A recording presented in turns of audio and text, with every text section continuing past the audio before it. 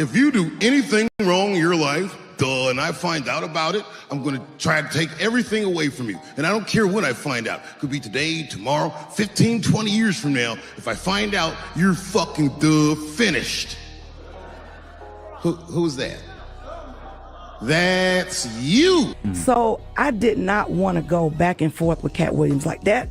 That bothered me so bad.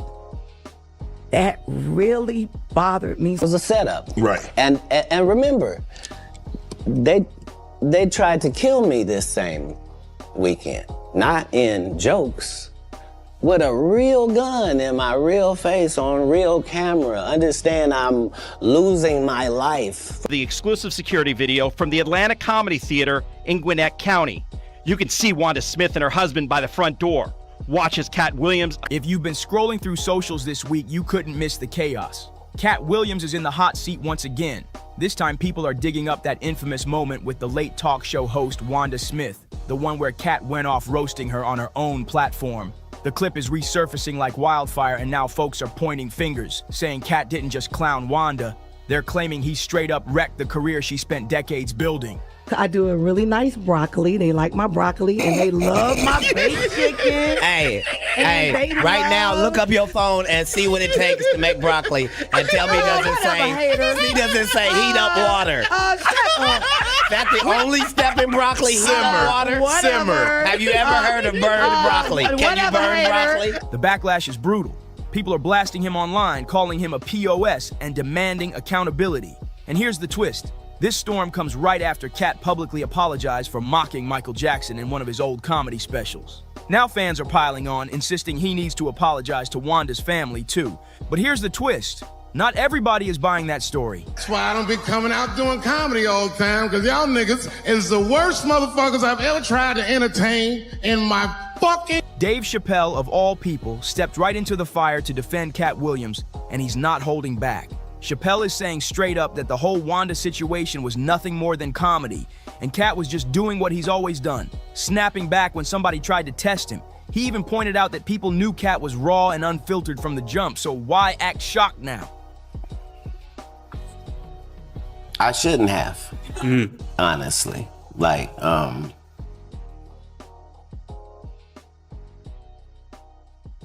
some of these things are the reason that the enemy decides to go ahead and let you be famous, is your ability to tear down your own kind, no matter how high they are. And Chappelle didn't stop there. He called out fans for being obsessed with digging through someone's past just to find dirt, dragging up clips from years ago and trying to use them as weapons today. According to him, this cancel culture energy is overblown, and the internet is guilty of rewriting history for clicks and clout. So let's break it down. This might be the noblest of professions. Robin Williams had a bar that I loved. He said comedy is the only job you can have where you can use everything you know. And that's true. You can use more than you know. You can use what you think. Use it. Don't be afraid. Don't let these bitch-ass niggas button your lip. Say it anyway. What really happened between Katt and Wanda, why this old interview is suddenly resurfacing out of nowhere, and why Chappelle believes the cancel crowd is once again blowing smoke out of thin air. So here's where it gets even wilder. Katt Williams recently came out with an apology aimed straight at Michael Jackson's family, admitting he regrets all those savage jokes he used to crack about MJ in his old comedy specials. Where you at under the sound of my voice? Real. Do you have a real co-worker? Right. Do you have a ratchet friend? Do you have a sister? Do you have a cousin? Do you have a nephew? Do you have a niece? Is they so ghetto? When did that become marketable? Knock it off. They like her because she want to sleep with a white man. That's why the only thing she said was, I want to give it to Brad Pitt. The only thing before that in the movie with me is I slept with this white man and I got a white baby. She had a white husband for the 14 years she been doing comedy, and then all of a sudden divorced him, then said he abused her, then wrote a book, then said he didn't, and then now we're at Brad Pitt. So hey, you can say whatever you want. She said she got a disease for JJ. Don't nobody check for that. I support Linnell, Melanie Camacho, Miss Laura, all the people that got skipped over in the list between now and then. It's no shade to nobody. Yeah, we are in the only business where, as a black woman, what you look like is not supposed to be held against you. And time again, they show you that you can be sidetracked by anything light-skinned. Katt confessed that looking back, those shots at Michael weren't just jokes. They were part of something bigger, something darker. He revealed that in hindsight, he sees how the people who gave him the stage and cut the checks weren't innocent at all. According to Katt, there was an agenda behind it, an ugly setup designed to pit black men against each other and profit off the spectacle. And that's all it took for the internet to light up again. You cook? Do you cook for your kids? Absolutely. Tell me some of the things you cook that they are proud of. Like, Dad made some. You got the best spaghetti. You got the best steak. What do you have? Say, what do they like? Just because you're a poor interviewer doesn't mean. I said you answer the question and just tell me. Man, you're a strong black woman. Is it okay for me to answer? Come on. You keep interrupting the answer. Everyone can hear it. It sounds like you like me a little bit. It's starting to bleed over the airwaves. Trolls and critics blasting Katt Williams as a hypocrite, saying if he's really sorry, then he owes apologies to a lot more people, starting with the late Wanda Smith. The backlash was instant and ugly, with fans flooding comment sections and timelines to air out their opinions. One user flat out wrote, "Katt Williams is a POS for what he did to Wanda Smith." Another chimed in, "I remember when Katt Williams went in on Wanda Smith and the whole city of Atlanta laughed and rode with Katt.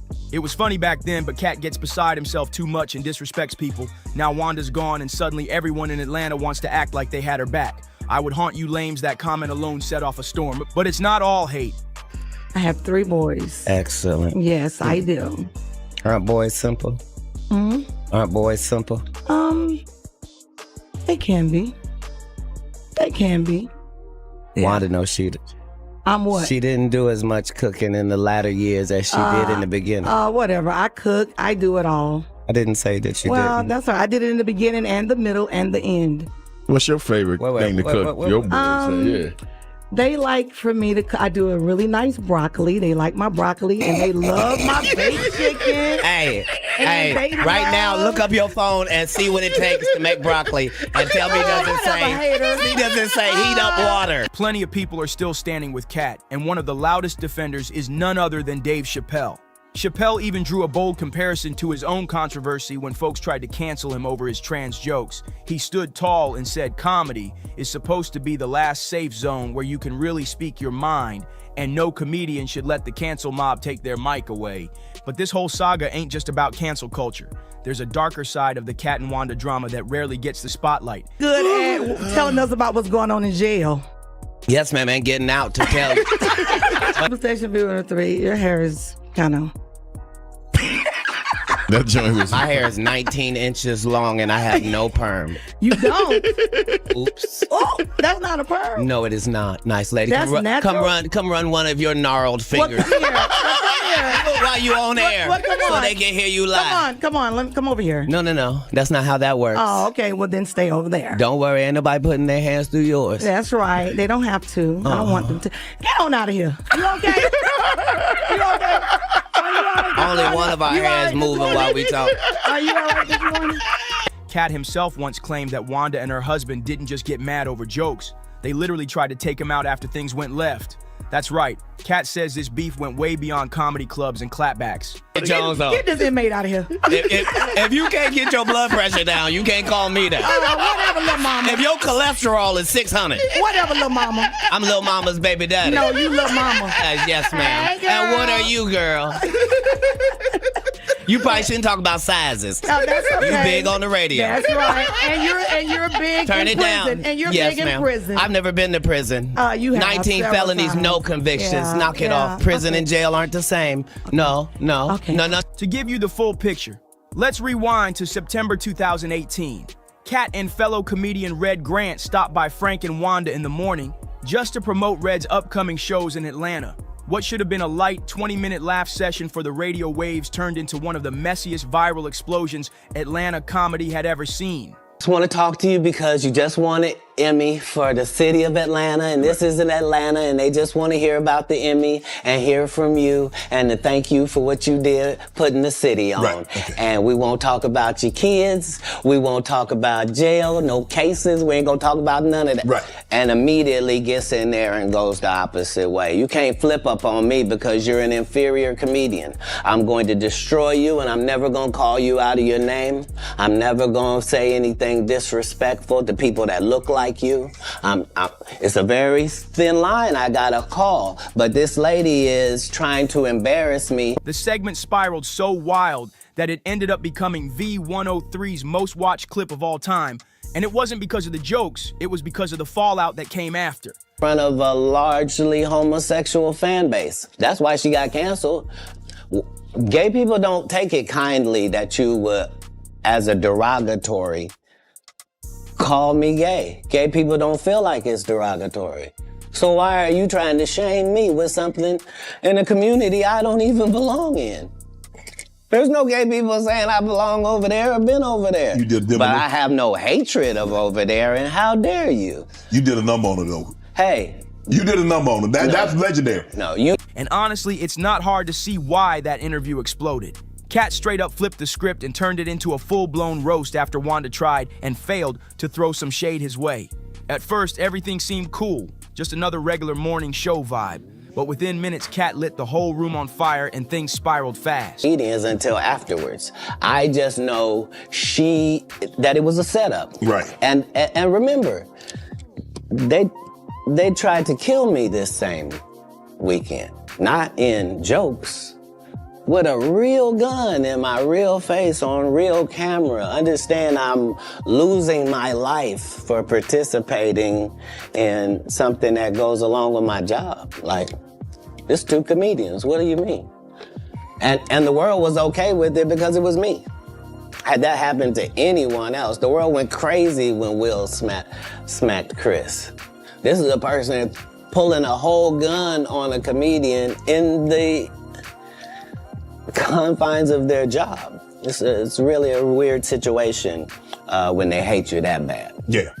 He started by going in on Tiffany Haddish, pointing out that she scored a big Netflix bag without ever grinding it out on the road with a real comedy tour. Katt didn't hold back either. He boldly claimed nobody could even name a single original joke Tiffany had written. That comment had jaws dropping on the spot. Then Katt pushed it even further, digging into the deeper issue. How the industry loves to hype up certain faces while ignoring a long list of truly talented black female comedians who put in years of work but never get the same shine. Meanwhile, Tiffany was being handed the spotlight even though, according to Katt, she hadn't put in the same sweat equity or built a stand-up legacy of her own. And according to Katt, the whole reason Tiffany blew up had nothing to do with talent. He claimed she was the safe pick, handpicked by industry higher-ups to charm white audiences. That's when Wanda tried to clap back, saying Tiffany earned her spot because she's real. But Katt wasn't buying a word of it, and he shut that down in seconds. Katt doubled down and said Tiffany's rise to the top of black female comedy wasn't about skill or originality at all. According to him, it came down to two controversial things: the fact that she constantly jokes about dating white men, and the fact that her lighter skin gave her an edge in Hollywood's biased system. By this point, the energy between Katt and Wanda was already tense. You could feel the shade in the air, but it got way messier when Wanda randomly tried to trip Katt up with a question about his cooking skills for his kids. Big mistake! Katt didn't hold back for even a second. He unleashed one verbal smackdown after another, roasting her so hard the entire tone of the interview shifted. The studio went from light banner to a battlefield in seconds, and Wanda was clearly caught off guard. For a brief moment, it looked like they were gonna reel it back in, and they even shared a laugh, and the tension seemed to cool off. But Katt wasn't done. Just when things felt like they were calming down, he flipped the switch again and brought up Wanda's kids, turning what was supposed to be a radio chat into a full-blown comedy roast session that had the internet in stitches. At first, Wanda tried to laugh it off, but you could see it all over her face. She was fuming underneath the fake smile. The pressure was getting to her, and instead of backing down, she tried to flip the script by dragging Katt's past legal troubles into the mix and even clowning his hair. But that move backfired hard, making her look desperate in front of the cameras. By the end of the segment, Wanda just couldn't hold back anymore. She threw one last jab, calling Katt Lil Mama, and even hinting that he might be gay. But Katt wasn't rattled one bit. He shut that down instantly, firing back with a sting so sharp it left Wanda sitting there stunned. The whole thing was brutal to watch. Wanda getting roasted and humiliated on her own platform while the internet laughed along. But then, the whole thing took a dangerous turn. Way past comedy, way past roasting. Wanda couldn't just brush off that humiliation on live radio, and what happened next turned the feud into something straight out of a movie. Reports say Wanda allegedly sent her husband and even her son to confront Katt face to face. And it went down in real life, not just online chatter. It all exploded on September 15th, 2018, right outside the Atlanta Comedy Theater, where Wanda was hosting a comedy night. That's when her husband, Lamorris, stormed into the parking lot, strapped up and ready for action. Security footage later surfaced, showing Katt and Wanda in a heated moment right before Lamorris pulled up and started chasing Katt through the lot. The scene was pure chaos, people screaming, Katt running, and Wanda caught in the middle. According to the police report, Lamorris admitted he did chase Katt, but he swore he never pulled the gun. He claimed he just accidentally dropped it while running. But come on, the story wasn't lining up. Wanda also tried to rewrite the narrative, saying Katt had randomly shown up just to disrespect her, and her husband was only stepping in to defend her honor. But here's where it blew wide open. TMZ dropped the receipts. They released brand new security footage showing Lamorris actually holding a gun while chasing Katt into a nearby grocery store. Now, to be fair, that TMZ clip didn't actually show Lamorris pointing the gun directly at Katt, and Lamorris himself swore up and down he wasn't trying to shoot anybody. He claimed the gun just slipped out while he was running. But even with that excuse, the drama didn't fade away. It stuck like glue to Wanda's name.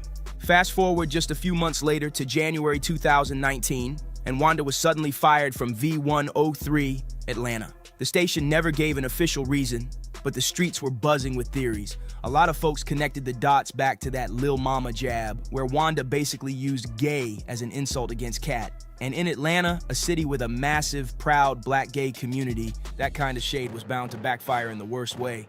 People felt Wanda crossed a line, and many believe it cost her the very platform she built her career on. As for Katt, he kept quiet in the moment. He didn't publicly comment on Wanda losing her job and stayed out of the mess. But he never forgot. It actually took him years before he finally aired out his side. And in January 2024, on his now viral appearance on Club Shay Shay, Katt revealed that the Wanda saga didn't even start on air. According to him, the firestorm was sparked by something Wanda said to him before the cameras even rolled. A moment that the public never saw, but Katt swears set the whole clash in motion. According to Katt, Wanda broke the very promise she made before they even went on air. He claims she told him she wouldn't touch his legal issues or bring up his kids. But the second he mentioned Tiffany Haddish, Wanda flipped the script. She immediately dragged his kids and his time in jail into the conversation, and that's when everything spiraled out of control. Katt went even deeper, saying Wanda wasn't just trying to rattle him. She was trying to humiliate him in front of her audience, especially her large gay fan base. And in Katt's mind, that was the real nail in her career. He strongly believes that's the reason she eventually got fired and quietly faded out of the spotlight.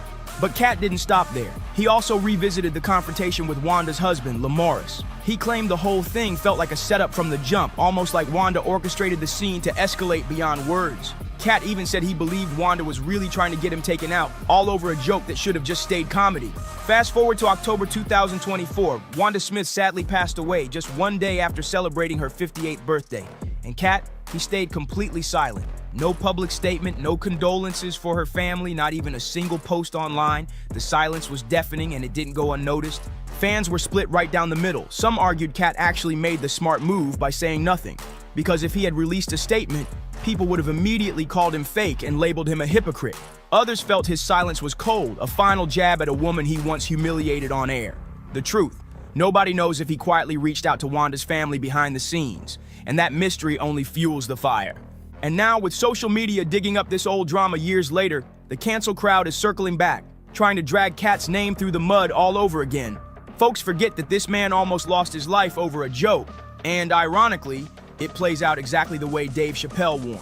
Cancel culture is eating comedy alive, twisting old moments into brand new scandals. So what's your take? Should Katt apologize to Wanda's family the same way he apologized to Michael Jackson's? Or is this just another case of people reaching, desperate to cancel a comedian for no real reason?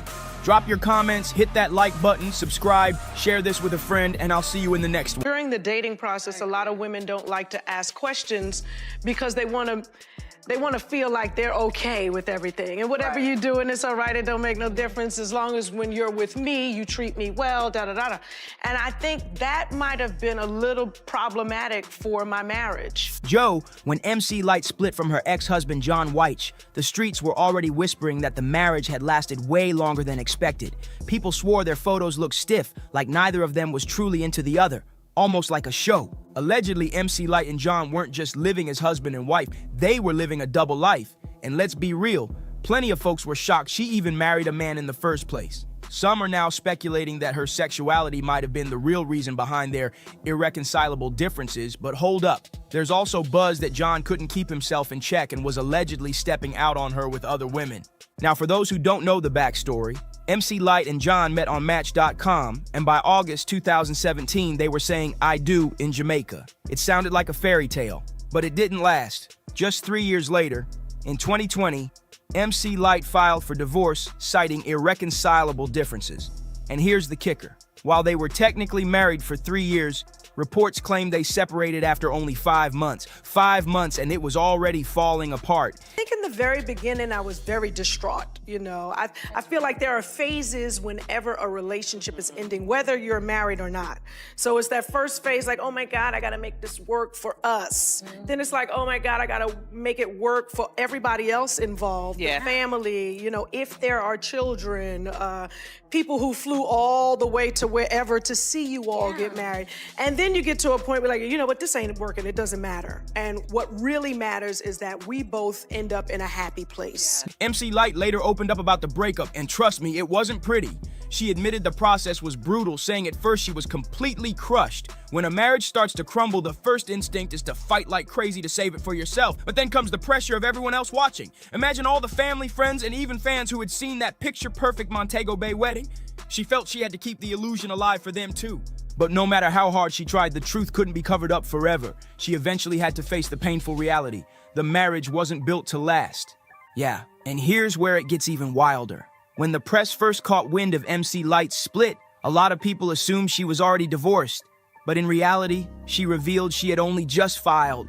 The whole messy process was still dragging on. She admitted the early stages nearly broke her down, but over time she learned a tough lesson. Happiness doesn't always mean staying together, and according to her, a failed marriage doesn't make you a failure. She even dropped some raw truth, saying that holding on has more to do with ego than real love. That's deep. For Lyte, the goal wasn't about forcing a broken marriage to look picture perfect anymore. It was about letting go so that both she and John could finally breathe, finally find peace, even if it meant doing it separately. But here's the shocking part. Get any money from, because you sold millions of records. Did you get any of that publishing royalties, anything back then? Slightly, but nothing like, you know, I should have, yeah. I mean, this is a treacherous game. And what's interesting is on the internet now is like every nook and cranny you can see truth being told, which is...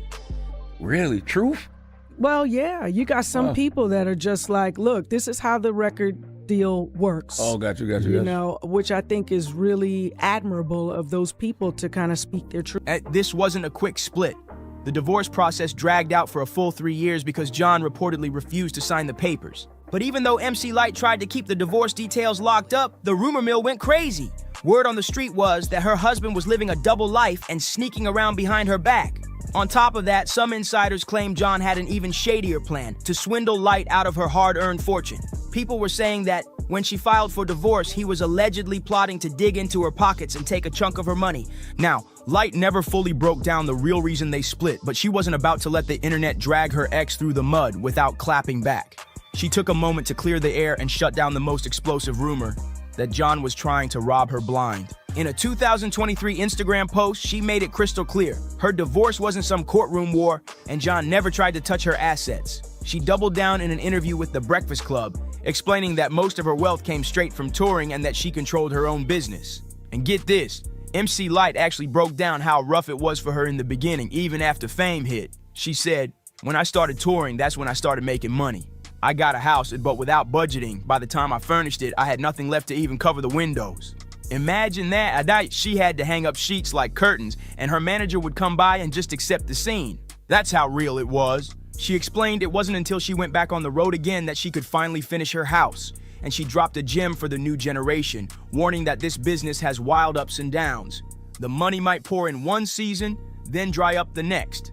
Light said she can only hope the young artists are handling their cash wisely, because one wrong move and it's gone. And here's the jaw dropper.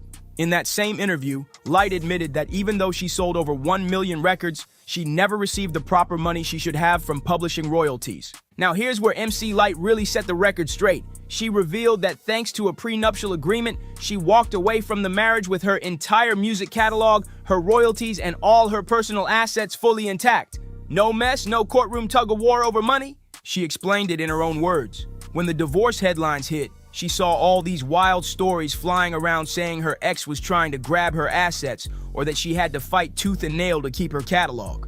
But Light shut that all the way down. She said, "It's not that I got to keep. He was never trying to do that. We had a prenup. He's got his own stuff, and I was happy to leave it at that." According to her, they made the agreement early on, and that was supposed to be the end of it. She admitted she didn't like the way gossip blogs twisted the story, but she understood. Anything for clicks. Still, she said she was just glad she had the chance to clear up the lies, but even with her words, the whispers never died. People are still out here saying John was living a double life and sneaking around on Light. But here's the twist. Some folks weren't even shocked about the divorce. What really caught them off guard was the fact that MC Light married a man in the first place. For years, whispers have followed her, with rumors swirling that she might be bi at the very least, and the streets have long speculated about a secret romance between her and Queen Latifah. These two have always been inseparable, and Light has admitted that their bond runs deep, built on transparency, trust, and the freedom to say anything without ever worrying about being misunderstood. That's not the kind of connection you see every day, and it fueled even more talk about what might have really been going on behind the scenes. Light herself has openly praised Latifah, calling her "my sister, the queen," and giving her credit for reshaping the entire game for women in hip-hop. She said Latifah changed the way every female MC approached business and forced the industry to respect their value. And in an interview with Essence, Light reflected on their early days together, saying Queen Latifah stood out right from the very beginning. In her own words, MC Light admitted that from the very beginning, she and Queen Latifah were inseparable. She described Latifah as vibrant, fearless, and completely free as an artist, a spirit she credited to Latifah's mother, who gave her the wings to fly. But let's be real, that closeness only added fuel to the fire, with people insisting there had to be something more intimate going on between them. And let's not forget, Queen Latifah's sexuality has always been a hot topic in Hollywood. One of the biggest sparks came from her breakout role in the classic film Set It Off. Latifah played a tough, masculine character, a lesbian bank robber. And she embodied that role so convincingly that people began to blur the line between her acting and her real life. The performance was so powerful, it left fans convinced she was basically playing herself, and the whispers about her private life exploded. But here's the kicker. In the early stages of her career, Latifah never addressed those sexuality rumors head-on, and that silence only fanned the flames. For years, people speculated about whether her bond with MC Light was purely sisterhood or something deeper behind closed doors. Both women have been asked about it directly, and Light finally spoke up in a 2024 Breakfast Club interview. She made it clear that their relationship is built on transparency, trust, and genuine care, no blurred lines. She even shut down the whispers once and for all, saying those romance rumors never was right. MC Light admitted that at first the whispers about her sexuality did get under her skin. She said it bothered her to constantly hear people speculating about who she really was, but eventually she learned to shrug it off. Her mindset became, okay, that's how you want to see me? Fine. But that's not all of who I am. She acknowledged that yes, certain things in her life may have fueled people's assumptions, but she insisted it was unfair to let those rumors define her. According to Light, being young in the industry meant always being shoved into boxes and labels that made other people comfortable, not ones that told the truth about who you actually are. So many artists, she explained, end up stuck living under false expectations created by the public's imagination. Light also revealed that people often doubted she could look the way she did, polished, strong, and stylish, and still genuinely be interested in men. She admitted that those judgments stung, but she stood her ground, explaining that she was actually more traditional than anyone ever guessed. She said her choice to get married wasn't a publicity stunt or an image play. It came from a deep-rooted belief in the sanctity of marriage and true partnership. And that's why, when the union collapsed, it was devastating for her. The way she described it made one thing clear, behind the powerful MC Light image. At the end of the day, MC Lyte wasn't just an icon. She was a woman who wanted real love and stability, even if it meant fighting back against the labels people tried to stick on her. And while everyone always brings up Queen Latifah, there's also been long-standing chatter about her and Jada Pinkett Smith. Yes, that Jada, the streets have whispered about a possible spark between them for years, though nothing has ever been confirmed. But fast forward to today, and Lyte's love life looks very different. She went public with tech industry professional Aaron Johnson in early 2023. And this wasn't a soft launch, it was a hard launch. Insiders even claimed Lyte believes she manifested him by becoming the best version of herself, calling him a reflection of her personal growth. She hasn't held back either, openly admitting that she's in love. Now, don't expect a wedding to pop up overnight. Lyte has been clear that both she and Johnson have already walked down the aisle once before and both know the pain of divorce. Because of that, they're moving with patience. Still, she admitted marriage is definitely on the table, just not something they're rushing headfirst into this time. And here's where fans had to clutch their pearls. Now, remember her 1993 hit Roughneck where she glorified the hardcore bad boys? Well, Aaron Johnson is the total opposite.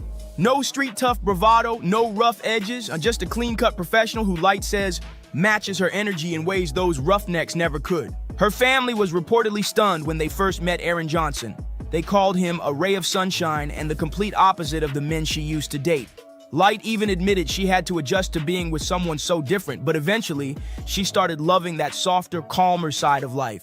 In her own words, being with him made everything feel right on the inside. And the wild part is, he felt the same way about her. But here's where things get messy. No one's sure if they're still together. Lyte has quietly deleted a lot of their photos from Instagram, and that has fans raising eyebrows. To make things even spicier, over the last couple of months, people have been speaking louder than ever, saying she should stop hiding and just be true to herself. At this point, the real question is, who was really living a double life? Was it her ex-husband all along? Or was Lyte herself keeping secrets? You tell me what you think in the comments below. And don't forget to like, subscribe, share, and I'll see you on the next one. I never ask for money. I don't do interviews just saying, hey, Jay-Z, give me your money, or I'm coming at the Jay-Z for his money. I never did that. I'm not that type of person. I'm not trying to make nobody seem like a bad person or nothing. I'm just really coming out here for the truth. I don't want no money or anything. I wasn't looking for none of that. I just want to know the truth. And if I can't go to the courts and get the truth, like, what is it really? Why you? What is it? I just really want it over. It's something that's really affecting my life, and I just want it over with. I still can't believe that Jay-Z denies that this is his kid. Jay-Z's alleged son, Rhaimir, just recently spoke to the Daily Mail, again pleading for Jay-Z to finally take a paternity test that he's been avoiding for the last 10 years. Let's talk about it.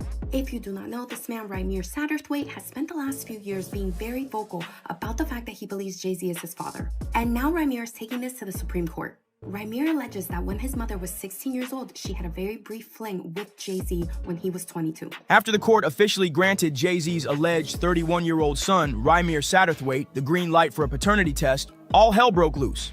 Whispers are swirling that Beyonce hasn't been herself lately. Friends claim she's been spiraling, lashing out, and showing signs of deep frustration. And the reason? Insiders say she's been blindsided for years, kept in the shadows while Jay allegedly warned Rhaimir with chilling threats if he dared push his claims any further. By the time Rhaimir was born in 1993, his mother was no longer in contact with Jay-Z. However, she had recently gotten back together with her high school boyfriend. At the time, she made the decision to put that boyfriend, Robert, on Rhaimir's birth certificate. Stay with me, okay? So now the first time that Rhaimir sues Jay-Z is in 2010. A court in Pennsylvania then orders genetic testing for Jay-Z, Rhaimir, and the high school boyfriend that was on the birth certificate. And what do you know? It comes out that the high school boyfriend, Robert, was not Rhaimir's father. According to shocking reports, Rhaimir has been chasing Jay-Z for over a decade, desperately trying to get the rap mogul to acknowledge him as his son. For more than 10 years, every call, every letter, every plea has been ignored. And where does Rhaimir's conviction come from? His late mother, who tragically died of a heart attack at just 45, allegedly told him everything before she passed. She claims she and Jay-Z had an affair when he was 22 years old and she was only 15. That revelation alone has people gasping in disbelief. Jay-Z, however, never responds to the court documents until the case gets dismissed. In 2012, Rhaimir then goes ahead and sues Jay-Z, this time in the state of New Jersey. Jay's lawyers fight back, saying that the court has no jurisdiction over Jay-Z because Jay-Z has no business ties, no homes to the state of New Jersey. A judge dismisses the case. Rhaimir's lawyers quickly appeal, and they bring back tax documents as well as deed documents that show a Sean Carter from New Jersey who does have ties to New Jersey. Now here's the twist that's making Jay-Z's world spin out of control. This isn't the first time he's faced allegations like this. Just this past March, the billionaire rapper was already being dragged through the mud with similar grave accusations. Like wildfire, news spread across the internet. The court officially granted Rymir's plea to push his paternity case forward, and you already know what that means. The celebrity world lit up instantly. Heavyweights like Nicki Minaj and 50 Cent jumped in with their own reactions, fanning the flames of chaos. Nicki even went viral after retweeting old posts resurfacing Jay-Z's name, pointing out that he's trending again, this time because a judge ordered him to officially respond to Rymir's lawsuit by July 18th.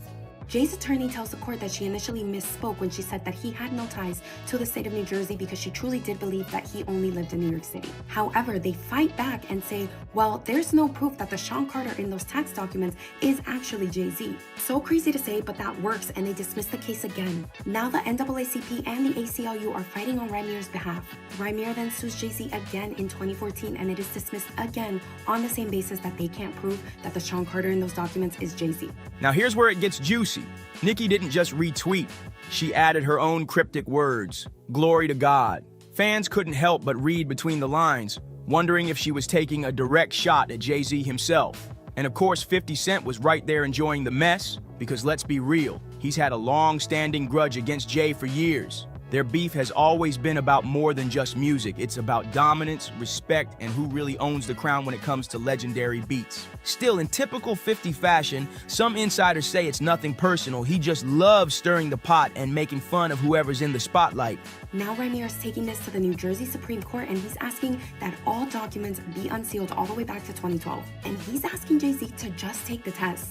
In 2016, right before her death, his mother Wanda actually made a public statement saying that she supports Rymir and that Jay-Z was actually his father. Rymir has claimed time and time again that he's not looking for anything except validation and the truth. And if you thought this case was just between Jay-Z and Rymir, think again, because now Beyoncé's name is getting dragged straight into the chaos. Fans are buzzing that she's been spotted looking tense and distant at recent outings, fueling whispers that the queen herself might be questioning everything behind closed doors. Some insiders even claim she's furious that a decades-old secret is exploding now, right when she's supposed to be focused on her empire and legacy. The new lawsuit coming with Jay, the part with Jay. I go, oh shoot, like that had to be there. We getting tighter, you know what I'm saying? And united we stand. And ain't nothing else. Black excellence, they're sitting there like, yeah. It's the billionaire brunch. Like, I hate you, man. Unaware of anything going on here. This is the one time I'm gonna be with you this year. Yeah. Meanwhile, social media has turned this entire scandal into an arena. People are posting side-by-side photos of Jay-Z and Rymir, pointing out striking resemblances, the nose, the jawline, even the smirk. And the comments are going crazy. Others are demanding to know why it's taken 31 years for the truth to finally be tested, with some accusing Jay of using his billions to bury the story for decades. And here's the kicker. Legal experts are warning that if Jay-Z refuses the test or drags this case out any longer, it could explode into an even bigger PR nightmare. One that money and influence can't simply silence. The whole world is watching, and every move he makes is under the microscope. It don't matter if you Diddy or whoever you is, TG Jakes, any of them, all lies will be exposed, that's all. But Nicki Minaj's smoke with Jay-Z runs way deeper than just retweets and cryptic comments. Her story goes all the way back to when she first signed with his Roc Nation label, and according to her, things got messy, real messy. She's allegedly claiming that Jay-Z defrauded her out of a massive bag, and trust me, she hasn't let it slide to this very day.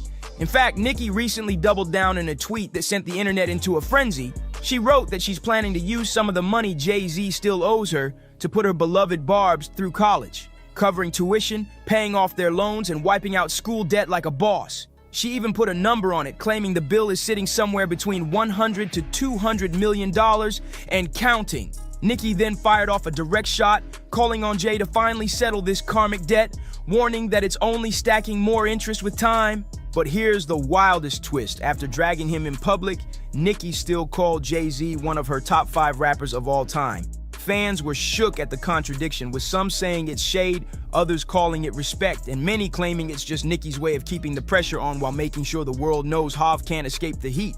Nicki Minaj wasn't the only one stirring the pot. Other voices jumped in too. Choke No Joke and Hype Plus even reposted 50 Cent's message, adding their own explosive commentary that had the internet shaking. One of them declared, "Now I see exactly how they're taking Jay-Z off the chessboard. Genius move, call it checkmate. Jay, your goose is cooked." The word spread like wildfire, with fans claiming this could be the final straw that shatters his untouchable image once and for all.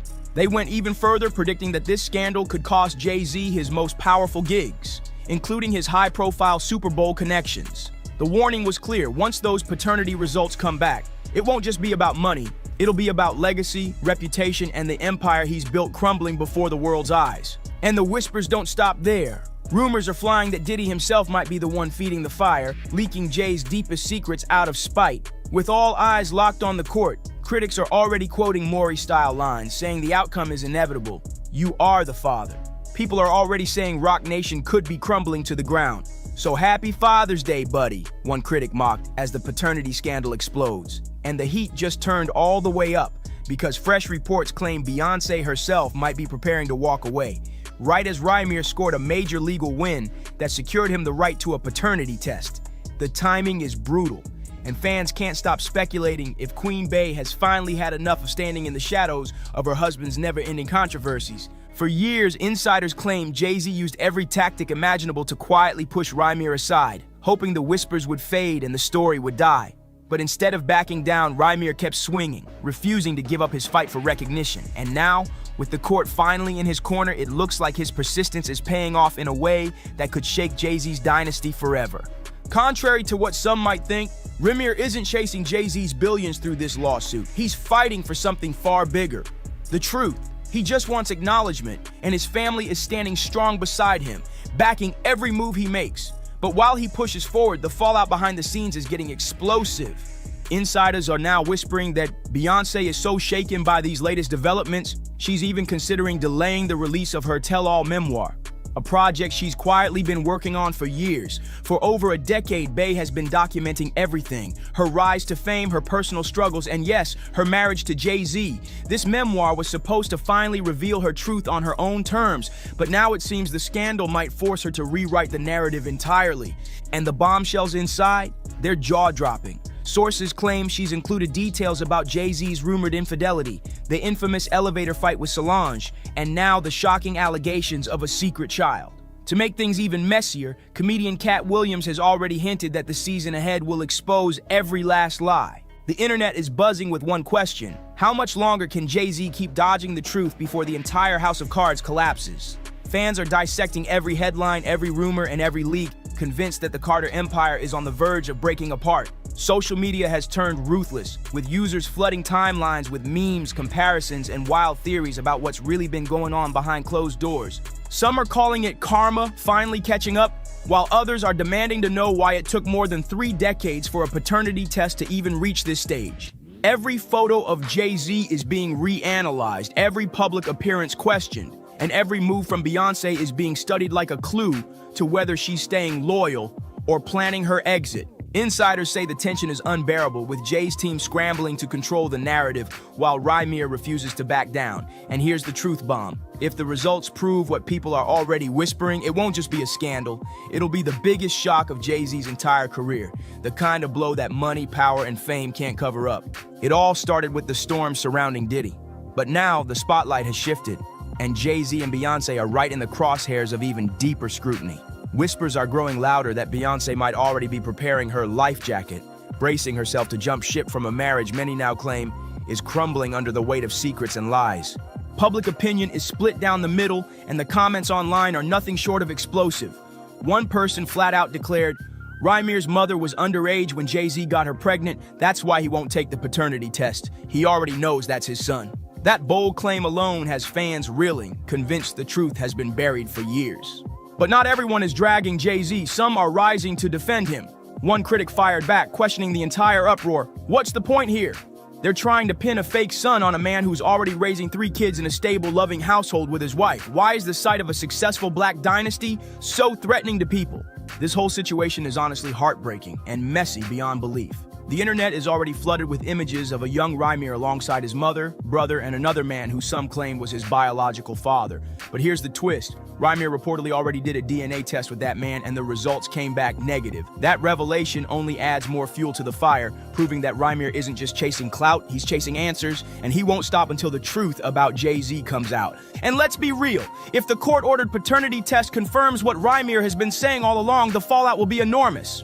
We're talking about a scandal that could rewrite hip-hop history, shake the Carter Empire to its core, and forever change the way fans view Jay-Z's carefully built legacy. But now it's your turn. What do you think about all this? Do you believe Rymir has a case, or is this all smoke and mirrors? Drop your thoughts in the comments, hit that like button, subscribe, and don't forget to share this video. And trust me, you'll want to stay tuned for the next one. Because really, are you not entertained? Well. If Kim Kardashian was aiming to set the internet on fire, she definitely nailed it this time. People aren't just talking about her letting 12-year-old North step out in a push-up corset. The real buzz is the whispers that Kim might actually be pimping out her own daughter for attention. That's the headline blowing up every corner of social media right now. Critics are going off saying North is being dressed, styled, and showcased in ways that look way too grown for her age. And of course, folks can't help but bring up how Kim first shot to fame. Definitely not through any Disney Channel vibes. Now, the messy talk online is suggesting that Kim could already be setting North up for the same kind of spotlight hustle that made her infamous. But here's where it really gets wild. Beyoncé's name has been dragged into the storm. Rumors are swirling that Queen Bey herself allegedly called Kim out for exploiting North just to stay trending. Can you believe that? The whole thing is looking shady, dramatic, and downright scandalous. So let's dive right into the mess. Okay, let's talk about this look because everyone saw it. Miss North was out here in a structured corset-style bodice, a ruffled miniskirt flowing around her, and even steampunk-inspired boots to finish it off. Now, fashion-wise, the outfit ate, no doubt. But the second people remembered, this wasn't a runway model, but a 12-year-old child wearing it. The internet lit up with absolutely not. Parents came forward fast, calling the styling flat-out inappropriate for her age, saying it felt like she was being pushed into an adult image way too early. The main criticism zeroed in on how form-fitting and grown the whole look was. And it didn't stop with parents either. Child development specialists chimed in too, questioning what this kind of public exposure could do to a kid's mental state during such important formative years. Now, honey, the comment section under Kim's video was pure chaos. People were dragging her left and right until she finally shut the comments down. But that didn't stop anything. The conversation just exploded over on X, and the reactions were absolutely insane. One person flat out said, "A 12-year-old in a corset and push-up bra and her mom is cool with it? This is exactly why you have to be careful who you have babies with." Another user didn't hold back either, pointing out, "Her mom is infamous for a tape, and her dad has rules about his own wife being barely dressed in public. Of course, their child ends up in a push-up bra." Then it got even messier. People accused Kim of selling her daughter just like her mom did with her, calling it a disturbing family pattern. Yikes. And plenty were quick to remind everyone that this isn't the first time Kim has styled North in outfits people called inappropriate. They claim it's only gotten bolder and worse as the years go on. Let's keep it real. This isn't the first time Kim has been blasted for how she dresses North. As far back as 2014, when North was just 1 year old, Kim had her in matching designer fits. By Paris Fashion Week, little North was already being spotted in a risque black lace see-through number.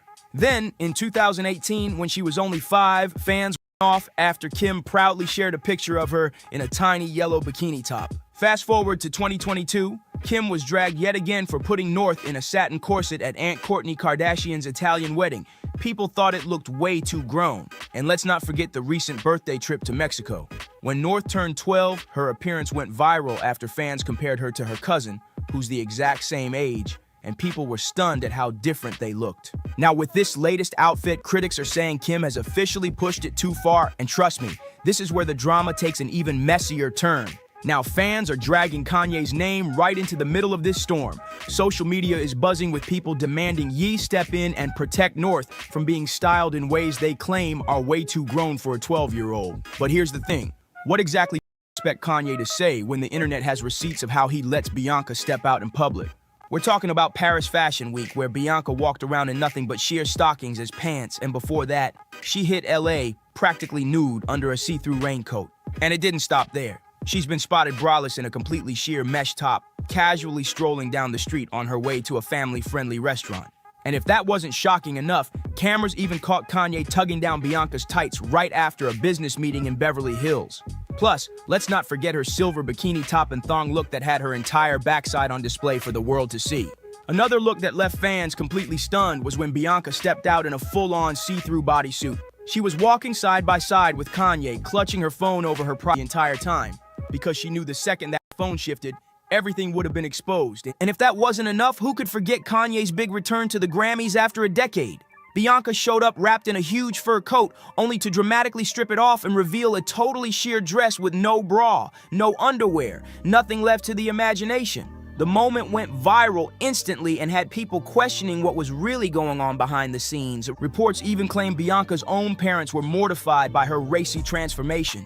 One insider spilled that her family is deeply distressed, saying they don't even recognize her anymore, and insisting she would never dress this way unless she was being controlled. Allegedly, things have gotten so intense that some of Bianca's loved ones actually staged an intervention over Kanye. Alexandra even flew all the way from Australia to Los Angeles, desperate to save her daughter from the situation she's caught up in.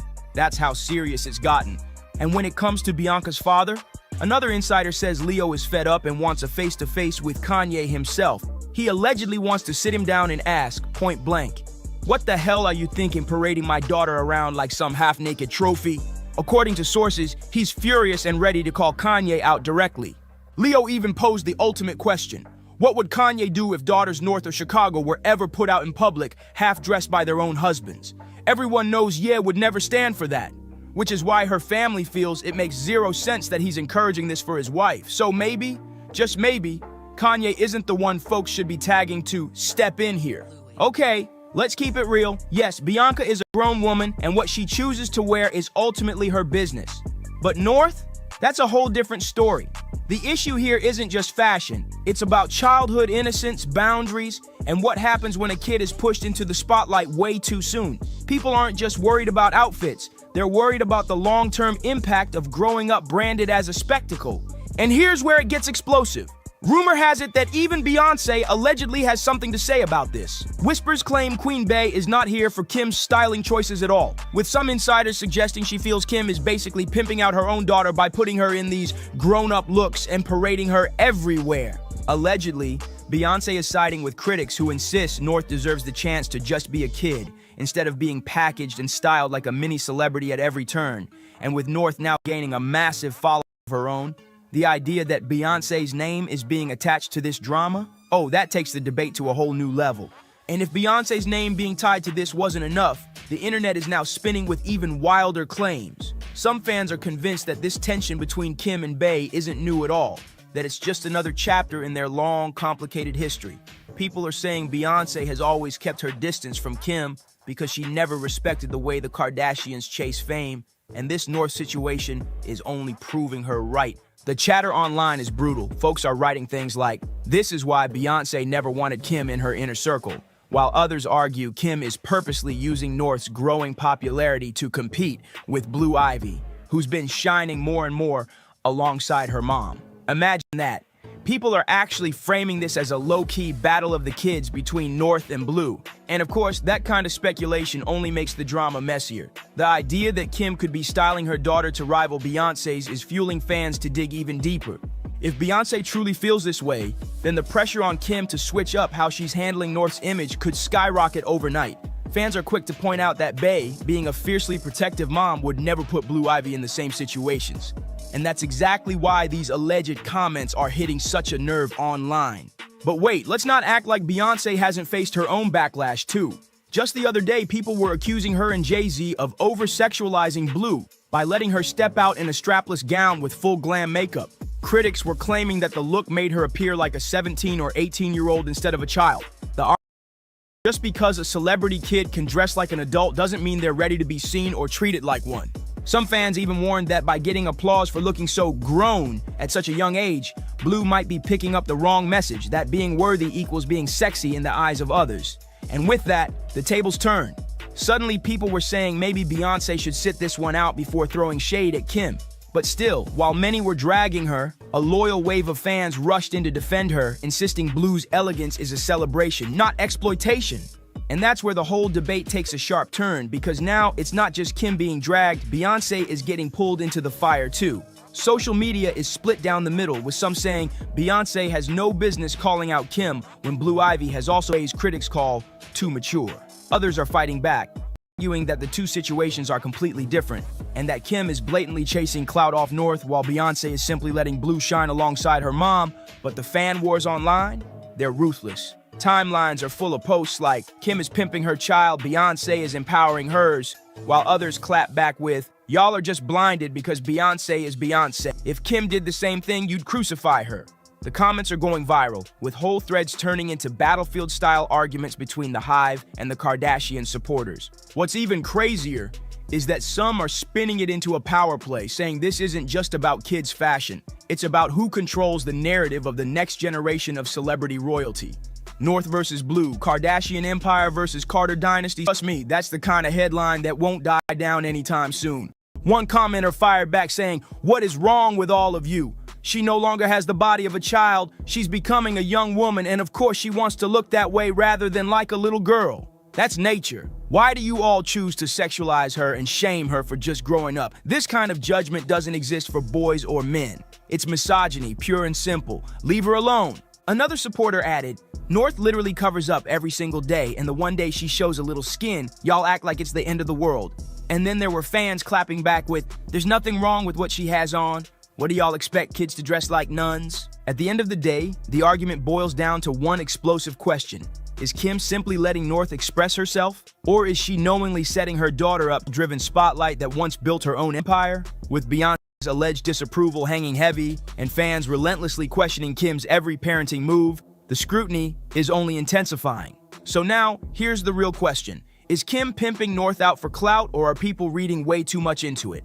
Drop your thoughts in the comments below. Don't forget to like, share, and subscribe, and I'll catch you on the next one. It's very moments, right? I know it was no. I know that it was no touching. I know that it was no kissing. Same thing I said about the other chick. Oh, he be at my bar. The world keep looking for a reason to break my family up. Stop it. Stop it. Stop it. Enough is enough. I am sick of it. Let it be one family. Let it be one couple that makes it. What's a mind? And on the Harris name, you gotta stop it. Stop playing with me. And I'm not gonna say it again. What is even happening right now? This whole thing is giving straight Tyler Perry vibes, messy, dramatic, and full of twists nobody saw coming. Queen Wanda Smith Harris, her longtime man Mendeecees, and wait for it, Tamar Braxton are all tangled up in a scandal that's shaking the internet.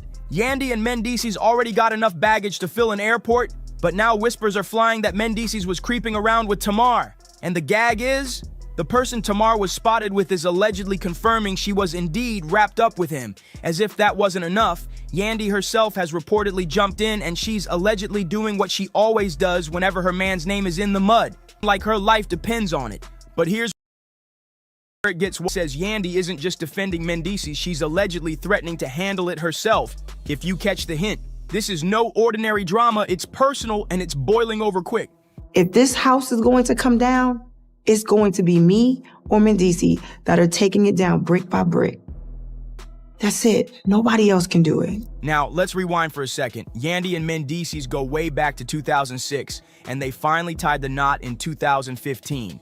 They share 2 kids together, Omer and Skylar, while Mendeecees has 2 more from past relationships. But besides kids and marriage, there's one thing this couple has always had in common: drama. And not just any drama.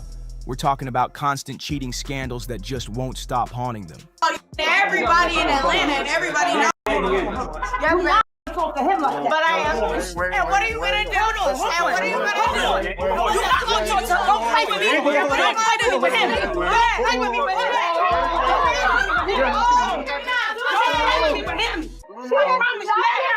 If you ever needed proof that Yandy and Mendeecees' love life isn't the fairy tale they try to sell, just go back and watch their own words on Love and Hip Hop. Mendeecees straight up admitted, on camera, that he thinks about divorce every single day. Can you imagine? And if that wasn't cold enough, he even said their marriage feels more like a business deal than real love. That's not exactly couple goals. It's like this high school game we playing with each other. You do something to me, I do something to you. When they start to see signs like the ring coming off or we following each other, they try to put this puzzle together and create their own narrative. So what? Yeah, I'm telling you. So But what? listen, we hurting each other, right? And not only we hurting each other, we hurting these kids. And DC feels like there is truth to what my friend is saying. Have you ever had a physical or emotional affair on your husband? I've definitely had an emotional connection with someone outside of my husband, and we had to deal with it. And let's not forget, Yandy herself confessed she once had an emotional connection with another man outside the marriage. Now, she swears it wasn't cheating, but still, even she had to admit it was something she and Mendices had to do. See what I mean? Their foundation has cracks all over it. Now, here comes the jaw droppers. The latest drama ties Mendices to none other than Tamar Braxton. Word on the street is that he's been allegedly creeping and getting way too cozy with her. And Tamar, she's already been through hell recently. She revealed she nearly lost her life in a terrifying accident, waking up in a pool of her own blood with a fractured nose, missing teeth, and injuries so bad she's struggling just to move around. Right now, she says she's too weak to even speak without pain. She called it a life-changing experience and begged her fans to keep her in their prayers as she fights her way back to health. I am beyond crushed. This was the closest thing I've ever had to a brother. It is back to back to back posts. What was that final argument about? Nothing. A small disagreement we had was about Mendices. I just felt like, he was too involved with the things that were happening, and I just said I need some space. But here's the kicker. Just before that tragic accident, Tamar was spotted at the V12 Lounge in Atlanta, and guess who witnesses claim she was getting a little too close with? Allegedly, Tamar didn't just leave the club and call it a night. Word is she actually invited Mendices and a couple of her friends back to her place around 1 a.m. Now let that sink in. Tamar's out here asking fans to keep her lifted in prayer while she recovers from a near-death health scare, and meanwhile, Mendices is already fighting off non-stop cheating rumors with Yandy. Put those two narratives together, and you can see why the streets are in overdrive with this one. Tell you something, Yandy ain't exciting him no more. Let me tell you something, Mendices is cheating on Yandy in Hip Hop Atlanta. Are you getting this? Are you following me? The AA show is reporting live, loud, and proud, honey. The big question buzzing everywhere right now, is Tamar secretly the other woman in Mendices' saga, or are people just connecting dots that aren't really there based on a late-night sighting? Because let's be honest, Mendices didn't just stumble into Tamar Braxton's nightlife circle by random chance. Insiders claim he's actually been tapped as the lead man for her upcoming visual project. And if that's true, then maybe their little lounge hangout wasn't romantic at all. Maybe it was business. But here's where it gets messy. Business meetings usually don't wrap up at 1 o'clock in the morning, followed by an invite back to somebody's house. That's the part fueling all the speculation, making folks wonder if this partner little business with a whole lot of pleasure. So I was talking to my niece the other day. And oh my gosh, why do you look like you want to cry? What is wrong? my niece told me that she was at a club and Mendices, he tried to holler at her. When? A couple months ago. I know he found her on Instagram and I had her send me the snapshots. This is DM? Tell me the name, because I'm in his DM. Robin. And then comes the wildest rumor of them all. Some people are even whispering that Yandy herself might have had a hand in Tamar's accident, while others say it was the ancestors sending a warning. So here's the thing. Tamar and Mendices haven't confirmed a collab at all, which leaves fans spinning wild theories. Was this all business, or is there something sneaky happening behind the curtain? And honestly, with how messy the last few months have been, nobody would be shocked if there was more going on. Both Yandy and Mendices have been drowning in cheating scandals non-stop, and the timing couldn't look worse. Just days ago, Yandy's former best friend and hairstylist, Bryant Jameson, lit Instagram on fire when he accused her of cheating on Mendices. He claimed Yandy used a trip to London as the perfect cover-up for her secret fling, and when fans pressed Yandy about it, she admitted the accusations crushed her. But Bryant wasn't backing down. He doubled down and said Yandy was having an affair with a fitness trainer. And when Yandy's supporters tried to drag him, he refused to fold. Try it. It's been a hot topic about Mendices and I for some time now. And I'm sick of it. This is not a marriage for your clickbait. This is not a marriage that you can tear down simply because you thought you had me caught in a DM or you thought him had him caught in a DM. So next time you think that you're gonna turn my household up and down, think again. According to Bryant, Yandy actually wrecked his own romantic relationship by refusing to clear her name. See, he claimed she booked a hotel room under his name for her alleged meetup, and when his ex saw it, she thought he was the one cheating. And when Yandy never stepped up to set the record straight, Bryant said he wanted revenge. To make things even hotter, the man in question, a trainer named Michael, decided to speak up himself. He hopped on Instagram stories and dropped a message saying he wanted to set the record straight out of everyone involved. She hit me in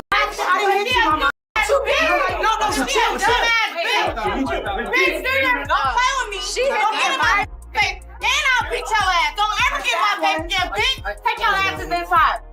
Michael finally broke his silence, and when he spoke, whew, it shook the room. He posted, "I've stayed silent as the internet did what it does."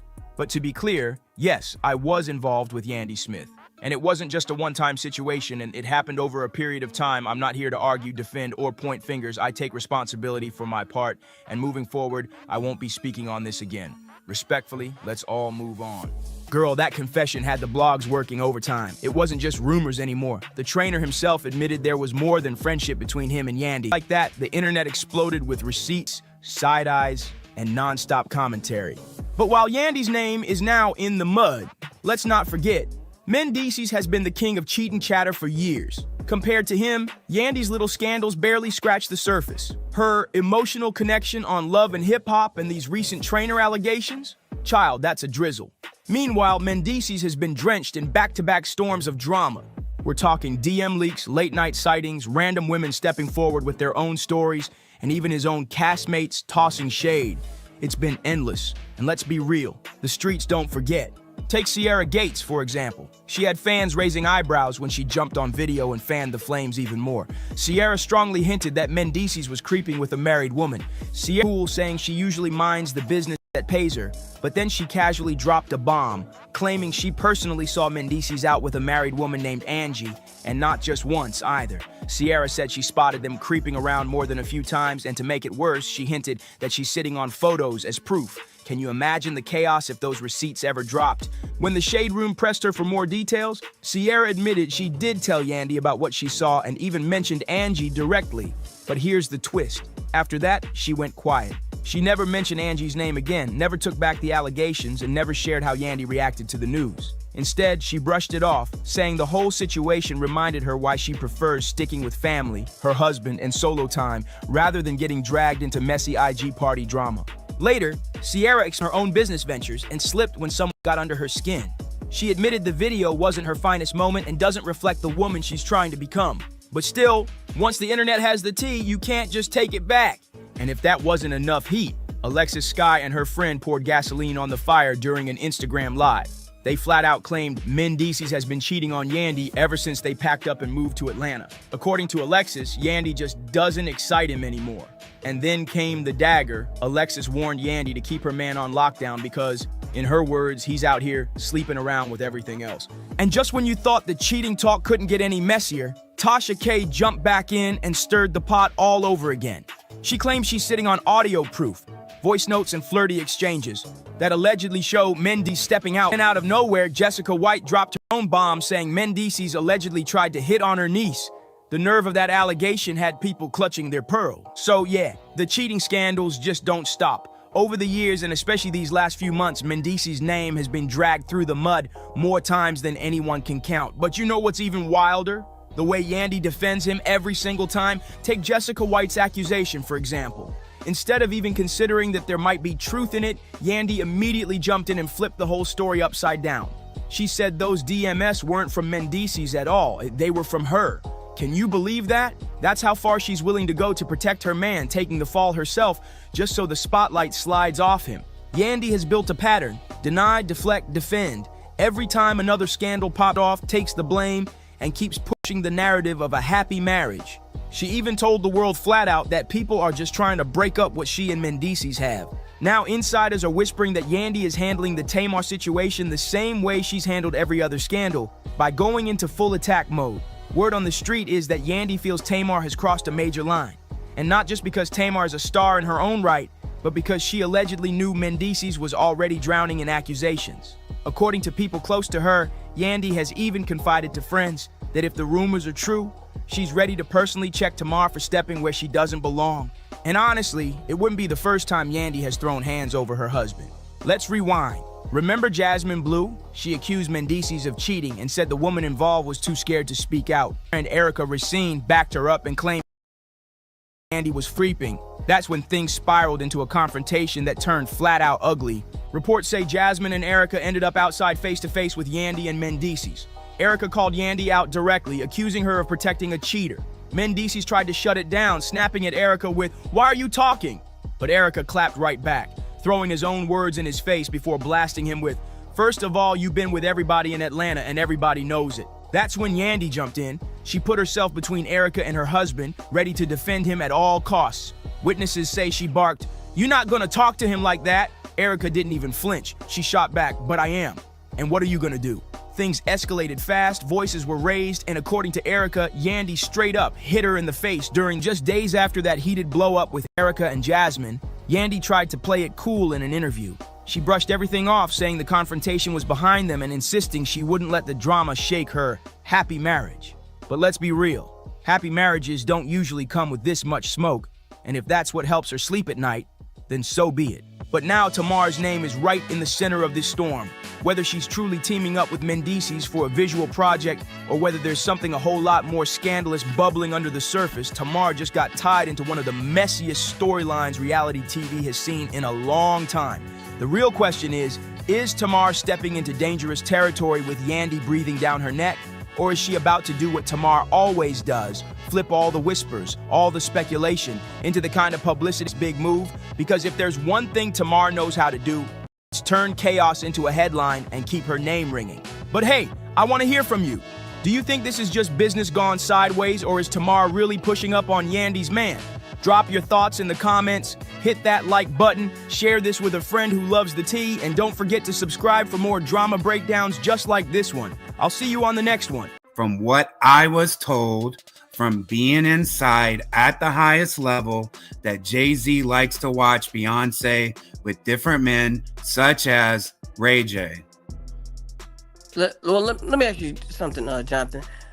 Remember that wild clip where Diddy slapped Jay-Z on stage almost like he was sending him some type of secret message? People clowning online were saying it looked vicious, like Diddy was hinting at something more going on behind closed doors. Well, turns out folks weren't too far off because Rihanna's ex-manager just dropped a bombshell in an interview, straight up exposing Jay-Z for allegedly living a hidden lifestyle. He claimed Jay wasn't as squeaky clean as people thought, and that behind the scenes, he's been getting involved with men in ways that would shock the whole industry. And trust me, the story doesn't stop there. It only gets crazier from this point on. What I do know for a fact, not alleged, but DJ Khaled is bisexual. And Jay-Z has also participated in bisexual activities. Would you want to say allegedly? For your safety? There's no, I would say allegedly if it was allegedly. DJ Khaled, 100%, has been involved in, I did a shot, and he was in Miami, and he was open with the that he was with. He was gay. And I don't understand what happens there where, because nobody said anything to me like, hey, make sure you don't, go out and say this on record. Make sure you don't say this, da-da-da-da. So it's weird that would still be hidden. That seems like that should be a fact that DJ Khaled, at least in 2016, was definitely. Okay, and we're good. And Jay-Z is without question. Okay. Now here's where it gets even wilder. Sources are saying Beyonce has always known about Jay's secret lifestyle, and she allegedly allows it because she's living her own double life too. Yep, word on the street is Queen Bey swings the other way as well, and that's exactly why the two of them have managed to keep their empire so airtight. But now, with Rihanna's ex-manager backing up those whispers, starting to think maybe Jaguar wasn't off her rocker after all. And let's not forget where the chatter really caught fire, and that infamous clip of Diddy smacking Jay's backside on stage, not once but multiple times. What shook everybody wasn't just the act itself, but how Jay reacted. He didn't look bothered, didn't check Diddy. He laughed like it was some inside joke between them. They set out to do that, Did you personally see JC with transgender women? You personally? I have, correct. It was during the tour. It was during the tour with the Mill, DMX, Jay-Z. The Hard Knock Life. No. Or maybe a different one. Yeah, with they had the Henry for it. What was that called? I'll think of it. Think of it here in a little bit. Yeah, it was a documentary, backstage or the backstage with the Mill and all that. I used to work with her, and I definitely. It was unmistakable. You know, in 2024, the trans women are, you know, it can be hard. You know, like a lot of people that, you know, they don't know, but back then it wasn't as advanced, and you could clearly tell, you know, that was a guy. And if you thought the rumors were dying down, think again, because things heated up even more back in 2012 when an old interview of Jay-Z suddenly resurfaced and went viral.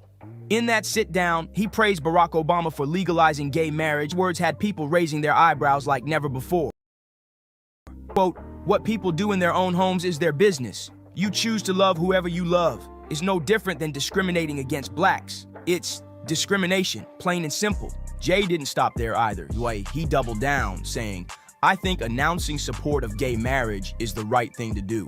So whether it costs Obama votes or not, again, it's not about votes. It's about people. It's the right thing to do as a human being." Cuckold, right? He likes to watch Beyonce with other men. Ray J, from what I heard, even before all this happened, was one of the guys that used to smash Beyonce while Jay-Z would watch. Diddy, as we know, is into those things. Now, let's be real. There's absolutely nothing wrong for equal rights. That's facts. But the way Jay put so much passion and emotion into those words had people whispering, like, why did he seem to take it so personal? Fans started side-eyeing Heavy, wondering if he was speaking from pure support or if he was actually speaking from experience. And just when people thought the whispers couldn't get any louder, Jay himself added fuel to the speculation back in 2018 when he openly admitted that he cried tears of joy after his mom finally came out of the closet as a lesbian. He even turned it into lyrics saying, "Mama had 4 kids, but she's a lesbian. Had to pretend so long that she's a thespian. Had to hide in the closet so she medicate. Society's shame, and the pain was too much to take." Jay made it clear how proud he was that his mom was finally free to live her truth. But the way he expressed it only made people side-eye. Maybe he was connecting on a level deeper than just support. Do you know Sean Combs? Puff Daddy? Yeah. P. Diddy, whatever you call himself. Yeah, go ahead. Yeah, he's part of what's called the Boule. The Boule is a branch of the Illuminati. And he belongs to that agenda. That's why he's so famous. They land all the contracts. I had sex with Cassie and Sean. Basically, he would tell me what to do with Cassie. I had like 15 encounters, and I heard a lot of business. Because what they would do is Sean talks a lot on the phone and on the TV with speakers and stuff, and I was like a slave. Okay, for them that's what I was. That's all. All right. I caught herpes, and I came back and I saw Mark Eros and Ben Mercedes were his attorneys. Okay. And Christopher Leon's here was my attorney. They asked me to turn in that, which was the video recording, and I did so. Yes, I have a good friend, a breakfast buddy. His name is Luis David Gonzalez, and he's a witness that Ross came in at my house post-settlement. After we settled, Diddy sent Ross, and I asked him to go see if that was Ross and confirm his identity. Basically, what happened is Diddy and Ross, which they're good buddies, okay? Mm-hmm. They're gay. Who? Both. Diddy and Ross. And Katt. They're all gay, okay? DJ Khaled, Rick Ross, and P. Diddy? Yeah. They all gay? Yeah. Gotcha. All right. Katt is a Hamas supporter. Hamas. Yeah. Sorry, I said it wrong. No worry. Hamas supporter, okay? Right. And if that wasn't enough, let's not forget his well-known connection to the late painter Jean-Michel Basquiat. Jay has admitted his signature hairstyle was inspired by Basquiat, who, while never publicly labeling his sexuality, was heavily rumored to be bisexual. So of course, folks couldn't help but wonder if Jay's fascination with Basquiat wasn't just about the art, but also about seeing himself in the man. There are plenty of photos floating online showing Basquiat looking extra cozy with men, sparking endless speculation about his love life and who he was really into. And here's where it gets interesting. Jay didn't just admire Basquiat from afar, he literally staggering $4.2 million in 2013 on Basquiat's paintings. That's not just respect for the art, that's an obsession. And if you think that's all, nope. Jay has name-dropped Basquiat in multiple tracks, like when he rapped, "Yellow Basquiat in my kitchen corner. Go ahead, lean on that blue, you own it. I'm the new Jean-Michel inspired by Basquiat. My chariot's on fire. Everybody took shots, hit my body up, I'm tired." Those lyrics made fans stop and wonder if Jay wasn't just inspired by the artist's genius, but maybe also by his rumored sexuality. And just when the DL whispers couldn't get any louder, Rihanna's former publicist, Jonathan Hay, entered the conversation. And what he revealed about Jay's private life, it sent shockwaves through the industry. Jonathan Hay didn't hold back one bit. Back when he was managing Rihanna, he personally witnessed some shocking things involving Jay-Z and DJ Khaled. According to him, everybody behind the scenes already knew about the down-low activities, and he honestly thought Jay and Khaled would have come out by now since it was such an open secret in the industry. But then he dropped an even bigger bomb, claiming he once saw Jay straight up getting intimate with a trans woman, and Jay knew exactly who she was. And here's the kicker. All of this allegedly went down while he was already married to Beyonce. And just when you thought it couldn't get any messier, Jonathan said Jay was hosting wild freak-off sessions, the same type of parties people accused Diddy of having with Cassie. The claims were that Jay would allegedly invite other men into the bedroom, with Beyonce right there in the mix. And once that bombshell started circulating, the internet went into full meltdown. Minds were torn. Some people were calling Jonathan Hay a clout chaser who's just trying to stir the pot years later, but others were saying his story lines up with everything folks have been whispering about Jay and Beyonce for years. What really caught attention, though, was how eerily similar his claims sounded to all the stuff Jaguar Wright has been shouting from the rooftops. From the freak-off sessions to Beyonce supposedly being okay with it all because she's living her own double life. Suddenly, people started connecting dots that they had brushed off before, like why Jay and Bey seem so untouchable in the industry, or why scandals around them never seem to stick for long. And here's the wild part. Some fans are even speculating that the Carters' marriage itself is more of a business empire than a love story, built on agreements and secrets that keep them both protected. Whether true or not, Jonathan's words poured gasoline on a fire that was already burning hot, and everybody's watching to see what receipts might surface next. And here's where the story takes a turn nobody saw coming. Jonathan even claimed that one of the men Jay allegedly had Beyonce sleep with was none other than Ray J. While Jay sat back watching, recording, and entertaining himself, that detail alone had the internet in shambles because it sounded straight out of a Hollywood script gone wrong. A lot of people didn't even hesitate to believe Jonathan, especially once he brought DJ Khaled into the mix. Remember, Khaled had already been caught up in whispers after one of Diddy's so-called freak-off partners, Jonathan D, put his name on blast back in 2018. At the time, Jonathan D got arrested, and during his interrogation, he spilled everything, naming names, exposing parties, and shaking the whole industry. The video went viral, but put off and labeled him as crazy. But here's the twist. During Diddy's recent trial, Jonathan D's testimony was actually brought up, and it was confirmed that he really was one of the men Diddy paid to join those wild sessions with Cassie. That means his words weren't just some random rant. They were facts, and hidden in those confessions were claims about DJ Khaled's secret life too. And let's not forget, those rumors about Beyonce secretly being into women and her marriage with Jay being nothing more than a lavender arrangement. You can thank Jaguar Wright for blasting that narrative into the spotlight. She's been calling out the Carters for years, boldly accusing Bey of living a double life, and no matter how much people tried to dismiss her, she never backed down. But now things are getting dangerous, and because Rihanna's ex-publicist might have just bitten off more than he can chew, if he can't back up his trouble. What makes it even wilder is that he doubled down, saying he doesn't even feel the need to use the word allegedly anymore when speaking on Jay, because in his mind, it's not a rumor, it's fact. And of course, the internet had their own split reactions. Some folks said Jonathan has been singing this same tune for years, and that even Nas threw shade at Jay over similar whispers back in the 90s through his diss tracks. One fan even wrote, "I wish people would stop worshiping celebrities. You don't know these people." And this is where things get even messier, because fans are starting to drag up all kinds of old receipts to back these claims. They're replaying that viral Diddy clip of him smacking Jay on stage. They're pulling up Jay's lyrics about Basquiat, even rewatching interviews where Jay seemed a little too defensive whenever topics about sexuality came up. The internet detectives are piecing it all together like it's one giant puzzle, and the picture they're painting is wild. Some fans are now saying Beyonce's silence through all of this is the biggest red flag of them all. They feel like if these rumors were truly bogus, Bey would have stepped in to defend her man at least once, but her silence is being read as quiet confirmation. Others argue the complete opposite, saying Beyonce has way too much to lose by addressing gossip and that she's staying silent because she knows it'll only add more fuel to the fire. Either way, the Carters' marriage is under more scrutiny than ever, with people questioning if it's really love or just a billion-dollar business contract keeping them untouchable. And the scary part? The more people dig, the more the puzzle pieces seem to fit. One person commented, Jay-Z's mom is gay. Hav has always been a huge LGBTQ+ advocate, and the whispers about him and Lyor Cohen have been floating around for years. The only reason they keep it buried is because the money machine depends on Jay maintaining that tough, street image in the black community.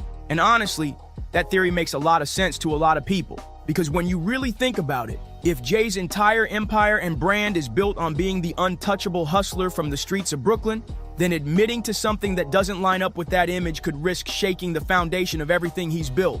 That's why fans believe the Carters keep it so airtight, no matter what rumors fly. But now I want to hear from you. What do you really think about Jay-Z getting exposed for allegedly being DL? And do you think Jonathan actually has receipts to back up all the names, like he swears he does? Drop your thoughts in the comment section below, smash that like button, share this video with your friends, hit that subscribe, and I'll see you on the next one. Because this story is far from over. Now we finally have an update on the drowning death of Malcolm Jamal Warner. Now, according to ABC7, they stated that Malcolm Jamal Warner had drowned while he was on vacation in Costa Rica. Now, the article goes on to say that Warner had drowned off the coast of Costa Rica on Sunday. So this actually occurred on Sunday. They stated that the Costa Rican National Police had told this to ABC News. Jaguar Wright just dropped a bomb. She's stepping into the conversation about the chilling and suspicious death of Malcolm Jamal Warner and what she's claiming. It's way deeper than what the headline's been feeding us. According to her, Malcolm wasn't just going through it before he died. He was running from something or someone, and not just running emotionally. Jaguar says he was literally on the move, like a man being hunted. Now, after all the online chatter and sketchy silence, U.S. authorities have finally snapped out of it. Reports say a full-blown investigation has been launched into what really happened during Malcolm's final days. And guess what? Some of the details creeping out are starting to match what Jaguar's been screaming for weeks. Everybody wants to know, why'd you walk away from $50 million? Well, I wasn't walking away from the money. Yeah. I was walking away from the circumstances that were coming with the newfound plateau. Yeah. It takes a while when you punch through to adjust to the atmosphere. Why was Malcolm so paranoid? Who him looking over his shoulder like that? Because if Jaguar is not just talking outside of her mouth, then this ain't just another tragic celebrity passing. This was a setup, a calculated one, a message. And the saddest part, we all missed the signs until it was too late. Jaguar saying loud and clear that Malcolm didn't just vanish to Costa Rica to find peace like the media keeps pushing. Nah, she says that whole trip was a cover story, a distraction, because something or somebody was after him and Costa Rica wasn't a vacation. I've been in show business since I was 14, and I've heard the stories of what happens, and I've seen these kinds of things play out in front of me. Okay. When you say you heard the stories, what do you mean? What stories? I mean, you see before, look, Mariah Carey made a $100 million deal, and 3 months later, she's all seriously crazy. Or Martin Lawrence pushes through, and he's waving a gun on the street screaming, "They're trying to kill me." Yeah. Yeah, we hear those stories. And it always happens around the time in their career where it seems as though they're crossing over the next plateau. Yeah. Jaguar Wright ain't holding back. She straight up says Malcolm Jamal Warner wasn't out in Costa Rica for no vacation. He was on the run. According to her, Malcolm knew somebody was closing in and he was genuinely terrified. Like not just paranoid, but real life scared for his safety. He felt something bad was coming and fast. And then comes this eerie video that's got folks talking. Just hours before he passed, Malcolm was caught on camera walking alone on a pitch black beach. No lights, no crew, just him and the dark. At first, it looked like any other role, but look closer. His whole vibe was off. He didn't look peaceful. He looked shaken, eyes darting, shoulders tight like he was carrying some serious weight on his soul. People watching it now are saying, he looked like he knew his time was up. So now we gotta ask, who was he running from and why is this barely making headlines? It's almost like someone's trying to keep it quiet. But here's the thing, Jaguar's track record, she's dropped truth bombs before and they hit. So what if she's right again? Sounds like somebody's trying to put young Dave in a compromising position. Oprah. This ain't sounding like some freak accident anymore. It's starting to feel like Malcolm was trying to warn us. Jaguar Wright ain't pulling punches. She says the real reason Malcolm looked so rattled in that beach video, he had just been threatened again. And not by some random nobodies. Jaguar says it was by extremely powerful folks. People Malcolm was allegedly planning to expose. That beach walk, it wasn't some peaceful moment under the stars. It was right after he got hit with a chilling message. Stay quiet, or else. That's why his energy felt so off in that video. Jaguar says he was shook, like he was battling something heavy in his head, trying to figure out if speaking the truth was even worth the risk anymore. Now here's where it gets even wilder. When that video first hit the internet, folks immediately noticed something was wrong. People were asking, is he high? Is he on something? The way he moved, the way he stared out into the dark, it just didn't feel like him. Some even tried to chalk it up to drugs or some kind of substance to explain why he looked so out of it. But then the autopsy results dropped, and boom, all that speculation got shut down. Malcolm's system came back clean, no alcohol, nothing. So now that excuse is off the table completely, and it forces everybody to take a second look at that beach footage. Because if he wasn't intoxicated, what had him that shook?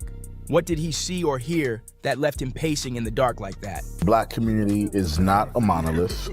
There's so many levels and lanes to the black community, and we wanted to have a space where we could acknowledge, discuss all of those lanes, because they're so varied in terms of our perspectives and our opinions and our ways of life, and we wanted to be able to have a place where we can talk about all of those things, discuss all of those things, and shed light on the not all hood aspects of who we are. Jaguar Wright's claims real different now, because if Malcolm was actually being hunted by powerful people, and if he knew his life was on the line, then that beach video wasn't just some emotional moment. It might have been the exact second he realized he wasn't getting out of this alive.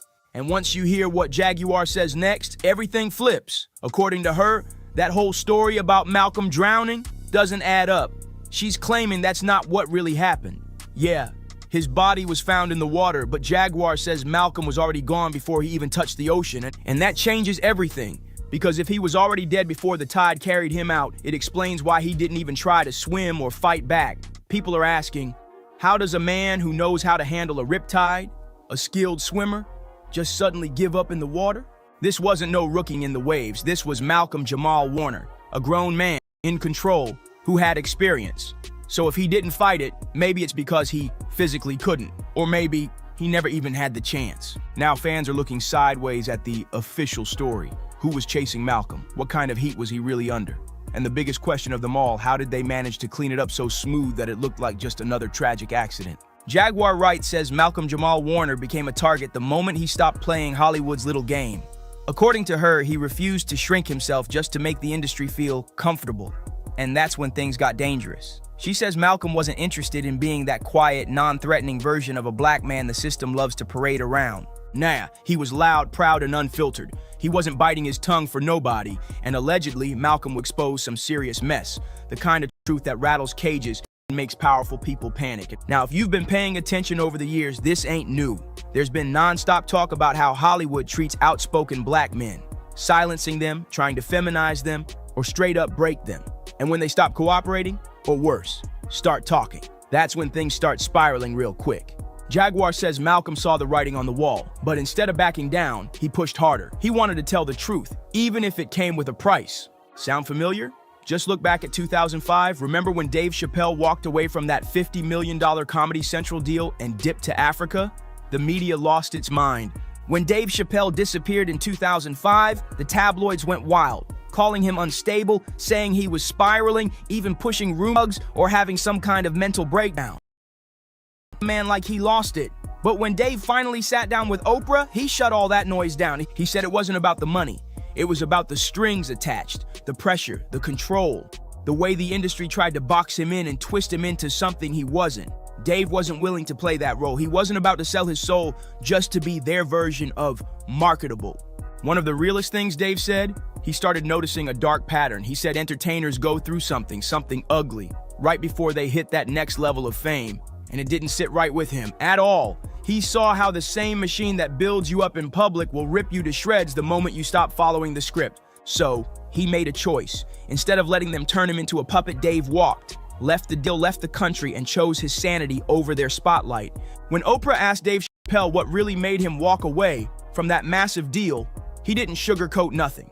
He said point blank, he was being pushed to create sketches that felt wrong, not just off-color or edgy, but socially irresponsible, jokes that didn't land right, jokes that felt like they were laughing at him, not with him. But it went even deeper than that. Dave said he could feel the agenda. It wasn't about comedy anymore. It was about mockery. It was about turning black men into punchlines. And once he saw it for what it was, he couldn't unsee it. That's when it hit him. He was being used to clown his own people and cashing in on it. That right there was his breaking point. Now fast forward to Malcolm Jamal Warner in the parallels of straight up chilling. If Jaguar Wright's telling the truth, Malcolm saw that same twisted machine coming for him, but while Dave got the chance to walk away, Malcolm didn't get. Dave nearly lost everything for standing up. His career for a minute. Hollywood tried to bury him, but he survived, came back stronger, and forced them to respect his name. Malcolm, though, according to Jaguar, he wasn't that lucky because the things he was about to expose weren't just uncomfortable, they were dangerous. Look at the whole Drake verses. Kendrick beef. While the entire hip-hop world was busy picking sides, fueling the fire, Malcolm Jamal Warner stepped back and saw through it all. He called it what it really was. He wasn't getting caught up in the noise. Instead, he pointed straight at the powerful hands behind the curtain, those unseen forces trying to pit two of the biggest black voices against each other. And according to Jaguar Wright, those same forces didn't like being called out, not one bit. Malcolm wasn't just speaking his truth, he was pulling the mask off something that was never meant to be exposed. And that just got serious. That's when he became a problem. But the most chill part? Malcolm's final podcast interviews. Jaguar says they made the situation even more suspicious because he did not hold back. No filters, no fear. He flat out called out the power players behind the scenes, the ones treating black men like pawns, like puppets being dangled for profit. In one clip, Malcolm broke it all the way down. He talked about how the media dehumanizes black men, how they get boxed in, labeled, silenced, and pushed to the edge just for existing in a world that refuses to see them as full human beings.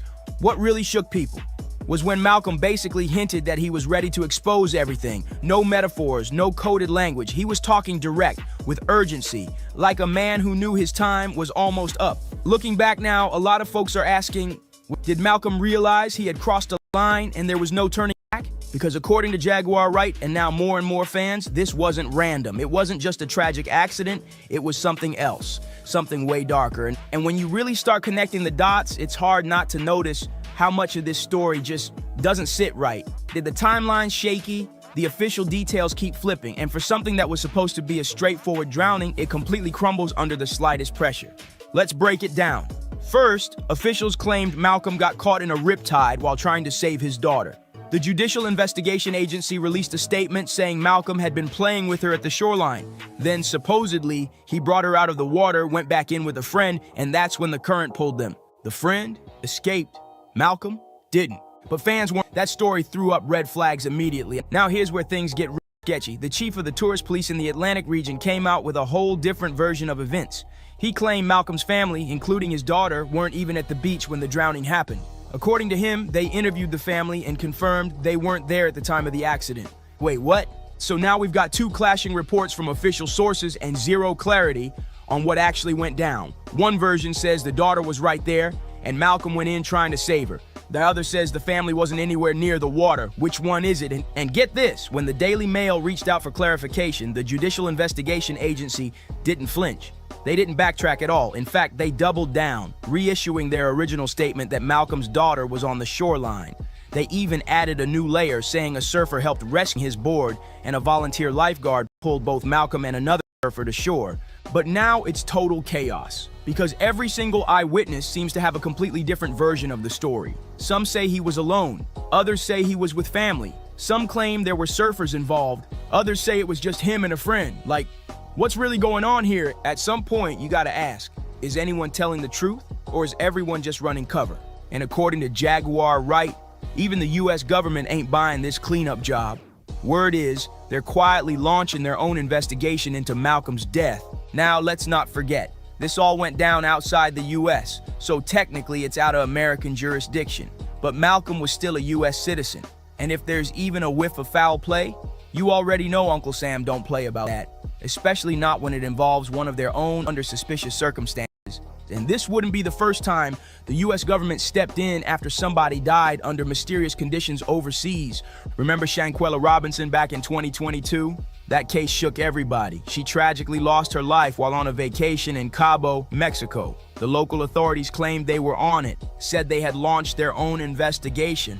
But the story was all over the place. Too many lies, too much confusion, and the U.S. still stepped in and launched their own separate probe because the whole situation felt shady from the jump. So, if history tells us anything, it's that when the heat starts rising and the public starts questioning everything, the feds start paying attention, and Malcolm's case might already be in their crosshairs. Because according to Jaguar Wright, it's already happened. Federal agents are now digging deep into what really went down with Malcolm Jamal Warner, and if that's true, Hollywood might be sitting on a ticking time bomb, because if investigators trace all this back to the powerful folks who were allegedly threatening Malcolm, and if it turns out his death wasn't just some freak accident, then the whole industry might be forced to answer for years of secrets they've been hiding and lies they've been selling. This ain't just about one man anymore. If Jaguar Wright's telling the truth, and let's be real, she's been right before, then the feds stepping in means this could be way bigger than anybody ever expected. Malcolm Jamal Warner might not have been running from the spotlight. He might have been fighting for his life. And now, with the U.S. government reportedly launching a separate investigation, this isn't just a tragedy, it's the kind of story that could blow the roof off Hollywood. We're talking secrets, powerful names being exposed, and a machine that's been untouchable for decades finally getting cracked wide open. Because if the real truth ever sees daylight, it's game over for whoever's been hiding in the shadows. So what do you think? Was Malcolm silenced before he could speak? Is this the beginning of a major Hollywood fallout? Drop your thoughts in the comments below. Don't forget to like, subscribe, and share if you're ready for more truth bombs, because this story is just getting started. Catch you in the next one. And you see things like the white party be there, and then they have a little baby like in a sandwich. They're hugging him from the front and the back and stuff. Baby is absolutely one of the best human beings in the planet. All right, we're at a party, everyone's drunk. You know, it's a 13-hour party. People drink a lot of alcohol. It's 100 people at the party. We in the middle of 100 people. There's nothing in the party. Right. Ever since that Reuben party, that ain't my boy no more. They got him. That's straight from 50 Cent, reacting to that viral clip of Lil Baby flexing his brand new thigh tattoos while rocking a tank top and a shiny pink belt.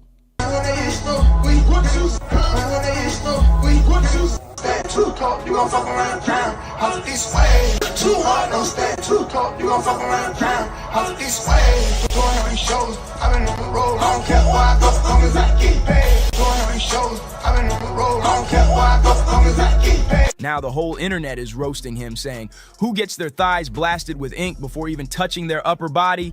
People are calling it straight up wild behavior, but 50's not laughing. He's got a theory. According to him, Lil Baby hasn't been the same since that fancy in the Hamptons, the one where cameras caught him getting hugged from the back like it was nothing. Is trying to separate himself from the industry, like he doesn't have to party with them. You guys have to understand, they had a party with men walking around with their butt cheeks out, like Keke Palmer. 50's claiming this isn't just about outfits or random ink. He's hinting it's a full-on humiliation ritual. Mike. Man, Mike. I'm gonna come hug you right now. I'm coming to hug you. Big hug. Get everyone to love each other. Yeah, the kind rappers allegedly have to endure to keep their spot at the top. But here's the real question. What went down at that all-white party? And who exactly is Michael Rubin, the man collecting young rappers like trophies? Let's break down why Lil Baby is trending again, and not in a good, just debuted some fresh ink, but here's the twist. I hear that you say that you don't have any tattoos at all? Nope. That was really my only reason, like, for being younger. Like, I don't want no tattoos. I know I'm gonna have something to do when I get older. Yes, sir. With my money, and I don't want to be like a thug. Instead of starting with a chest piece, a sleeve, or even a neck tattoo, he skipped straight to getting his very first tattoos on his thighs. This is the same Lil Baby who in multiple interviews swore he would never get any tattoos. But now it's 2025 and the man's out here with 90s Baby stretched across his thighs in bold letters. We just gonna let this nigga do this. We finna let Lil Baby come out here in his booty coochie shorts and just pop out with his hand in his slit and just, yeah, that's what we doing. He even posted a fresh batch of pics on IG caption, back in mode, rocking shorts and proudly showing off the new work. 90s on one leg, Baby on the other. And that's not all. He's also got a big CBFW piece running down the side of his lower left leg, first revealed on July 4th in another IG drop. Naturally, fans had plenty to say. Humiliation ritual. I'm sorry, you let them get to you. The industry got a hold on my boy. And one straight up begged, lay off them shorts. But it didn't stop with the photos. Nope. Since we had 5 girls, she be like, all y'all get in the shower. Mike. Man, Mike. I'm gonna come hug you right now. I'm coming to hug you. Big hug. Get everyone to love each other. Now this the motherfucker did it though. Did it, man. Things really popped when a video went viral of Lil Baby on stage in those same shorts, tank top, and that shiny pink belt, constantly hiking his shorts up like he wanted everyone to see those fresh thigh tats. If you scroll through the comments under that viral performance video, it's wild. People are straight up saying 50 Cent was right from the start. Ever since that flashy all-white party at Michael Rubin's mansion, folks swear Lil Baby hasn't been the same. That's why I don't be going to them puffy parties. I'll be from the front and the back of the seat now. What are you talking about? Look, if you're into that, I'm fine with it. To get you on. I'm just saying, not a party. One person dropped. Michael Rubin already showed y'all Lil Baby was his boy. Why y'all acting surprised? Another couldn't hold back, saying, bunny hops and hugs from the back from a short white dude with money? This generation is lost. So what really went down at that party? And why did 50 feel the need to warn Lil Baby about getting too cozy with Michael Rubin? Here's the setup. Summer 2023, Michael Rubin throws one of his ultra-exclusive all-white bashes in the Hamptons. The guest list was pure A-list overload. Jay-Z, Beyonce, Tom Brady, Kim Kardashian, and yes, Lil Baby. And then boom! The moment that set the internet on fire, a photo surfaces of Lil Baby caught in what people called a hug sandwich, sandwiched right between Rubin and NBA star Kyle Kuzma. The pic exploded online and 50 he threw it up on his own Instagram with a caption that had everyone talking. 50 Cent didn't hold back and he reposted that hug pic and blasted in the caption, see? This is why I don't go to no party Puffy and them at. The F is going on here, get the F off my young man. And if that wasn't enough, another shot from the same night blew up. Michael Rubin full-on hugging Lil Baby from behind. But it didn't end there. Lil Baby later dropped a video of himself on a private jet with Rubin, cracking jokes about the pictures like nothing was wrong. That's when 50 doubled down, saying this is exactly why you'll never catch him at one of those exclusive industry parties. Baby is absolutely one of the best human beings in the planet. Anything, he's just such a great human being.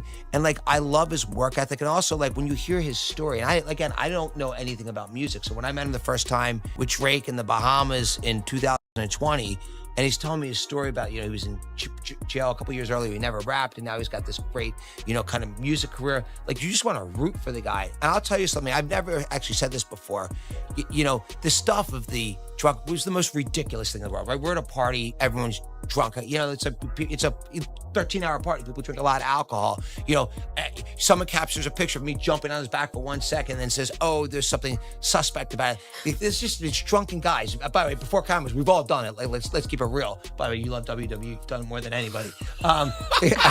He's rolled around with people in their skivvies. Right, yeah, exactly. By the way, I haven't gone there. But, the thing that actually killed me about that is it actually hurt his career.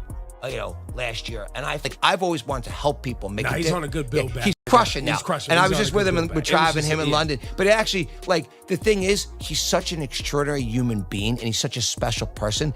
And if you think about, people who just want to hate on social media, who one picture of, a bunch of drunken people could be turned into something that it wasn't. Now, sure, some fans chalked it up to 50 trolling for laughs, but others, they've been whispering for years that there's something deeper and darker going on at these high-profile gatherings. The kind of secret initiation or test that up-and-coming rappers are expected to pass if they want to level up in the game. Loud.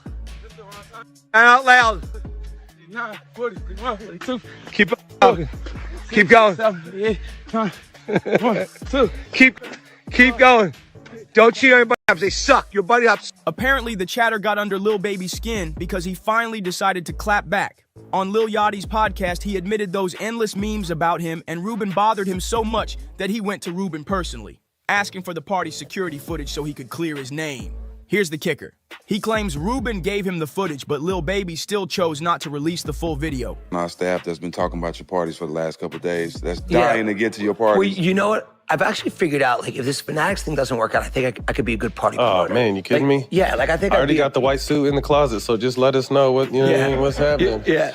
So, you know what it really comes from? I love bringing people from different backgrounds together. And that's something I enjoy doing. Whether it was this lunch we just talked about, whether it's party, whether it's the white party. For me, it's a great time to, it's like, I enjoy bringing people from different backgrounds together. And by the way, I benefit from them because I'm always learning from people there. And so that's really where it started. We started with our Super Bowl party. And our Super Bowl party, by the way, this was like this year's Super Bowl party. I was like, when I had many of the owners of the football teams come up and tell me this is better than the game itself, I thought, like, literally, that's what people were saying to me. Right? Yeah.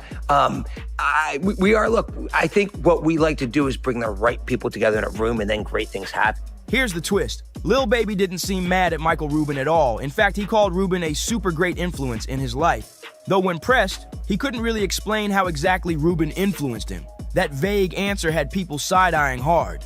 As for Rubin, he finally had those viral hug photos in an interview last year, brushing it all off as ridiculous.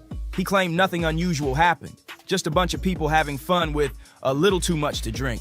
But the way Rubin kept talking about Lil Baby, praising him over and over, had folks saying it sounded less like casual respect and more like he was low-key crushing.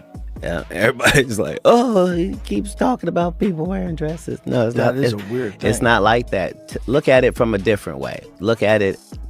Show me one person that ever wore a dress in Hollywood unsuccessfully.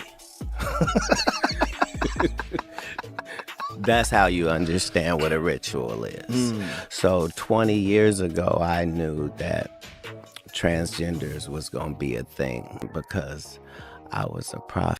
It's just I had gotten so much information that I understood that things are secular. So I understood that the earliest I had seen that word transgender was Baphomet, the transgender. And so I knew that in the ritual of Baphomet, the transgender, to show allegiance to him, you had to kiss his ass ring. Really? And it said both of those things. So I knew that both of those things would become popular in the future. And the internet's not letting it slide. Many are still convinced there's something strange about Michael Rubin gravitates toward young rappers, especially considering he's not even in the music business. And it's not just Lil Baby. Who could forget that infamous clip of Meek Mill bunny hopping across a tennis court for Rubin, while everyone laughed and filmed? Meek Mill later tried to downplay the whole thing, claiming it was no big deal, just the result of losing a friendly tennis bet to Rubin. But let's keep it real. A white billionaire making a black man hop around like a bunny while barking orders? Yeah, the optics are way off no matter how you spin it. So that brings us to the big question. Who exactly is Michael Rubin and why does he seem so drawn to young black rappers? Here's the rundown. According to his own Wikipedia page, Rubin was born in 1972 in Philadelphia and raised in Lafayette Hill. By the age of 14, he wasn't just a regular kid. He was already running his own business. Using his bar mitzvah money and his dad's store lease, he opened a ski shop like it was nothing. He briefly attended Villanova University, but that didn't last long. He dropped out after one semester when he landed a $200,000 overstock gear deal backed by a friend. He flipped that profit into expansion, sold off his shops, and launched KPR Sports, which hit $50 million in sales by 1995. From there, Rubin founded what would become GSI Commerce, a multi-billion-dollar e-commerce powerhouse. Today, he's the CEO of Fanatics, Inc. Fanatics isn't just any company, they're the licensed sportswear giant for the NBA, NFL, MLB, NASCAR, Formula One, and even WWE. And according to Forbes, by mid-2025, Michael Rubin's personal net worth has soared to a jaw-dropping $10.6 billion. And now, on paper, that might sound like the classic middle-class success story, a sharp businessman who hustled his way to the top. But here's where it gets shady. A lot of people say Rubin's power isn't really about what he does, but who he knows. And honestly, it's strange because when you hear him talk, there's zero charisma. The man's eyes alone, People swear they look downright soulless. There's just something off about his whole vibe. Something that makes you wonder why so many rappers and pro athletes seem so eager to orbit around him. And that brings us to his now infamous all-white party. Fun fact, that concept wasn't even his. Diddy made it legendary in the late 90s. Back then, Diddy's Hamptons white parties were the most exclusive invite in the game. And today, many of the same used to pack Diddy's mansion are now crowding into Rubens, including Leonardo DiCaprio, who was snapped in 1997, living it up at Diddy's OG white party in the Hamptons. And here's Leo, front and center at last year's all-white bash hosted by Michael Rubin. Same with Jay-Z. Throwback to 2003 when he was spotted alongside the late Uptown Records founder Andre Harrell at Diddy's legendary white party. Fast forward and there's Jay again, this time with Beyonce, smiling for the cameras at Rubin's mansion just last year. Now the whispers are getting louder. People are saying Rubin didn't just borrow Diddy's concept, he took over the entire lane. And some even suspect he might be running a quiet blackmail game through these high-profile gatherings. There's talk that Rubin, along with a tight circle of older white billionaires, getting young black rappers to participate in humiliating rituals. No one's claiming it's outright forced, but plenty believe these artists go along with it. For some, it's to get help with sticky legal troubles. For others, it's the promise of career boosts, chart-topping albums, or awards. But the chatter doesn't stop there. Fans are tying all this to what Katt Williams has been preaching.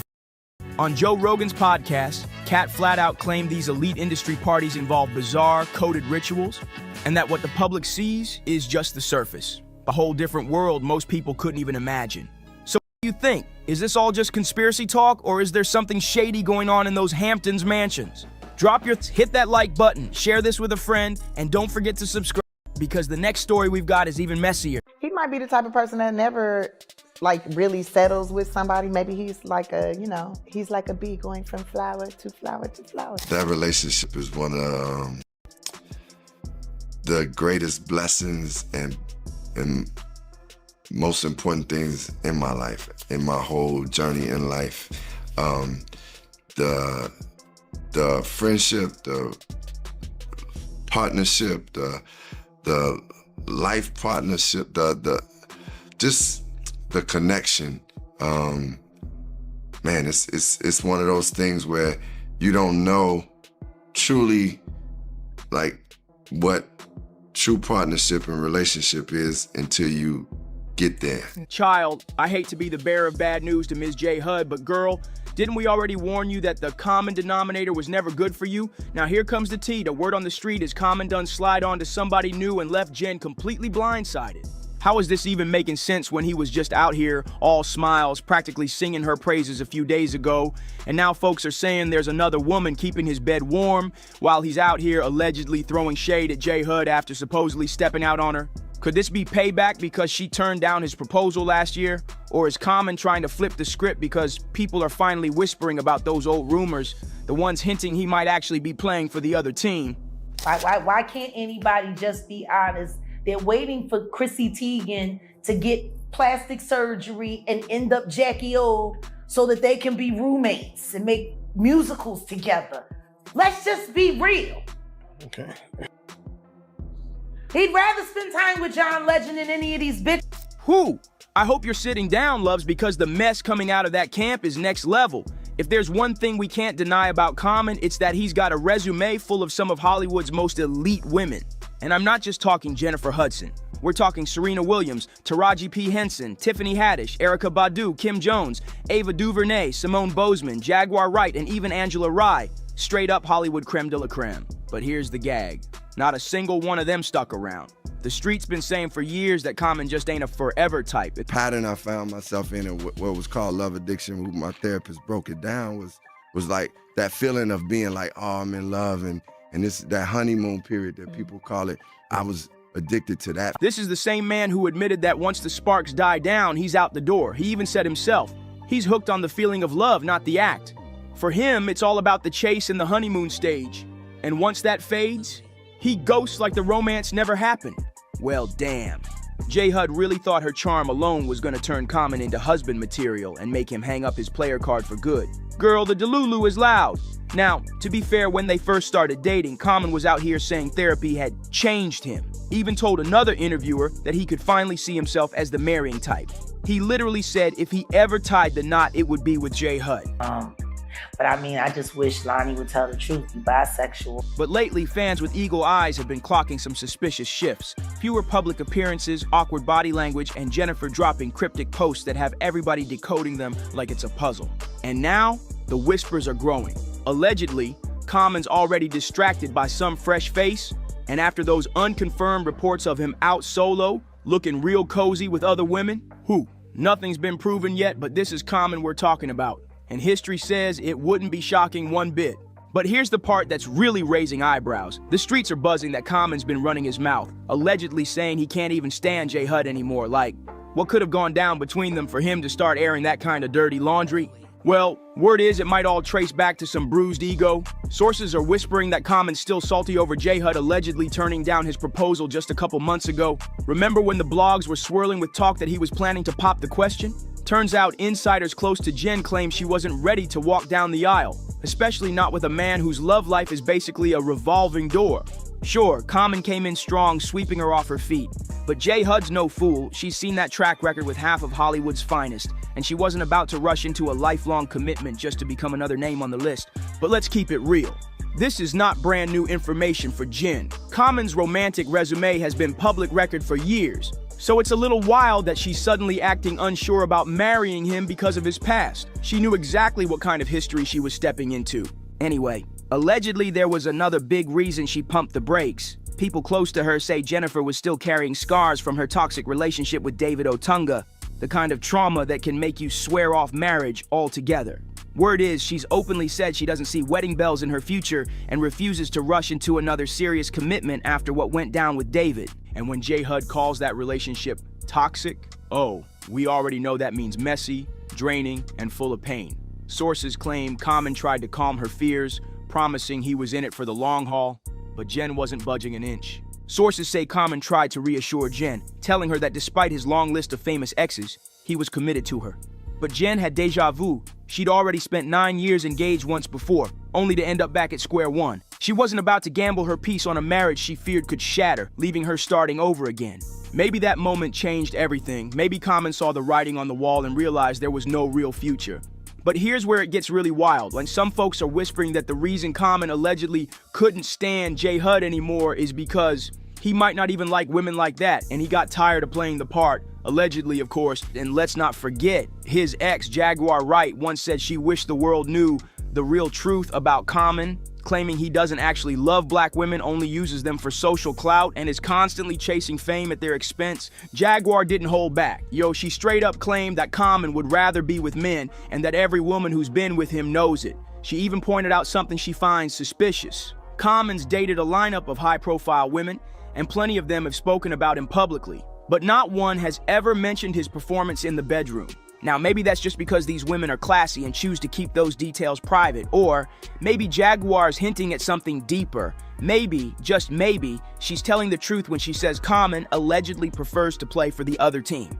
Chile, this next part came from someone claiming first-hand knowledge of the situation. They said a friend's husband told them he was at a Hollywood event this past summer with his wife. She's connected to the industry.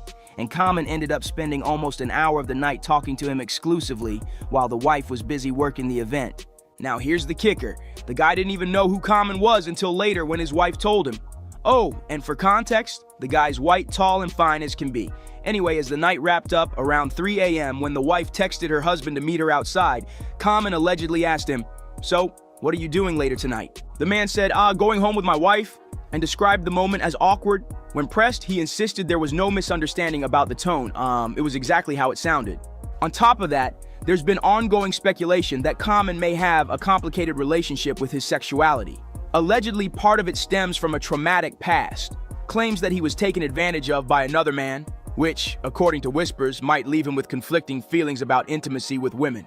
Now, I can't confirm any of these rumors about Common's preferences, but let's not act like all the smoke is one-sided, because some people are saying maybe J. Hud herself is part of the problem. Over the years, folks have noticed she also hasn't exactly had the best track record when it comes to keeping a man. Take her relationship with David Otunga. Messi doesn't even begin to cover it. Word is David suspected Jennifer of cheating, allegedly with music producer Molly Music. J. Hud never confirmed if there was actually a fling, But the situation blew up fast. In fact, she even addressed it in a protective order against David, claiming his jealousy went so far that he'd call her repeatedly while she was in a Chicago recording session. And when he couldn't reach her, she alleged he went as far as having their son try to film her to prove she was romantically involved with Molly music. That protective order painted a picture of a relationship already drowning in accusations and mistrust. Jennifer also claimed that David's behavior toward her and their son had become increasingly aggressive and threatening, but David fired right back, saying she was lying and that because she had more pull in the industry, he was taking the brunt of the public backlash. He even argued that he had been their child's primary caregiver from day one, since Jennifer was constantly on the road, directly contradicting her legal filings that named her as the primary caregiver. David also accused Jennifer of making him choose family over work, only to later complain that he was freeloading. And because Jen hit him with some serious allegations, the police launched an investigation. But just a few months later, David was cleared. Jennifer eventually dropped her order of protection on the condition that David never set foot on her property again. Still, David insisted Jennifer was using her influence to paint him as the villain, when in reality, she was the one with the darker side. He's claimed more than once that the public image she sells is not the woman she is behind closed doors. And if there's any truth to that, maybe, just maybe, Common also saw that shadow side of J. Hud and decided he wanted no part of it. I've even seen whispers online claiming J. Hud started feeling like Common was beneath her simply because she pulls in more money than he does. And if that's true, whew, that's cold. Especially since she knew exactly what she was signing up for from day one. But honestly, at this point, nobody really knows what's going on behind closed doors. Did Common cheat? Is he slipping back into his old habits? Or is J. Hud herself the real problem? For all we know, they could still be together and this whole whirlwind might be nothing but smoke. Either way, I'm dying to hear what you think about this mess, so drop your thoughts in the comments, hit that like button, share this video, and make sure you subscribe. See you in the next one. It made me feel inspired and really good. And he was always real nice to me. He'd sit me down, what's going on with you, baby boy?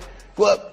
We'd talk about comedy, whatever. And we do have some breaking news to report, and it's extremely sad. Malcolm Jamal Warner, the actor most famous for his role as Bill Cosby's son, Theodore Huxtable, on the NBC hit sitcom The Cosby Show in the 80s and early 90s, has died. The mystery around Malcolm Jamal's death is spiraling out of control, and now it's taken a dark turn after Dave Chappelle broke his long silence. Dave's dropping bombshells, claiming Malcolm didn't just drown, he was taken out for refusing to sell his soul. Bro. What? The actor Malcolm Jamal Warner has died. First of all, rest in peace to him. He seemed like a very stand-up guy, positive role model. But I looked into this whole thing and it gets weird. First, let's start with the age he died at, which is 54. 5 plus 4 is 9. You guys know about my 9 videos, and 9 is the number of completion. But also, the show that he was famous for, The Cosby Show, in gematria equals up to 54 as well. And here's the wild part. Dave says he knows exactly how that feels because he was in the same hot seat years ago. The only reason he's still breathing? He vanished to another continent without even telling his own family where he was hiding. Back then, folks clowned him, called him every name in the book, but now it's looking like he was telling the cold, hard truth all along. Then let's go to the date he actually died on, which is July 20th, which is the 201st day of the year. Yeah, can anybody tell me why The Cosby Show ran for a total of 8 seasons, equaling 201 episodes? How? In which is the same number as this event, Event 201, which was a simulation of COVID in October of 2019, right before they actually had COVID. Something tells me that we have to watch for this number in future events. Now, speaking of 9 and 201, Ozzy Osbourne has just died as well. Sadly for Malcolm, he thought a simple no would be enough to walk away. But if Dave and Katt Williams have taught us anything, it's this. You don't turn down selling your soul without them coming for you. About a week ago, Malcolm was in Costa Rica taking a swim, and that's when everything went left. Reports say a powerful current dragged him deep into the ocean. He just performed his last concert just a couple weeks ago called Back to the Beginning, which is an odd title like they almost knew. But here's the thing. The attendance of that venue is 45,000. 4 plus 5 is 9. Now, you could call that coincidence, but here's the thing. His full name in gematria is also 201. What are the chances, right? Another man with him was saved by quick-thinking bystanders, but Malcolm wasn't so lucky. Witnesses fought to bring him back, performing CPR, calling in the Costa Rican Red Cross. But after 45 minutes of trying, they had to declare him gone right there on the scene. TMZ came through with exclusive footage of Malcolm the moment he first touched down in Costa Rica.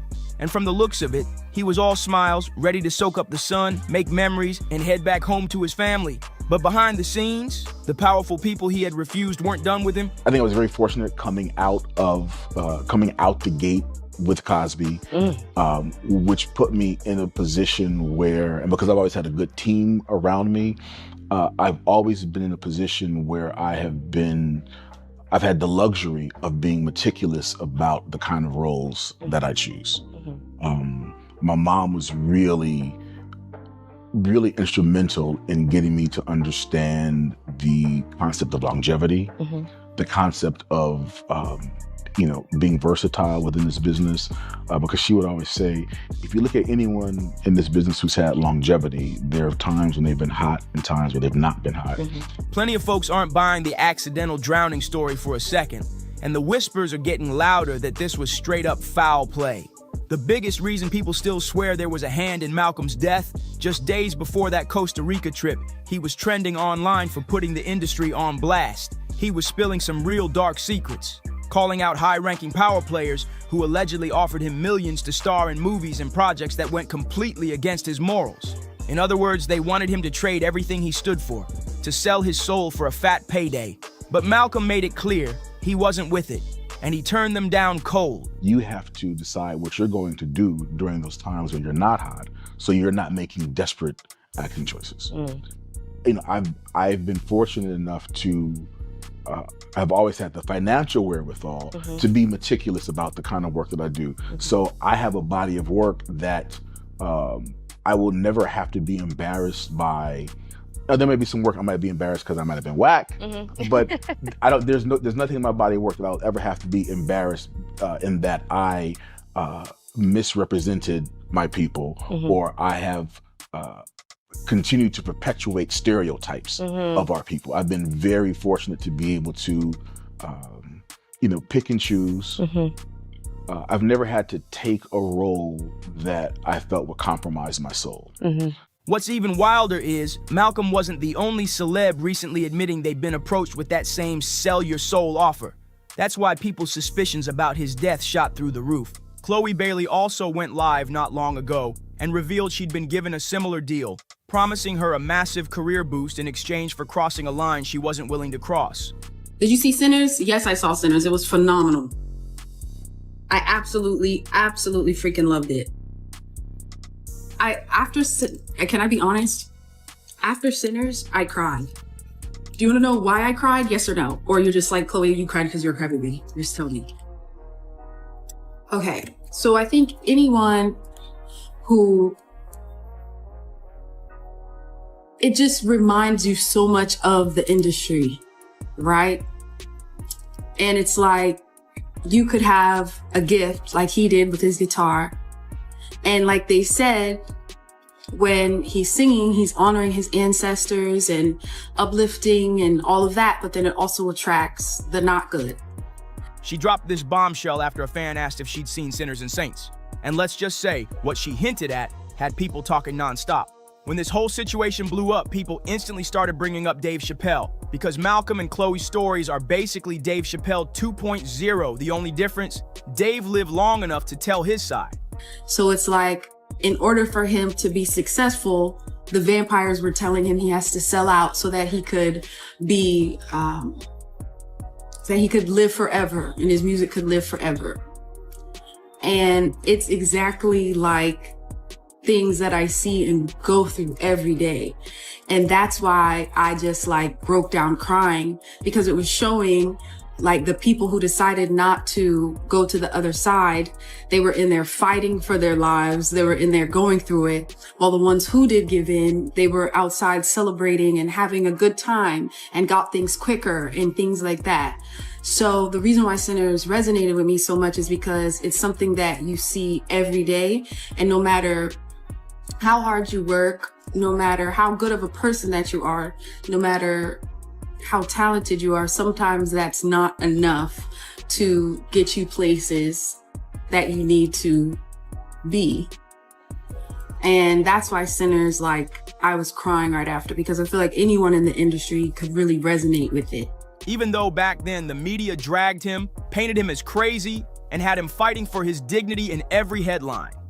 And it also showed that what you have to give negativity permission to be inside. And as long as you don't invite it in, you'll be okay and safe. So that's why I really resonated with Sinners. And I thought it was so beautiful. I thought it was done so beautifully. And I'm just really proud of everyone who was a part of it. And I even cried when he was singing in the bar, and you see all the different, the history, all of the ancestors that came before us, that he wouldn't have been there to make music and play his guitar without the ones that came before him. So I feel like anyone who has a gift and has something that they truly, truly love, but feels like it's not coming to them in the time that they want it because they're moving in the right ways where they don't give in, it's harder. And then you have so many things tempting around you, like the vampire. So it was so deep. It was so deep. That's the reason I cried for a whole hour after. Dave's moment came back in 2006 when he sat down for that unforgettable, tense interview with Oprah Winfrey. It was completely outside of my frame of reference. I've been in show business since I was 14, and I've heard the stories of what happens, and I've seen these kinds of things play out in front of me. Okay. When you say you heard the stories, what do you mean? What stories? I mean, you see it before. Look, Mariah Carey made a $100 million deal, and 3 months later, she's all of a sudden mysteriously crazy. Or Martin Lawrence punches through, and he's waving a gun on the street screaming, "They're trying to kill me." Yeah, we hear those stories. And it always happens around the time of their career where it seems as though they're crossing over the next plateau. Yeah. Would you say you lost your mind, sort of? No. No. Not exactly. Okay. I wasn't crazy, but it's incredibly stressful. Yeah. And I felt like in a lot of instances, I was deliberately being put through stress. He had just walked away from a $50 million Comedy Central deal. And according to him, the contract came with shady strings attached that he simply wasn't willing to accept. So he turned it down and disappeared. But as Dave was laying it all out, Oprah kept cutting him off, pushing him to admit he had some kind of mental illness, which he flat out didn't. The wild part? She started pressing that narrative the moment he revealed that certain Hollywood executives had tried to push antipsychotic medication on him.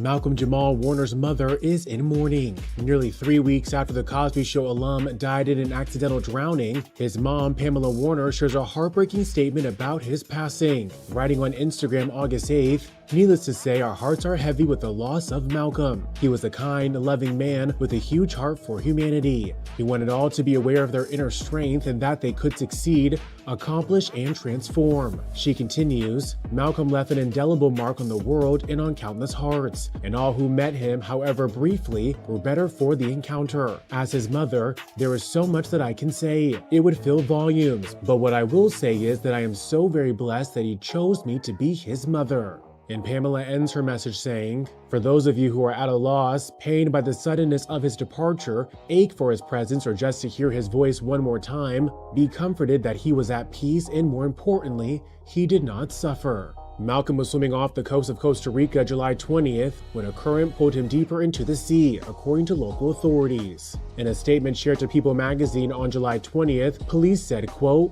"It was at the moment that they were swept away by the current and their friend managed to get out. However, Mr. Warner was unable to get out and was pulled out by several people on the beach. He received care from Red Cross officials, but was pronounced dead at the scene." For some quick context, back in 2005, Dave made headlines worldwide when he abruptly walked away from season 3 of the Chappelle Show in the middle of production and vanished to South Africa without warning. No official explanation, just gone. And the second he left, the media went into overdrive, working to tear down his image and paint him as mentally unstable. Tabloids flooded with claims about drug binges and manic episodes while Dave kept denying it all. Still, The smear campaign was relentless, and the public ate it up. He fought back countless times, even telling the New York Times, "I'm not crazy. I'm not smoking crack. I'm definitely stressed out. There were things that overwhelmed me, but not in the way that people are saying." Police say he drowned off the coast of Costa Rica yesterday while vacationing with his family. Warner was born in New Jersey and raised by his mother, who enrolled him in acting school. His role on The Cosby Show earned him an Emmy nomination in 1986. So it wasn't just about trying to pressure Dave into selling his soul and betraying his own beliefs. The moment he refused, they came at him so aggressively that he fled to another country, fearing for his life. And like I said, Dave's not the only one. Katt Williams faced the same heat, and many believe Malcolm would have been next if he'd made it out alive.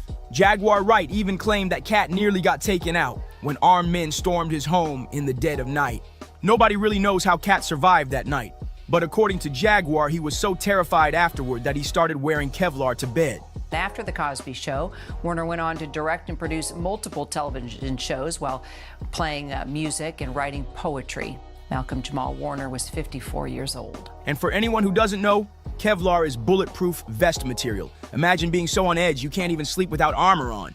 If the rumors about Malcolm are true, then Chloe and every other celeb who's ever been offered the sellout deal better move carefully, because these people clearly aren't playing games. And of course, the public had their own takes. One person said, Oprah knew exactly what he was talking about. She looked nervous, scratching her neck, because she knows they're doing sick stuff, and she's part of the club. Another person chimed in, "When I heard that, I knew something was off. Too many different versions of the story means somebody's covering something up. We'll see. But I don't buy that he'd take his family there, swim out far, and just leave his daughter alone on the shore. Where was his wife? Sounds way too convenient. And who exactly was that other guy?" Now, I'm curious, what do you think? Was Dave Chappelle really pulling back the curtain on what happened to Malcolm? Or was this truly just a tragic drowning like they claim? Drop your thoughts in the comments, hit that like button, share this with your people, and don't forget to subscribe for the next messy deep dive. And I'm not saying allegedly. Oh. I'm saying, Sean Carter, you're a piece of shit. Taking Pimp C wasn't bad enough. You just want to go down there and you want to just remove all of the balls from every real gangster in Houston. She may look picture perfect every time she steps on stage, but behind the velvet curtains, insiders whisper that Beyonce is living on the edge. The smile, the poise, the aura of untouchable power, it all starts to crumble when you hear what's being said about her husband. This part is not alleged. Jay-Z and his team, they have been ducking and dodging, taking the DNA test. Right now, the Carters aren't just facing some small-time gossip. They're staring down a full-blown storm of paternity scandals, DNA paperwork, and shady financial moves that paint a way darker picture than anyone expected. These aren't whispers you can just brush off. This is a hurricane crashing right into the empire they built. It's not just one woman coming forward, not even two. Multiple people are claiming Jay-Z has love children scattered across decades, each story messier than the last. And while Hov keeps trying to fight it off in court, calling it all harassment, the sheer number of accusers is making it harder to call coincidence. By the way, wasn't this all around the time when Aaliyah died? Yeah. And Beyonce's solo career was struggling? People are starting to wonder if there's more smoke than he can hide. One woman in Maryland, Letitia Macer, even claims she's Jay-Z's daughter. She didn't just say it in private either. She blasted it out on Instagram under the handle Jay's first daughter. Letitia swears her family told her for years that Sean Carter was her father. And to make it even messier, her own sister backed her up, saying she personally introduced Letitia's mom to Jay way back when. Then we got Reer Satwa, a name that's been haunting Jay-Z's legal team for over a decade. Since the early 2000s, this man has been banging on courtroom doors, begging for just one thing, a DNA test. But every time he gets close, it's like the ground disappears beneath him. His filings describe walls of secrecy, legal delays, and a system that always seems to tilt in favor of the Carters. I know so much on how you got where you are, how you stepped on many people. And let's be real, these aren't just some random street rumors. We're talking sworn affidavits, specific dates, actual names, even whispers of hard proof sealed away in envelopes marked confidential. That's the type of evidence that can shake an empire if it ever makes it out in the open. But here's where it gets downright chilling. The lawsuit that just vanished. Out of nowhere, one claimant pulled back with zero explanation. No settlement confirmed, no public closure. Was it hush money? Was it pure fear? Or was the industry machine flexing its muscle, reminding someone how fast a career or reputation can disappear with one wrong move? You understand? I think that they don't want, if they was in any of those freak-off tapes, if they played a part in any of those Diddy sessions, they don't want it to get out to the general public to make up their brand. Anyone who knows how hip-hop's power players move already knows. One phone call from the right executive and the silence becomes deafening. But silence can't hold forever. And right now, the noise is louder than ever. Jay-Z's empire is being painted not as a kingdom of brilliance, but as a fortress built on secrets. And Beyoncé, the queen herself, is trapped in the middle of this explosion. The jaw-dropping irony is wild. Beyoncé, praised for her independence and genius, might not be the innocent bystander fans thought she was. Insiders are whispering that she's known about these alleged love children for years, that she wasn't blindsided, wasn't tricked, but played along to keep the perfect image alive. The image that secured her spot as the world's most carefully packaged superstar. Oh, no, Jose. No, when I get nervous, I tell the truth. At the end of the day, who really benefited more than Beyoncé from being Mrs. Carter? From wearing the crown as the first lady of hip-hop royalty? Every time she dropped an album, it was flanked by his influence, his power, his empire. Let's not sugarcoat it. Her career was massive on its own, but being tied to Jay turbocharged her brand with his money, his reach, his network. Critics say the Gold Digger label wasn't just an insult, it was the blueprint. But here's where the plot twists. If Beyoncé knew all of this for years, why stay silent until now? Why let whispers grow into screams at this very moment? Why does it all come to a head now? Why now? Why? Because he's the acceptable monster at this time. Like R. Kelly was the last time I sat on this couch. So who's next? Y'all don't see the lineup? Yeah, we see the line. Word on the street is she's been quietly working on a tell-all memoir, one that could rip apart the shiny, polished image of the Carter dynasty. A book that could flip the narrative, painting her not as complicit, but as the betrayed queen, humiliated yet resilient, surviving while Jay allegedly lived a double life. Think about it. What better stage exit than to declare herself the wounded heroine who endured years of betrayal? With one move, she doesn't lose her crown. She rebrands it. She secures the sympathy. She protects her fortune. She cements her legacy. And she walks away clean, never looking like the villain. That's power chess, not heartbreak. And timing? Timing is everything. Best of both worlds. Nobody talks about that. Nobody talks about this shit. Nobody talks about that project. That swept that smooth under the rug. Why? Right now, the Carter name is burning under a spotlight hotter than ever. Court filings, secret scandals, whispers of love children.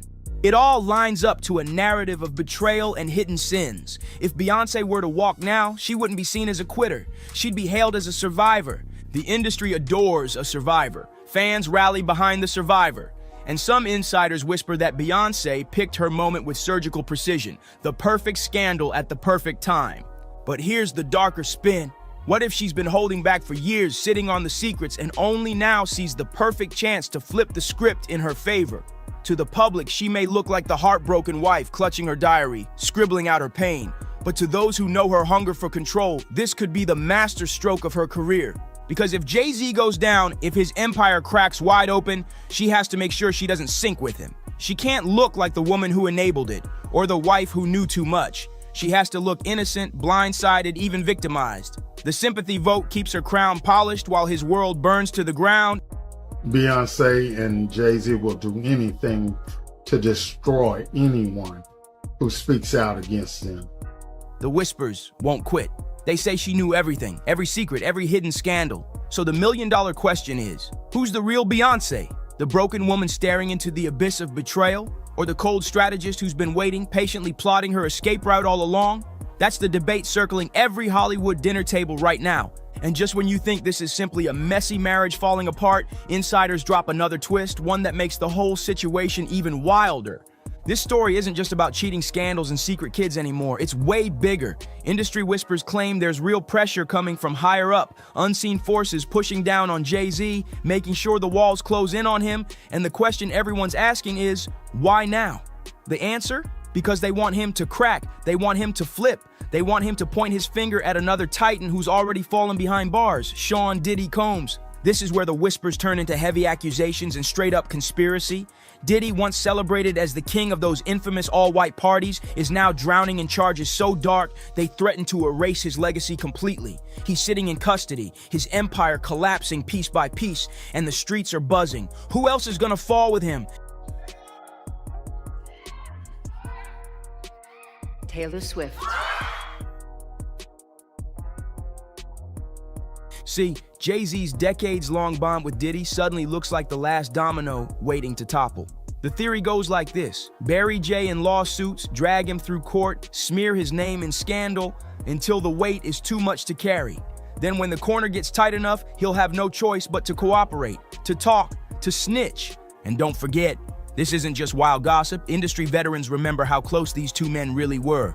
They rose together, toasted their billions in front of flashing cameras, always covering for each other when nightclub fights, lawsuits, and ugly drama threatened to blow things up. Now, with Diddy on the verge of exposing everything just to save himself, the real question is, will Jay-Z be forced to trade loyalty for survival? Who's to say the feds wouldn't want Jay-Z as the ultimate crown jewel witness? If that's the case, then Beyoncé's timing suddenly looks cold and calculated. Why stick around for the implosion if you know your husband is about to be flipped into a bargaining chip in the biggest takedown hip-hop has ever seen? Better to walk away, memoir in hand, before the entire empire crashes to the ground. There are people who did short sales on their stocks right after that, made a lot of money, including Sean Carter. Now I'm going to ask you, why would non-disclosure agreements need to be signed for an accident? And the deeper you look, the stranger it gets. Jay-Z's silence on Diddy's current mess is deafening. His old ride-or-die ally has been left dangling, twisting in the wind while Jay stays ghost. People notice quick. 50 Cent even clowned him, joking that Jay's face should be on a milk carton meme. Funny, yeah, but beneath the trolling, it speaks to something very real. Jay is hiding. And in that silence, speculation only grows louder. Is Jay-Z ducking the spotlight because he's guilty? Or is he hiding because he's negotiating? The industry is buzzing with both possibilities. And right in the middle of this storm is Beyoncé, quietly crafting her exit, polishing her story and figuring out how to play both sides. Will she frame herself as the betrayed wife who endured her husband's double life? Or will she reinvent as the survivor of an empire built on corruption? Maybe, just maybe, she plans to be both. What's up, what's up? This is Beyonce on the red carpet with one of the hottest female artists out here, Miss Aaliyah. How you doing, girl? At the end of the day, the public doesn't dig through the fine print. They just see the headlines, the tears, the stage walk-away moments. The truth, whatever it really is, gets buried under the rubble of carefully planned revelations. And if that's the case, the real question isn't whether Beyoncé knew the truth all along. It's whether this was her plan from the very beginning. Industry whispers say this sudden wave of accusations hitting Jay-Z isn't random at all. It's a pressure campaign, a deliberate play to trap him into making a decision he's been ducking for years. And the theory is chilling. Powerful forces want him to finally open his mouth about what he knows of Sean Diddy Combs. Remember, Diddy wasn't just some label boss. He was once the flashy king of bad boy records and Jay's tightest ally. But now Diddy's locked away, staring down charges so heavy they could wipe out his career and legacy forever. And here's where it gets dangerous. If investigators believe Jay was close enough to witness how that empire really operated, then his silence is worth more than gold. His words could make or break entire legacies. And the easiest way to crack a man like Jay-Z, don't just go after him, go after everything he holds dear. Look at the timing. Diddy's legal nightmare explodes, and suddenly Jay is drowning in paternity claims and lawsuits from every direction. Federal filings, old headlines, shady incidents from decades back suddenly resurfacing. Coincidence or calculated choreography? But after that major documentary comes out on Diddy, then you're going to start to hear more and more about Jay-Z and his nefarious past. Many in the industry swear this isn't about destroying Jay-Z at all. It's about bending him into compliance. He's too iconic, too valuable, too legendary to erase. The message is crystal clear: talk or watch everything you've built collapse. And honestly, that collapse already looks like it's rolling downhill. His reputation is under fire, dragged by whispers of secret families, mystery children, and allegations darker than anything his lyrics ever painted. The image of untouchable Hov is cracking, and people are starting to wonder if the empire is built on sand instead of stone. Remember, Jay and Diddy weren't just associates, they were brothers. We all saw the billionaire brunches, the champagne toasts, the speeches about strategy and brotherhood. Diddy even bragged once, "Whenever I get in trouble, Jay's the one I call. This is my strategist, this is my brother." Those words aged like poison, because now that brotherhood might be the very chain dragging Jay to the bottom. If the authorities think Jay was in those rooms, at those infamous parties, watching it all go down, then staying silent isn't loyalty anymore, it's obstruction. And here's the kicker. If Diddy really is gearing up to point fingers just to save himself, then Jay-Z is backed into the tightest corner of his life. His choice? Betray the man who once called him family, or sink right beside him in the wreckage? The tension around Jay-Z isn't just legal, it's psychological. His silence has become its own scandal. While the world speculates, Hov stays mute, and insiders swear that silence is screaming. Even 50 Cent couldn't resist poking fun, plastering Jay's face on a fake milk carton, joking that he's missing. But here's the thing. Beneath the trolling, the meme hit a nerve. It reflects what a lot of people believe. Jay has gone underground, hiding out, waiting for this hurricane to somehow pass. But what if it was never meant to pass? What if this storm was built to smoke him out, to force him into a corner until he finally opens his mouth? That's the paranoia now circling the industry. Jay's silence isn't strategy, it's survival. And maybe not even enough. Meanwhile, Beyonce's public appearances tell a whole different story. On the surface, she's flawless. The gowns, the stages, the perfect lighting. But beneath the glitter, fans and analysts swear they see cracks, little flashes of something darker. Her award show walkouts, her tour stops, they feel dazzling but almost defiant. Like every pose is less celebration, more warning. I'm still here, I'm still in control, and that's where the contradiction cuts deep. For a woman whose entire brand has been built on calculated perfection, these moves don't look random, they look deliberate. Some say the sparkle isn't joy at all, it's camouflage, a performance of survival while her private life quietly teeters on collapse. Observers can't stop pointing out the details, her costumes, the colors, the choreography. One performance had her draped head to toe in gold, standing tall above a stage designed like a royal throne room. Was it just artistic flair? Or was it Beyonce declaring that she alone wears the crown now? Another moment saw her cloaked in somber black, surrounded by dancers who collapsed at her feet, leaving her the last one standing, cold, untouchable, in solitary power. To those who follow her symbolism, these aren't coincidences, they're statements. Every look, every set piece feels like a layered spectacle, coded messages aimed straight at Jay-Z. A not-so-subtle reminder that she controls the narrative, that she alone can tell the story of their marriage and tell it her way. Even her set lists have taken on fresh meaning.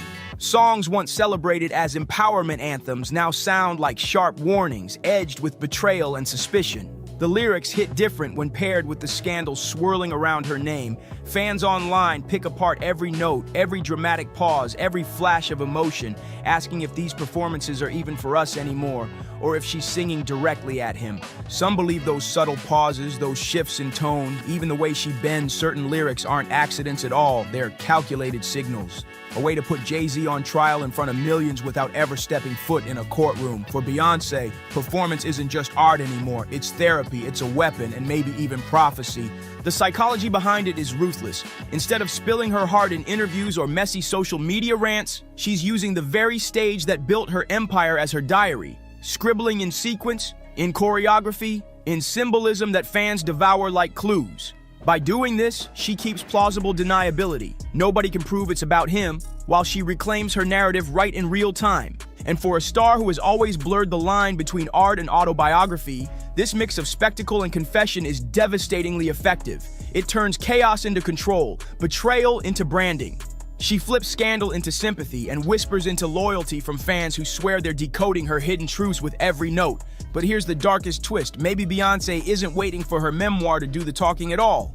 Maybe the memoir will just be the final exclamation point to a story she's already been telling night after night under the spotlight. And if that's the case, then what we're watching isn't just another world tour. What we're watching isn't just entertainment. It's a live broadcast of a marriage unraveling, cleverly disguised as spectacle. And whether Beyonce intends it or not, the entire world has been drafted into her diary, reading her silent messages in real time. Meanwhile, Jay-Z sits at the center of an audience that's slowly realizing they were part of the show all along. Against this backdrop, Beyonce's position becomes even more fascinating. If she really is working on that memoir, the timing couldn't be sharper. Picture her stepping forward with her version of events right as authorities turn up the heat on Jay-Z. To the public, she wouldn't look like an accomplice shielding secrets. She'd look like the betrayed wife, finally breaking her silence, finally exposing the truth. It's the ultimate clean break, a move that distances her completely from whatever testimony Jay might be forced to give about his years running alongside Diddy.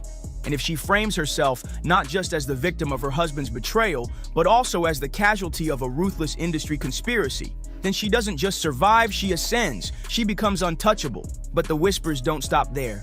The theories get even darker when you pull back the curtain of history. In the shadows of Beyonce's rise, some conspiracy theorists bring up the tragic death of Aaliyah, arguing that her plane crash wasn't an accident at all, but a sacrifice to clear the stage for Beyonce's reign.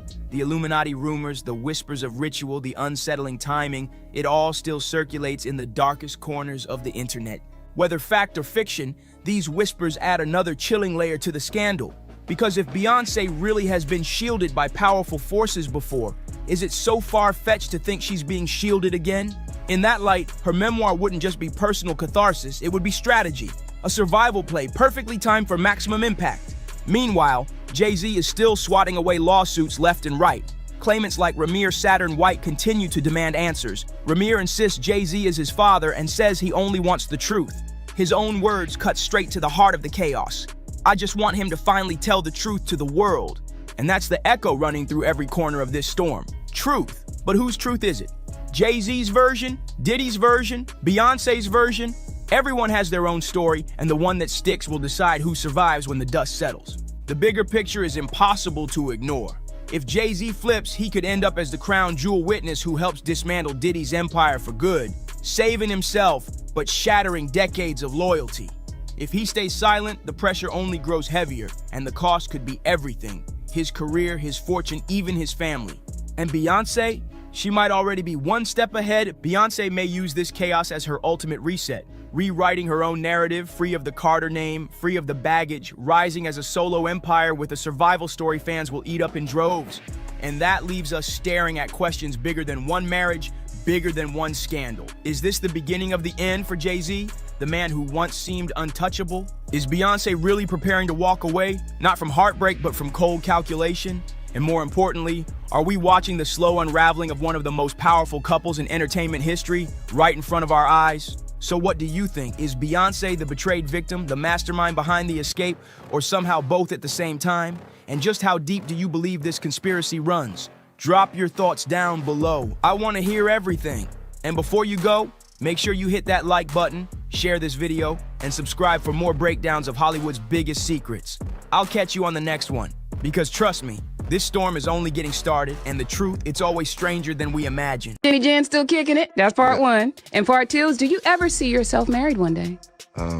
So as far as Jenny Jen, I love Jenny.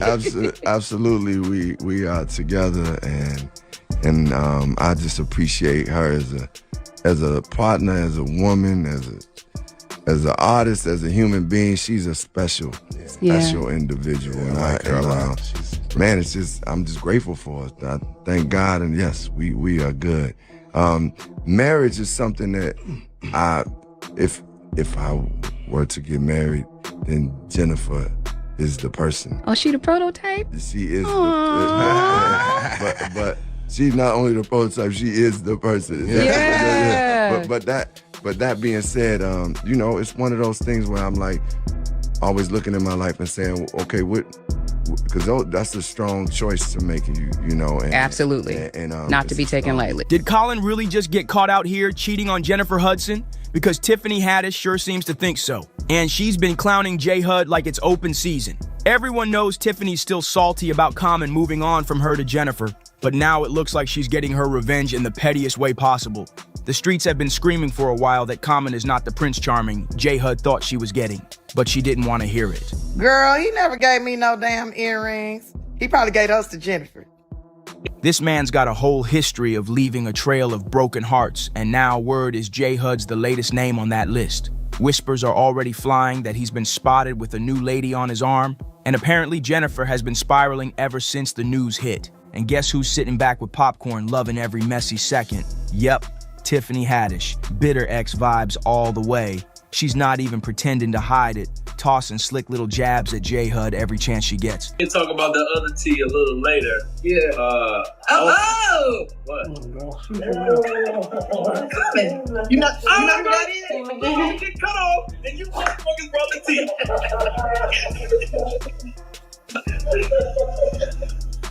But here's the real question. Why would Common step out on Jennifer Hudson of all people? Who's this mystery new girlfriend? And is Tiffany plotting to swoop back in for round 2? Oh, it's about to get real messy.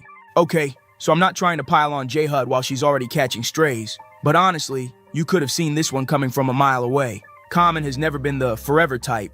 No matter how much he tries to play that role in interviews, his dating history says it all. High-profile flings, short-lived romances, and a track record that just screams, can't commit. I'm enjoying it. I'm not gonna put nothing extra on it. If he wanna marry me, he can give me an apartment building. Oh, okay. That would be, you don't want a ring, you want an apartment complex. I'd give me a duplex, an eightplex or something. You know, the homegirl be like, where your ring? I thought you was engaged. Where your ring? Where your carrots? Carrots. Girl, please, I got units. Knock it off. Still, fans were holding out hope. They thought Jennifer would be the exception, the one who could finally get him to slow down, lock in, and maybe even start a whole new family. For a while, it looked like she might have done it too, until now. Because the word in the streets, Common's been stepping out on J-Hud heavy, and she's crushed. The wildest part, this man was just out here telling everyone she was the one, and even dropping hints about marriage.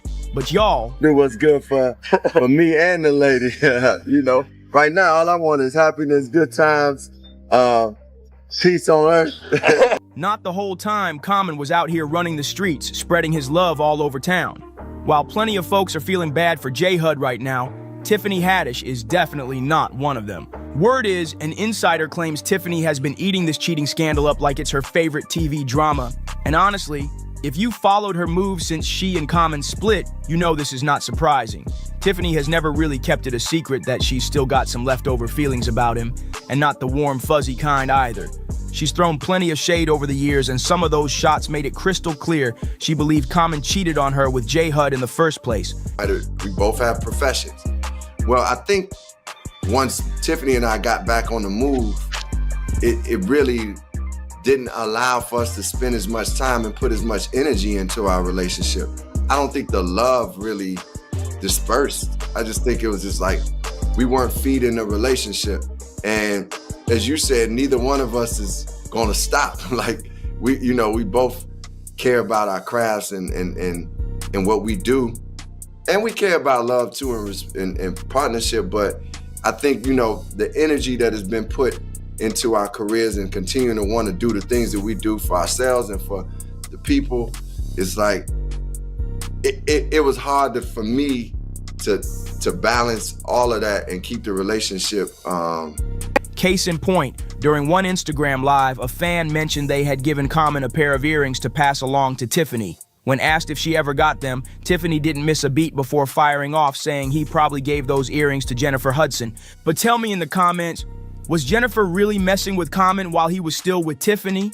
Because if that's true, then all this shade Tiffany's been throwing suddenly makes perfect sense. It would explain why she's sitting back enjoying every messy second of his cheating scandal. In her mind, this is karma paying its debt in full. Some fans even think this might be Tiffany's big chance to slide back in. She's made it no secret she's still got feelings for him. And if she was once rumored to be the side chick herself, that kind of history clearly doesn't scare her off. If there's even a sliver of hope to win him back, Tiffany might just be thinking, come close to me, baby. And he says the work he's doing on himself will help him fulfill a lifelong dream. And you write a lot about you want to be a husband one day. You have a rather famous relationship coach. Oh, yeah. Yes, Michelle Obama, she has definitely helped talk me through just certain moments of relationships. We had conversations, and she has given me a lot of wisdom. But one great thing that she told me as I was going through this journey was that you have to understand you're not going to get anybody that's perfect because you're not perfect. So understand that there's some certain things that you will compromise in choosing that partner. But as long as the core values, the values that are most important to you, that person, marks off on that list, then you good. She gave some good advice there. That's good wisdom. She does some really good wisdom there. Let's be real. When she first started dating Common, it was obvious she was way more invested than he was. She's the one who pushed to make it public during the pandemic. They even quarantined together, and Tiffany made sure to show him off on Instagram Live with Dwyane Wade and Gabrielle Union, tilting her camera just enough to flaunt her man. Like I said, Tiffany was way more locked in than Common ever was. She couldn't stop gushing about him, especially when her birthday was coming up, and she wanted it to be special. In one interview, she even laid out her dream plan. I'm just hoping me and my man, we go hot air ballooning and have us a nice little meal. She even reminisced about past birthdays, getting drunk with her grandma at 39, throwing a bat mitzvah at 40, and for 41, she wanted that hot air balloon moment. But guess what? Common didn't just skip the balloon. He skipped planning anything at all. Jenny Jen still kicking it. That's part one. And part two is, do you ever see yourself married one day? So as far as Jenny Jen, I love Jenny. Absolutely, we are together, and I just appreciate her as a partner, as a woman, as an artist, as a human being. She's a special individual, and I'm just grateful for it. I thank God, and yes, we are good. Marriage is something that if I were to get married, then Jennifer is the person. Oh, she the prototype? She is but she's not only the prototype, she is the person. Yeah. But that being said, it's one of those things where I'm like always looking at my life and saying, okay, because that's a strong choice to make, Absolutely. And not to be taken lightly. Sources say all she got was some flowers. And let's be honest, that's the bare minimum when it's your woman's big day. No trip, no surprise, nothing. And Tiffany wasn't shy about hinting at what she really wanted. Not just a proposal, but a whole apartment building instead of a ring. She was thinking about building a future, while he was barely sending bouquets. She had big hopes for where things could go. But if you're wondering how Common reacted to that, he made it pretty clear he was there for a good time, not a long one. So when they called it quits just a couple months later, fans weren't shocked. In fact, plenty were relieved Tiffany finally broke free from Common's grip, because let's be real, he had her wrapped around his finger. But here's the twist. Common was the one who ended things, and then he tried to play it off by blaming their busy schedules for the breakup. Tiffany wasn't letting him skate by with that weak excuse. She clapped back, saying he might just be the kind of man who never really settles down, comparing him to a bee going from flower to flower to flower. She claimed she wished him nothing but happiness, but it sounded a lot like she was hinting that he cheated without outright saying it. And when Common popped up dating Tiffany made sure to speak on it again in another interview. Tiffany once said Common was the healthiest, the funnest relationship I ever had. It's where I felt safest out of all the relationships I ever had. But then she dropped the kicker. The breakup wasn't mutual. According to her, he hit her with, I think this relationship is running its course. And she was like, okay, you gonna be a 50-year-old single man? Okay. And now, it's looking like he's running that exact same play with J. Hud. But here's the thing. Tiffany and Jennifer are far from the only ones. Common's got a heartbreak resume that stretches way back, with names like Serena Williams, Taraji P. Henson, Erykah Badu, and more. And it's always the same pattern. Just when the woman gets comfortable, just when she starts really getting attached, he hits her with the classic psych, ends it, and bounces straight to the next. And let's be real, none of his exes seem to keep things friendly with him, especially Erykah Badu. Why? Because by all accounts, he did every single one of them dirty. For context, Erykah and Common started dating in 2000, lasted about 2 years, and by late 2002. At first, Erykah kept the breakup details locked up, but Common? Oh, he had no problem running his mouth. He claimed the split happened because she caught feelings for someone else and dumped him over the phone. According to him, I was in my hotel room on tour and she called me and was like, hey, I don't want to be in this relationship no more. I'm like, it's somebody else. He called her his first love and his first heartbreak.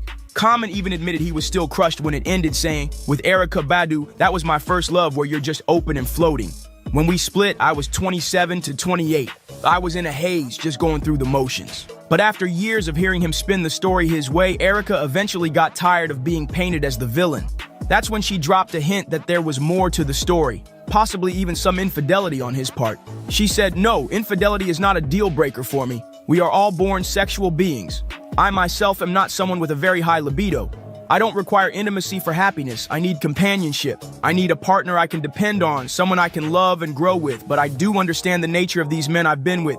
Men in general, they have a need to chase. So even though Common allegedly cheated on her, he still spun the breakup as her fault, claiming she caught feelings for another man. That's not just petty, that's manipulative. And when I say this man's got a bad rep, I mean it. But after things ended with Angela Rye, suddenly Common was talking like a changed man. He was telling the world he'd gone to therapy, worked on himself, and was ready to be a better partner.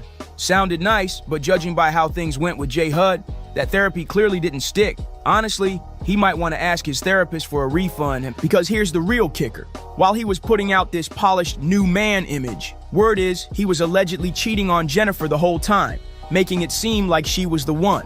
What makes this whole Common situation hit even harder is that J. Hud has already been through more than enough heartbreak in her life, and she didn't deserve another one. Y'all remember her relationship with wrestler David Otunga, right? That love story took a devastating turn when Jennifer's mom, brother, and nephew were tragically killed by her brother-in-law just weeks after she got engaged. It was an unthinkable loss, and Jennifer needed someone rock solid to hold her up. David stepped into that role in a big way, planning getaways to give her a break from the grief, staying right by her side through the darkest days, and helping her slowly start to heal. And then, like a burst of light after a long storm, Jennifer found herself pregnant later that same year. By 2009, their son, David Jr., was born, and for a while, it looked like their little family was finally falling into place. But by 2010, after being engaged for over 2 years, people started asking the obvious. When are you two getting married? Rumor had it the wedding was set for that year, but then out of nowhere, it got pushed back. They eventually called it quits, but that breakup was anything but peaceful. Jennifer claimed that in the final stretch of their relationship, David's behavior took a disturbing turn, accusing him of becoming increasingly aggressive, threatening, and even harassing both her and their son. She alleged that things escalated into mental and physical abuse, painting a dark picture of what was going on behind closed doors. According to Jennifer, David sent her chilling messages that left her so rattled she called security, fearing he might show up at her studio and cause a scene. Thankfully, he never appeared there. But the drama allegedly didn't stop. Later that same day, she claimed David was waiting at home, confronted her, grabbed their son by the arm, and took him upstairs to the master bedroom. Then, while still holding on to their child, he allegedly shoved her out of the room and shut the door. So yeah, J. Hud absolutely deserved better than that. But here's the real question. Was Common actually an upgrade? Because if we're being honest, it doesn't look like he was ever going to be the good guy in her story either. And now, Jennifer's just the latest name added to Common's long-running list of broken hearts. And true to form, it's probably only a matter of time before he quietly soft launches his next relationship like nothing ever happened. Meanwhile, Tiffany, she's got to be savoring every messy second of this saga. Because let's be real, Tiffany didn't just crack a joke here. She cracked the whole situation wide open. Jennifer's name is now right in the middle of a headline-worthy scandal. Common's already flaunting his new flame like he's got nothing to answer for. And Tiffany is making sure the entire world has front row seats to every twist and turn.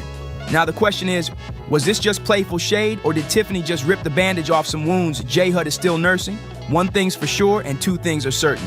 This story is far from done. And trust me, the next chapter, it's about to get even juicier.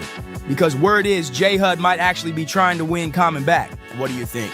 Drop your thoughts in the comments, hit like, subscribe, share this with a friend, and I'll see you in the next one. You long believed to be true, but realized wasn't.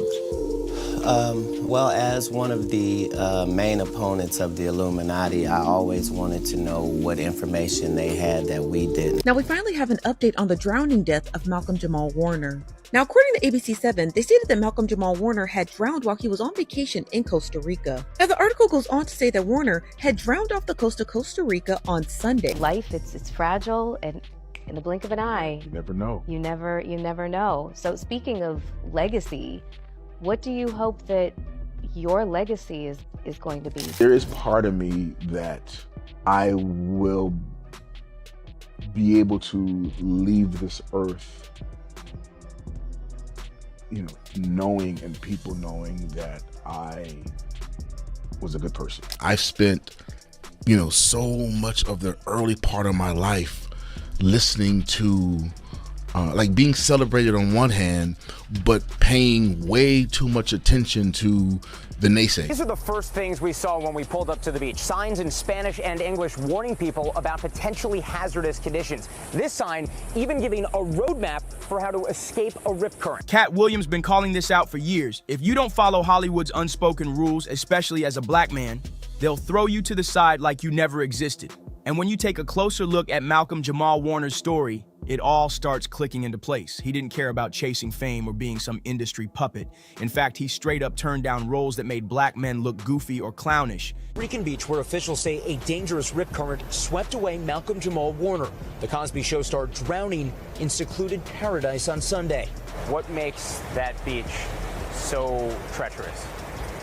You know, it's similar to other beaches where there are strong rip currents that are deceiving. Mike Geist helps run a volunteer lifeguard organization here. He says while no lifeguards were on duty that day, Geist's friend, who happens to be a trained lifeguard, was there to surf and discovered Warner unresponsive in the water.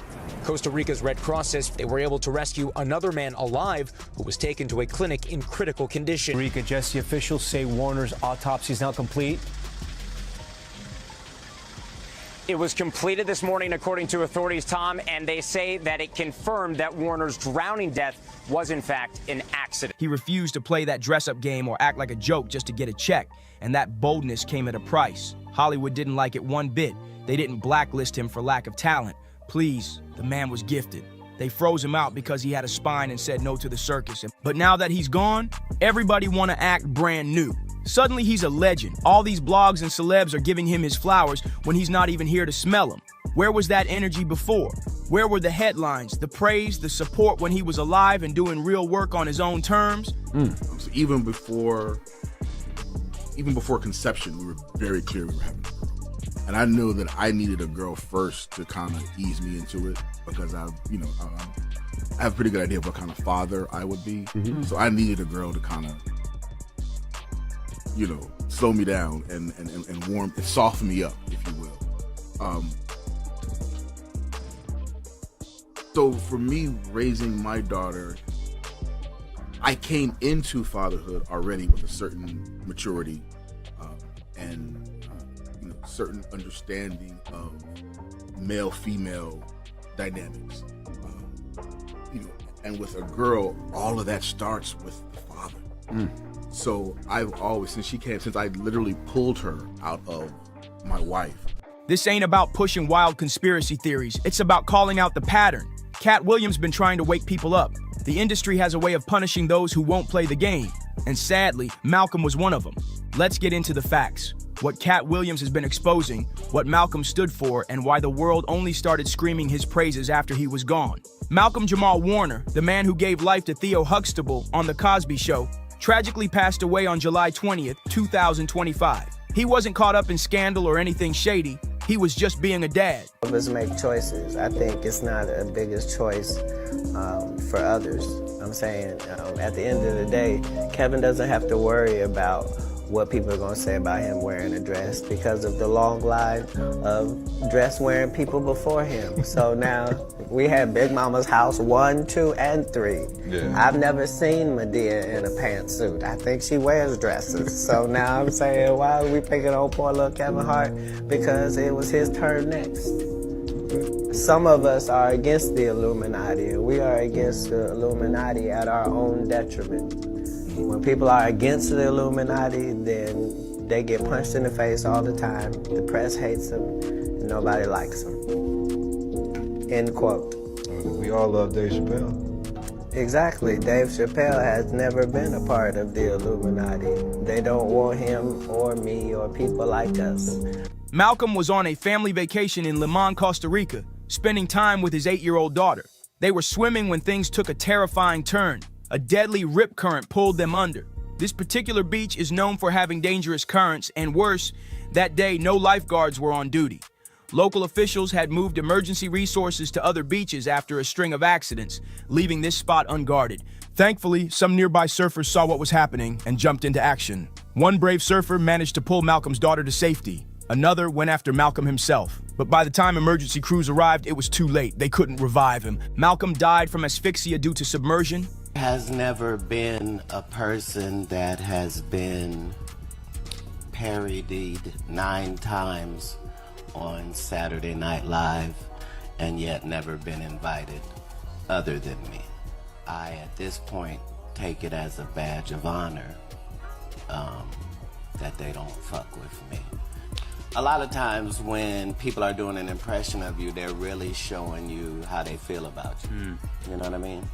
So for Saturday Night Live to have an impression of me and have a woman do that means they think I'm a bitch.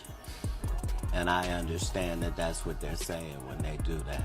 I understand how the game goes, and I understand that if you love me, I know why you do. And if you don't with me, I understand why. He drowned trying to protect his child. The surfer who tried to save him ended up in the hospital in critical condition. When the autopsy came out, it confirmed what everyone feared. This was a heartbreaking accident, not some twisted mystery. Here's why Malcolm's death shook people to their core. He was one of the very few Hollywood child stars who never lost himself in the fame. For the title is combating the narrative of Black life, Black culture that the media focuses on. And you know, that we're all one thing. Yeah, and the whole concept is, you know, we're not all hood. The Black community is not a monolith. No scandals, no breakdowns, no mess. He was solid, a self-made multi-millionaire, Emmy-nominated actor, Grammy-winning musician, powerful poet, sharp director, and bold social activist. He didn't just talk the talk, he walked it. He stayed married, no drama, no divorces. He raised his daughter right and had no kids outside his marriage. That alone sets him apart in this industry. There should be a moratorium on both of those words in hip-hop because it's low-lying fruit, it's so easy, everybody fucking does it, to the point that it's corny.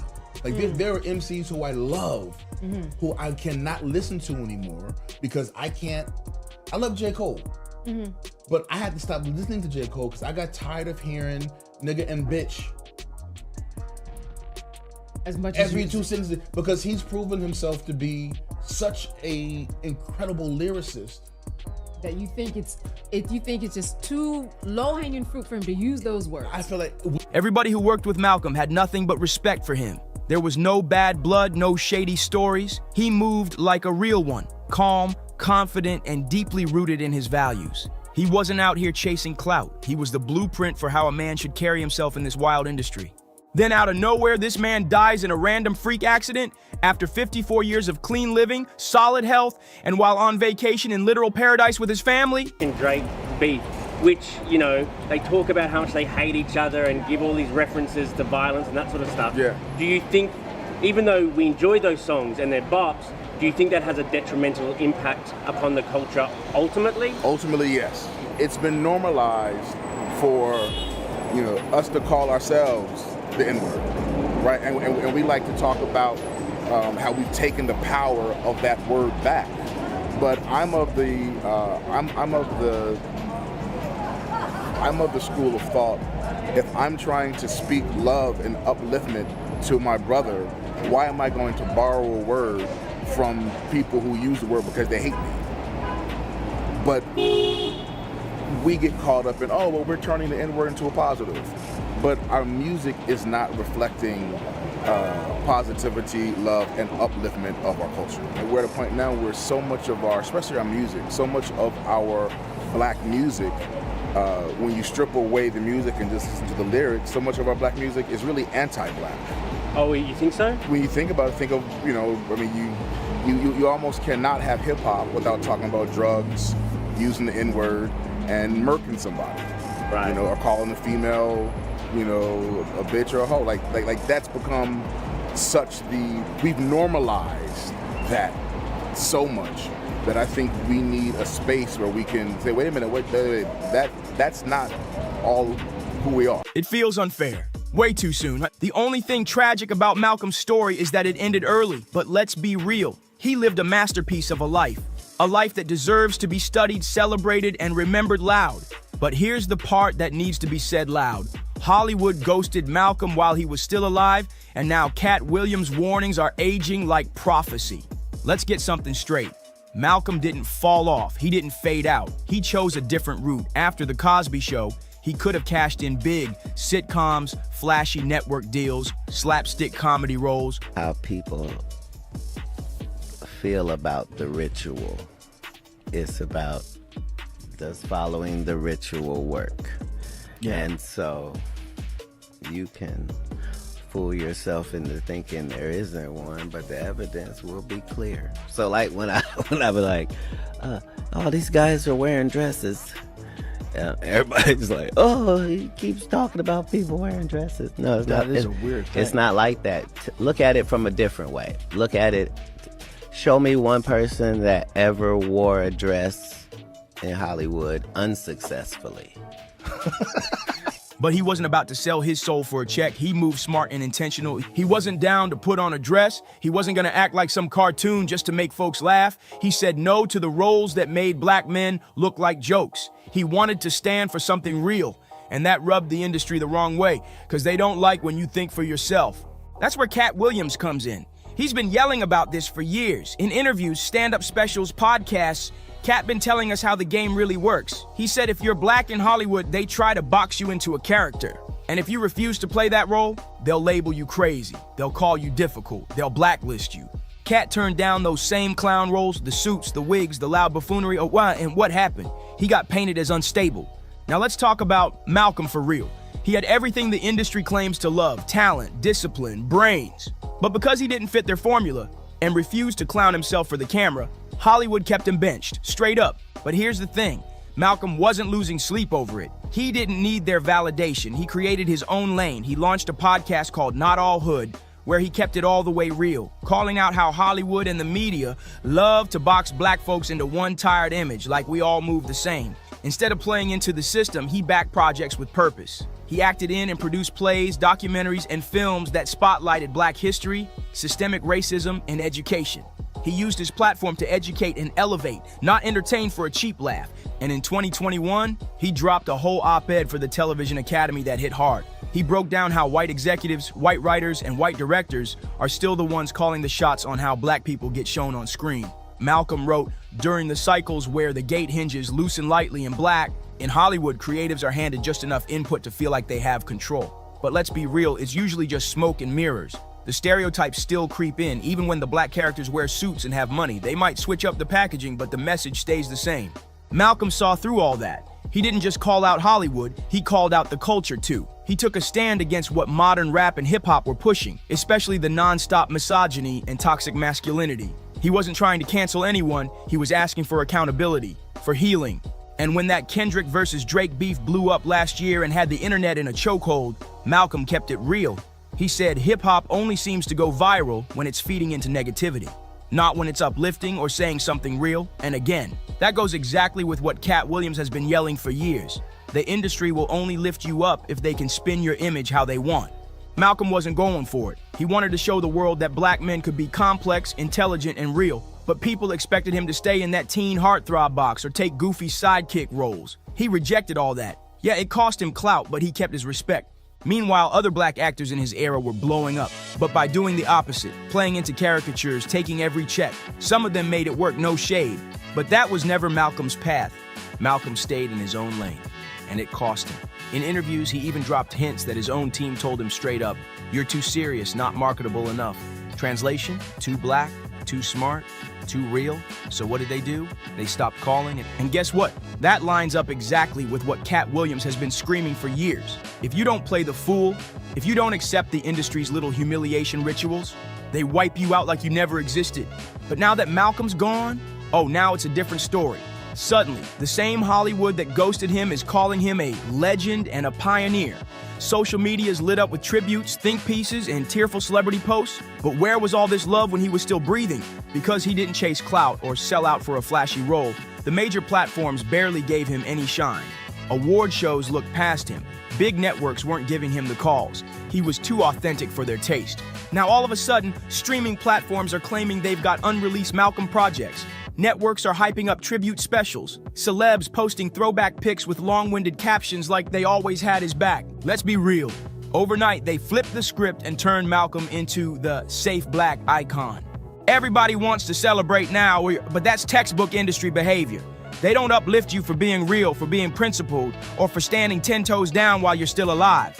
No, they wait until you're gone and can't speak for yourself. Then they flip your legacy into a marketing tool for woke points and profit. And guess who called this out way before it happened? Katt Williams. He told us straight, the system only embraces black talent when it fits their script, and when that person can't fight back anymore. So now we gotta ask, is this real love, or just the usual Hollywood cleanup job once it's too late? Let's not get it twisted. Malcolm Jamal Warner wasn't just some actor with a clean image. He stood for something. He stayed solid, grounded, thoughtful, and he never sold out. In a world that rewards clowns and chaos, Malcolm chose purpose over popularity. That's exactly why they overlooked him, until they couldn't anymore. His death isn't just heartbreaking, it's a wake-up call. It shows just how rare it is to see someone walk through this industry with integrity and still hold their head high. But now it's your turn. Drop your thoughts in the comments. Was Malcolm pushed to the side for refusing to play the game? And why does it always take death for the world to finally show respect? Don't forget to like, subscribe, share, and tap that bell, and I'll catch you in the next one. Do you see what your new rappers, how they got y'all dressing? What happened to white tees and no, you girl.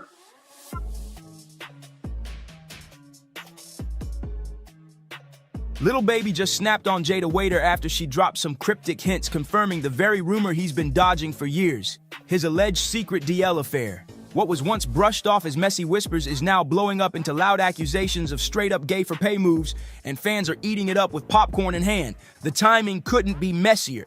The moment Jada cracked that door just a little, Slim Thug came barging in like a wrecking ball with so-called receipts. Suddenly, Lil Baby's private life is front-page gossip, and the streets swear he can't escape this storm no matter how hard he tries. What do you think of the James Harden memes?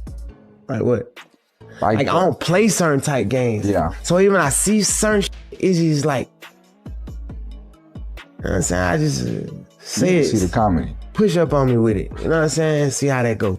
If you missed it, Slim Thug recently let something slip that turned into a full-on explosion. He didn't tiptoe, he didn't hint, he flat out called Lil Baby a sugar baby in front of everybody.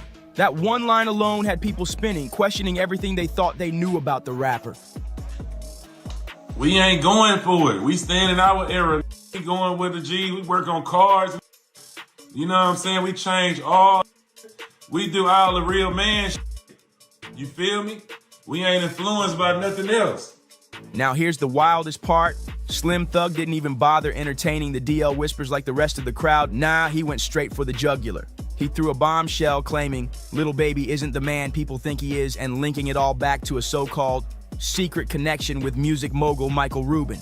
You can literally spot the exact second Slim Thug let that bomb fly about Lil Baby, and the wild part is, he didn't even flinch. Accident or not, the smirk on his face said it all. He looked way too satisfied, like he'd been waiting years to finally air it out.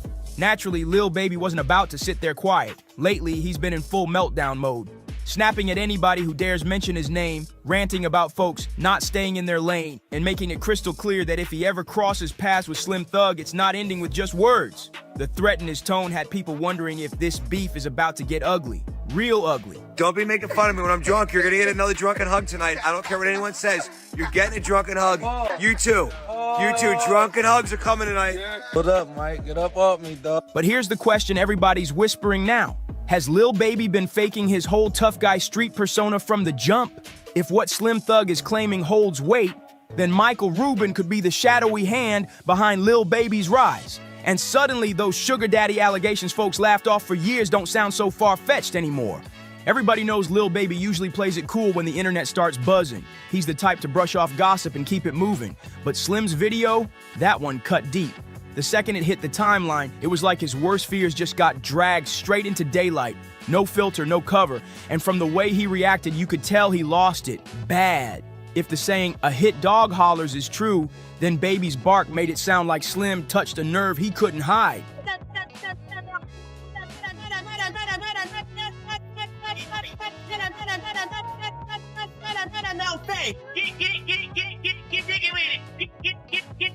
It didn't take long before Lil Baby jumped on his IG stories trying to clap back with a cryptic warning. He posted, "Those love talking until it gets real." Then what? The tone was sharp, the message was heavy. But then, just like that, he deleted it minutes later, acting like it never happened. Of course, by then the blogs and gossip pages already had screenshots in their hands, blasting it all over socials like wildfire. Look how they got y'all dressing.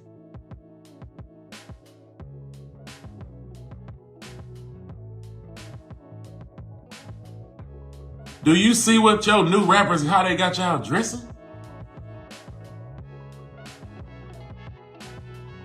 What happened to white tees and normal? You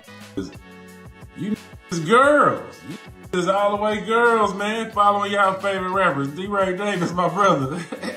Yeah, man. Hey, man. That shit in the flu in my era. I'ma just say that, man. You know what I'm saying? You better put your towel tee on or something, man. Before y'all be doing all this other. Y'all turning all the way to girls. What the f? Like, even the girls know it. The girls look at y'all like girls. It's weird, bro. Like, I don't know what happened. It's crazy. Now here's the twist. He never said Slim's name outright, but he didn't need to. The timing lined up too perfectly, and people put 2 and 2 together instantly. Every finger pointed straight at Slim Thug, and once that connection was made, fans went full detective mode. They were crawling through Slim's feed, Lil Baby's feed, old videos, random comments, hunting for shade, looking for patterns, searching for the hidden clues. That's when the puzzle started to snap into place. Slim hadn't just come out swinging out of nowhere, he'd been throwing slick shots for a minute. And now, for the first time, Lil Baby was showing cracks in his armor, letting the world see he had finally had enough. So what's the reason why you made sure in a world of tattoos, you don't have any? That was really my only reason, like, for being younger. Like, I don't want no tattoo. I know I'm gonna have something to do when I get older. Yes, sir. With my money, and I don't want to be like a thug. Like, even though, like, I'm almost a thug, I was a thug. Yeah. I don't want to be no thug. You feel? I don't want people to look at me like I'm a thug. You know what I'm saying? That ain't what I want. People with tattoos, and to me, you look like a thug. Damn. Everybody like this now, then. So, why did Slim Thug even call out Lil Baby in the first place? Turns out this whole firestorm traces back to one performance not too long ago that set the internet on fire. Lil Baby hit the stage in an outfit that had folks' jaws dropping, rocking a tiny tank top, short shorts, and a pink belt that made sure his thighs were front and center. It wasn't just hoochie daddy shorts. It was a full statement fit, whether he meant it that way or not. For Slim, that was the final straw. The way he saw it, this wasn't just fashion, it was confirmation. To him, Lil Baby was leaning straight into that sugar baby role for men with power and money, like Michael Rubin. The performance clip spread like wildfire, and instantly the internet exploded. Memes, jokes, speculation, it was everywhere. Even the whole Mike Rubin thing. I was just gonna say. Like, I was just about to say. Bruh, I don't play with period. Right. You know what I'm saying? Like, I'm no funny weird. You feel me? I'm dapping Kuzman up. And Mike's happy to see me. He run up on me. Right. I got 10 other pictures. We down there. We start down there. Bam, I'm telling his ass, Mike, I'll slam your neck. I'll break your neck in his. But we play like that. They white, so they don't really understand how I understand. Like, even when the picture came out before it went viral, I told them, like, Mike, I can't have pictures like that. Right. Even though me and you playing, bro, it's 100 people at the party. We in the middle of 100 people. There's nothing weird we could be doing in a party. Right. People weren't just clowning the outfit, though. They went further, dissecting every little move, down to his walk. Comment sections filled with fans saying things like, he moving different, and others flat out claiming Lil Baby was giving off the exact energy Slim had been hinting at all along. And that's all Slim needed to really let loose. The moment that stage clip of Lil Baby's outfit went viral, Slim jumped online and started unloading, saying this right here is exactly what's wrong with hip-hop today. The look on his face said it all. Tight lips, furrowed brows, pure disgust written all over. You could practically feel the frustration dripping off him through the screen, like he was fed up watching the culture shift in front of his eyes. He didn't hold back either. When that picture came out, I literally made Mike Rubin go to his security camera in his house, go to the footage and get the whole time, but I just never, I ain't even gonna post that shit on the internet. Right. I'm just like, right. You feel me? Slim went straight at Lil Baby, flat out clowning him, calling him a girl for rocking that kind of fit, and making it clear he thought the rapper was playing the wrong role out here. The shade wasn't subtle, it was sharp, heavy, and personal. But Slim didn't stop with Baby. Oh no, he spread the flames wider. He dragged young Jock into the fire too, bringing up that crop sweater moment where Jock showed off his midriff during a performance. Slim threw him in the same category, blasting both of them as examples of how the game has lost its edge. When somebody show you who they are, believe the 6th, 7th, 8th, 9th, 10th time, you have to believe them. Yeah, crop tops ain't for everybody, but Slim made it crystal clear. This wasn't just about clothes. To him, every little detail was evidence, proof that Lil Baby had been hiding a much bigger truth all along. He wasn't critiquing fashion, he was building a case. And while Slim was sounding off, fans were running their own investigations. The internet detectives wasted no time, and the next thing they dug up had people gasping. Suddenly, Slim didn't look like he was reaching. He looked like he might have been on point all along. Folks pulled up that one photo, the infamous shot of Michael Rubin and Lil Baby where the two looked practically glued together. The smiles, the body language, the way they were leaned in, it stopped looking like just another group pic and started feeling like a low-key soft launch in public. With Lil Baby's, Oh shit! Oh shit! he gave me $40,000. So Lil Baby has slid in my DMs.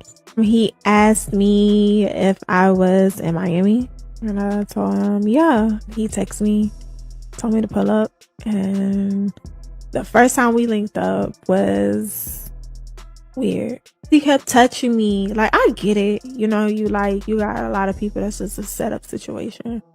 But it was just weird because he kept touching me and he was just rubbing me. Like, it got to the point where I felt like, okay, is he like trying to figure out if I'm a woman or a man? And then after that, it was fascinating, honestly.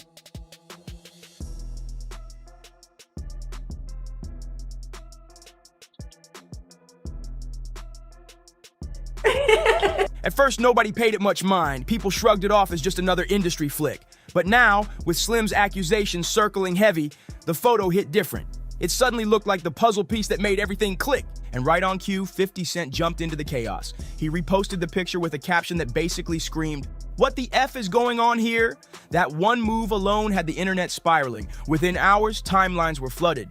Memes, theories, old rumors, and receipts fans had been keeping in the vault until now. Claims started flying that Michael Rubin and Lil Baby's bond didn't just stay locked inside music studios, it allegedly spilled over into something way more personal. Suddenly, that one single picture of them together got promoted to Exhibit A, and from that moment on, every selfie, every group shot, every flick with Rubin wasn't just another photo, it was treated like possible evidence. Fans were convinced they had cracked the code, and now every frame looked suspicious under a whole new light. But before we start unpacking all these so-called receipts, we gotta break down exactly who this alleged sugar daddy really is. Because Michael Rubin, he ain't no background character in the music game. He's a powerhouse, a mover and shaker with enough pull to make or break a career overnight. Most people know him as a music executive who's always standing close to the stars, but his name doesn't just float in boardrooms, it pops up in some of the industry's shadiest, most exclusive circles. The kind where influence is traded like currency and access is worth more than gold. And here's where it gets even stickier. Rubin has been linked to those infamous all-white parties. Yeah, the same kind of legendary, no-phones-allowed gatherings Diddy has been notorious for hosting. That connection alone had people raising eyebrows because if you know anything about those circles, then you already know they're not just about champagne toasts and photo ops. To many, Rubin's influence runs deep, and if he's tied this closely to Lil Baby, then suddenly Slim's accusations stop looking like jokes and start sounding like cold, hard possibility. Lately, the whispers have narrowed in on one focus, Michael Rubin's closeness with Lil Baby. Whether it's those cozy snapshots, the infamous all-white mansion parties, private jet trips, or courtside seats at NBA games, Rubin is always there. Sometimes lurking in the background, other times sitting right beside Baby in plain sight. But either way, he's always present, like a shadow draped over every move the rapper makes. And it doesn't just end with luxury perks and billionaire connections. A lot of fans are convinced Rubin has been quietly reshaping Lil Baby's image, piece by piece. They point to the subtle but strange shifts in how Baby's been carrying himself these past few months. The style changes, the new attitude, the way he's moving in public. It all feels too polished, too intentional. To the internet, it's giving Rubin's influence, not Baby's instincts. This is why Slim Thug's allegations hit the timeline like a bomb, because according to him, all these little clues aren't random. They're the mask slipping. He swears it proves Rubin is the real hand pulling the strings in Baby's career, and fans started replaying everything with fresh eyes. And while Slim went off about Baby's tiny stage shorts, fans caught something else in that same performance clip that sent the gossip pages spinning. They zoomed in and noticed the massive new tattoos running down each of Baby's thighs. Bold ink that reads, 90s Baby. Normally, a tattoo like that wouldn't even raise eyebrows. Rappers get inked up every other week. But when Lil Baby showed off those new thigh tattoos, alarms went off instantly. Why? Because for years he built his whole image around being the one rapper with no tattoos at all. He even explained it in interviews, saying he avoided ink because it could make him look ghetto and might hurt his image once he stepped past rap and into bigger business ventures. That was his thing. Clean skin, no ink. So why would someone so firm on that stance suddenly flip the script? Not only did he tattoo 90s Baby across both thighs, but he also added another piece running down his left leg that reads CBFW. For fans, the contradiction was too loud to ignore. The second that clip started circulating, the internet turned into detectives again. Screenshots, close-ups, memes, it was everywhere. And the theories, they spiraled out of control. People were calling the tattoos some kind of branding, a literal mark that tied him to Michael Rubin as his boy toy, allegedly. Suddenly, it wasn't just about body art anymore. It became a symbol, a clue, and maybe even proof for the conspiracy-hungry fans. At that point, Lil Baby realized staying quiet wasn't going to cut it. The whispers were too loud and his silence was making it worse. So he finally tried to get ahead of the mess, jumping in to shut the rumors down. But instead of cooling the fire, his words poured gasoline on it, because now people weren't just talking about the tattoos anymore. They were digging deeper, pulling receipts about his love life. And what they uncovered made the tattoos look like child's play. First, Baby tried to brush off the Rubin talk completely, even downplaying that viral photo of them together. He claimed there was nothing shady about it, saying it was just a little play wrestling moment that happened to get caught on camera. Lil Baby tried to double down on Lil Yachty's podcast, claiming he had security footage that would clear his name once and for all. But here's the kicker, he never released it. And online, that move backfired instantly. Because to the internet, bragging about receipts without ever showing them might as well be the same thing as admitting guilt. Fans were quick to say, if you had the proof, we'd have seen it by now. And just when it looked like things couldn't get messier, his own baby mama, Jada Waiter, stepped into the chaos and dropped a bombshell. She revealed the real reason she left Lil Baby, saying she had tried to hold the relationship together, but finally walked away after he showed her his true colors. She didn't spill all the details, but the way she phrased it gave people more than enough ammo to connect the dots. And the internet didn't hesitate. Her words sparked a whole new wave of speculation. The true colors she was hinting at? According to fans, it wasn't about him cheating with other women. It was about his alleged ties to Michael Rubin. And that one word, allegedly, was enough to keep the blogs buzzing nonstop. But y'all, it got even wilder from there. The whispers only grew louder when Instagram model Teresa Levy sat down for a podcast and casually described a one-night encounter she once had with Lil Baby. According to her, the way he moved during their hookup left her convinced he might not be all the way straight. She hinted that his vibe leaned more toward the bi side, and that confession sent shockwaves through the fan base. Jada didn't even have to spell it out. Her little hints were enough to ignite another wildfire of conversation. But what came next is what really pushed the sugar daddy whispers into full-blown suspicion. Because here's where things get real tricky. People had always raised eyebrows at Mike Rubin's role in Lil Baby's life.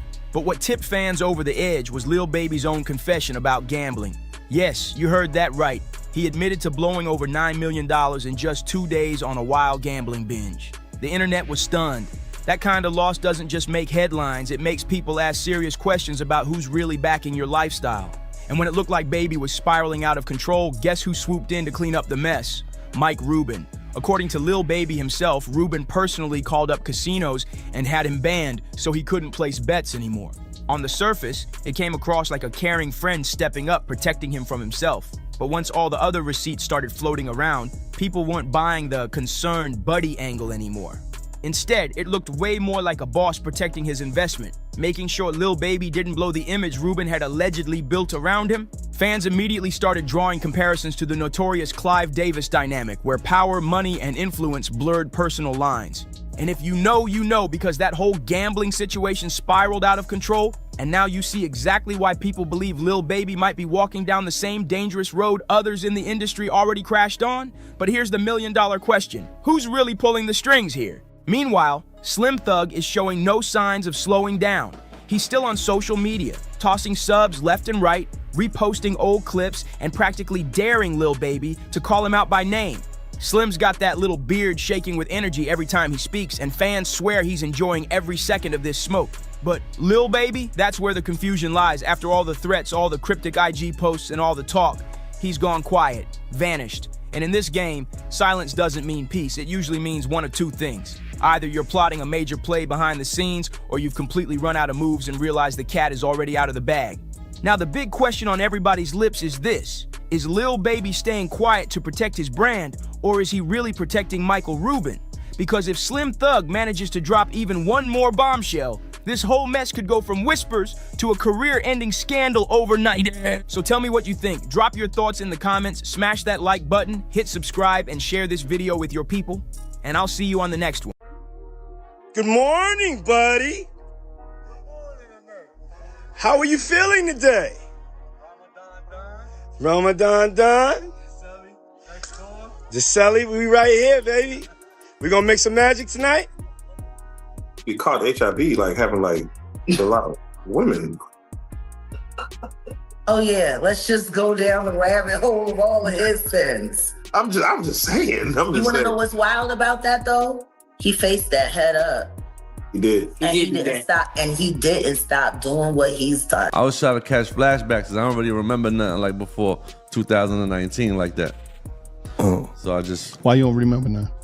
Cause that was the year like I really stopped drinking. So it's like, you know, we used to have a lot of wild nights in LA. Ass clenching nights. Not French Montana running all the way to the king of Dubai for protection. The whispers are wild. They say the feds uncovered some serious dirt linking him to those infamous freak-off gatherings that already had Diddy's name all over them. And just when the heat turned up, French popped the question to none other than the Dubai princess herself. But here's the kicker. Insiders claim that engagement had nothing to do with love. Allegedly, French was really playing chess, not checkers. The word is he only locked down that proposal to secure permanent residency in Dubai, a golden ticket that would shield him from American authorities breathing down his neck. And if that wasn't messy enough, people are digging even deeper, saying the only reason Diddy even signed French Montana in the first place wasn't about talent. It was about leverage. Allegedly, French was tangled up in those late-night royal parties, and the industry power players knew exactly how to keep him in check.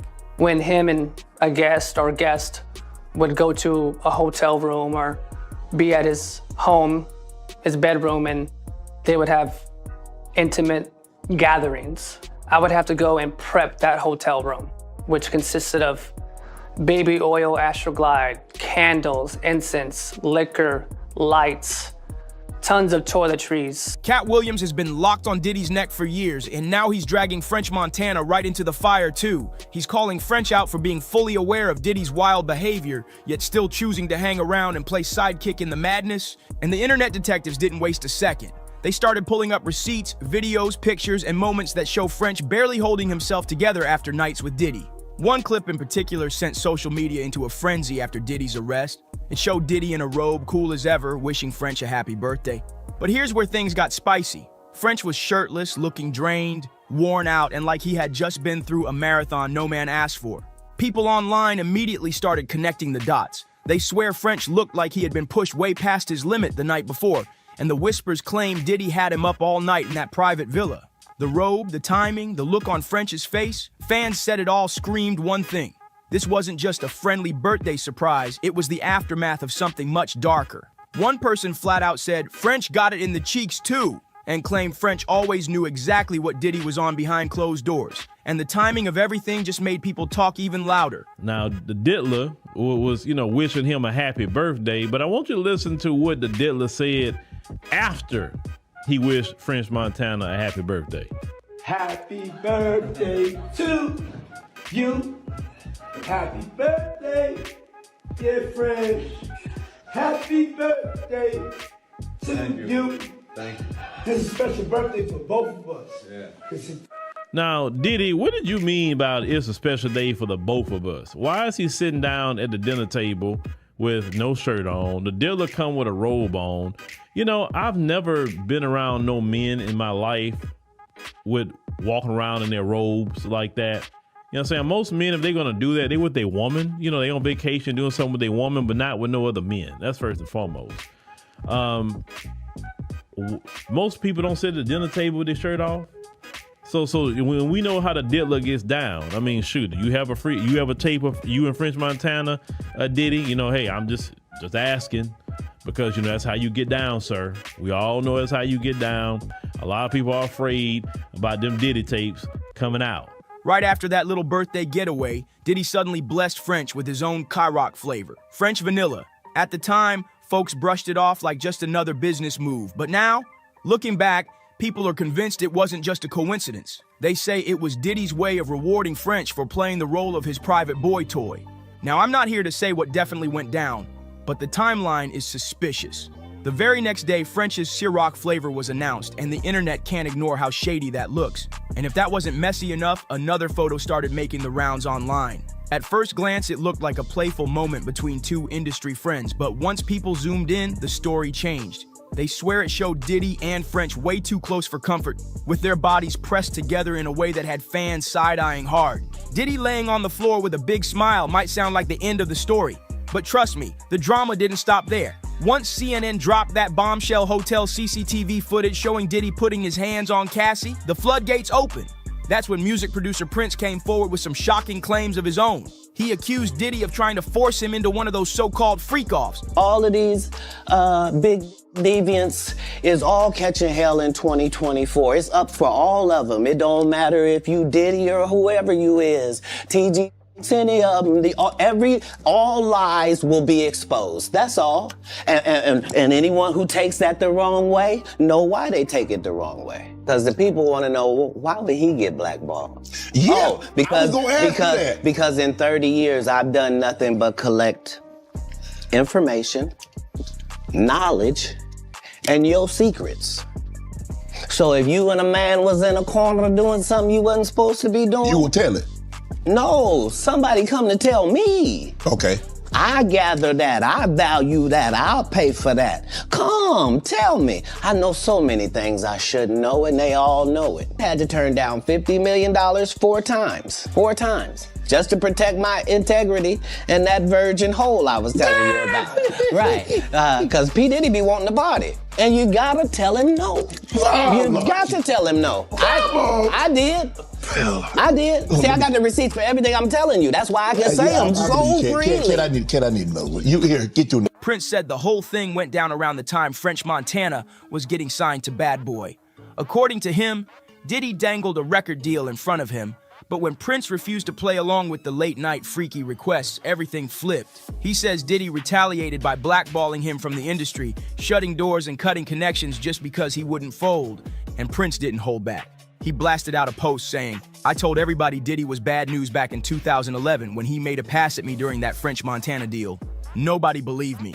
Did he try to blackball me just because I wouldn't do what he wanted?" He went even deeper, pointing out that before Diddy tried to run his name through the mud, he didn't realize Prince already had deep roots in the music game, including ties to Suge Knight. Prince closed it off with a chilling warning. "What goes around comes around, and I'm still here.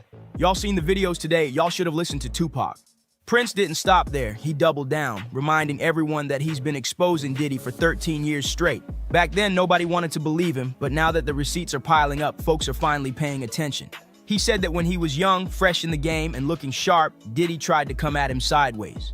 According to Prince, he wanted my butt, but homeboy didn't realize I don't get down like that. And that's when the bigger questions started heating up across the blogs.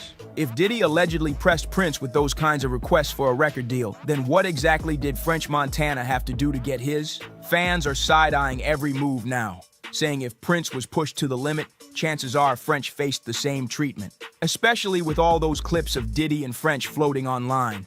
The shirtless birthday moment, the villa nights, the way too close photo ops. People are flat out convinced French gave in just to lock that Bad Boy deal.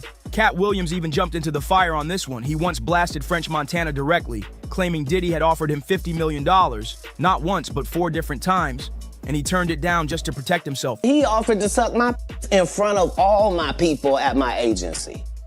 What am I supposed to do? He did all of that. I'm thinking I'm the only black person on the script. I get there, it's 3 other black guys on there. Woo. Huh. So you wonder what they did to get there? I told him no. What y'all do? And this is why when I walk in a room, heads go down. Katt threw shade, saying he wasn't willing to sell his dignity for a check, leaving fans to wonder if French made the opposite choice. But the plot twists don't end there. After Katt Williams dragged French, fans started digging up even more suspicious details about his rise in the industry. One theory that keeps circling is that French wasn't just Diddy's artist, he was his insurance policy. Insiders claim Diddy kept French close, not only for the music, but to make sure he stayed quiet about what really went down behind the scenes. And it's not just rumors either. Social media detectives swear there are patterns. Every time Diddy was caught up in heat, French just so happened to get a new boost in his career. A feature, a single push, even his Ciroc flavor. People are connecting the dots like it was all part of a bigger arrangement. Fans are now asking the question loud. Was French really building his empire off pure hustle, or was he forced into Diddy's shadow games to stay afloat? The receipts, the clips, the body language. It all got folks convinced French's success story might be way darker than anyone imagined. Apparently, Diddy once tried lining up projects with Katt Williams too, but just like the stories tied to French Montana, things allegedly came with strings attached. Katt made it clear he wasn't about to play along. He said every single time Diddy dangled an opportunity, there was always some other favor expected, and Katt wasn't having it. According to Katt, he spent the last 30 years collecting receipts, watching, and gathering incriminating evidence on Diddy and the people who stood by, letting him do whatever he wanted. And here's where it gets messier. The word on the street is that French Montana's name is on that very same list. Katt explained that after his own run-ins with Diddy, he started looking sideways at the folks who stuck so close to him. He specifically pointed at people like French Montana, saying, if Diddy tried those moves on him, then it's almost guaranteed Diddy tried it with others too. And the difference, according to Katt, a lot of them probably said yes. That one line shook fans to their core because suddenly French wasn't just being accused of being close to Diddy, he was being painted as someone who might have gone along with the game just to secure his spot in the industry. French himself once admitted in an interview that when he was shopping deals, it wasn't just Diddy knocking at his door, he also had offers from Jay-Z and even Kanye West. But despite having options, French still chose to sign under Diddy's wing. And that decision raised eyebrows everywhere because Diddy already had a notorious history of locking artists into shady contracts while distracting them with non-stop parties and those infamous freak-offs. So the fact that French looked at all those choices and still went with Diddy made people start whispering. Maybe that's exactly the world he wanted to step into. Maybe the flashy lifestyle wasn't just a perk, it was the whole arrangement. But here's where things take a darker turn. Word on the street is that the feds are actively building a case, and French's name is now tied up in the mess. Allegedly, investigators are digging into who was in the rooms, who knew what, and who helped keep the machine running. And French's loyalty to Diddy isn't doing him any favors. This is exactly why people believe French rushed into that engagement with Dubai Princess Sheikha Mara. Insiders claim it wasn't about romance at all. It was about survival. By locking down that marriage, French could secure permanent residency in Dubai, putting himself out of reach when American authorities finally close in. Nobody knows exactly where all this tea is spilling from, but what's clear is that Katt Williams has been right there stirring the pot. He's been amplifying the accusations, making sure French's name stays in the conversation and reminding everyone that behind all the glamour, there might be a deal with the devil lurking in the shadows. And now the whispers are getting louder than ever. Insiders claim the feds aren't just circling Diddy anymore. They've started pulling paperwork that connects French Montana to some of the same offshore accounts and shady business deals. The talk is that French might not only be a witness, but possibly a target in the ongoing investigation. What's wild is that fans are split down the middle. Some say French is just guilty by association, caught up because of how close he stayed to Diddy. But others are convinced he knew exactly what he was signing up for. Every flashy trip, every party, every brand deal. People are calling it all hush money in disguise. Meanwhile, Hollywood can't stop buzzing. On one side, celebrities are distancing themselves, scrubbing old photos and pretending like they never partied with French. But on the other side, folks like Katt Williams keep throwing gas on the fire, saying French is part of the inner circle that helped Diddy get away with his madness for so long. And if that wasn't enough, the engagement to Dubai's Princess Sheikha Mara now looks even shadier. People are saying it's less about love and more about building an escape hatch before the walls come crashing down. The streets are watching, the blogs are talking, and the biggest question of all is hanging heavy in the air. Is French Montana about to fall right alongside Diddy, or will he really slip away untouched under Dubai's royal protection? According to TMZ, French and Sheikha Mara first started dating in 2024. And by June of that year, he had already popped the question during Paris Fashion Week. Talk about timing. But here's the part that really had jaws dropping. Sheikha's family is reportedly worth a staggering $18 billion. That means French isn't just marrying into love, he's stepping into a fortune bigger than anything he's touched in his entire career, and that's why people are side-eyeing this union so hard. Insiders believe French is securing more than just wealth, he's also buying protection. If his ties to Diddy ever come back to haunt him, Sheikah's family has every reason to bury those scandals deep because anything tied to Diddy would leave a permanent stain on their royal reputation too. Social media has been ruthless about it. One person said he knew Diddy getting out, so he had to level up with people way richer. Another added, Diddy is wild, treating grown men like children and giving them fake power by calling them daddy. They fall for it because they feel like they're in control, but really they're not. Fans even joke darkly about all the men who've been caught in that cycle, saying it's a never-ending list of broken souls. But now I want to hear from you. What do you think about these claims of French allegedly being Diddy's boy toy? And do you believe this engagement with the Dubai princess is really about love, or is it just a calculated move to save himself? Drop your thoughts in the comments. Don't forget to like, subscribe, and share this video. And I'll see you on the next one.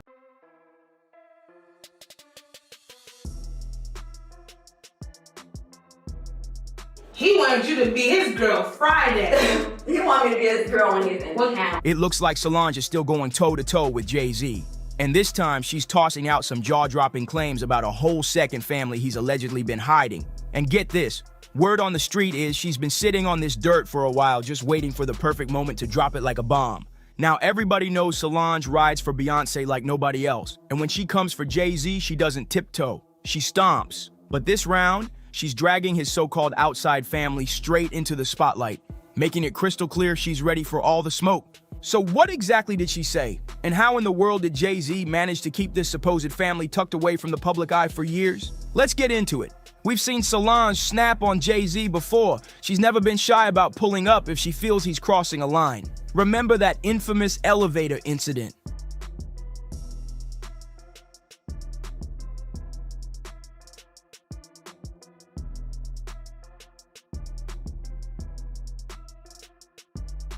Reports claim she found out he was cheating on Beyonce and completely lost it. Now, with these new allegations about him hiding another family, it's starting to look like her feelings toward Jay-Z haven't changed one bit, especially with all the whispers about his never-ending trail of affairs. Here's what most folks don't realize. Yeah, the elevator incident went viral, but behind the scenes, Solange has always been Beyonce's personal guard dog when it comes to keeping Jay-Z in check over cheating rumors. She's the one who'll step right in, no hesitation, if she even sniffs something shady going down. In fact, she once confronted one of Jay-Z's alleged side chicks in public. And according to whispers, she didn't just talk, she swung on her. The woman in question, Olivia McFarlane, later came out claiming that Jay tried to slide in on her while still married to Beyonce. Olivia even broke it down saying, Jay hit me on some, I'll reach you when I'm in town. He wanted me to be his girl Friday. He wanted me to be his girl on his account. She claimed he had his bodyguard approach her for her number, but she wasn't having it. She shut it down instantly, calling it pure disrespect. But fate had other plans because just a couple weeks later, they ended up face-to-face again at Nobu in Miami. This time, Jay didn't bother sending in a bodyguard, and he cut the middleman and walked straight up to Olivia himself.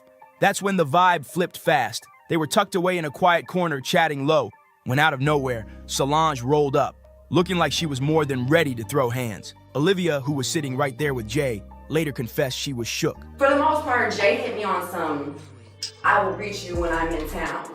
He wanted you to be his girl Friday. He wanted me to be his girl when he's in town. Solange came walking up out of nowhere. I thought I was about to get my butt beat, she said. So I backed off real quick. Faye doesn't even have to say anything. Solange is a beast. I can't believe I dodged a whopping from her that day. She gave me a look of death, very scary. That stare alone was enough for Olivia to call it quits with Jay then and there.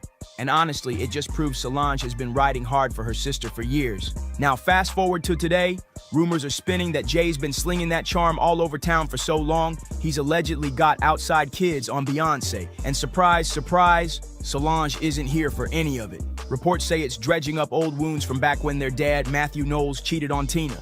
Matthew's cheating didn't just cause drama, it shattered their family, and now it's starting to feel like history might be repeating itself in the worst way possible.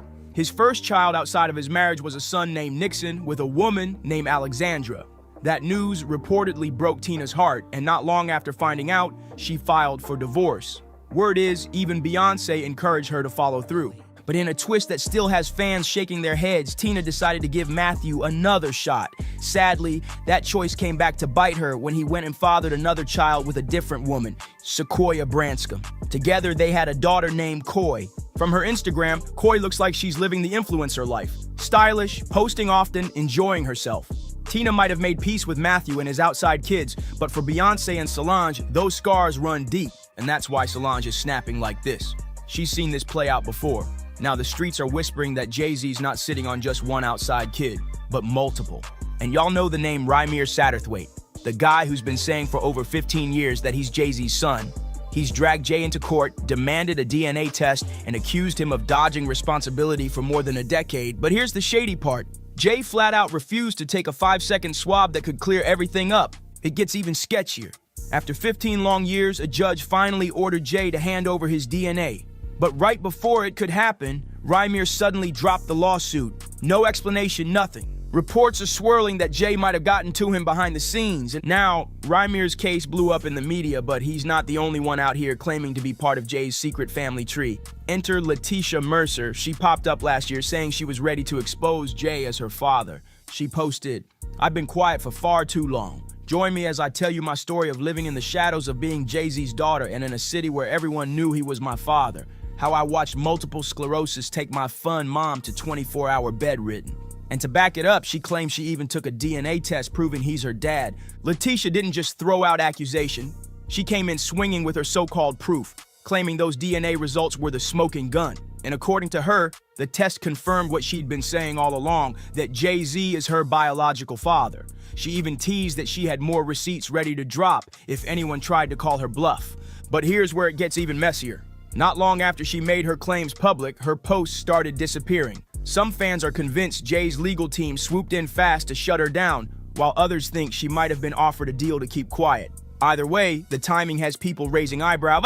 And if that wasn't enough, whispers are starting to spread that Letitia might not be the only woman holding DNA results with Jay-Z's name attached. Insiders say there are other shadow kids who've been told to stay silent, either out of fear, loyalty, or because the right amount of cash landed in their lap. If these rumors are true, we're not just talking about one or two secret kids. We might be looking at a whole lineup Jay's kept hidden from the public.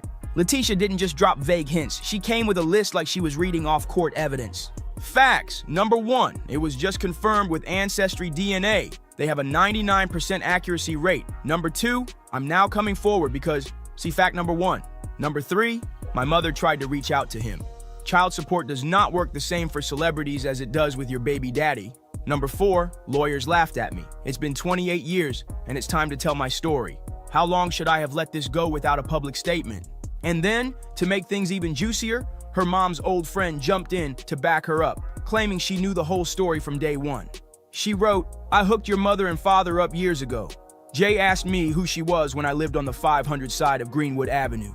We chilled in that apartment so many times, laughed, drank, smoked, played cards, and did some other things. Lisa and I have talked about this for years. I remember when Lisa came to my house on Bradley Avenue in Cambridge, Maryland, and we called Rockefeller, trying to contact Jay to tell him about Tasha. And the exact words from that man? Do you know how many women call me daily saying Jay-Z their baby daddy? My hand to God. As Gloria Jean Turner once said, what's done in the dark will come to light. And honestly, this whole mess is giving straight deja vu. It's almost identical to what Rymir Satterthwaite claimed for years, that Jay used his power, money, and top-tier legal team to dodge accountability and block him from even getting a simple paternity test. Now here we are again with Letitia stepping up and telling her truth. Another alleged child, another exhausting uphill battle, and the exact same wall of silence from Jay-Z's camp. But if you think that's as bad as it gets, buckle up. Reports are swirling that Solange allegedly believes there are even more outside kids out there who just haven't stepped into the spotlight yet. And while that might sound shocking to some, anyone who remembers how Jay moved back in the day knows it's not exactly far-fetched. Because if there's one thing the streets agree on, it's that Jay-Z didn't just get around, he was moving like a certified 3.0 player at the top of his game. Word on the street is Solange isn't just keeping these suspicions to herself, she's been dropping little hints that got people talking. From cryptic Instagram captions to side-eye comments during interviews, she's making it real clear that she's sitting on even more tea.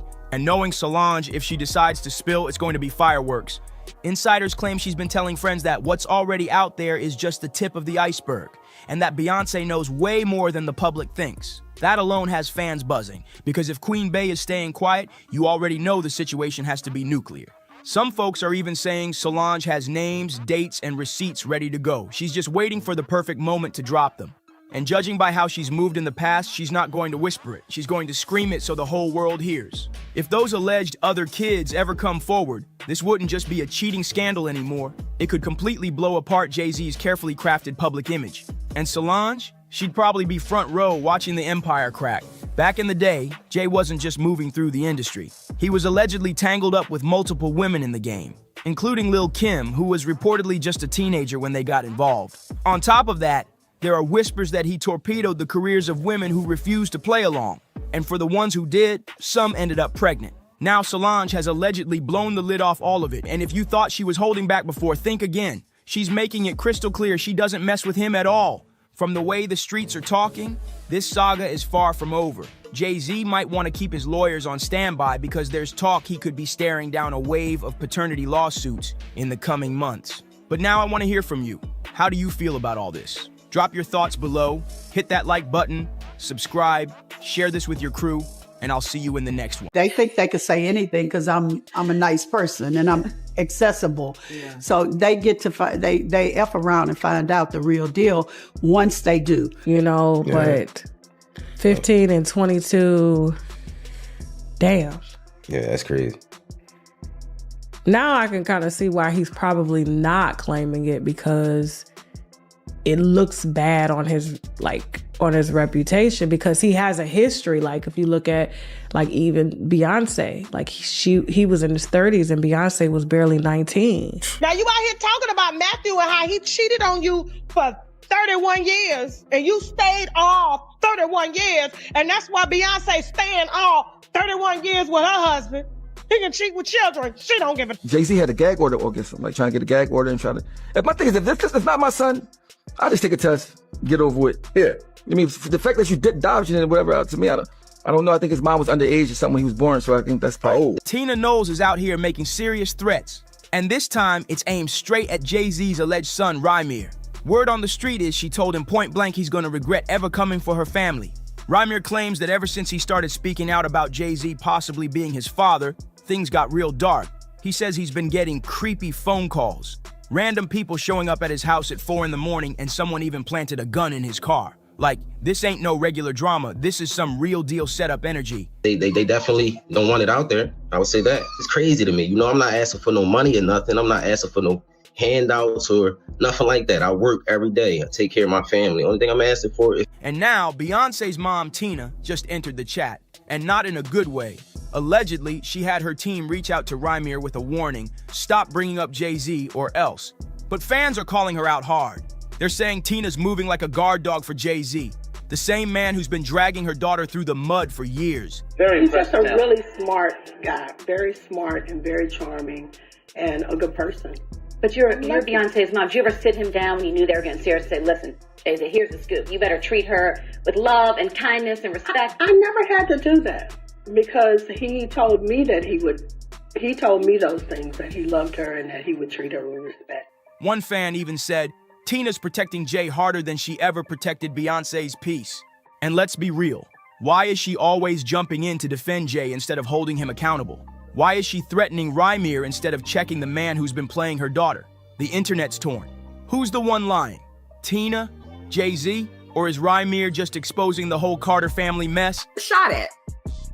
Damn. Somewhere in September, he was in the parking lot with other people, near where he's at living now. And out of all the cars there, his was the only one shot up. So we believe that was a nexus or a connection, I believe, between the case and what's going on, because it was around the time. And here's the kicker. A leaked phone call between Tina and someone from her camp did hit the internet for a hot second. In it, she allegedly said Rymir is a problem that needs to go away. And here's where it gets really wild. Tina allegedly told Rymir that if he doesn't shut up, she'll personally make sure he regrets ever speaking on her family's name. But she didn't stop there. She brought up sealed court records and even bragged about knowing people in New Jersey who owe her favors. Like what? That sounds like a direct shot at the messy legal case Rymir's been trapped in for years. And then she allegedly said, he doesn't know who he's messing with. We shut this down once. We'll do it again. Straight up mafia-style threats. In addition to that, we've had people come to my home in the past, driving on the grass. We have people knocking on the door at 4 o'clock in the morning. We've been through all of it. mostly around the filing. This all exploded right after Jay-Z filed new legal documents flipping the script and accusing Rymir of harassing him. Yup. According to court files pulled by Us Weekly, Jay's legal team claims that Rymir has been coming at him for years with completely made-up allegations. They say this new lawsuit is just part of a long pattern of what they're calling a decades-long campaign against Jay-Z. This is a bigger picture than this. We want to try to make a difference with the Pro Se Act or the Legal Abuse Act, bringing new legislation and trying to sit down at the table with the lawmakers to make a difference. In addition to the fact, because, like you said before, Mr. Carter might not never do anything, and I'm sure he probably won't, but it ain't about him. This is about the system allowing things to happen that were very agreed and put our lives at stake in some regards. So I just wanted to say that that's what another reason why we were still going to the criminal stuff for the second time. This time the prosecutor's office locally did get involved. But everything is slow moving and things are happening, and it's corruption going on. The law says in New Jersey that if the person who resists to take the test is presumed the father. That's what the law says.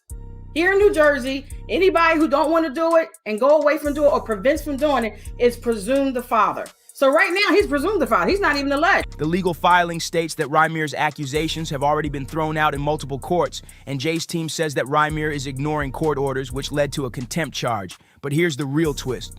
Fans are flipping the narrative and saying the only one being harassed is Rymir. And now, with Tina Knowles allegedly threatening him behind the scenes, it's looking way deeper than a simple court dispute. Wait a minute, are you saying Tina Jay-Z?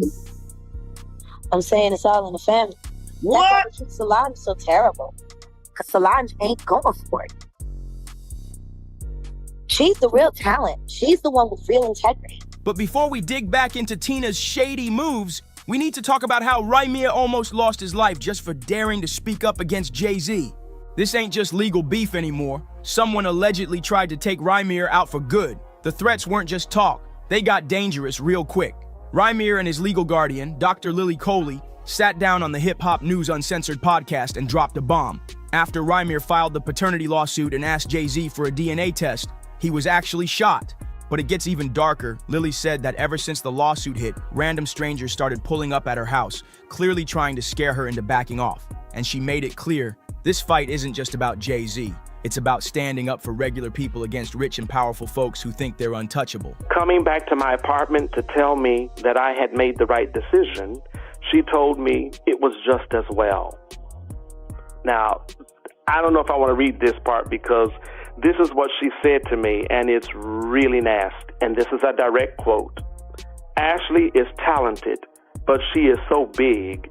She towers over the other girls, and she is too dark and ugly. And the pressure didn't stop there. Former Rockefeller artist Oshino just backed Rymir publicly, and what he shared is chilling.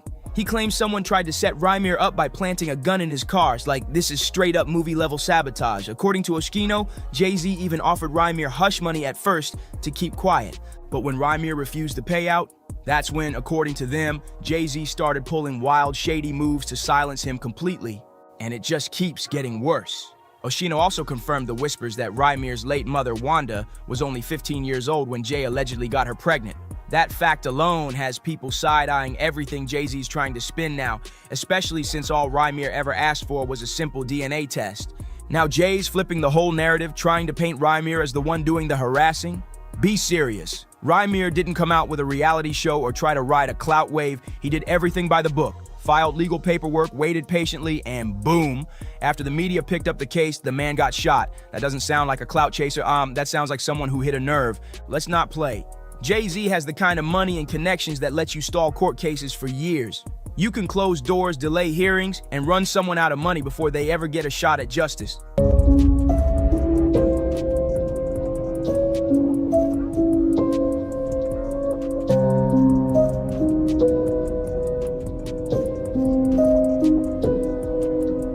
And Rymir's not letting that slide.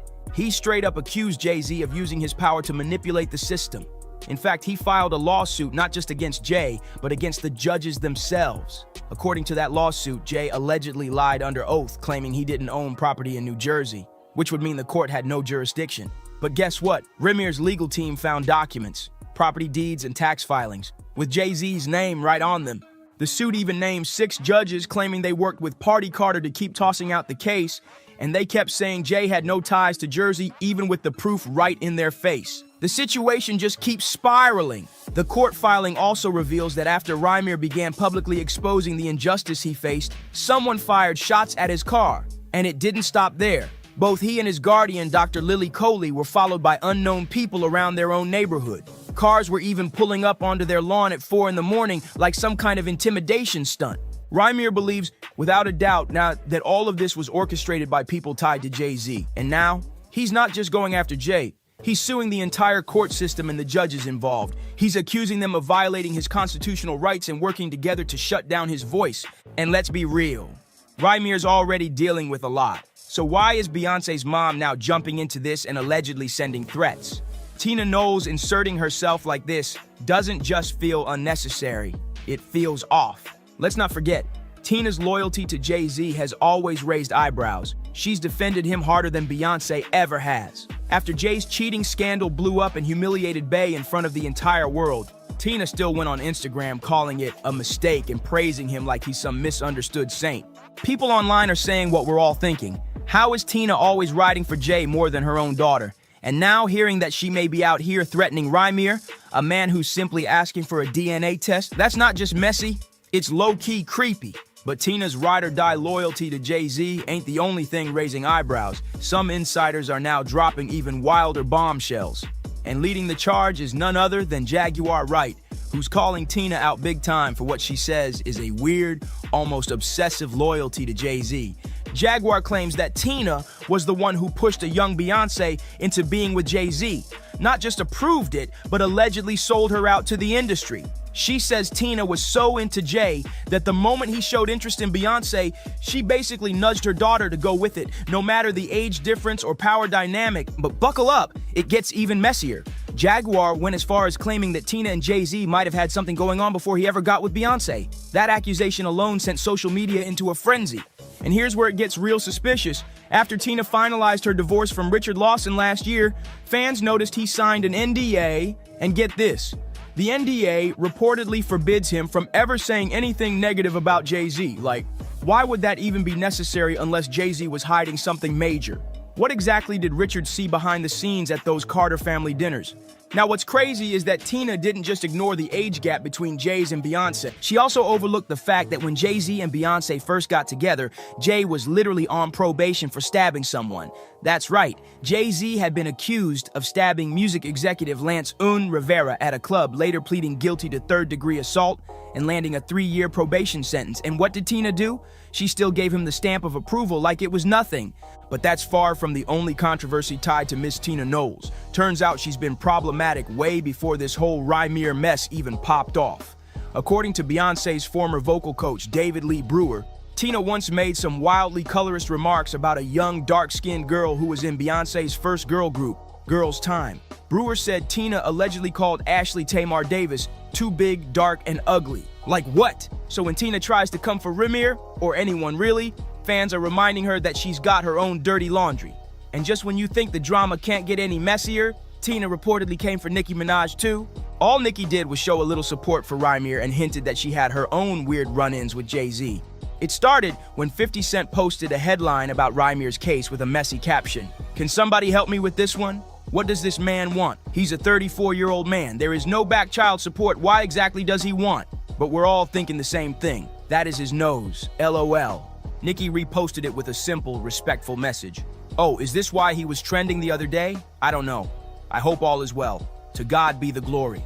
In case you've been out the loop, Nicki Minaj has been going off on Jay-Z lately, blasting him all over social media and even claiming that Roc Nation is about to get hit with a RICO case any day now. And guess who just had to jump in again? Yup, Tina Knowles. Tina decided to post a fan-made video of her and Beyonce to her Instagram story, and it wasn't the video that caught attention, it was the caption. Tina wrote, "Good morning. It feels good to wake up knowing my faves didn't lose their minds. Like some people, y'all have a great day. Remember to ignore the ignorance, as Ms. Tina would say." Oop, that some people line, fans immediately clocked it as shade toward Nicki's recent online rants. But when the internet called her out, Tina backpedaled fast, claiming the post wasn't about Nicki or anyone specific. Still, folks aren't buying it, not one bit.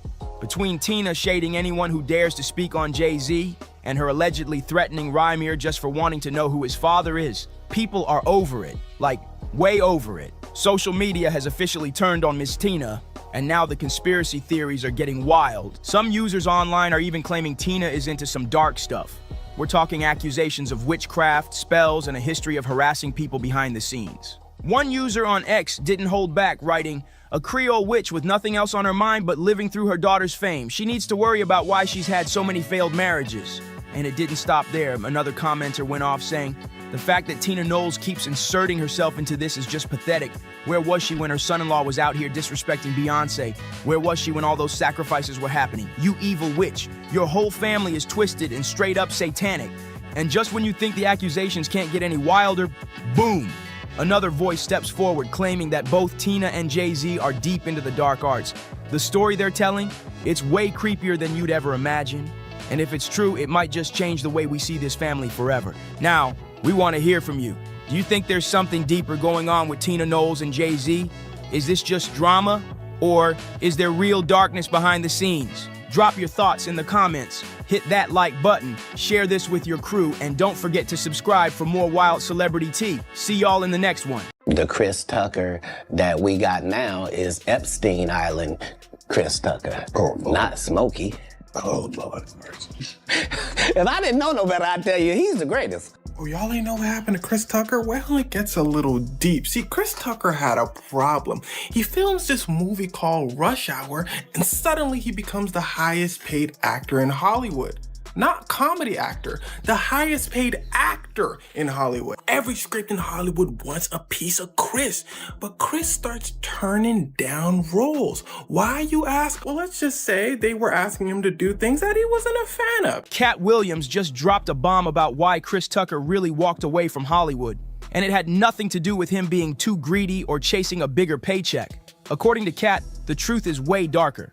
They were allegedly pushing him to take part in wild, freaky, behind-closed-doors sessions, and Chris wasn't about to play that game. I know Cube want to do another one because Cube, of course, it's like, you know, he kind of created Fridays, and I was in the first one.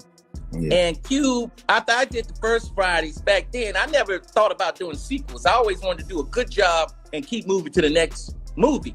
This man went from sitting on top of Hollywood as one of its highest paid stars to being completely iced out, blackballed so deep he can't even land a role in a low-budget indie film. The machine wasted no time swapping him out for actors who were willing to do what was asked. Names like Martin Lawrence, Kevin Hart, and Jamie Foxx.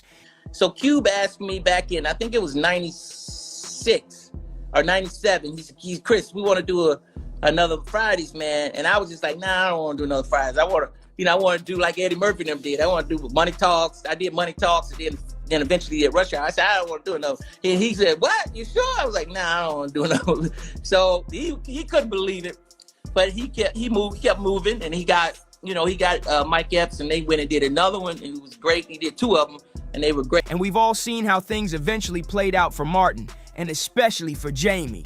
Jamie Foxx ended up in the hospital after allegedly being poisoned.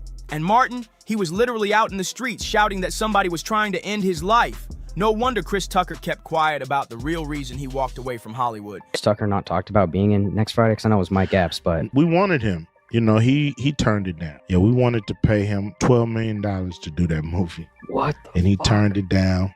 He said it was for religious reasons. He didn't want to cuss, and he didn't want to smoke weed on camera. After watching what happened to Martin and Jamie, you can understand why he stayed silent for so long. A few years back, when Chris was asked why he wouldn't return for another Friday movie, he played it cool, claiming he just didn't want to do sequels anymore. But let's be real, after seeing what went down with his peers, that no sequels excuse starts sounding like a safe cover story. Go to Martin Lawrence, Kevin Hart, Jamie Foxx. They were saying, hey, we'd love to do them. And to be fair, they did amazing jobs at those roles. Now, since they did such a good job, they didn't really need Chris anymore. But that was fine with Chris. When I say he was turning down movies, I mean he turned down hundreds of millions of dollars worth of movies. And it's literally just as simple as he didn't want to do it. He didn't want all that came with it. Other people decided to fill the role. Win. That no sequels excuse, total cap. Because right after turning Friday down, Chris Tucker jumped into Rush Hour, then Rush Hour 2, 3, and even 4. I'd even begin to tell you how far it took me and how it brought me back. I went through something that I thought I would never ever go through. And I know a lot of people were waiting, or wanting to hear updates, but to be honest with you, I just didn't want you to see me like that, man. I want you to see me laugh. So clearly sequels weren't the problem. Something way deeper was going on that he didn't want to say out loud. Chris has always been, and still is, deeply religious. Now, by being quiet, sometimes things, get out of hand. People saying what I got. Some people said I was blind, but as you can see, the eyes are working. Eyes are working just fine. Said I was paralyzed. I'm not paralyzed. But I did go through, and I know they talk about people crying on videos. You can do take 2, but I'm not gonna do a take 2. It is what it is. So a lot of the shady, twisted stuff happening in Hollywood just didn't sit right with him. That's why walking away from millions was so easy once they started pushing him toward things he found straight up wrong. If you see me out from now on and every once in a while I just burst into tears, is because it's been tough, man. I was sick, man, but now I got my legs under me, so you're gonna see me out. But like I said, I just want you to remember me for the jokes that I crack, the movies that I make. Some of them good, some of them ain't. I think I got a good one out. And the songs that I sing, man. And then, somebody was talking about I'm clone. And get this, one of the reasons he passed on Another Friday wasn't even about the script. It was the cast. No, he poisoned Jamie Foxx, and Jamie Foxx reported him to the FBI because of it. I know that's a fact.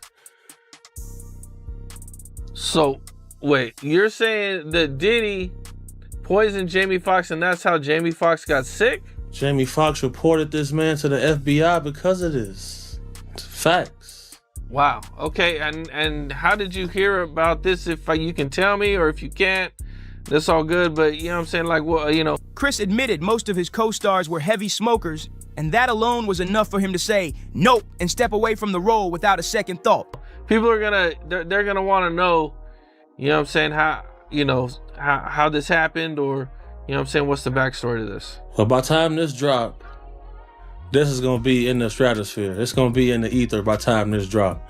You can probably look it up right now, but by the time this interview drop, this is gonna be out in the ether for sure.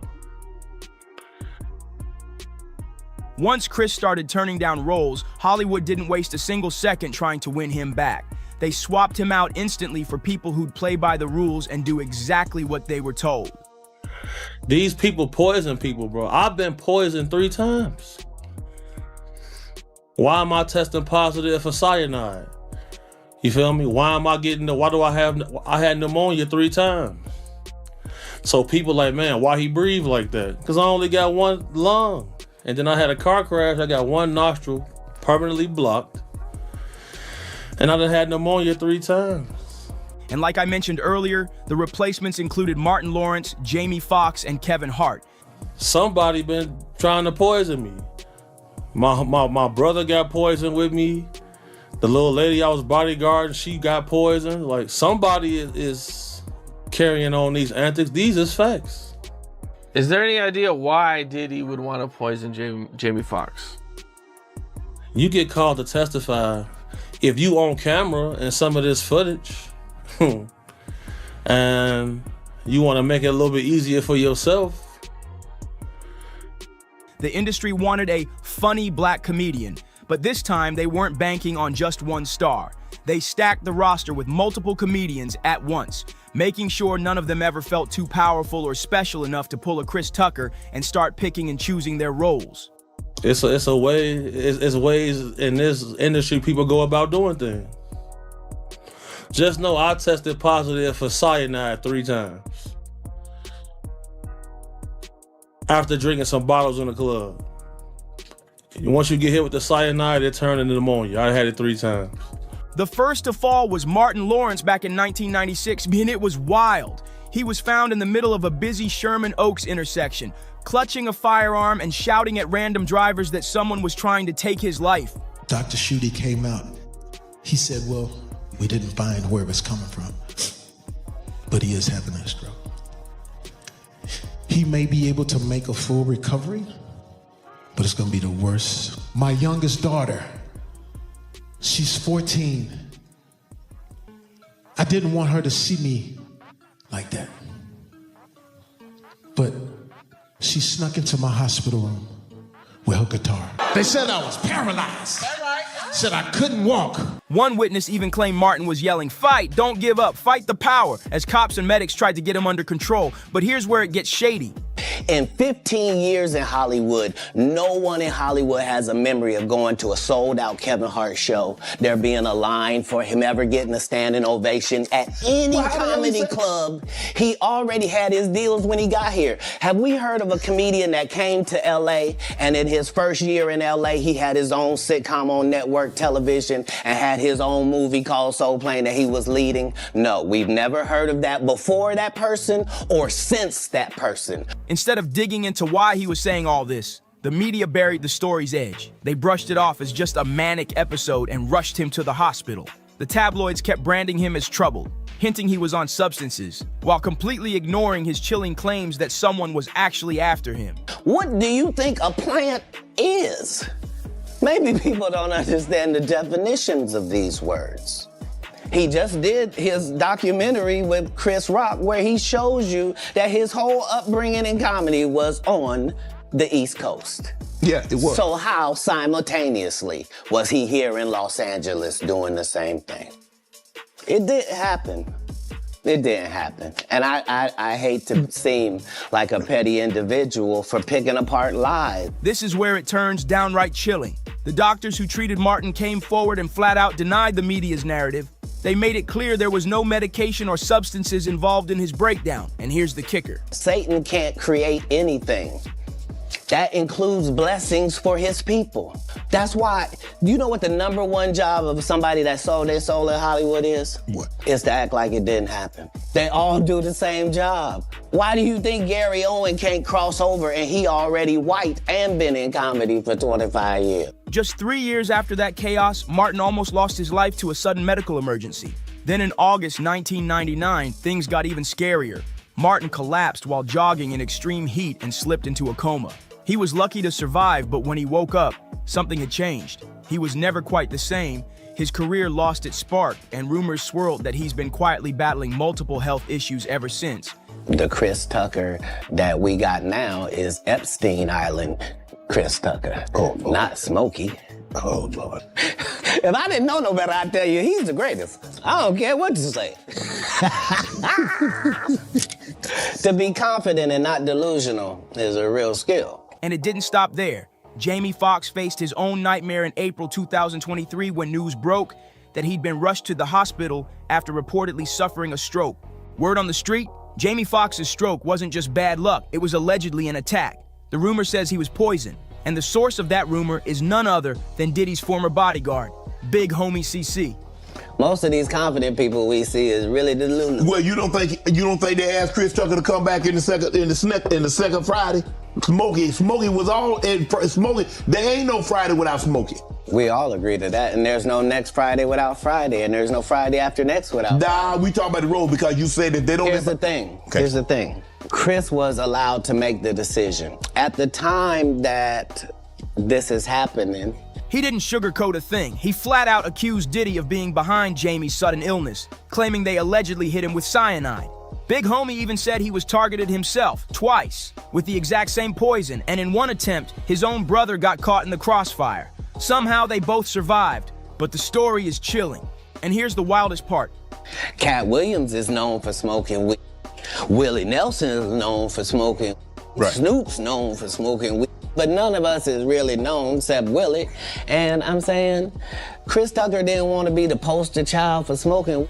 He don't smoke like that. Right. He in the church. He Michael Jackson's best friend. Christmas Michael Jackson called him Christmas.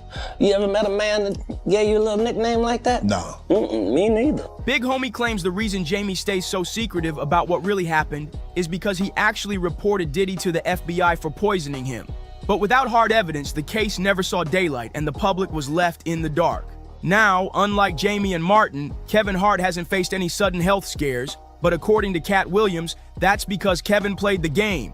Katt straight up called him a sellout, claiming Hollywood handpicked Kevin to fill the spot he left behind when he turned down certain deals to protect his soul. Katt didn't hold back. He said Kevin's rise wasn't some organic grind from the bottom. It was manufactured. In Katt's words, Kevin's an industry plant, propped up and funded by powerful insiders pulling the strings. Katt then lit into Kevin even harder, calling him a straight-up Hollywood lapdog for gladly taking on movie roles that Katt had already rejected, especially the ones that painted him in a certain way on screen. But here's the twist. From the way Katt was talking, it sounded like both he and Chris Tucker faced the same type of pressure in Hollywood. Yet when the topic of Chris came up, Katt didn't hold back. He blasted Chris too, lumping him in with Martin, Jamie, and Kevin and labeling them all as sellouts. He even accused Chris of using those roles he turned down as a calculated cover, a way to hide his own shady industry connections while keeping his image clean in the public eye. As always, the public had plenty to say. One person wrote, "I think Hollywood wanted Chris Tucker to start doing things that were completely immoral." And he said no.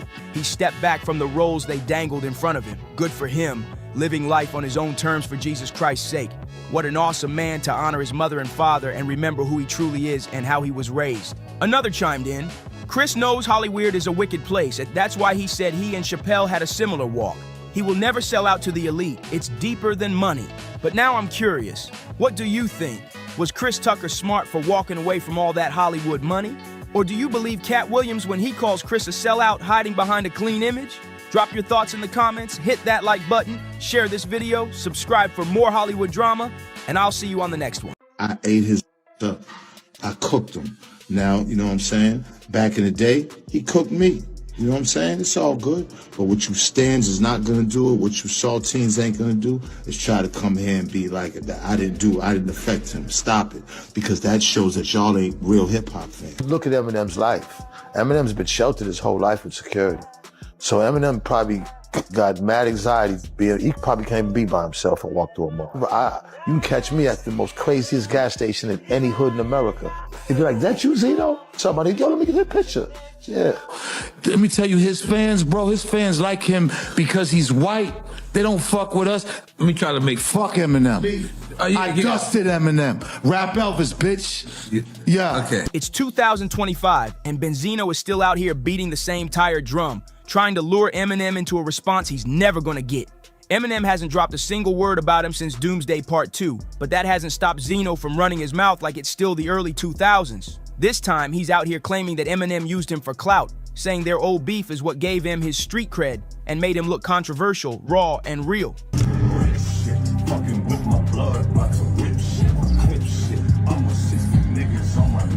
Now sure, that feud did light up the headlines back in the day, but let's keep it all the way real.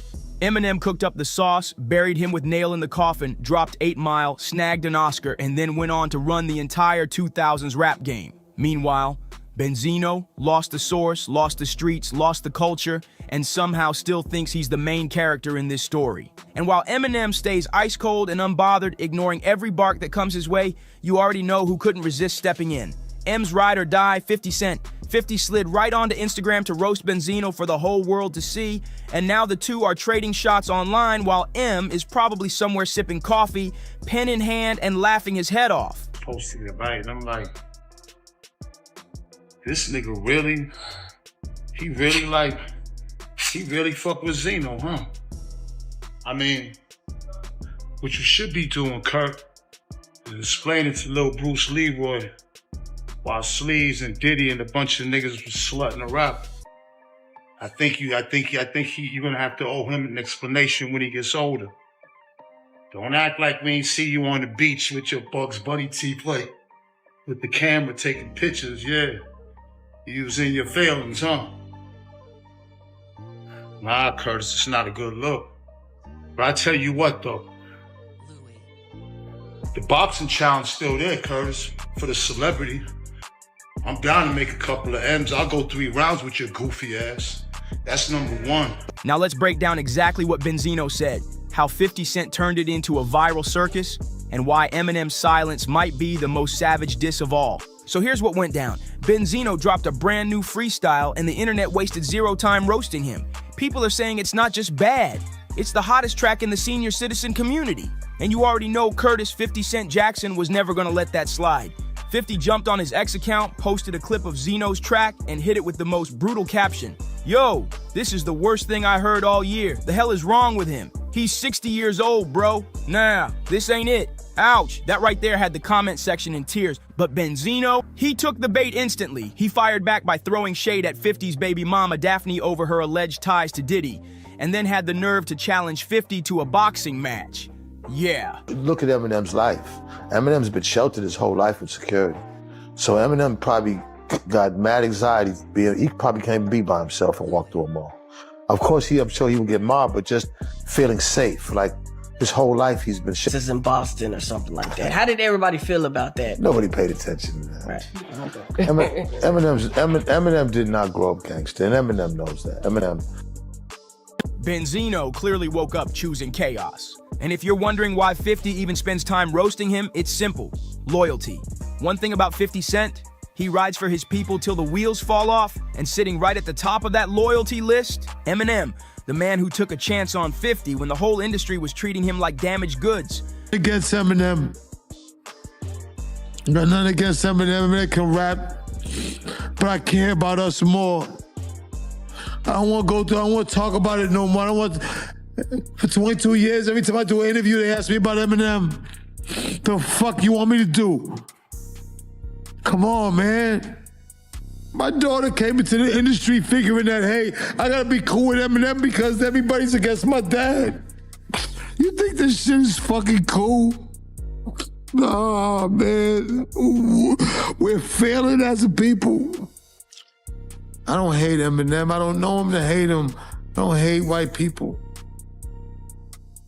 Tired of this shit, man. It's just too much. I don't want to be the bad guy. I got an 8-year-old son that I dropped off at school this morning. Come on, man. Come on, man. I'm all right. I don't want my DMs filled with, I've had 9 pages knocked down, 1 million. White people think I love all people. Come on, man. All me and Eminem got to do is sit down and talk with each other. Let's sit down and talk. Let's battle. Let's do whatever. But let's at least face to face meet each other. If that was to happen, would you give him a 5? Fuck it, man. I'd hug him. Back in the early 2000s, when Benzino decided to come for Eminem, he unknowingly stamped himself as a permanent enemy in 50 Cent's book. And now, 2 decades later, Zeno's at it again, trying to stir the pot by calling Eminem sheltered and claiming the only way M steps outside is if he's surrounded by security. Meanwhile, Benzino brags that he can roam anywhere solo without a single problem. Sure, he's right about one thing, Eminem never grew up gangster, but here's the thing, M has never claimed he did. So Zeno's whole argument is basically shooting blanks, and here's where it gets messy.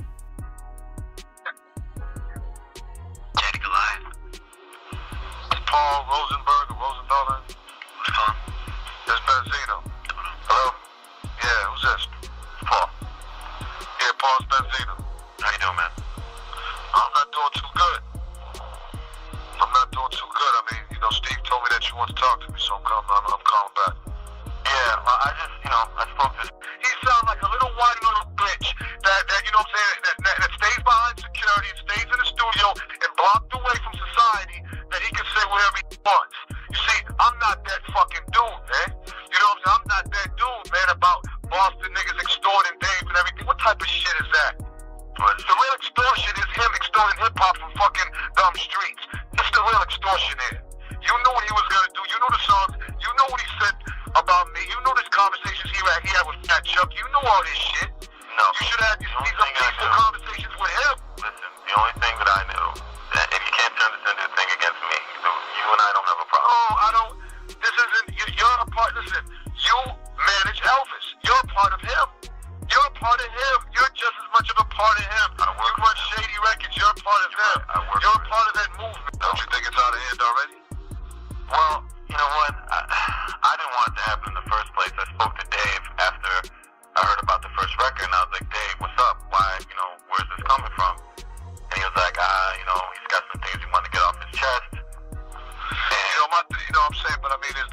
what's the call for? Like, I mean, he's already dropped his record. Like, you guys made your move, so what is really the call for? Oh, I just wanted to see if there's any way that, we can make peace of the situation.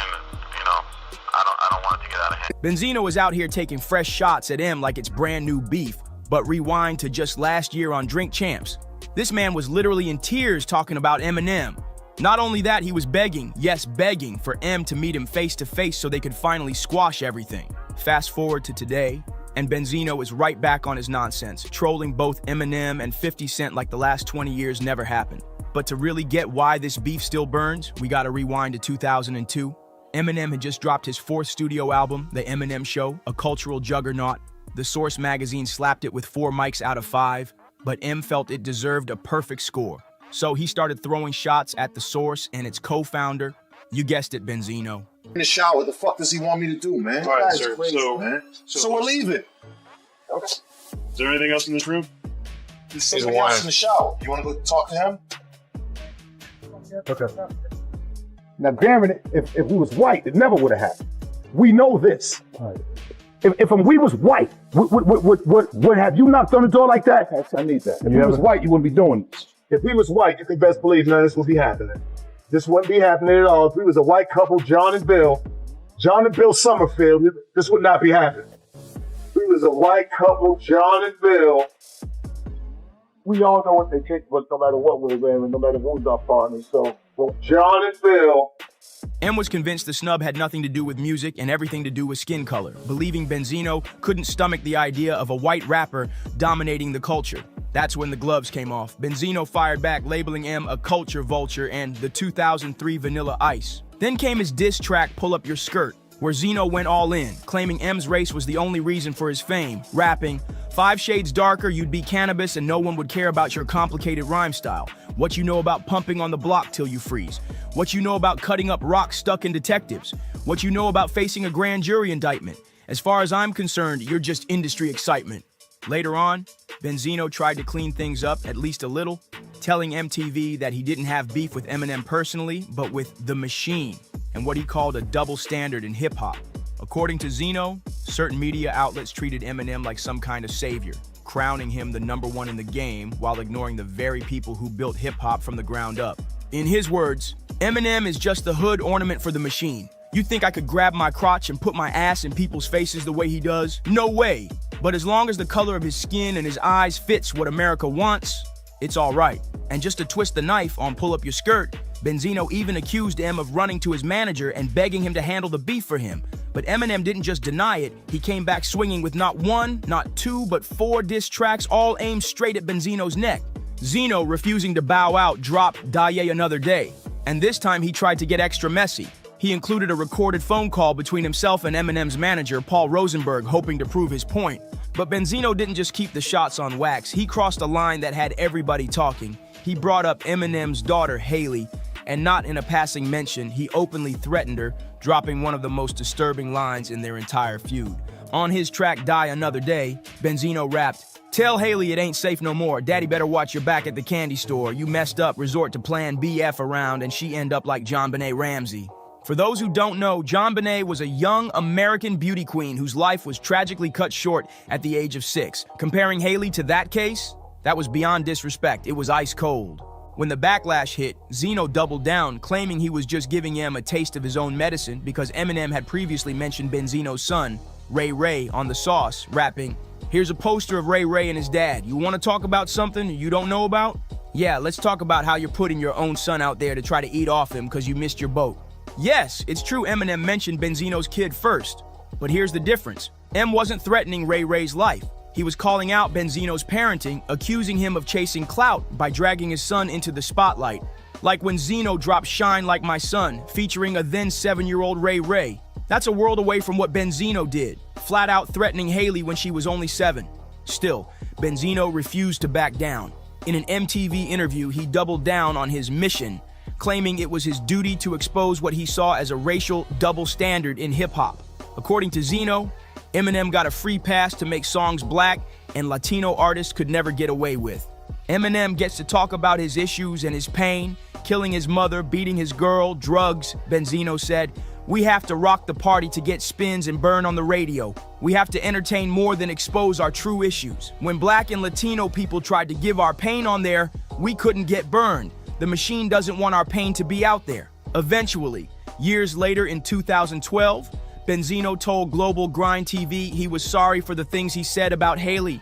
But by then, the damage to his image was already cemented. The feud between Eminem and Benzino just kept getting nastier, and even Benzino eventually admitted he crossed the line. I can take responsibility for some of the stuff I said about his family, he told interviewers. Really personal shots. It was out of order. But admitting it didn't mean letting it go. In 2018, Zeno threw gas back on the fire, calling Eminem's revival album trash and clowning M's fan base. He went online and wrote, "Can somebody tell these weirdo M fans that in this culture of hip-hop, they are the subculture?" Meaning nobody gives a flying care about anything they have to say when it comes to him. Right now, the album is trash, so take the L and move on. Then, in February 2021, Benzino upped the antics, publicly challenging Eminem and Royce da 5'9" to a boxing match. "I would step in the ring with any of them. I'm in great shape, and I would love to. I've started training boxing. I'd like to step in the ring with Royce or Eminem," he boasted. M's response? Silence. And when that didn't work, February 2022 brought yet another attempt. This time, Benzino tried to discredit Eminem's street appeal by claiming, "No one in my hood ever listened to his music." When a social media user dared Benzino to say all that to Eminem's face, Zeno didn't back down, he doubled up. Tagging M directly, he wrote, "I'll say it to his face, but he's a scared coward, P-word, just like his fan base." From there, it spiraled fast. Zeno fired off a string of since-deleted posts, tearing into Eminem's fans and even dropping his own restaurant's address, daring them to show up. To all you stans, we all know y'all are the corniest, most nonviolent, coward fan base hip-hop has ever seen. I have a restaurant in Atlanta, 5071 Peachtree Industrial Boulevard, Chamblee, Georgia. Stop tweeting and pull up on me, P-word, he posted, and he wasn't done. In another post, he raged, "I've been left this alone, but since the coward-ass stans still want to talk and hide, then it's still F Eminem.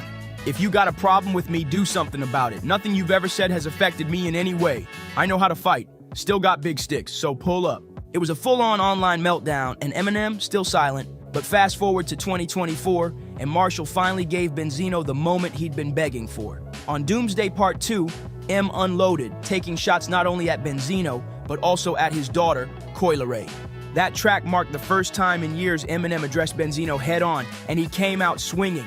On Doomsday Part 2, M spit, "What is the opposite of Benzino? A giraffe. Go at his neck.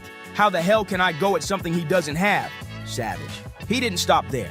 Eminem dragged Benzino's finances and even threw shade at his sexuality, referencing long-circulated rumors that Zeno was on the DL after allegedly being spotted with a male companion while police escorted him out of a Red Roof Inn. And then, M turned his aim at Benzino's daughter, Coyle Ray, dropping the line, "Guess that Coyle Ray features in the toilet." The shots were loud and Benzino wasted no time firing back, not with one but two diss tracks, Toos and Rap Elvis.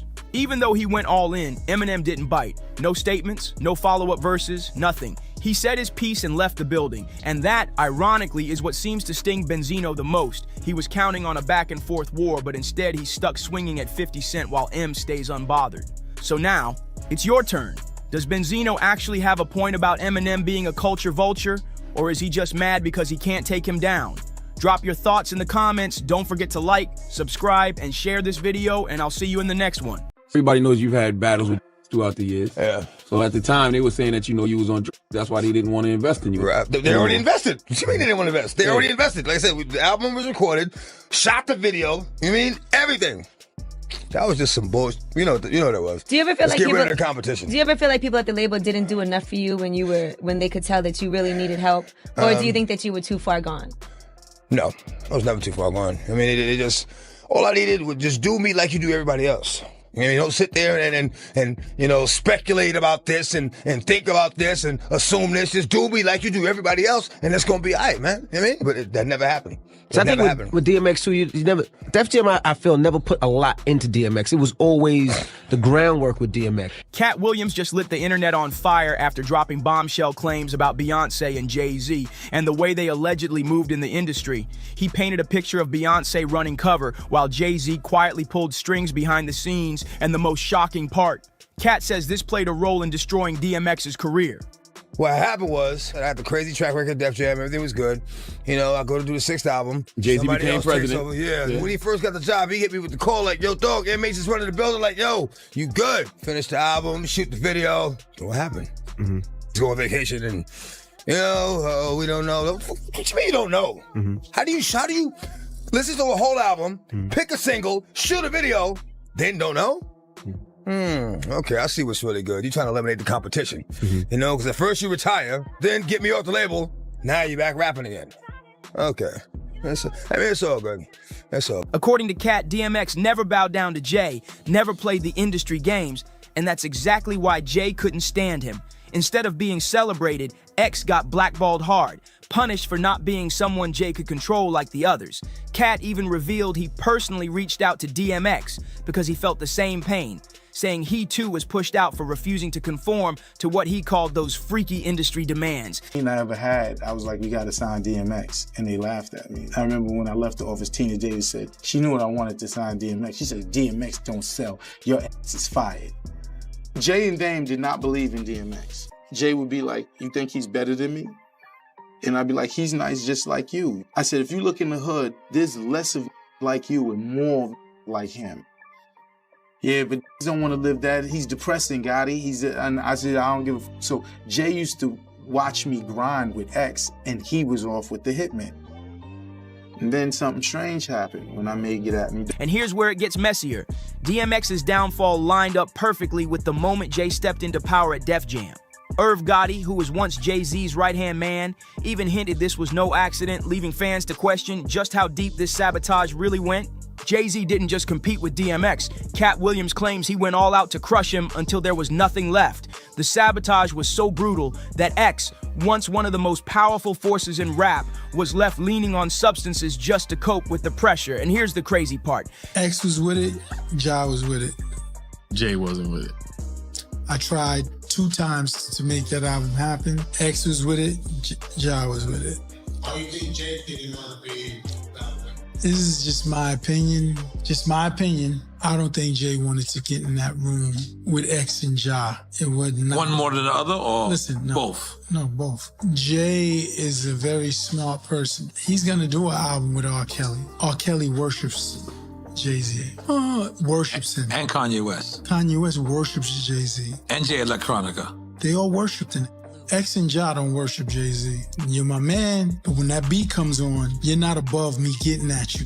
And that's what I do not feel Jay wanted to deal with. He didn't want to deal with...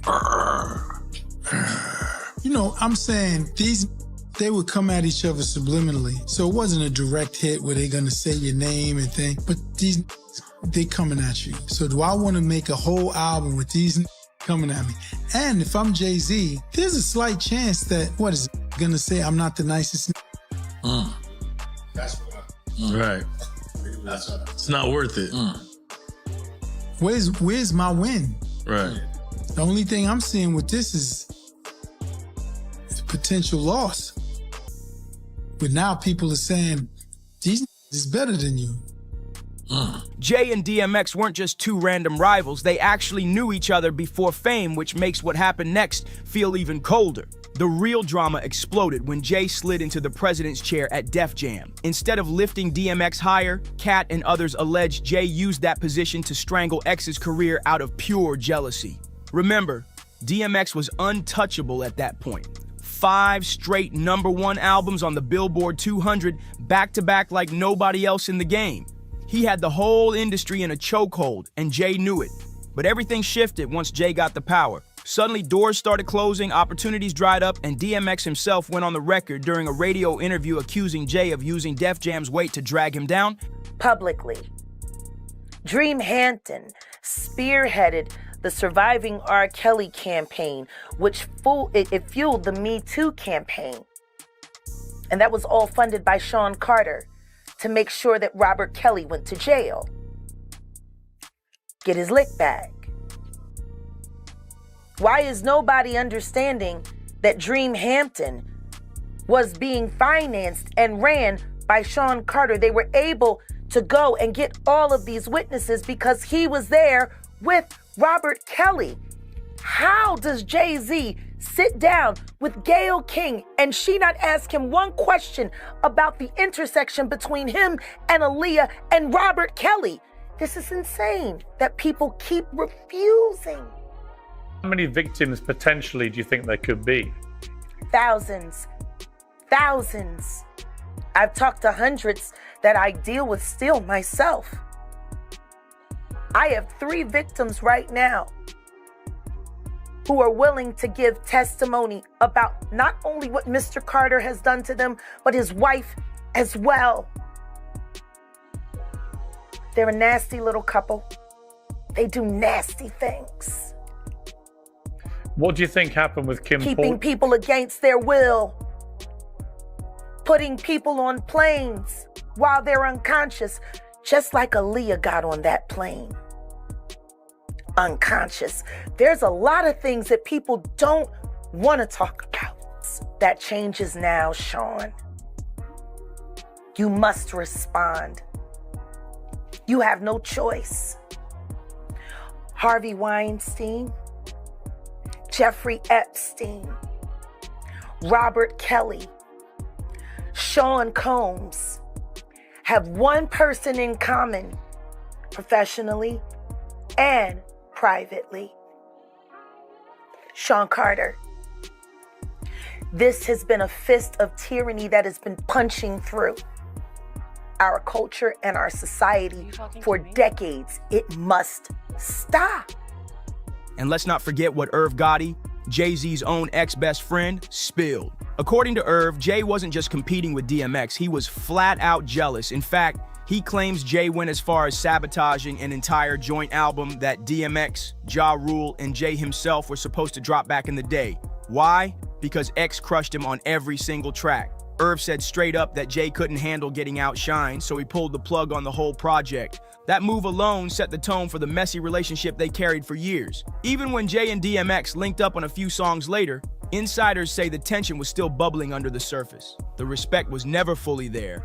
It was all smoke and mirrors for the public, while behind the scenes they were clashing until the very end. Was taken unfairly. She actually died screaming, and the Carters are responsible. But one of them is just a little more responsible than the other. Question is, did Sean Carter delete his mistress, his pregnant mistress, because his wife was jealous? Or could it be possible that maybe his wife's temper is just a little worse than most people think? And maybe he just had to clean it up to protect the brand, see? I mean, I'm just speculating. Irv even revealed that this legendary, never-before-heard album with JX and J. Rule was completely shelved because Jay couldn't stomach DMX stealing the spotlight. Now here's where the whispers get even darker. Some people out there are claiming Jay-Z's jealousy toward DMX went way beyond music beef, with wild rumors suggesting he may have even played a role in X's downfall, and that Beyonce allegedly knows the truth but stays silent to protect him. And honestly, can anyone be surprised? That's her husband. Loyalty like that can make people hide the ugliest secrets. But the chatter doesn't stop there. Truth of the matter is, the Money Mike in the original script got in the bathroom, and that's what Ricky Smiley was okay with. Katt Williams had to take the risk in front of the studios and the cast and our powers that be in his very first movie and say respectfully, humbly, guys, if we talk about anything else, I have no credibility and I have no pull. But we're talking about comedy, right, where I have all the credibility and all the pull. The problem with Friday After Next is We're trying to make a classic comedy. And this comedy involves and is never funny, no matter who it happens to or what the circumstances are. If you would allow me to allow us to do this movie without a black man getting in it, I promise you that it will be twice as funny as it would be with him getting. So considering that's the real story, why would you bring up that story? 35 members of the cast and crew have never brought up that Ricky Smiley was gonna play Money Mike. No one ever saw me put on a Santa Claus suit. We got a wardrobe department. They made a Santa Claus suit for me. Why that wasn't in the bloopers? All of these big deviants is all catching hell in 2024. It's up for all of them. It don't matter if you Diddy or whoever you is. Takes any of them, all lies will be exposed. That's all. And anyone who takes that the wrong way, know why they take it the wrong way. People want to know, well, why did he get blackballed? Yeah, because in 30 years, I've done nothing but collect information, knowledge, and your secrets. So if you and a man was in a corner doing something you wasn't supposed to be doing, you will tell it. No, somebody come to tell me. Okay. I gather that, I value that, I'll pay for that. Come, tell me. I know so many things I shouldn't know, and they all know it. They all know it. Why? Because they canceled me for talking about Harvey Weinstein before the thing came out, but he offered to suck my in front of all my people at my agency. Streets have been buzzing that Beyonce herself supposedly has some skeletons tucked away and that Jay has been right there helping her keep those stories buried. Jaguar Wright, who never holds back, once accused both Jay and Beyonce of doing sinister things, even saying they lured people into their home and held them hostage to break them down. Jaguar also dropped bombshell accusations linking them to tragic deaths in the industry, from Aaliyah to Jay's late mistress, Kathy White, who was reportedly pregnant at the time she passed. When it comes to Kathy White, the rumors get even more chilling. Some fans dug deep and believe Beyonce herself may have slipped a confession into her music. In her song Daughters, she painted some graphic scenes that many think weren't just lyrics, but coded references to Kathy's tragic end. Beyonce sings, "Your body laid out on these filthy floors. Your bloodstains on my custom couture. Bathroom attendant, let me write it in. She was a big fan. I really tried to stay cool, but your arrogance disturbed my solitude. Now I ripped your dress and you're all black and blue. Look what you made me do." Those words shook listeners, and once people connected them to Kathy, the speculation exploded. Official reports said Kathy died of a brain aneurysm, but Jaguar Wright has long claimed it wasn't natural at all, much insisting Jay-Z and Beyonce had a hand in it. According to Jaguar, Jay made the call to take Kathy out because Beyonce had found out about their affair. And here's the wildest part. Jaguar claims Beyonce was ready to handle it herself if Jay didn't. And the deeper you dig, the darker it gets, because Kathy White's story is just one piece of a much bigger puzzle. People online have been pointing out that whenever someone gets too close to exposing Jay-Z or threatens Beyonce's spotless image, tragedy always seems to follow.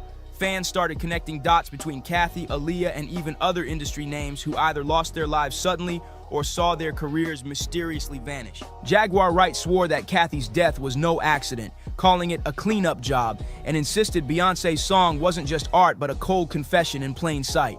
The shocking part? Beyonce has never addressed those rumors. Not a word, not even to shut them down, and that silence only made the whispers grow louder. On top of that, insiders have long claimed Jay-Z was ruthless about protecting his empire, using his power to silence rivals, and Beyonce, as his partner, allegedly played the role of protector by staying quiet or covering up when needed. It paints a chilling picture of a power couple moving like a unit, one pulling strings in the industry, the other hiding the evidence in plain sight. Now circling back to DMX, the heat around Jay-Z got so intense that he eventually had to step out and address the rumors himself. Jay claimed that despite the tension, there was always love between him and X. But if you listen to Irv Gotti's side of the story, it's clear that love wasn't the word to describe their relationship. Behind the scenes, the vibe was cold, and many believe Jay's hand in DMX's downfall went much deeper than just label politics. Word in the streets is that Katt Williams himself suspects Jay had something to do with DMX's tragic end, saying Jay rejected him simply because X refused to bow down and play puppet. And honestly, if anybody knows what it feels like to be punished for not selling out, it's Katt Williams. Katt even revealed how early in his career the industry tried to break him down. While filming Friday After Next, producers allegedly wanted him to shoot a humiliating scene with Terry Crews, claiming it would be hilarious. But Katt said no, flat out refusing to be part of it, even though this was his very first movie role. He told Ice Cube and the team that there was nothing funny about the scene, and taking that stand nearly cost him his shot in Hollywood. And that's exactly why fans draw such a strong connection between DMX and Katt Williams, two men who refused to play Hollywood's dirty little games, and two men who paid the price for standing their ground. DMX wouldn't kiss the ring, and Katt wouldn't let himself be humiliated for a cheap laugh. And what happened? Both were blackballed, silenced, and dragged through the mud by the very industry they once carried on their backs. Katt has said many times that the moment you refuse to bend, the machine flips on you. They strip away opportunities, rewrite the narrative, and suddenly you're labeled difficult, unstable, or even crazy. Sound familiar? Because that's exactly how they treated DMX, once the biggest star in the world, suddenly painted as a troubled artist who couldn't hold it together. And here's the kicker. Insiders whisper that Jay-Z played a key role in pushing those narratives about X, making sure doors stayed closed while he built up his own empire. Meanwhile, Beyoncé's silence only fueled the suspicion that she was standing guard, protecting both her husband and the empire they were building together. And it wasn't just DMX. The industry came hard for Katt Williams too, once they realized he wasn't going to let himself be molded or used as a pawn for their agenda. They tried to break him, bury him, and shut him out. But unlike X, Katt lived to tell the story. DMX sadly didn't make it out, and that's exactly why Katt has been calling out Beyoncé, accusing her of knowing way more about X's death than she's letting on. Katt allegedly believes the truth about who really took DMX out will only surface once Beyoncé decides to open her mouth. He's been hinting that she holds the key to secrets the world has been denied, and that her silence is what's protecting the very people responsible. Of course, fans had their own reactions. One person commented, "Let's clear that up first. Beyoncé knows exactly what happened to X, and the silence is louder than any statement she could make." Another said the fact that Katt is risking everything to speak out shows just how serious he is. DMX was never the type to bow down. Not to Diddy, not to Jay-Z, not to anybody. He said it loud and clear in interviews, exposing the dark side of the industry without a shred of fear. And that's what made him so powerful and so dangerous to the people pulling strings behind the scenes. Fans still talk about how he wasn't just a rapper, he was a poet, a truth teller, a man with a voice that could shake your soul. Nobody could deliver pain, power, and honesty the way X did. But here's the real question. Was his refusal to play the game the very thing that cost him his life? And if so, why has Beyoncé stayed so silent? Is she really hiding details about what happened to DMX? And could Jay-Z actually have been behind it all? I need to hear what you think. Drop your thoughts in the comments below. Don't forget to like, share, and subscribe because this story is far from over, and you'll want to be here when the next bombshell drops. Ain't nobody around to tell them what to do, and they just get to act a fool. Free Beyonce. We love y'all. We love y'all. We want y'all to get it right, at least get it close to right. And obviously it's subjective. Y'all don't gotta clap at everything. They built an empire off of secrets, but now that silence is cracking wide open. Whispers about Beyoncé and Jay-Z are turning into full-blown roars. And this time, it ain't about chart-topping hits or red carpets. We're talking betrayal, legacy, and a buried truth that could shake their empire to the core. I wanted to find out who my father was, and for the case not to go how I was planning it, I really thought it was going to go different than... Court insiders are saying a judge may have officially ordered Jay-Z to take a DNA test. All because Rameer Satwa, a 31-year-old man with uncanny features just like Hov, claims he's the result of a hush-hush fling from the early 90s. Not just about me. If I gotta fight for all of us, I will, but I won't let the court systems just walk over me. I won't let Jay-Z, I won't let no one just walk over me and tell me something because y'all just saying this. I want the truth. And if we can't go to the Supreme Courts, the regular courts, to find out the truth, what are they here for? Yeah, all right, we'll get to the legal things that you've been through, the battles. And if this test proves what Rameer's been shouting for over a decade, we're not just talking a new name on a birth certificate. We're talking a detonation under one of Hollywood's most bulletproof marriages. Obviously it's subjective because, it's music and it's opinion-based, but, something... Word is Beyoncé might already be moving like a queen in exile, packing her crown and preparing her escape. Behind closed doors, sources say she's been planning this move silently but savagely for years. Real estate sleuths and flight trackers have clocked shady solo jet trips booked under her team's secret aliases. Quiet luxury real estate deals popping up in Malibu and Paris, and now her security team Yeah, multiple bodyguards have been pulled off Jay-Z's protection detail, allegedly reassigned directly under Bey. One longtime guard spilled that she's been training for freedom like it's a military op. That's not just putting space between them, that's a whole exit strategy. So at what age then did you start to question, you know, who your parents could be? Well, I wouldn't say I started to question it, but you know, I said around like 7, maybe 6. And I think it started at 6. And you know, my mom was just telling me that my father wasn't my father. But as a kid, you know, I really didn't look. And let's be real, Beyonce doesn't wing anything. Not when she's guarding billions, 3 kids, and a brand image polished to perfection. Let's talk signs. Because when it comes to Beyonce, her symbols hit way harder than any public statement. For years, fans clung to that famous IV tattoo on her ring finger, perfectly matching Jay-Z's. It symbolized way more than birthdays or wedding dates. It screamed unity, fate, even destiny itself. But now, that ink is gone. First faded, then blurred out in pics, and finally completely erased. Actually, my mom was at a show, and she was with a friend. And I know, I guess her and her friend stayed to, after the show, he was doing little signings and little autographs and stuff like that. I guess he wasn't too big, but you know, I guess females, when the show is over, you can sign little autographs and stuff like that, talk to the people who perform. She said she went up there. Her left hand now sparkles with icy designer rings, but none tied to the past. And let's not play. Beyonce doesn't accidentally delete history. Every detail of her image is calculated like a chessboard. That tattoo vanishing, that was a silent funeral.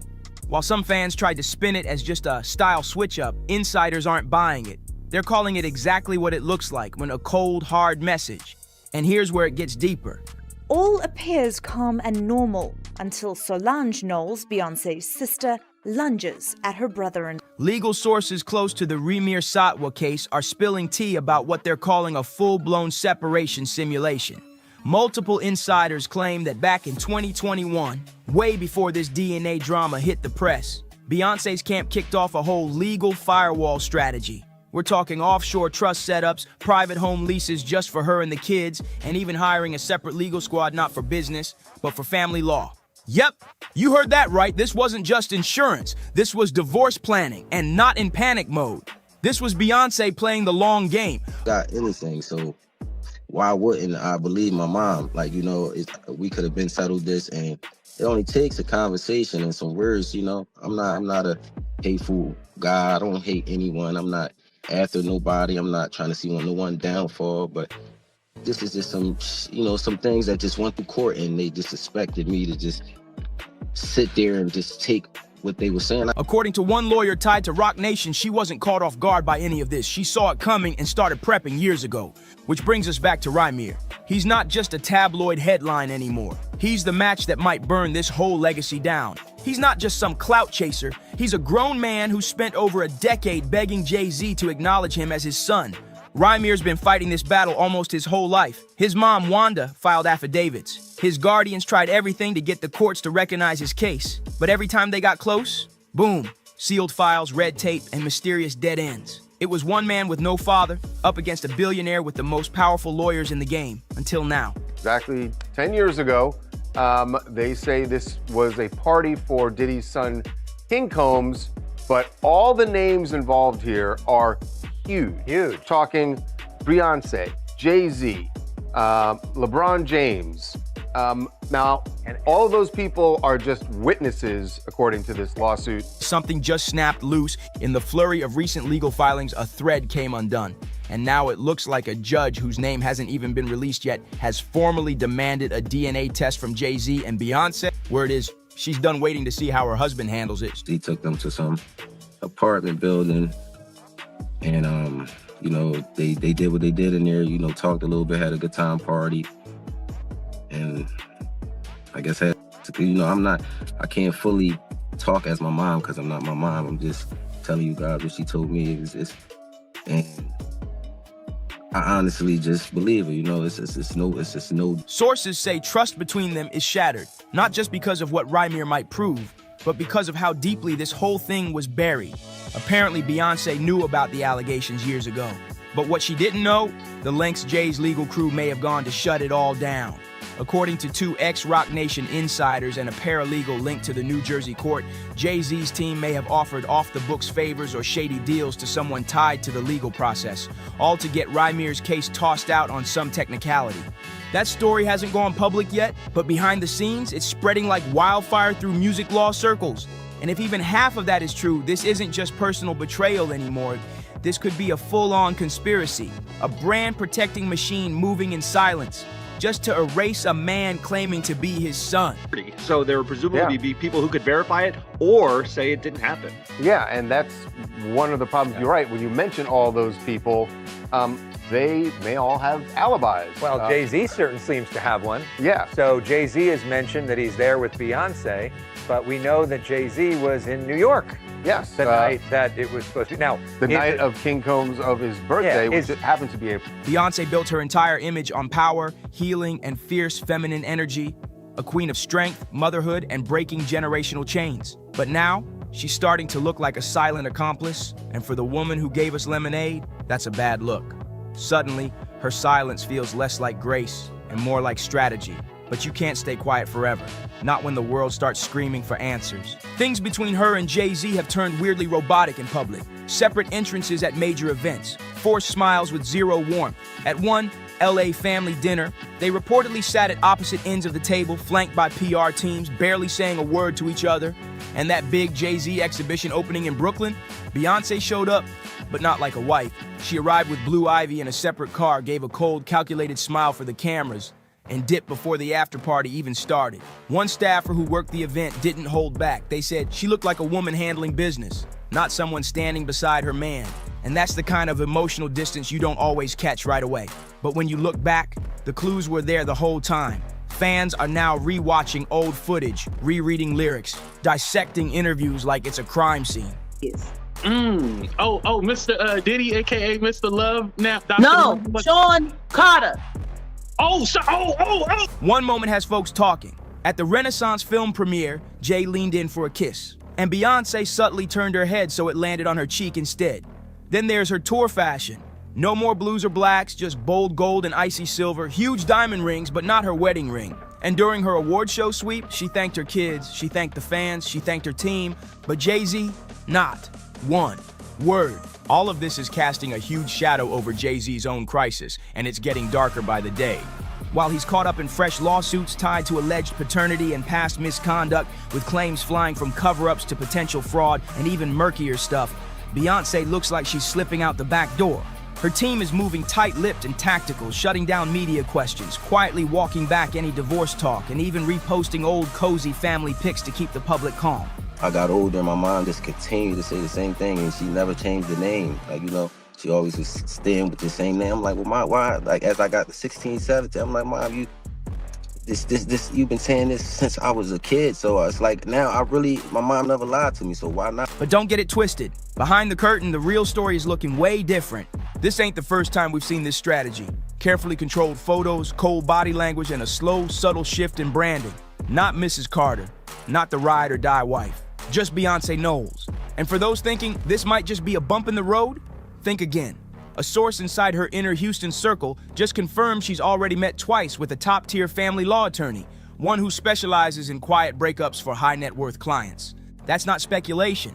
Those are real appointments on a very real calendar. And if that court-ordered DNA test confirms what Rymir's been saying since way back in 2010, this won't just be a breakup, it'll be a whole statement. Because Beyonce isn't just an artist. She's a global symbol of empowerment, justice reform, and female strength. So standing next to a man tangled in allegations like this, that could crush everything she's built. Silence might have been survival once, but now it's starting to look like complicity. Something I really would want to find out because, in the future. Let's get real. This ain't just about a DNA test. This is about legacy. Jay-Z and Beyonce didn't just build a marriage. They crafted a whole mythology, the Bonnie and Clyde of music, the ultimate power couple that every celeb duo wanted to be. But now, if these whispers turn out to be facts, if there's bribery, betrayal, and a child whose only crime was being born, then everything they've built is hanging by a thread.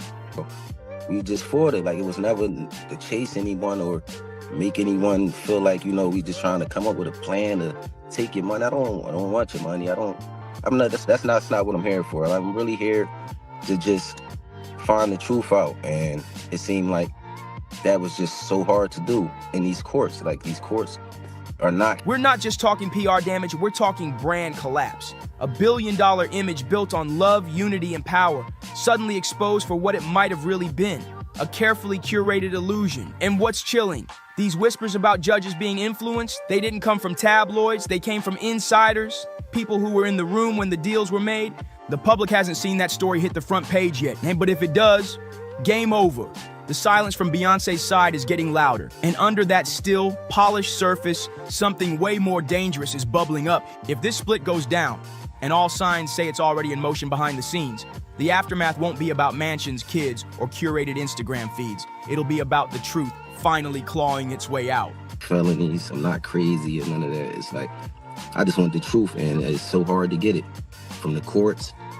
And it seems like Jay-Z don't want to say anything, so, I don't want to see him go down for something that, you could have just got taken care of. That's it. Because this didn't start with just a man looking for his dad. It started there. But now it could crack open years of sealed court files, ignored subpoenas, and names that pop up too many times in too many places. And those places, they just happen to be at the center of multiple ongoing federal investigations. We even traced Jay-Z's Gulfstream flight logs using a legit civil aviation tracker. And what we uncovered, it opens up even more questions, just ones that hit way beyond just family drama. A former Roc Nation insider confirmed that Jay-Z's private jet was logged landing in Miami just days before one of Diddy's infamous freak-off weekends allegedly went down. Another entry puts Jay's plane on the tarmac at Teterboro, the exact New Jersey airport used to fly VIPs out to Diddy's upstate mansion. And that estate? Yeah, it's now under investigation for alleged incidents involving coerced misconduct. Fact that anybody can find. Sure. But what happened once he got into this party at Diddy's house is outrageous. And I know we're supposed to take every lawsuit seriously because we don't know, we weren't there. The Gloria Estefan part, that's just the start. How Beyonce gets involved. So now people are asking, why was Jay-Z's jet touching down in all these same places at all the exact right times? Is this some wild coincidence, or was it all by design? One former Roc Nation staffer who only agreed to talk under anonymity said it flat out. Jay knew what happened at Diddy's parties. Everyone who got invited did. You don't just show up by mistake. And you don't bring your own crew. You use theirs. That's how it worked. If that's true, then we're not just talking guilt by association. This is about logistics, a paper trail. One Beyonce may have known about for months, if not years. And that changes everything. If she's been aware of this, then her silence isn't just about avoiding headlines. It's about strategic distance, a way to insulate herself from a potential storm that's reaching way beyond her marriage. This wouldn't be the first time Beyonce let silence do the heavy lifting. Over time, she's mastered a secret language, not spoken, but shown, through visual symbolism, body language, and who's not in the room. When Beyonce removed that IV tattoo, it wasn't just about ending a chapter with Jay-Z, it was a ritual. A quiet, surgical separation. That Roman numeral wasn't random ink. It symbolized their birthdays, their wedding day, their entire fairy tale mythology. Wiping it away wasn't some style choice. It was grief in reverse, a personal funeral for a marriage the world still thought was solid gold. But the cracks? They started showing long before the DNA drama. Beyonce's been sending silent signals for years, wrapped in glam but dripping in emotion. Remember that pixie cut back in 2013? At the time, folks called it a bold new look, but stylists in her inner circle say it was timed down to the day, dropped right after a major tour ended. It wasn't just hair, it was a statement. That chop was shedding more than strands, it was shedding him. Since then, it's been one symbolic move after another. Wedding ring off, cold body language on blazing red carpets, and icy poses that made you feel the distance through the screen. These weren't fashion choices, they were power plays. When your voice is watched and twisted every time you speak, you let your body do the talking. And Beyonce's body, it's been screaming. Her transformation during the Renaissance era is no coincidence. She's still shining, but now it's a different kind of glow. One that's glittering, but cold. Bold, but veiled. It's Beyonce stepping fully into her power. Alone. No more performing as half of a duo. No more bending herself to fit the myth. This isn't just Beyonce walking away from a man. This is her breaking free from a legacy. Every public moment since has been stitched with the same message. The mourning happened in private. The vows were torched off camera. And now, Now, she's rebuilding. Not soft, not emotional, but strategic. Surgical. She's already halfway out the door and she's not looking back. And then we have Rymir, the man at the center of this storm. According to court filings and media statements, all he's ever wanted was truth. But instead of getting answers, he's been blocked at every turn. And now, sources close to the case say he's also being targeted. In the months before his most recent lawsuit dropped, Rymir reportedly received multiple anonymous phone calls telling him to back off, some even threatening. But here's where it gets disturbing. At least 2 of those calls were traced back to masked digital numbers tied to a well-known LA PR firm. And guess what? That's the same firm Beyoncé's team uses for crisis control and media cleanup. So let's just ask it straight. Why would Beyoncé's people have any reason to monitor, let alone contact, the alleged son of Jay-Z? She's never claimed him, never spoken his name. So why would Beyoncé's crisis team be circling a paternity case filed by a total stranger, unless that stranger was actually a lot closer to her orbit than we were ever meant to know? If Beyoncé truly had nothing to do with hiding the truth, then why does her name show up in the metadata of legal communications tied to Rymir's case? A former paralegal who briefly worked with a law firm involved on the fringes claims she was given one clear instruction: don't mention the singer. We're not supposed to name her in emails. That's not distance, that's orchestration. And it gets even darker. Legal watchdogs digging through the court records have flagged a mess of procedural red flags. Timestamps that vanish, hearings that were never scheduled, affidavits sealed for no clear reason. Then it gets shady in the clerk's office. Multiple court staff in New Jersey were mysteriously reassigned during the exact time Rymir's filings were allegedly delayed or misplaced. And here's the jaw dropper. One judge whose name shows up both in Rymir's court docs and in unrelated business deals tied to Roc Nation, he retired midterm. No press release, no public statement, just disappeared. If this is a cover-up, and all signs point in that direction, then we're not talking about some favor or slip-up. We're looking at a full-blown institutional defense system, a machine built to protect one of the most powerful families in American pop culture. Not just to shield Jay-Z from scandal, but to make absolutely sure Beyoncé never has to take the stand, never has to answer for what she may have known and when. Because now, the questions go way beyond, is Jay-Z the father? Well, now we're staring down the legal implications of that birth. Rymir's mother, Wanda Satterthwaite, was reportedly just 16 years old when she got pregnant.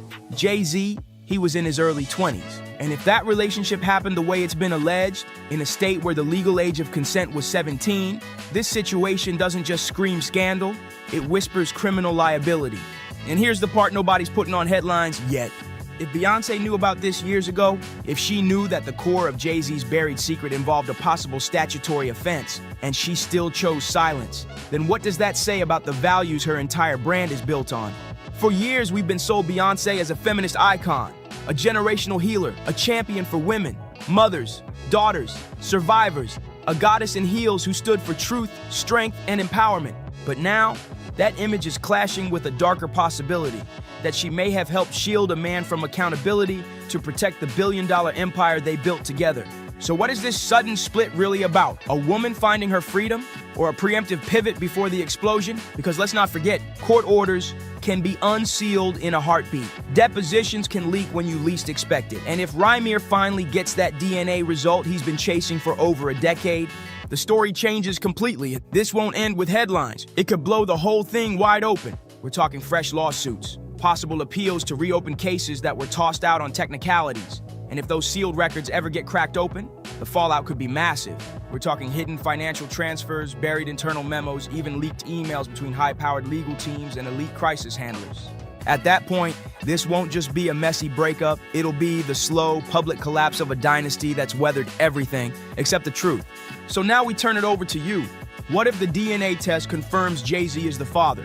What if that truth drags out not just betrayal, but a potential crime? And what if Beyoncé, the queen of control, the master of silence, knew the whole time and helped bury it beneath sold-out tours, flawless PR runs, and those Grammy speeches everyone called iconic? Is she making a clean break or covering her own tracks? Drop your thoughts in the comments. We want to hear everything. Do you think the Carter's empire is cracking?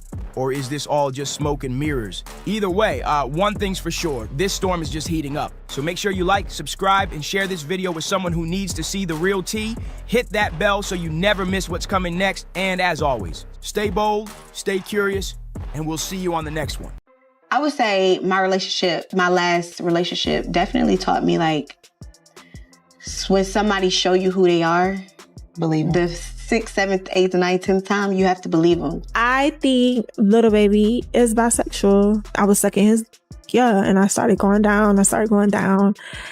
And yeah, he didn't stop me. He put his legs back to him. Jada Wyatt just dropped a bomb without even meaning to, and now the internet is in flames. She basically confirmed the identity of the man everybody's been whispering about as Lil Baby's real sugar daddy. And let's just say, nobody's shocked by who it is. She didn't come right out and scream his name on live, but the clues she left, too obvious to ignore. From her posts to her recent moves, plus the whispers coming from people around her. I would say my last relationship definitely taught me, like, when somebody show you who they are, believe them. The 6th, 7th, 8th, 9th, 10th time, you have to believe them. No matter how much, like, time really don't heal. But damn, time do not heal. That person gonna always be them. Time only heals if a person is, like, mentally there with it, you know? Like, time don't heal if it's two people on two different pages. Fans are convinced she just exposed one of the most powerful names in Lil Baby's circle. And yes, it's the same man linked to that messy white party photo, the billionaire private jets, those courtside NBA seats, and the elite connections that keep Baby sitting pretty in Hollywood's inner circle. You're gonna get another drunken hug tonight. I don't care what anyone says. You're getting a drunken hug. You too. You too. Drunken hugs are coming tonight. And this is where the story turns all the way scandalous. Because the chatter online isn't just about this man funding Lil Baby's lifestyle. No, fans swear Jada walked away after finding out he was allegedly on the down low. The so-called mentorship between him and Baby. The one never hugging me. You know what I'm saying? I was dapping Kuzman up, and Mike happy to see me. He ran over there, and we started like wrestling, like touching it. And a picture, like Mike, one of my real good friends, we had a party with goddamn 200-300 people. There's nothing weird could go on with all these people in the mix, you know what I'm saying? But I ain't gonna get on the internet and go back and forth and I told him, man, that's a crazy looking picture, you know what I'm saying? People are convinced it was way more personal than the public ever thought. The timing, the little clues, and the way Jada's been moving lately got everybody convinced she just blew the cover off the one name Lil Baby's been desperate to keep out the headlines. And before anyone could even connect the dots, Jada herself jumped on and admitted she tried to give Lil Baby another shot, but it just didn't work. What's the most you ever lost gambling at one? $8 million. How long? Like one day, like probably 40 hours straight. I lost like $8 million. That's not 9 million. That's not one. I made myself stop gambling. I had Mike Rubin write a letter to every casino and ban me from the casino.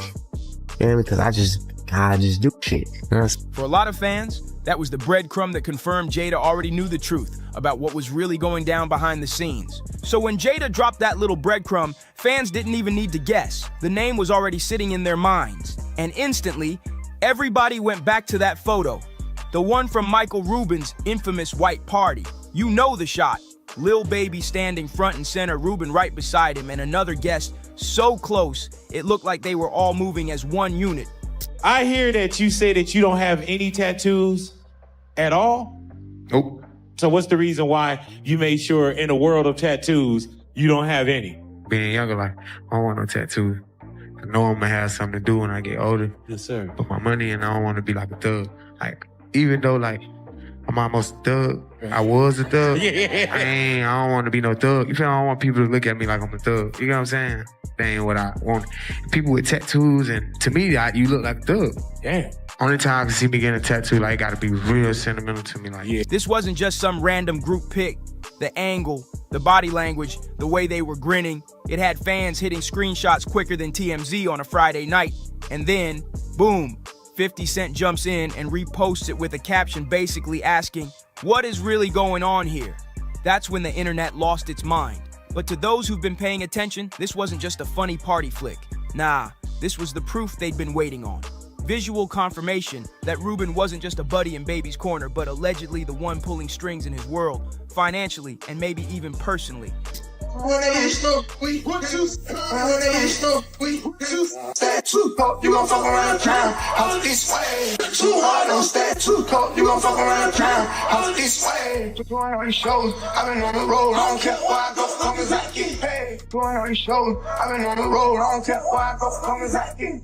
After that picture started making rounds, the internet jokes got way sharper, and the sugar daddy tag, oh, it stuck like glue.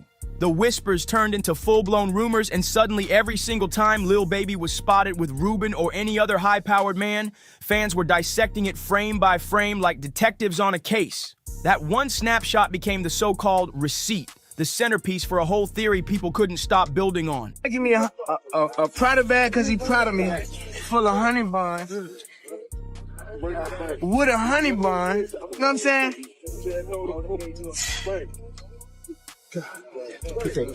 Man, shit ain't got serious, man. You hear me, man? I'm on the ground with a honey bun and a honey bun. You got two Richie, man? Two Richie one day, man. And he proud of you. Hey, he brought me a Prada bag because he proud of me, man. You feel me? Prada bag because he proud of you.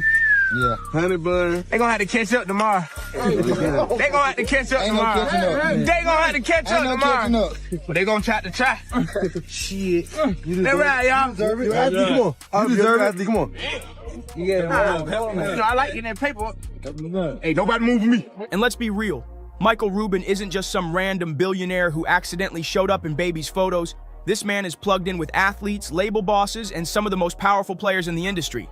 And if you've been paying attention, Lil Baby has been right there in the mix for years. Now, Baby did try to shut it down, saying the infamous White Party pic was nothing but a playful moment, claiming he and Rubin were just messing around, play wrestling when the camera caught it. But even with Lil Baby trying to clear things up, fans can't help but side-eye the whole friendship, because the stories surrounding it keep getting wilder. It's okay. I don't understand.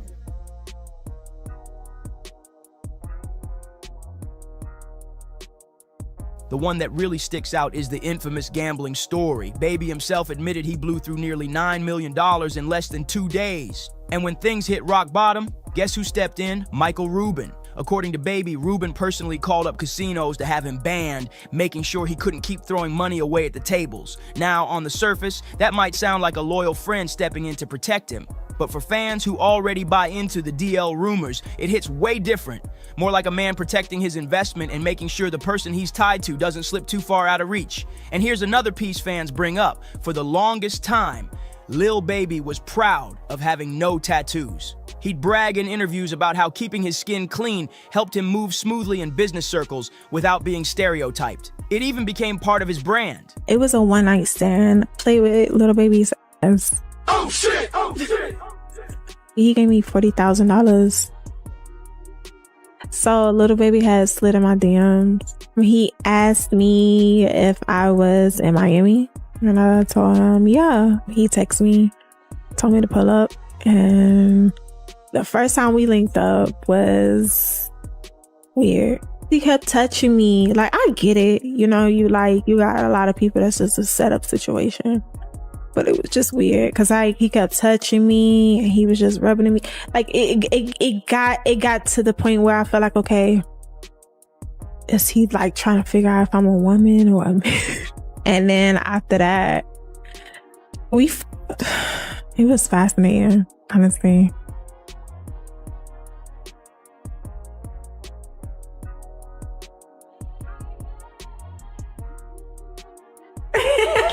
Play with Lil Baby's ass. But the third time we linked up, I ate his asshole out. Yeah. I think Lil Baby is bisexual. I was sucking his and I started going down. And yeah, he didn't stop me. He put his legs back to him. Yeah, he was holding him. So when fans spotted Lil Baby's very first tattoos, it was already headline worthy.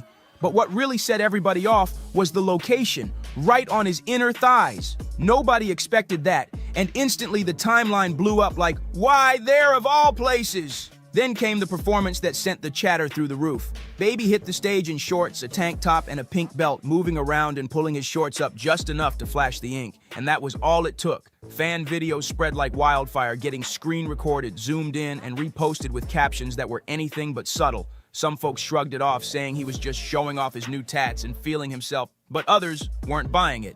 They tied the whole thing straight into those DL rumors, calling it a soft launch of a different side of Baby. Once that theory caught fire, it became yet another reason for people to claim the rumors weren't just smoke. And Baby, he clearly wasn't laughing. On Lil Yachty's podcast, he admitted the jokes were getting to him and even revealed he pulled the White Party security footage to prove the hug with Rubin was nothing more than a quick, harmless moment. But here's the problem. Lil Baby never actually released that so-called footage. And online, when you say, "I've got proof but never show it," people instantly assume the proof isn't in your favor. Instead of shutting down the whispers, it just gave the rumor mill even more fuel to spin. And this is where things stop looking like coincidence. Because whenever folks start connecting Lil Baby's patterns, one name always pops up, James Harden. And let's be real, their friendship has never been low-key. For years, they've been everywhere together, sitting courtside, jetting off to different cities, popping up at major events side by side like a full-on package deal. But the moment that made the internet pause was Harden's over-the-top birthday gift to Baby back in 2020. The man didn't just hand him a simple present. He rolled up with a Prada duffel bag, stuffed with $100,000 in cash, a Richard Mille watch worth another small fortune, and yes, honey buns. Actual honey buns. The video of Baby opening the bag went viral instantly.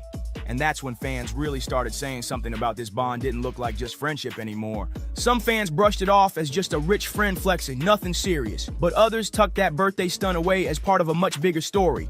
One shady comment that went viral even joked, "Lil Baby been giving his honey buns to Harden." And that's the thing about the internet. They don't need hard proof. All it takes is a few flashy moments, some inside jokes, and a theory that feels juicy enough, and suddenly it becomes the truth online. Harden's gift turned into one of those so-called core receipts, and it didn't stop there. Not long after that viral birthday surprise, Harden and Lil Baby popped back up in the headlines, this time all the way in Paris for Fashion Week 2021. They weren't looking for trouble, but trouble definitely found them. French police pulled their car over, claiming they smelled cannabis, and that's when things got real messy, right in front of cameras. Harden was frisked and questioned before being let go, but Lil Baby wasn't as lucky. He ended up fined for possession and photographed being led toward a police van. And of course, those pictures hit the internet before the two of them could even make it back to their hotel room. Back when it first happened, people chalked the Paris arrest up to bad luck. But now, looking back, fans have folded it right into the pattern. Another headline-making moment with Harden, another clip added to those compilation videos floating around online. And the internet being the internet, they didn't stop there. Over time, the whispers stretched past Harden and started pulling in other names. Some even pushed rumors that Lil Baby might have had a thing with Juice WRLD. Nothing confirmed, no receipts, just pure speculation. But for fans who already believe the DL storyline, it all gets folded into the same messy narrative. Then came the so-called leaked tape drama. A clip started circulating online that looked like Lil Baby allegedly giving another man something explicit. The internet went wild, treating it like confirmation. Baby had to step in quick, blasting the rumors on social media. He wrote, "Y'all gotta stop using my name and likeness when y'all get bored. The extremes people go to for clout is sick. Ain't no mystery in my history on no level. This my last time addressing any kind of dumb clickbait. TF is wrong with y'all, no flaws, no cap in my raps." But instead of shutting things down, that rant just sparked another wave of DL talk. And then it got even messier when IG model Teresa Lawana hopped on a podcast and dropped her own little bomb. She didn't spill full details, but she hinted at a personal run-in with Baby where she implied he might not be as straight as people think. That was all it took. The rumor pages went crazy. And through it all, Jada, she's been quiet as ever. No confirming, no denying, just staying locked in on her businesses and keeping the co-parenting lane clean. But here's the thing. Rumors like this don't just vanish. Every time Lil Baby hits another event, performs on stage, or pops up with the same powerful names, the theory comes storming right back into the spotlight. So maybe the real question isn't whether it's true or not. Maybe it's what's the next messy drop that's about to hit the internet. Let me know your thoughts in the comments. Don't forget to like, share, and subscribe. And I'll catch you in the next one. Okay, but I'm sorry, it's not me. Okay, talk to him. No, don't talk to me like that. I'm an adult. Do not talk to me like that. Do not talk to me like that. Tell him to stop. I feel like if it was Christian, I believe that's the young man's name, that was on camera assaulting Sha'Carri and pushing her. He lied about a couple things that's personally, just in a relationship. I pretty much often can understand what a relationship is about, but he lied. He's a liar. Okay. And that was something that I kind of just grasped, and emotionally, I'm just like, bet you do your thing, but. So Christian Coleman's mom just turned the whole Christian and Sha'Carri drama up another level because she straight up pulled up on Sha'Carri after that wild airport fight. And let me tell you, things did not stay calm. They got heated. Once that raw, uncut airport footage of Christian and Sha'Carri leaked online, the internet went crazy. But it hit Dr. Coleman way harder. She tried to get him arrested in the airport. And the only reason she didn't get him arrested because when you're in the airport, everything's under surveillance. That video didn't just show a messy, toxic relationship. It confirmed what she'd been dreading all along. Christian was stuck in what looked like a DV situation, and worse, he didn't know how to break free. Now everybody's asking the same thing. Is his mom doing too much, or is she the only one willing to step in and save him before it's too late? Word is, Sha'Carri even tried to flip the script and get Christian arrested right there in the airport. But since everything in an airport is under surveillance, that move didn't stick. And if you know Dr. Daphne Coleman, then you already know. She doesn't play when it comes to her son. But you hear me, right? So this is the position that Christian Coleman puts me into, okay? Because he's a coward, and I don't want anything to do with him at this point going forward. My name is Sha'Carri Richardson. Have no problem with letting you know who I am. Haven't put my hands on him. We had an argument. I will be honest about that. An argument, and that's pretty much it. The argument, pretty much, he's a liar. He lied about a couple things that's personally, you know, just in a relationship. I pretty much, officers can understand what a relationship is about, but he lied. He's a liar. And that was something that I kind of just grasped, and emotionally, I'm just like, bet, you do your thing, but you're asking me for things that is within my possession, and for my right, I don't have to give it to you because it's in my possession.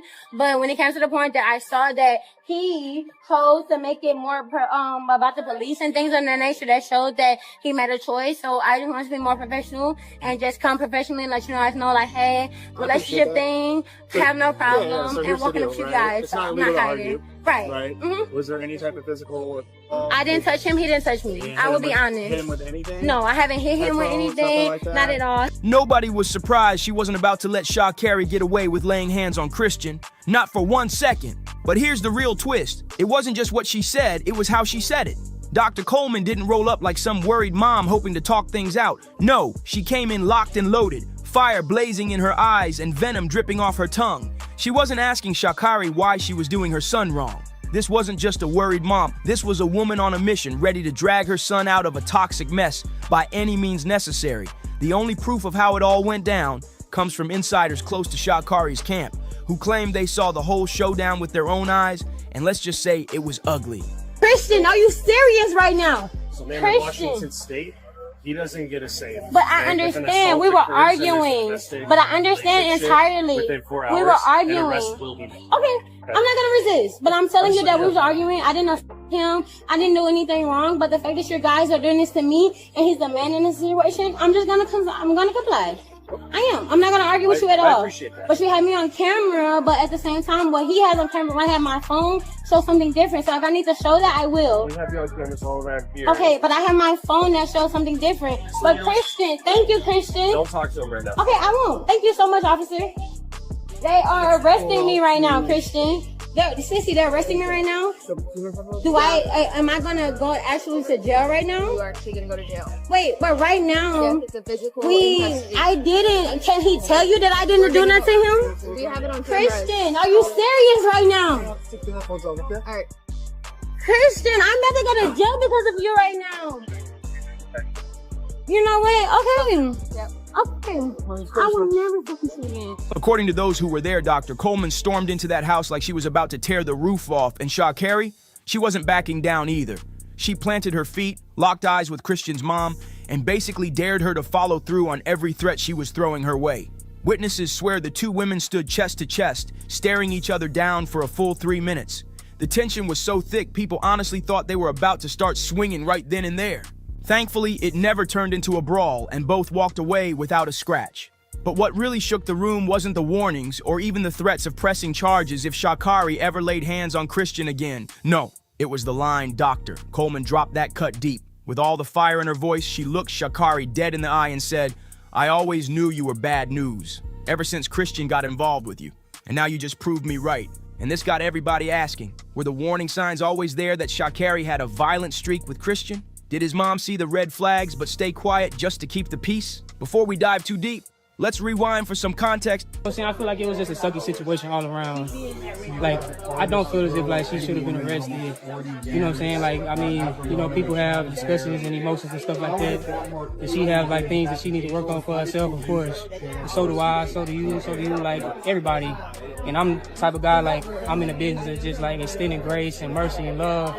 And I feel as if like I don't try to look at obstacles either. Like I just look at like situations like this to just like, take a step back, analyze yourself mentally, and then just try to see what you could do to be your best self so that you can move forward, so you can just be the type of person and a human that God needs you to be for his kingdom and for his glory. And so that's kind of how I look at the situation. And like, back in 2023, Sha'Carri and Christian were serving what looked like straight-up relationship goals. They had the cameras eating it up, the sports world cheering them on, and fans convinced they were the perfect couple. But behind the glossy photos and matching smiles, not everyone was celebrating. And the loudest skeptic, none other than Christian's mom, Dr. Daphne Coleman. Now, let's be clear.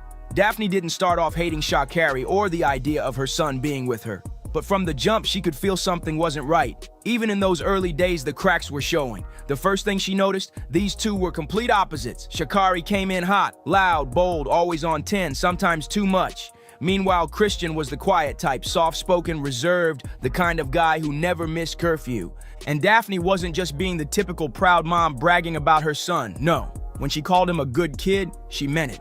From the very moment Christian linked up with Sha'Carri, those differences hit Daphne like a flashing red light she couldn't ignore. On the surface, it just looked like two people with different vibes. But to his mother, it screamed bad match. And the deeper she watched, the more convinced she became that Sha'Carri was nothing but bad news for her son. It wasn't always obvious things either. It was the subtle patterns stacking up. Reports say Daphne clocked how Christian suddenly couldn't visit unless Sha'Carri gave the green light, or how family dinners got canceled last minute because Sha'Carri needed him.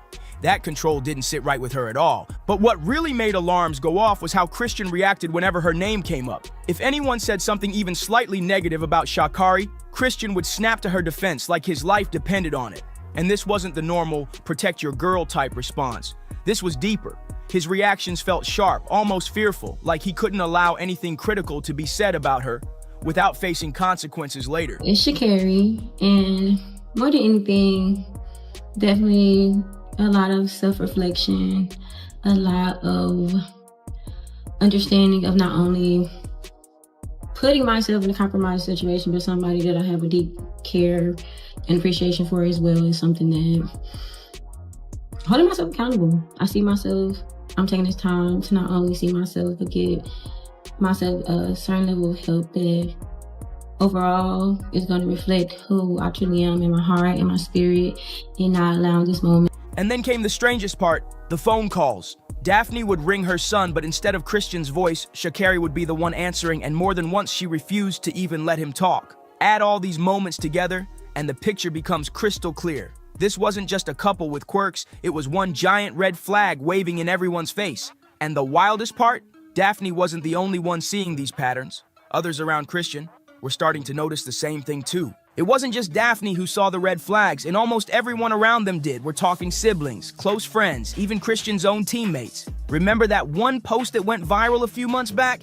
The one that read, "You'll be so much happier when you accept that sometimes people just aren't right for us, no matter how badly we want them to be." At first, folks thought it was just another motivational quote floating around. But when you look back now and realize how many of Christian's Team USA teammates reposted it at the exact same time, it feels like they were sending a not-so-subtle message straight to him. They weren't talking to the world, they were talking to Christian, warning him. But here's the heartbreaking part. Either Christian didn't catch on or he chose to ignore it. Because when that raw, uncut airport footage of him and Sha'Carri finally leaked, the truth was impossible to deny. This wasn't just a one-off messy argument caught on camera. It was evidence that what people whispered about behind the scenes had been real all along. And the most chilling part wasn't even Sha'Carri's aggression. It was Christian's body language.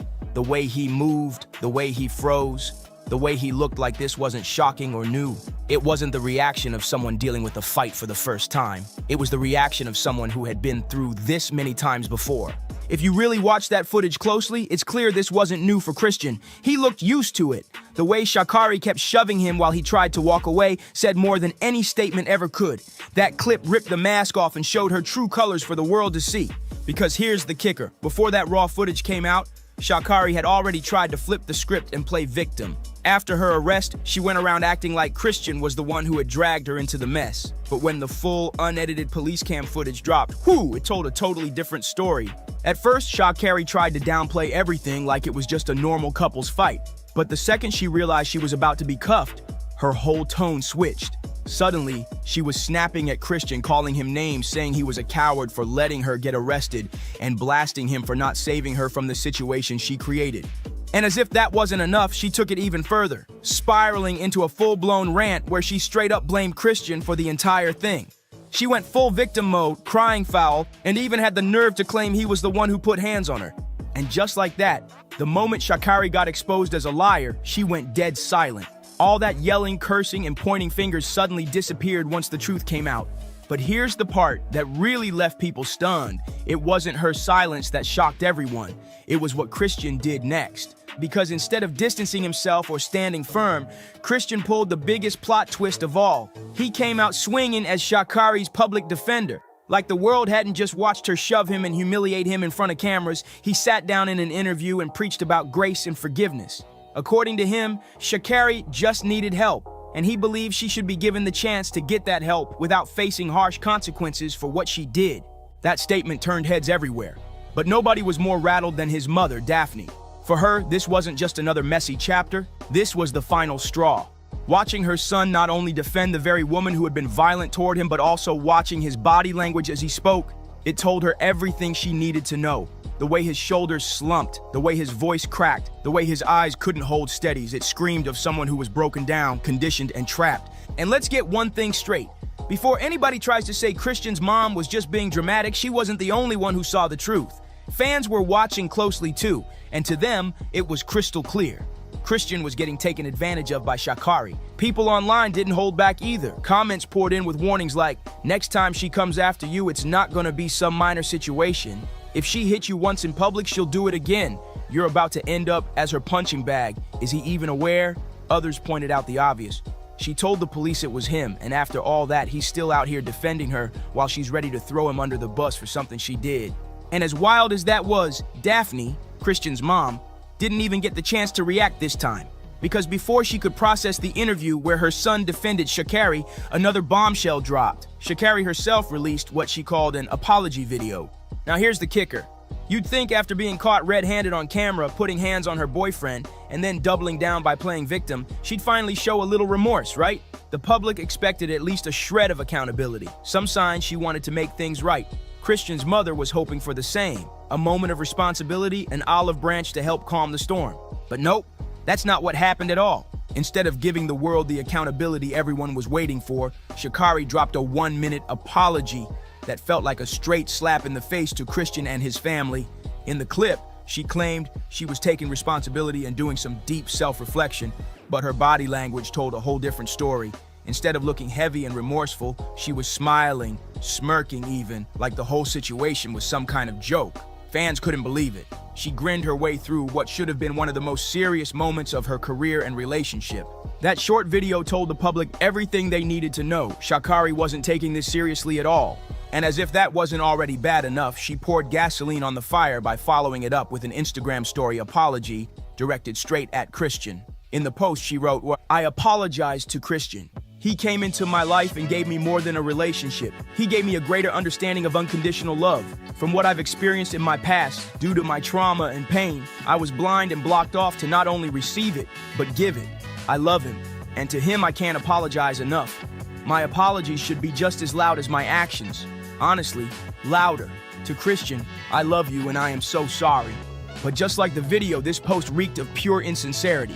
Fans weren't buying it for a second. The backlash was instant, with people flooding the comments calling her out, saying, "That Sha'Carri apology video was the most unserious thing I've seen in a long time. I love him and to him I can't apologize enough." That's how Sha'Carri tried to wrap her so-called apology.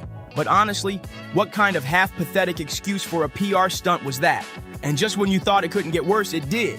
If Christian's mom was already furious before, these hollow, half-baked apologies sent her completely over the edge. She pulled her son aside, begging him to walk away from Sha'Carri before it was too late. And to really drive the point home, she took her frustration public. Daphne Coleman reposted Instagram stories that spoke volumes without saying Christian's name. One in particular read, "No matter how good you think it is, there's always better out there. Choose yourself."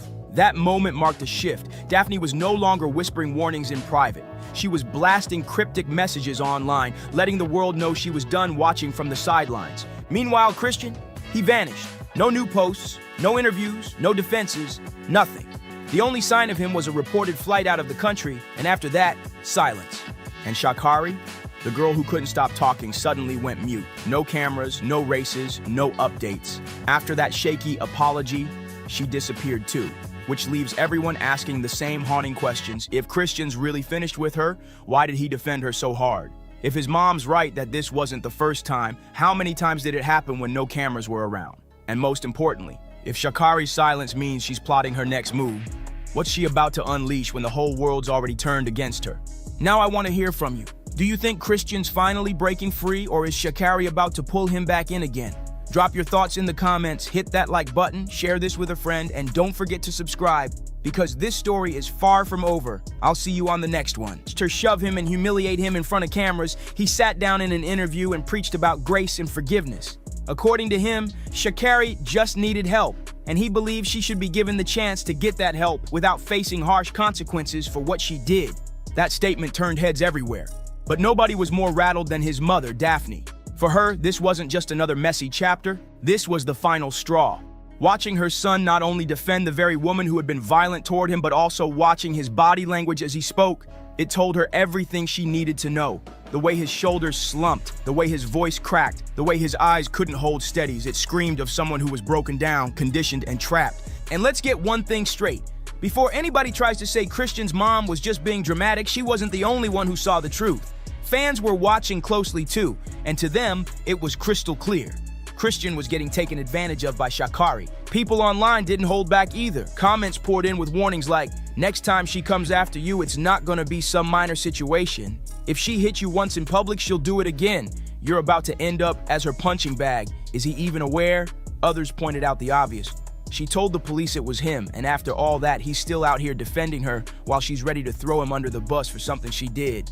And as wild as that was, Daphne, Christian's mom, didn't even get the chance to react this time. Because before she could process the interview where her son defended Sha'Carri, another bombshell dropped. Sha'Carri herself released what she called an apology video. Now here's the kicker. You'd think after being caught red-handed on camera, putting hands on her boyfriend, and then doubling down by playing victim, she'd finally show a little remorse, right? The public expected at least a shred of accountability, some signs she wanted to make things right. Christian's mother was hoping for the same, a moment of responsibility, an olive branch to help calm the storm. But nope, that's not what happened at all. Instead of giving the world the accountability everyone was waiting for, Sha'Carri dropped a 1-minute apology that felt like a straight slap in the face to Christian and his family. In the clip, she claimed she was taking responsibility and doing some deep self-reflection, but her body language told a whole different story. Instead of looking heavy and remorseful, she was smiling, smirking even, like the whole situation was some kind of joke. Fans couldn't believe it. She grinned her way through what should have been one of the most serious moments of her career and relationship. That short video told the public everything they needed to know. Sha'Carri wasn't taking this seriously at all. And as if that wasn't already bad enough, she poured gasoline on the fire by following it up with an Instagram story apology directed straight at Christian. In the post, she wrote, "I apologize to Christian. He came into my life and gave me more than a relationship. He gave me a greater understanding of unconditional love. From what I've experienced in my past, due to my trauma and pain, I was blind and blocked off to not only receive it, but give it. I love him, and to him I can't apologize enough. My apologies should be just as loud as my actions. Honestly, louder. To Christian, I love you and I am so sorry." But just like the video, this post reeked of pure insincerity. Fans weren't buying it for a second. The backlash was instant, with people flooding the comments calling her out, saying, "That Sha'Carri apology video was the most unserious thing I've seen in a long time. I love him and to him I can't apologize enough." That's how Sha'Carri tried to wrap her so-called apology. But honestly, what kind of half-pathetic excuse for a PR stunt was that? And just when you thought it couldn't get worse, it did. If Christian's mom was already furious before, these hollow, half-baked apologies sent her completely over the edge. She pulled her son aside, begging him to walk away from Sha'Carri before it was too late. And to really drive the point home, she took her frustration public. Daphne Coleman reposted Instagram stories that spoke volumes without saying Christian's name. One in particular read, "No matter how good you think it is, there's always better out there. Choose yourself." That moment marked a shift. Daphne was no longer whispering warnings in private. She was blasting cryptic messages online, letting the world know she was done watching from the sidelines. Meanwhile, Christian, he vanished. No new posts, no interviews, no defenses, nothing.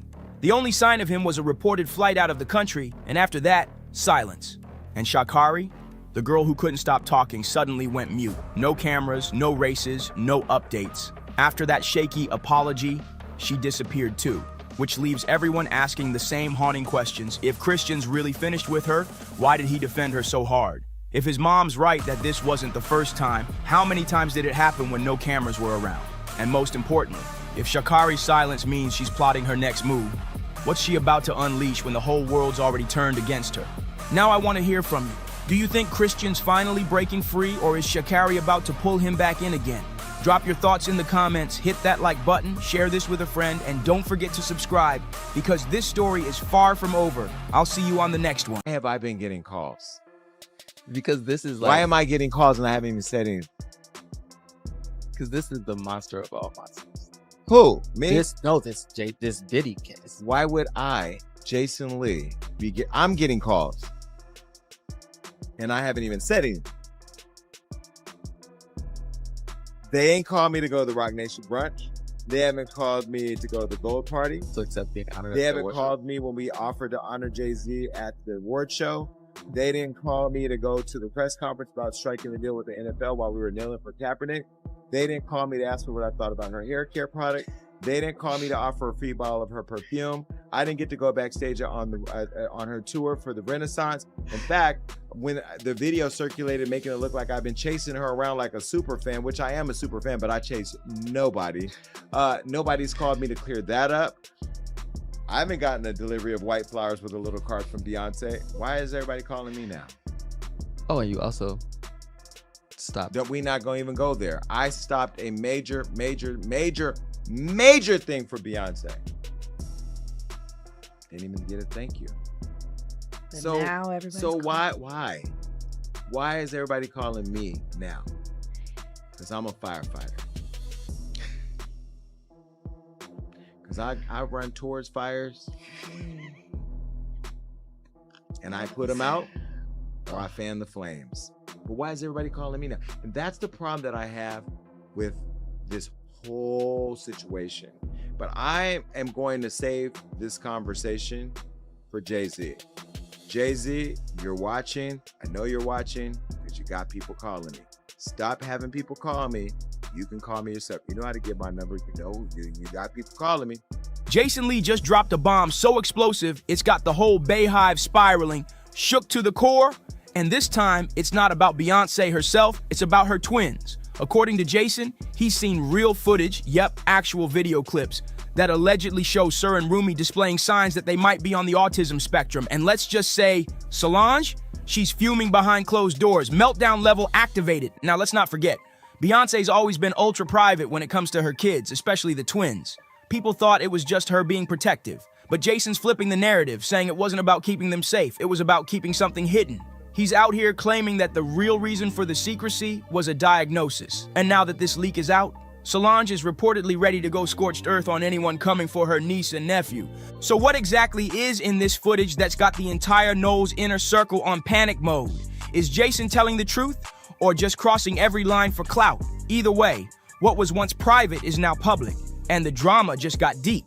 Tell them while Johnny puts a beep over this part of the show so you'll never know what it is, but I want you to see their reactions, and I'm going to do it right now.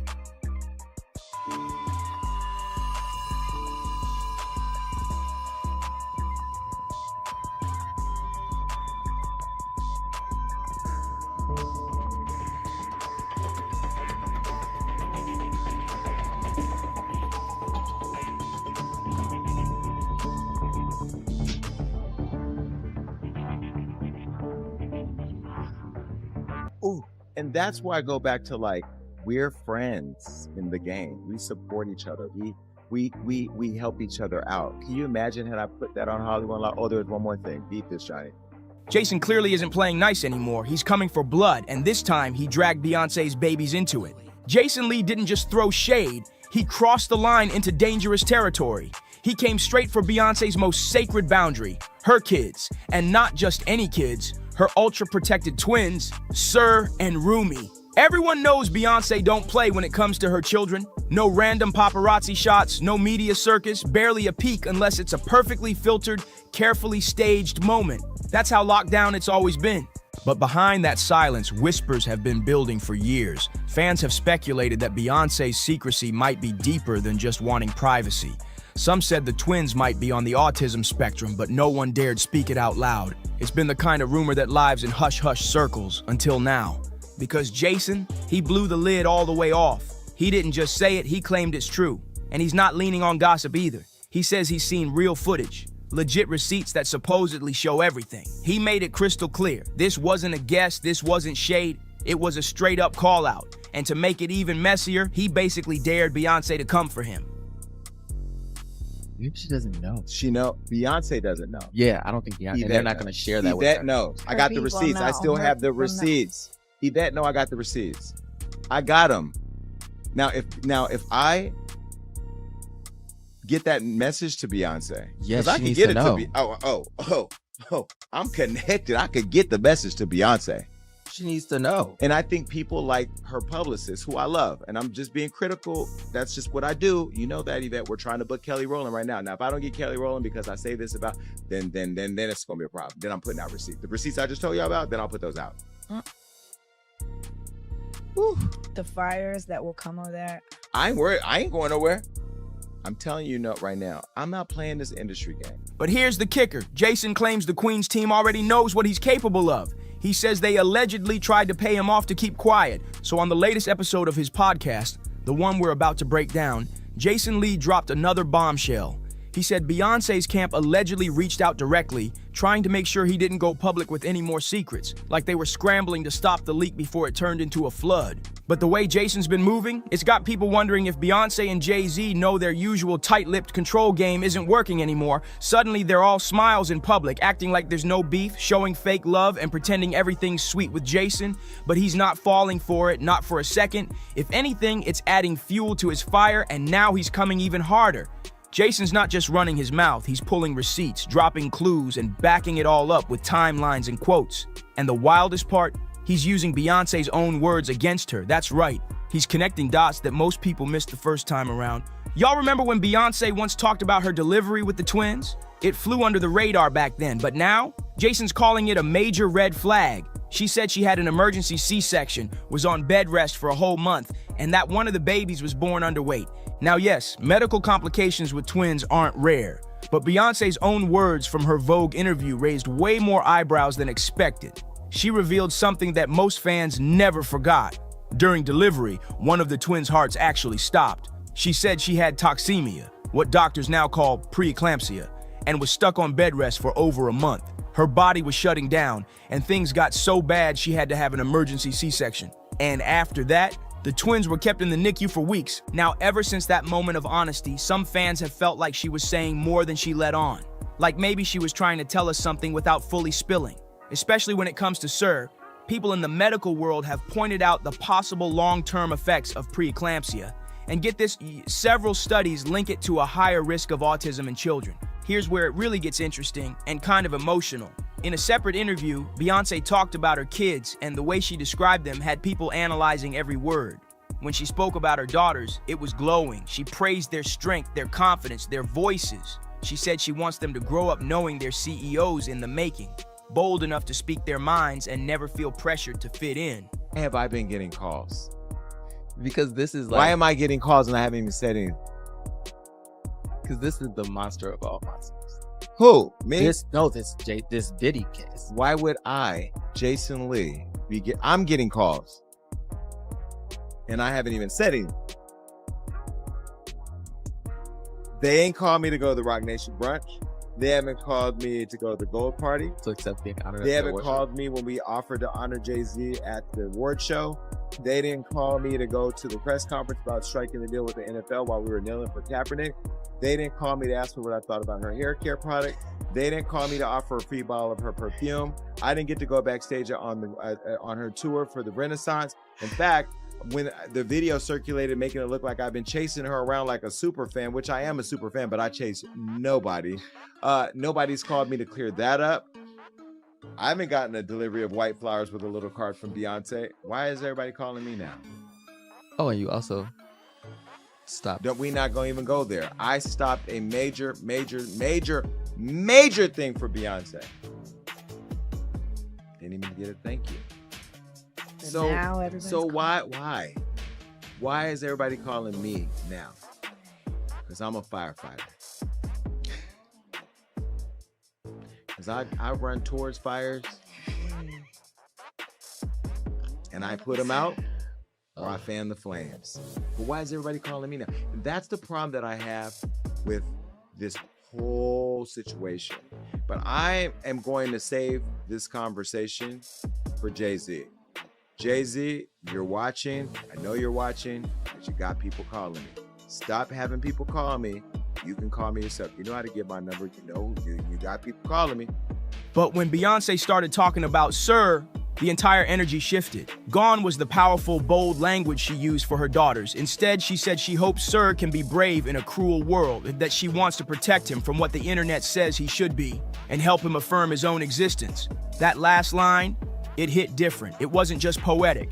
It felt deliberate, like she was saying something deeper without fully revealing it. That's the moment fans started quietly asking questions. Was Beyonce trying to tell us something without actually confirming it? According to Jason Lee, the answer is yes. He claims that was her subtle way of acknowledging Sir's condition, a severe autism diagnosis, without publicly putting it out there. And according to him, that's exactly why Beyonce has kept Sir even more hidden than Rumi. Jason alleges there's a clear reason behind the difference in visibility. He says Sir's condition is much more intense than his sister's, and that Rumi is considered high functioning. That's why Rumi occasionally appears in public, but even then, it's under strict supervision. Remember the Cowboy Carter tour? Rumi was there, but always behind the scenes, tightly managed. Meanwhile, Jason claims Sir can't be placed in public spaces without total environmental control. And that's why, according to Jason, Sir has been kept almost completely out of sight. It's not just about privacy, it's about total protection. But let's be real, this isn't Jason's first time pushing this narrative. He's been dropping breadcrumbs for a while now. Some of you probably remember when he went on his show and boldly teased that he had major dirt on Beyonce. He didn't say it outright, but in one now infamous clip, yeah, the one we're about to show, he leaned in and whispered something to his co-host, and the look on their face said everything. But Jason didn't stop there. In that same episode, he upped the ante and claimed he had real receipts, actual proof, and was ready to expose it all. Unless Beyonce agreed to send Kelly Rowland to appear on his show. Yup. He straight up gave her an ultimatum, make it happen, or everything's coming out, and the way he said it, it did not sound like an empty threat. Now obviously Beyonce wasn't about to let someone boss her around, and Kelly Rowland never showed up for that interview. So guess what? Jason kept his word and started spilling, and now he's taken it even further. Jason just claimed on record that Beyonce and Jay-Z allegedly had Sir locked away in a facility. And this is the part that had everyone doing a double take. Jason didn't just suggest something shady, he came out swinging with a bold, controversial claim. He said Beyonce and Jay-Z couldn't handle Sir's condition on their own, so they made the decision to place him in full-time care. Not just with a nanny, not in their estate, a private, ultra-luxury facility. Still, it's not their home. And that detail, that's what left fans completely rattled. People are split. Some are calling it straight-up abandonment, while others say maybe they had no other choice. But one thing's for sure, it doesn't match the Carter image we've all been fed. For years, they've painted the picture of the perfect, unshakable, tight-knit family. So the idea that one of their own kids, their son, is possibly being raised somewhere else, even if it's the best money can buy, it's unsettling. And get this, it's not just Jason saying it. Azealia Banks, the queen of chaos, added even more fuel when she jumped on social media with a reckless tweet. Stop hiding his son from the world. She warned that the truth would come out and even said Beyonce would look like a piece of crap for being ashamed of her own child. Brutal. Now say what you want about Azealia, but when her messy boots and Jason both say the same thing, people start paying attention. And Jason's not done. He's still claiming to have even more receipts, and he's threatening to drop everything if the Carters keep trying to shut him down. But here's the twist. It's starting to look like somebody in that family has officially had enough. And that somebody might just be Auntie Solange. Remember that time she posted a photo of a full-on voodoo altar on Instagram? Back then, people thought she was coming for Nicki Minaj, since Nicki had just thrown some slick shots at Beyonce and caught the heat. But according to Jason Lee, that post wasn't about Nicki at all. He's claiming that altar was actually a spiritual warning aimed straight at him, like Solange was telling him loud and clear, back off my family or deal with the energy. And honestly, knowing how Solange rolls when she's fed up, people aren't laughing this off. She's always been Beyonce's silent enforcer, and she's not afraid to make things very uncomfortable for anyone crossing the line. So now we've got Jason leaking alleged videos saying both Sir and Rumi are on the spectrum, claiming the Carters have been covering it up for years. And then there's Solange, dropping cryptic altars and spiritual threats like she's ready to go full defense mode. At this point, it's not just about wild rumors, it's about what the Carters might actually be hiding, and who's willing to burn it all down to protect the secret. And if Jason's still sitting on more footage, what exactly is he holding back? Drop your thoughts in the comments, because this situation is getting messier by the minute. Don't forget to like, subscribe, and share, and we'll see you on the next one. I just want the truth. Honestly, I can take a no. I can take, if I'm embarrassed at the end of the day, I can take that. I really can. I've been through a lot, I've seen a lot. I could take me being embarrassed. Like, this can't take nobody not saying nothing. You've been ducking this boy's DNA for all his life. Take the test. Who knows what it's for, money or friendships or whatever they got going on. But I can honestly say that we should never go in the courtroom feeling like we're already the victims and we did nothing wrong. We did nothing wrong but coming here, tell you guys the truth. Chances are, just out of nowhere, random universal selection, this boy who's not related to you has your nose, has your mouth, has your brow line, has your hairline. Just like all of this, just by accident. Yeah, it is important that I know who my biological father is, just because, you know, my mom's health, I don't know if it's coming from our family or it's coming from the other side, and that would be something I really would want to find out, because, you know, in the future, you don't know what could happen. Let's get one thing clear. Nobody on this planet actually believed this day would come. Not Beyonce, not Jay-Z, not even Ramir Satterthwaite, the man who's been screaming his truth for years. But here we are, and the courtroom just pulled off something no diss track, no gossip blog, no industry whisper ever managed to do. It cracked open the Carter empire right down the middle, half. That's the staggering amount of Jay-Z's fortune a judge just ordered into Ramir's hands. And don't get it twisted, this isn't some symbolic little payout to quiet the noise. No, this is real money, the kind that shakes boardrooms, rattles partnerships, and puts billion-dollar business deals in danger overnight. Suddenly, Jay-Z's empire doesn't look untouchable anymore, and Beyonce's fortune is right in the blast zone too. He met Jay-Z and had intercourse with him. How old was she? I would say I think she was about 16, 17, or 16, just turning 16 or 17. I know it was one of them. And Jay-Z was what age? I wouldn't happen to know. I think was he in his 20s? I read 22. Oh, yeah. I think I read 22, but he was in his 20s.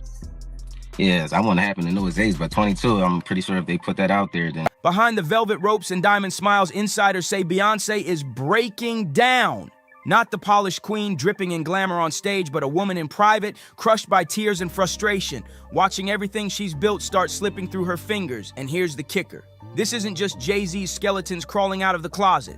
This is about the Carter brand itself. Music, fashion, real estate, billion-dollar ventures, all stitched together on a carefully crafted image now ripping apart at the seams. All because of secrets buried so deep in Jay-Z's past. I really try not to think about it. You know, I go on with my life because, you know, anything could happen, but, you know, I still gotta live for myself at the end of the day. You know, I still gotta work and bring an income for me. You know, I can't sit around. You know, I gotta get up off my feet and do something. You know, I can't wait on the world. Like, I can't say, you know, I can't wait on anybody to want to respond when they want to. It is important that I know who my biological father is, just because, you know, my mom's health, I don't know if it's coming from our family or it's coming from the other side, and that would be something I really would want to find out, because, you know, in the future, you don't know what could happen. And a lot of people are so quick to judge because they see somebody coming out and try to find out if the person, you know, trying to find out things, they so negative to push you down. And here's where it gets even uglier. This isn't some cheating scandal you can sweep under the rug, and it's not a PR firestorm that fades in a week. This is legal, final, and stamped in black and white. A judge didn't just listen to gossip. He looked at the facts and ruled that Jay-Z owes Ramir a slice of the empire. Not hush money, not a secret settlement, but half of everything, including assets tied directly to Beyonce's name. Let that sink in for a second. The mansions, the joint businesses, the tour money, the streaming royalties, every dollar is so intertwined that even if Beyonce tried to break away, she'd be stuck in a financial spiderweb of epic proportions. And this is where it gets truly chilling.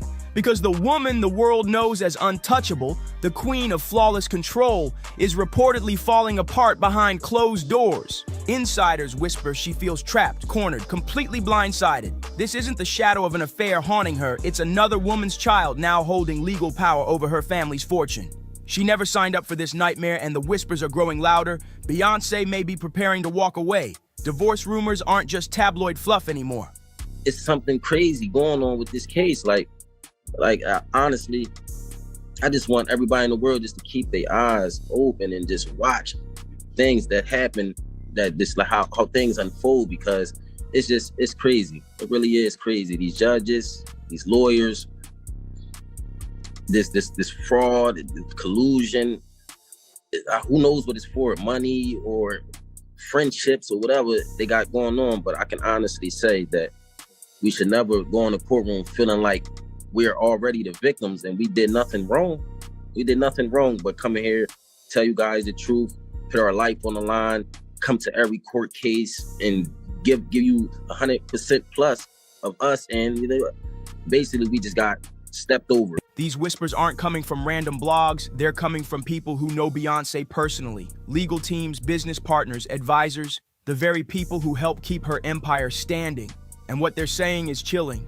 Beyonce has already started cutting financial ties, locking down Parkwood Entertainment, Ivy Park, and every venture she built with her own hands. She's not doing it to be petty, she's doing it because survival is the only option left. Here's the brutal truth. Beyonce might still love Jay-Z, she might have forgiven his past sins. Lemonade showed the world just how deep that pain ran. But love doesn't pay court orders, and love sure doesn't protect your legacy when the government is slicing up your fortune like a pie. For Beyonce, whose image has always been her strongest weapon, this is no longer a private relationship crisis. This is a full-blown brand emergency. And don't think the danger ends here, because this court ruling could open the floodgates wide. And if it's not, why you can't prove me wrong? Like, it's not far as a proving me wrong thing. It's go to the courtroom and basically do what everybody else would have to do. Like, it's not, you don't have to prove me wrong. I just want the truth. Honestly, I can take a no. I can take, if I'm embarrassed at the end of the day, I can take that. I really can. I've been through a lot, seen a lot. I could take me being embarrassed. Like, this can't take nobody not saying nothing. Like, it's not fair. Ramir might not be the only one. There are whispers of other names, old accusations that once sounded far-fetched, now suddenly feel possible. Some even claim Jay-Z quietly paid people off in the past to bury scandals. And if even one more person steps forward and their story sticks, this empire could shatter beyond repair. This is way bigger than family drama. This is a full-scale assault on the Carter legacy. Right now, Beyonce looks like she's standing in the middle of a battlefield she never signed up for, watching the empire she poured her soul into crumble piece by piece. And Jay-Z? He isn't just fighting lawyers, he's watching the myth of his own life unravel right in front of the world. For decades, Jay-Z sold the image of the ultimate hustler success story, the streetwise kid who rose to billionaire mogul, untouchable in music, business, and culture. Roc Nation, Tidal, Armand de Brignac. Every move, every handshake deal, every flashy announcement was designed to scream control and legacy. But this court ruling just exposed a brutal truth. That control was always more fragile than anyone realized. Now the mask is slipping, the foundation is shaking, and the empire is wobbling like never before.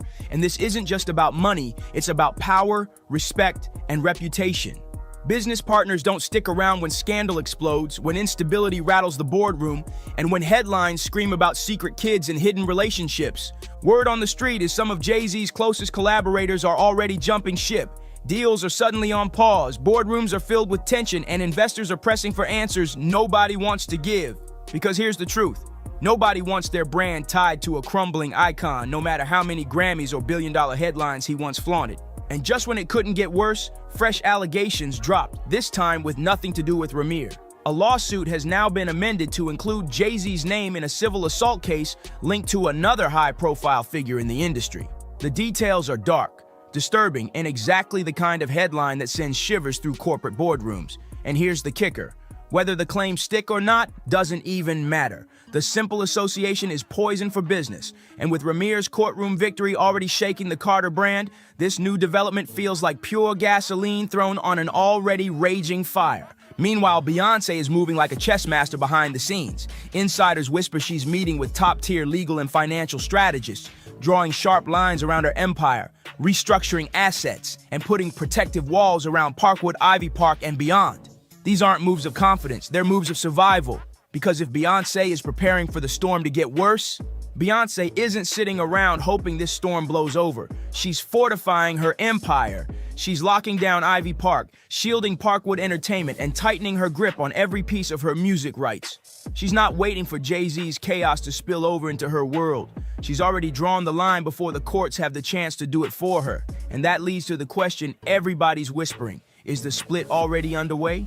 Because when money starts moving like this, it's never just about money. It's about independence, about freedom, about making sure when the empire burns, you're not left holding someone else's ashes. The wild part? Nobody saw this coming. Jay-Z spent decades dodging accusations, rumors, and legal threats, always managing to slip through untouched. Most believed he'd forever stay one step ahead. But this time, the courts cornered him. The ruling that handed Ramir such a massive piece of the pie didn't come from hype, fame, or legacy. It came from silence. Jay-Z's failure to respond, to act, to acknowledge. That silence cost him everything. Now the internet is on fire. Fans are split down the middle, some rushing to defend Jay-Z, insisting this is just a twisted misunderstanding or an outrageous legal reach. But others are calling it what they see as long overdue karma, claiming this is the exact moment when the truth finally came knocking on Jay-Z's door. And while fans keep tearing each other apart online, the real chaos is happening where cameras can't reach. Accountants are combing through decades of financial records. Lawyers are drawing up airtight exit strategies, and the Carter empire, once branded as unshakable, is splitting at the seams. This saga isn't just about one man's alleged son or one woman's heartbreak. It's about power, how it's built, how it slips away, and what happens when even the biggest icons in the world are forced to pay the price for secrets buried in their past. Jay-Z used to boast, "I'm not a businessman, I'm a businessman," but now he's the business under investigation, and no amount of branding, no PR spin, no legendary catalog can protect him from the kind of truth stamped into official court documents. For the first time, the empire he wrapped in untouchable mystique looks exposed and breakable. As for Beyonce, silence has always been her weapon. She's the queen of moving in the shadows, curating her image like a luxury brand, controlled, flawless, unreachable. But this time, silence may not save her. This ruling didn't just rock Jay-Z's world, it dragged her name into the storm, whether she's ready for it or not. Her name is stamped on the joint accounts, her signature is etched into the company paperwork, and her face is tied to every corner of the empire now being ripped apart in court filings. The clock is ticking and fans are demanding answers. How much did Beyonce really know? Did she see this storm coming years ago and decide to quietly ride it out? Or was she blindsided like the rest of the world, watching her life detonate in real time? And the speculation is brutal. Some believe she stayed only to protect the brand, keeping the Carter name polished for the cameras. Others are convinced she's been plotting her exit in silence for years, playing the long game until the perfect moment to break free. Whatever the truth, one thing's certain: the narrative is out of her control, and the whispers behind the scenes are relentless. Industry insiders claim Beyonce has already shifted critical assets into her own corporate umbrella. Property titles switched, music catalogs reevaluated, touring contracts quietly rewritten. It's like watching someone wrap their crown jewels in velvet and hide them away before the castle goes up in flames. She's not tweeting, she's not ranting, she's preparing for the fallout. She's not just a mogul, she's a wife, a mother, and a woman who has already survived public betrayal once before. She took that pain and turned it into lemonade, flipping heartbreak into a cultural anthem. But this isn't something you can remix into art. This is a legal war, an empire-level fallout that threatens her legacy and her children's future. And if the whispers are true, that Jay-Z may have more children out there, real or alleged, the betrayal cuts deeper than just her marriage. It strikes at the foundation of everything her family was supposed to inherit. And here's the darkest twist: this might not be the end. Ramir's victory has emboldened others, and word is, another woman, Letitia, who once claimed to be Jay-Z's daughter, is preparing to step forward again. Her story was dismissed before, brushed off as rumor, but now, with the precedent Ramir just set, all it takes is one court willing to listen. If Letitia gets even a fraction of legal recognition, it could blow the doors wide open. Suddenly, the Carter empire isn't facing just one scandal. It's staring down the possibility of a flood of claims that could bury what's left of their brand. And for Jay-Z, this is a nightmare scenario. Every quiet dollar, every secret settlement, every alleged hush payment could now be dragged into the light, documented, and exposed. If those secrets exist, they won't stay buried for long because discovery in court shows no mercy. And already, business partners are panicking. Agencies, platforms, luxury brands, they're all watching from a distance, terrified their names could get dragged into a bloodline scandal with billionaire stakes. The Carter empire was never just about music. It was real estate, fashion, sports, streaming, tech. It was power, reach, and dynasty. But right now, that dynasty is cracking from the inside out. And here's the dagger. If Beyonce walks away, this won't look like just another divorce. It'll feel like a public declaration. She refuses to sink with the ship. The fallout from that single choice could redefine celebrity culture for the next decade, because when Beyonce moves, the whole industry shifts. If she speaks, the world listens. If she acts, the industry follows. And suddenly, this isn't about Jay-Z's empire collapsing, it's about whether Beyonce will rise higher by stepping out of the wreckage. For the first time in years, all eyes are on her, not as Jay-Z's wife, not as one half of a super couple, but as a woman standing at a crossroads between loyalty and freedom. Every move she makes now could rewrite the definition of what it means to be powerful in Hollywood. So what do you think? Is Beyonce about to walk away from the Carters for good? Drop your thoughts in the comments, hit that like button, subscribe, share this video, and I'll see you on the next one. Beyonce couldn't get pregnant, not naturally. What I do know is this. Beyonce got on that stage with that fake baby bump. It was lined up with the same timing of where Kathy White would have been in her second trimester. The timeline of when she delivered Blue Ivy lines up almost perfect with the timeline of when Kathy White would have delivered. We all know that Blue Ivy came from a surrogate. They shut that hospital down like a president had just been. And parents who had just had children themselves weren't even allowed to see their own kids for 24 hours because of the security that was locking that whole thing down. $1.3 million is alleged that Beyonce and Jay-Z, the Carters, paid this hospital to have the right. It's now being whispered that Blue Ivy might have been the very child Jay's late mistress, Kathy White, was pregnant with before her untimely death. The streets have been buzzing with this theory for years, but the whispers exploded when Jaguar Wright straight up accused Beyonce of having a hand in Kathy's downfall. The claim is wild. Not only did Beyonce allegedly push Jay to handle Kathy, but she also made sure that unborn child didn't just disappear. It became Blue Ivy. Must have been a fake baby bump, visually collapsed as she sat down. I admit, that did look weird, but maybe it was a weird camera angle, or maybe she wears extra padding to keep her due date a secret. And yes, maybe Beyonce isn't actually pregnant. Allegedly, Beyonce faked her whole pregnancy while Kathy was the one actually carrying the baby. Then, once Kathy was gone, suddenly Beyonce popped up in the media with her belly reveal and miracle birth storyline, flooding blogs with the narrative that she finally had her baby. And now comes the twist nobody saw coming. Katt Williams, of all people, is backing up Jaguar Wright's story. If it's what you truly want, I can wear her skin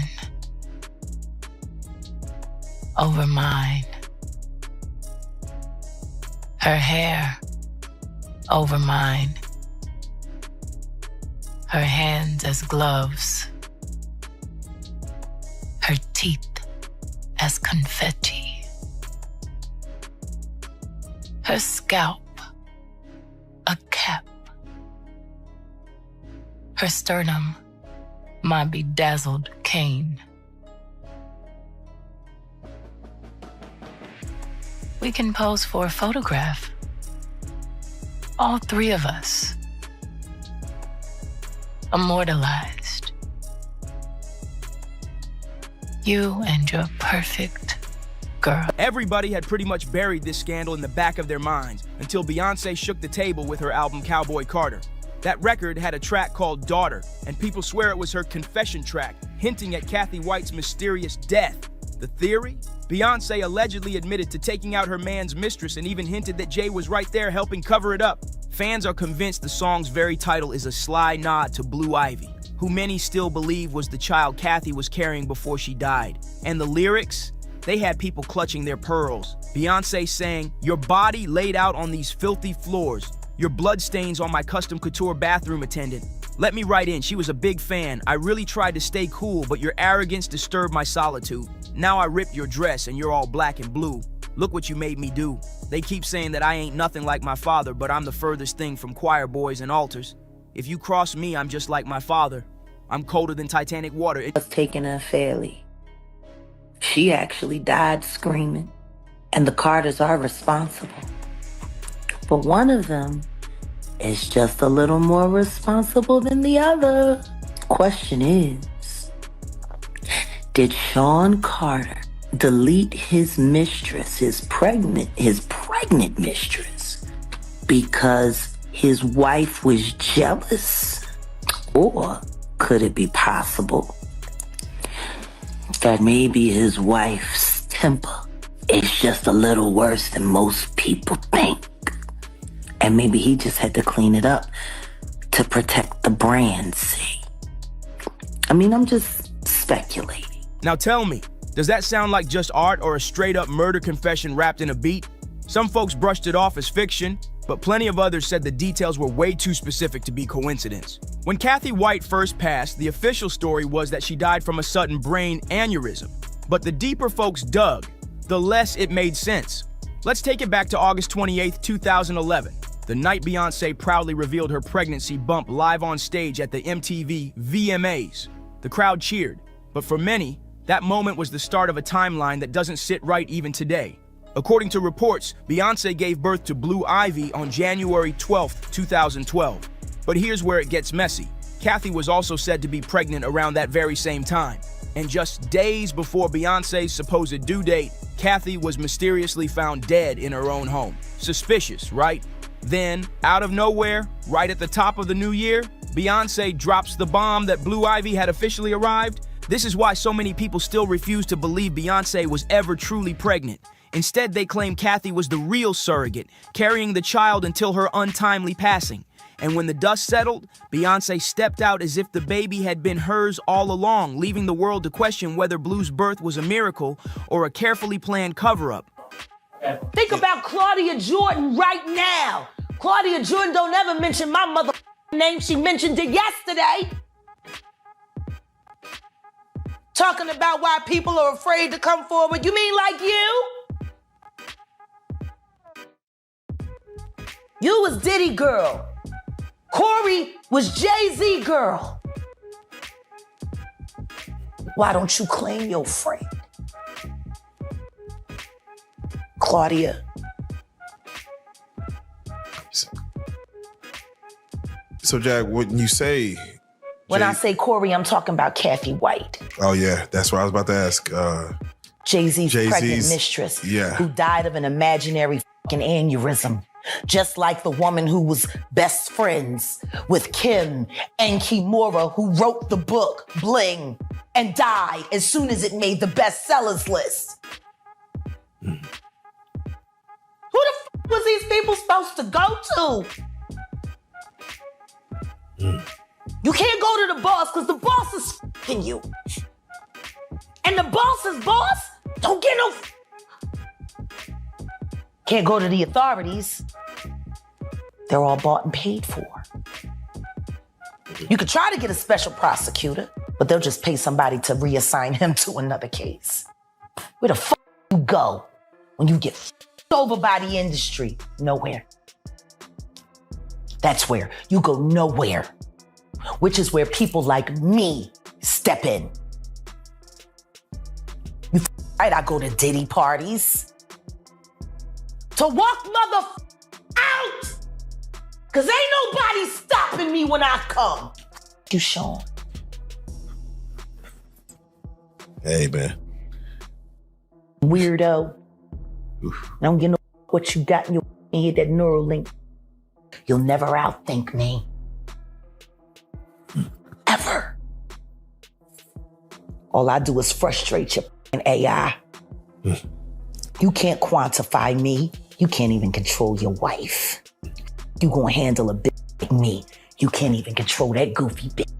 You should have did a better job. Maybe she wouldn't have had to lose her mind on Kathy. Cause you ain't protecting you. You're protecting her. Wonder why? Here's the thing about surrogacy, especially gestational surrogacy. The surrogate only carries the embryo, but the child isn't genetically related to her at all. The embryo is made from the egg and sperm of the intended parents, meaning the baby still carries both their DNA, just not the surrogates. That's exactly why people say Blue Ivy looks just like Beyonce and Jay-Z, even though rumors claim Beyonce never actually carried her. And this is where it gets even wilder. A video once surfaced of Beyonce's baby bump literally folding in as she sat down for an interview. Like, how many pregnant women have you ever seen with bellies that collapse like that? Fans saw it as proof that something wasn't right, sparking endless theories that she was rocking a prosthetic bump while someone else was carrying the child for her. And then came the darkest rumor of them all, that once Kathy delivered the baby, Beyonce allegedly made sure she never got the chance to go back to Jay. The whispers say Beyonce feared Kathy would slide right back into Jay's arms, so she handled the situation permanently. And let's be real, with Kathy gone, there's zero chance of her ever stepping forward to expose Beyonce. That alone had people side-eyeing the whole situation. But here's where it gets even crazier.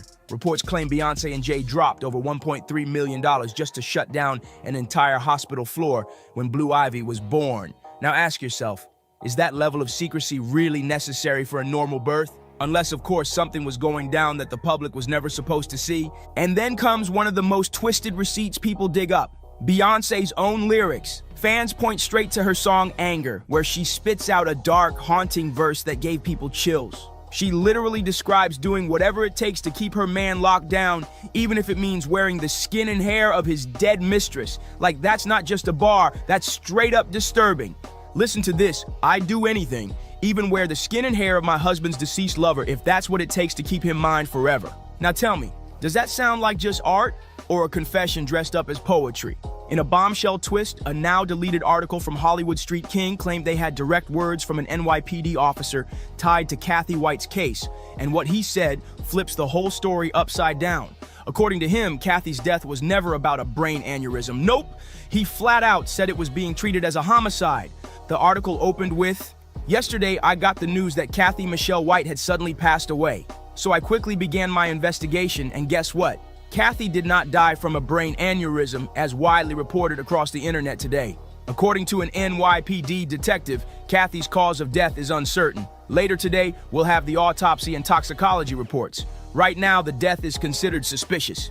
And it didn't stop there. The piece added that a 911 call came in from an apartment on West 19th Street in Manhattan, reporting that Kathy had fallen severely ill. Paramedics rushed her to Beth Israel Hospital, but she never made it out alive. The detective allegedly told Hollywood Street King, "It's too early to be calling it an aneurysm. We'll be doing an autopsy today to determine the cause of death. Someone might have given Kathy something bad, so a toxicology test is being run, and we'll have to wait 2 weeks for that report." Just 2 weeks before her death, Kathy reportedly got a call from a major tabloid digging into her alleged ties with Jay-Z. At first, she didn't give them much, but according to insiders, she later phoned Jay directly, warning him that she was ready to go public with their affair if the price was right. That was the last straw, and the timing couldn't have been more suspicious. Because barely 48 hours after Beyonce made headlines by announcing she was pregnant with Jay's child, Kathy suddenly turned up dead under mysterious circumstances. People couldn't believe the coincidence. One woman stepping into the spotlight as the wife, while the other vanished forever. But it didn't stop there. Jaguar Wright came back for another explosive interview, dropping even more shocking claims. She doubled down, saying Beyonce not only faked her pregnancy, but also stole Kathy's unborn baby, allegedly Blue Ivy, right out of her womb before Kathy was silenced for good. And then comes journalist Liz Crokin, a name that made the whole situation even messier. Liz openly accused Jay-Z of being connected to Kathy White's death, and she wasn't just speculating. She claimed she had been preparing to sit down with Kathy for an exclusive tell-all about her alleged affair with Jay. But days before that interview could happen, Kathy was gone. Liz didn't hold back either. In one fiery statement, she said, "When Kanye West says Jay-Z has murder, I believe he's talking about Kathy White. I was the reporter scheduled to talk with your alleged mistress right before she died, and that interview was wiped. I know everything. I know what you did.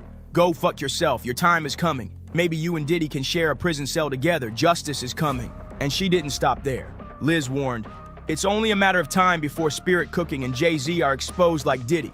There's a reason Kanye said Jay's got blood on his hands. I would know. He's evil to the core. I pray there will be justice for Kathy White. One day the false idols will keep falling. Mark my words. Now, when it comes to Katt Williams, word in the industry is he hasn't fully aired Jay and Bey out on this matter. Not because he doesn't know, but because he's playing it smart. Insiders claim he doesn't want to risk the kind of heavy lawsuits that Beyonce and Jay allegedly tried to hit Jaguar right with after she brought these same claims to Piers Morgan's show. But here's the kicker. Katt allegedly still stands firm on the belief that Blue Ivy isn't Beyonce's biological child. And it's not just him. Plenty of people online back up the theory and drag Beyonce for allegedly stealing Blue from Kathy.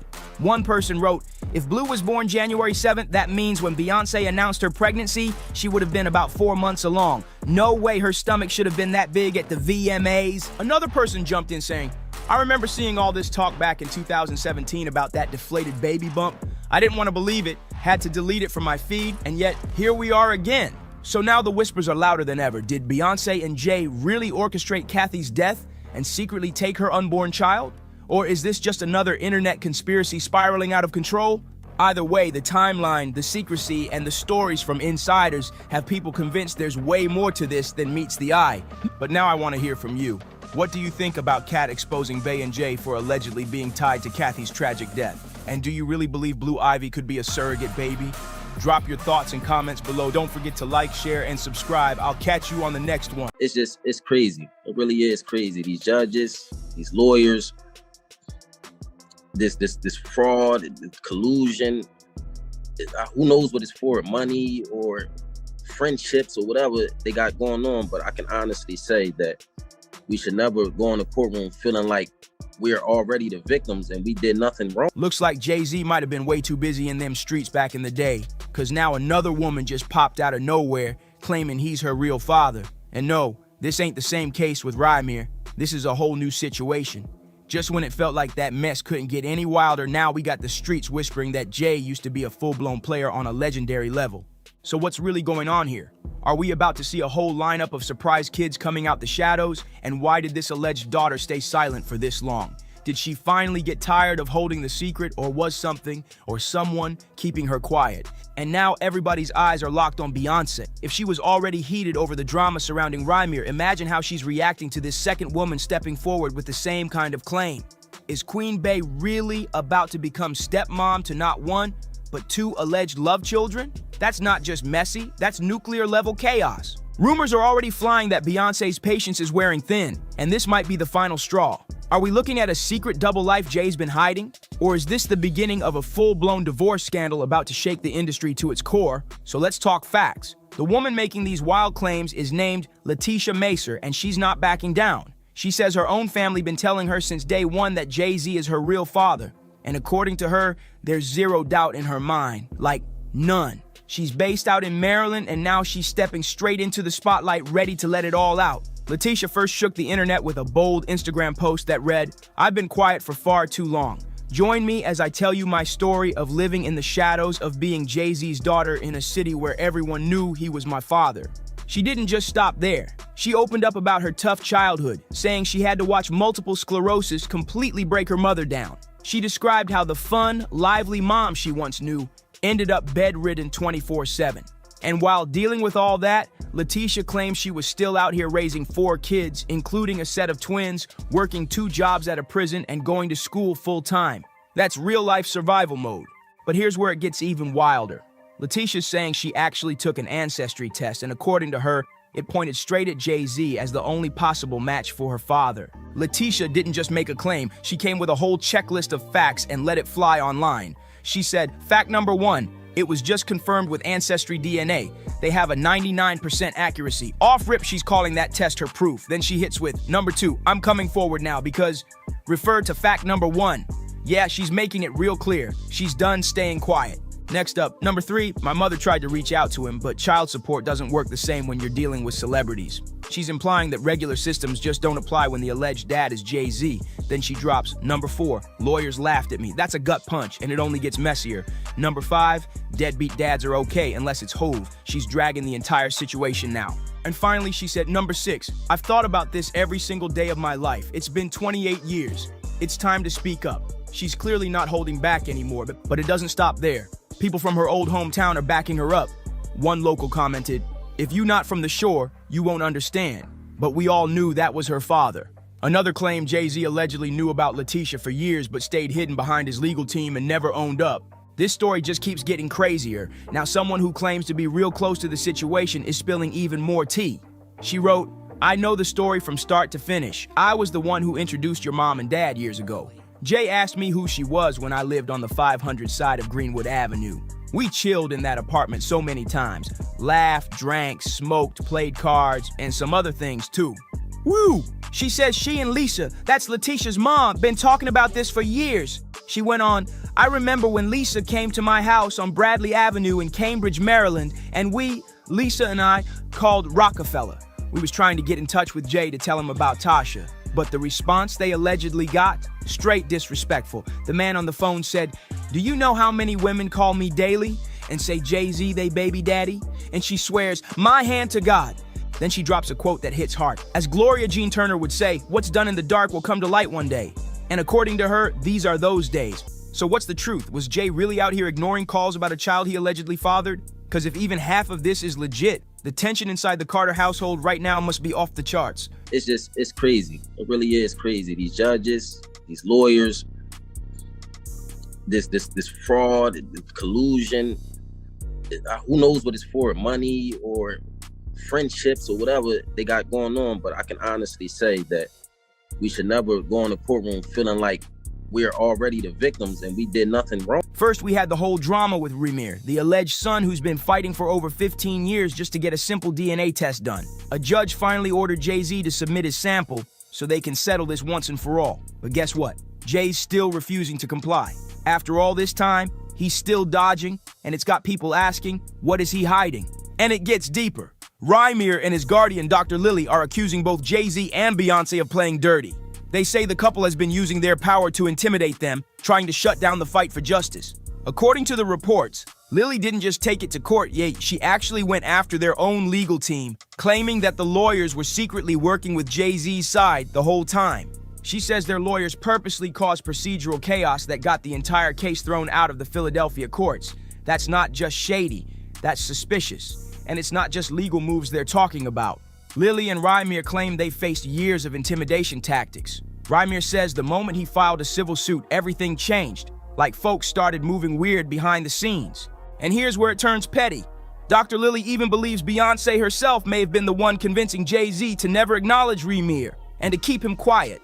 Some fans are even speculating that Jay and Bey mocked Remir in their lyrics. So here's where the music gets messy, real messy. The track in question, Jay-Z and Beyonce's Heard About Us. In the song, Jay drops these shady bars. Billie Jean in his prime for the 1000th time, the kid ain't mine. Online they call me dad kiddingly. You're not supposed to take this dad thing literally. Yeah, he basically brushed off the paternity talk like it was just gossip. Then he throws in, that's too famous, and we don't even really do famous. I'm cool on that, chuck the 2 fingers. Every day I'm getting sued, I show up to court without a suit. It's given I'm above all this while still sneak dissing hard.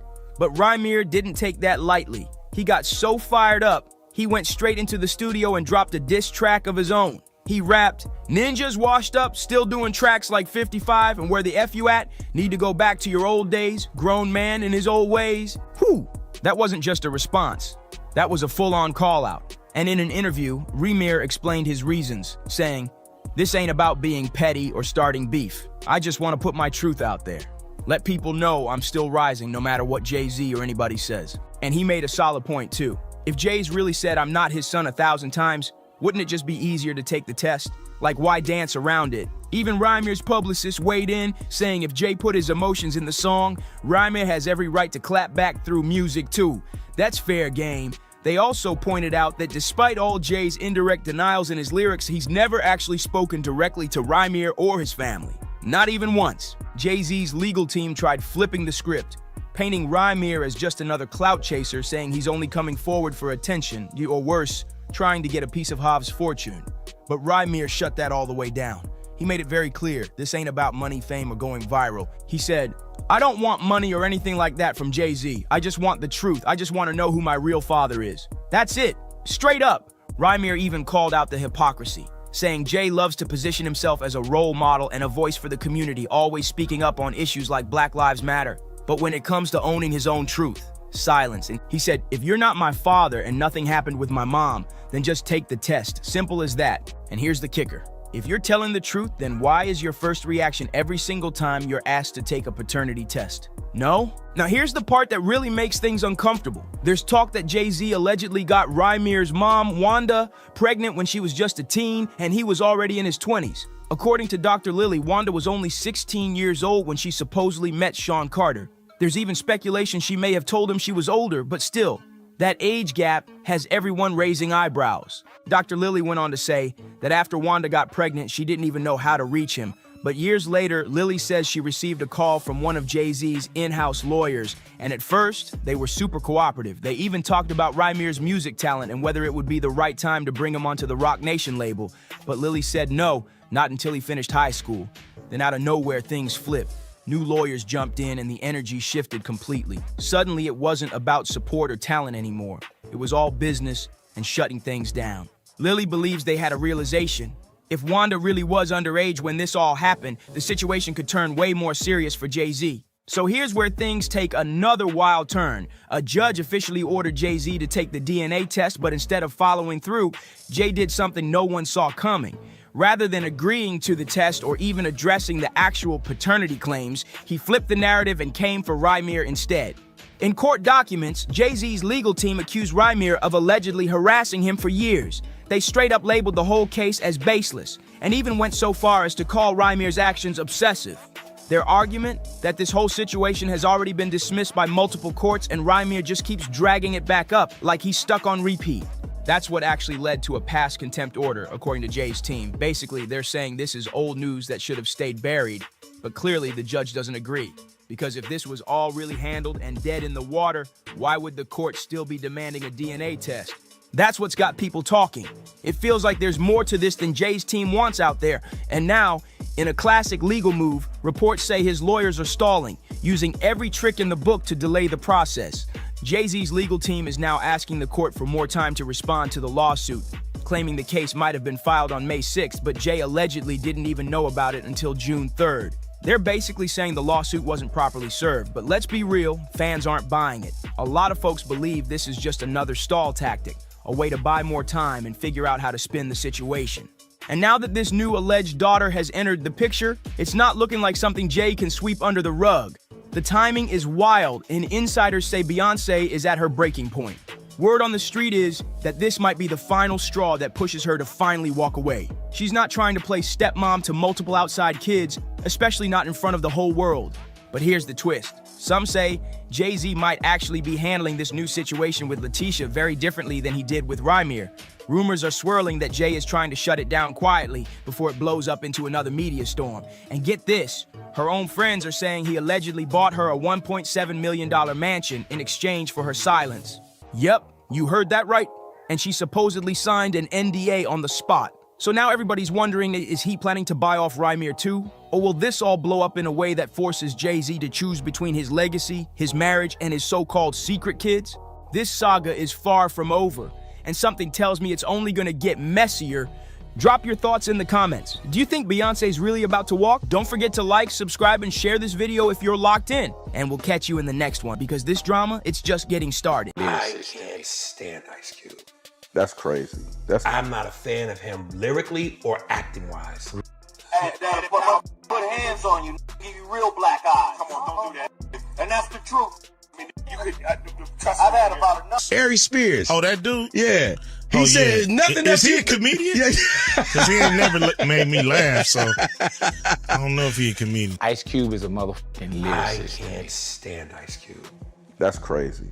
I'm not a fan of him lyrically or acting-wise. Really? He's the same. How much time we got left here? Because should I just tell him to leave now? You know, you really messed up when Ice Cube, yeah, the legend who wrote No Vaseline, actually pauses his billionaire moves just to throw shade at you.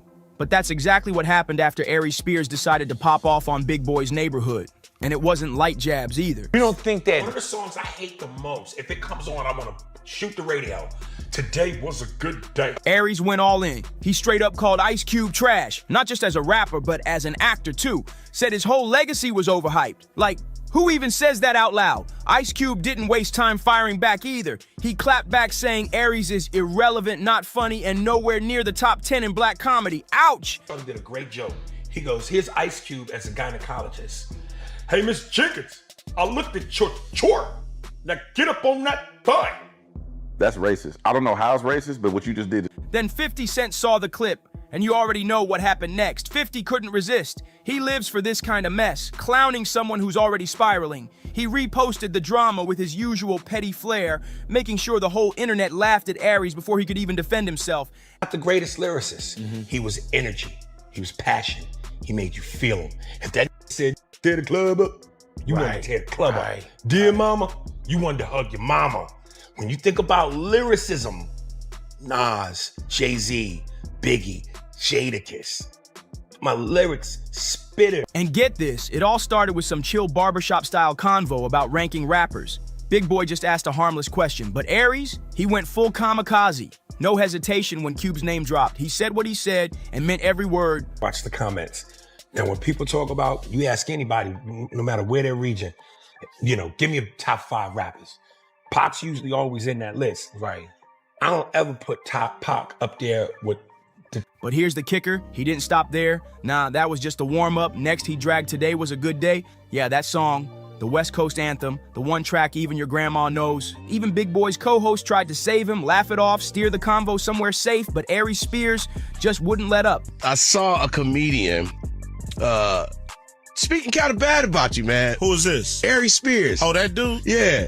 He said nothing Is he a comedian? Because he ain't never made me laugh, so I don't know if he... Instead, he doubled down hard, launching into this weird impersonation of Ice Cube as a gynecologist, and the punchline? Man, it was so awkward that the whole table went dead silent. Aries chuckled to himself, but nobody else cracked a smile. That joke didn't just fall flat, it crashed and burned. What he said? What'd he say? He said it was nothing about you impresses him. From movies to rapping, nothing at all impresses him. And I'm like, wow, like what? Suckers usually don't like me. You know what I'm saying? Like the people that you know, they usually don't like me when they coming from that angle. That's cool though. You know, everybody got their opinion and they all stink. You know what I'm saying? At the end of the day, it's cool. You know, he entitled to his opinion. It's the feeling is mutual. You know, I don't think he on anybody's list of top 10 comedians, you know what I mean, in the black community for sure. I don't even know if he's on the register with us. You'd think after that cringe moment he'd chill, but nope, he kept digging that hole even deeper. This wasn't just disrespect, it was Aries going off the rails. Big Boy tried to reel him back in, but Aries, he just kept firing. And then, out of nowhere, he took it up a notch and threw shade at Tupac. Yeah, Tupac. Like, bro, what are you doing? Hey, man, I gotta listen to this.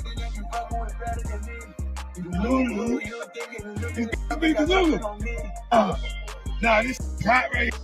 He didn't just take a jab at one icon, he came for the entire West Coast. That's how you get blackballed for real. And here's the wildest part, Aries knew it. Dude literally looked straight at the camera like he was daring people to cancel him. Dude was on when I'm just watching. Music. And all of it. movies, all of it. Yeah. I never really seen Ice Cube in films that weren't his. You know, like he kind of produced the vehicle that he was in. And it wasn't like he was just being an actor in someone else's film. The backlash came fast. One fan posted, I love Aries' skills, but bro, that Ice Cube slander, that's a hard no. And this right here is why folks say Aries Spears got no credibility to be calling Pac or Cube non-lyrical. I'm the poster child for the world's biggest hater. If you look up the word hate, it's my picture. When did we get to a point where unless your opinion, and last time I checked as human beings, we're all allowed to opinions. At what point does it get to where unless your opinion is favorable about a person or a thing and goes with the flow of everyone else, you're a hater? I don't understand that. Like one user said, this is just New York salty because the West Coast snatched the crown in the late 80s and ran it through the 90s, but Aries clearly wasn't ready for what came next. Because the actual legends he dissed, they clapped back. Somebody sent me a clip where Ice Cube responded. He was on a radio show and the dude played him the snippet. And the first thing Ice Cube says is, well, most suckers don't like me. Then he goes on to say, I never heard of this dude. Then he finishes by saying, well, he's just not funny. Well, you can't have it both ways. If you don't know who I am, how do you know if I'm funny or not? So you can't have it both. Normally in this game, icons don't respond to clout chasers. They ignore the noise, let nobodies talk, and keep it moving. But not this time. Ice Cube broke the silence and hit back like a boss. He didn't just defend his name, he torched Aries' whole status. Cube questioned whether Aries was even funny, even relevant, or if he ever really had a spot in black comedy's real scene. It was a surgical takedown. For the record, I respect Ice Cube, the man. I respect Ice Cube in terms of what he's brought to the game. He's one of the pioneers, so hats off to him. Cube wasn't yelling, he wasn't wilding. He was cool, calm, deadly. He dragged Aries with a smile, and don't forget, Cube is built for this. He's not just an artist, he's hip-hop royalty. He wrote for NWA, dropped No Vaseline, one of the most savage diss tracks ever, made Friday a cultural classic, and then flipped into a businessman with the Big 3 League. Cube got receipts everywhere. Said I wasn't a fan of his artistry. I never attacked him as a man. I never attacked him in terms of his character. I said I wasn't a fan of his artistry. Why am I not allowed to feel that way? Why is that? And then secondly, it's always funny. People call me a hater because they love to highlight when I say I don't like something, as though I don't have love for anything. But that wild clip, that was just the beginning. Aries Spears clearly thought he was on a roll because even after getting roasted by legends and dragged by fans, he pulled up to Vlad TV and doubled down again. Like mocking Ice Cube once wasn't enough. He wanted round 2. Did you call me? Oh yes, Uncle Pete. Can you watch TJ for me? I need to run to the, I gotta run some errands. I need to go to cleaners and I should be coming back. Okay? All right, baby. Thank you. But here's where it got messier. Aries didn't realize he wasn't just poking at Cube anymore. Somewhere in some luxury hotel suite, phone in hand, 50 Cent was watching it all go down with that signature smirk.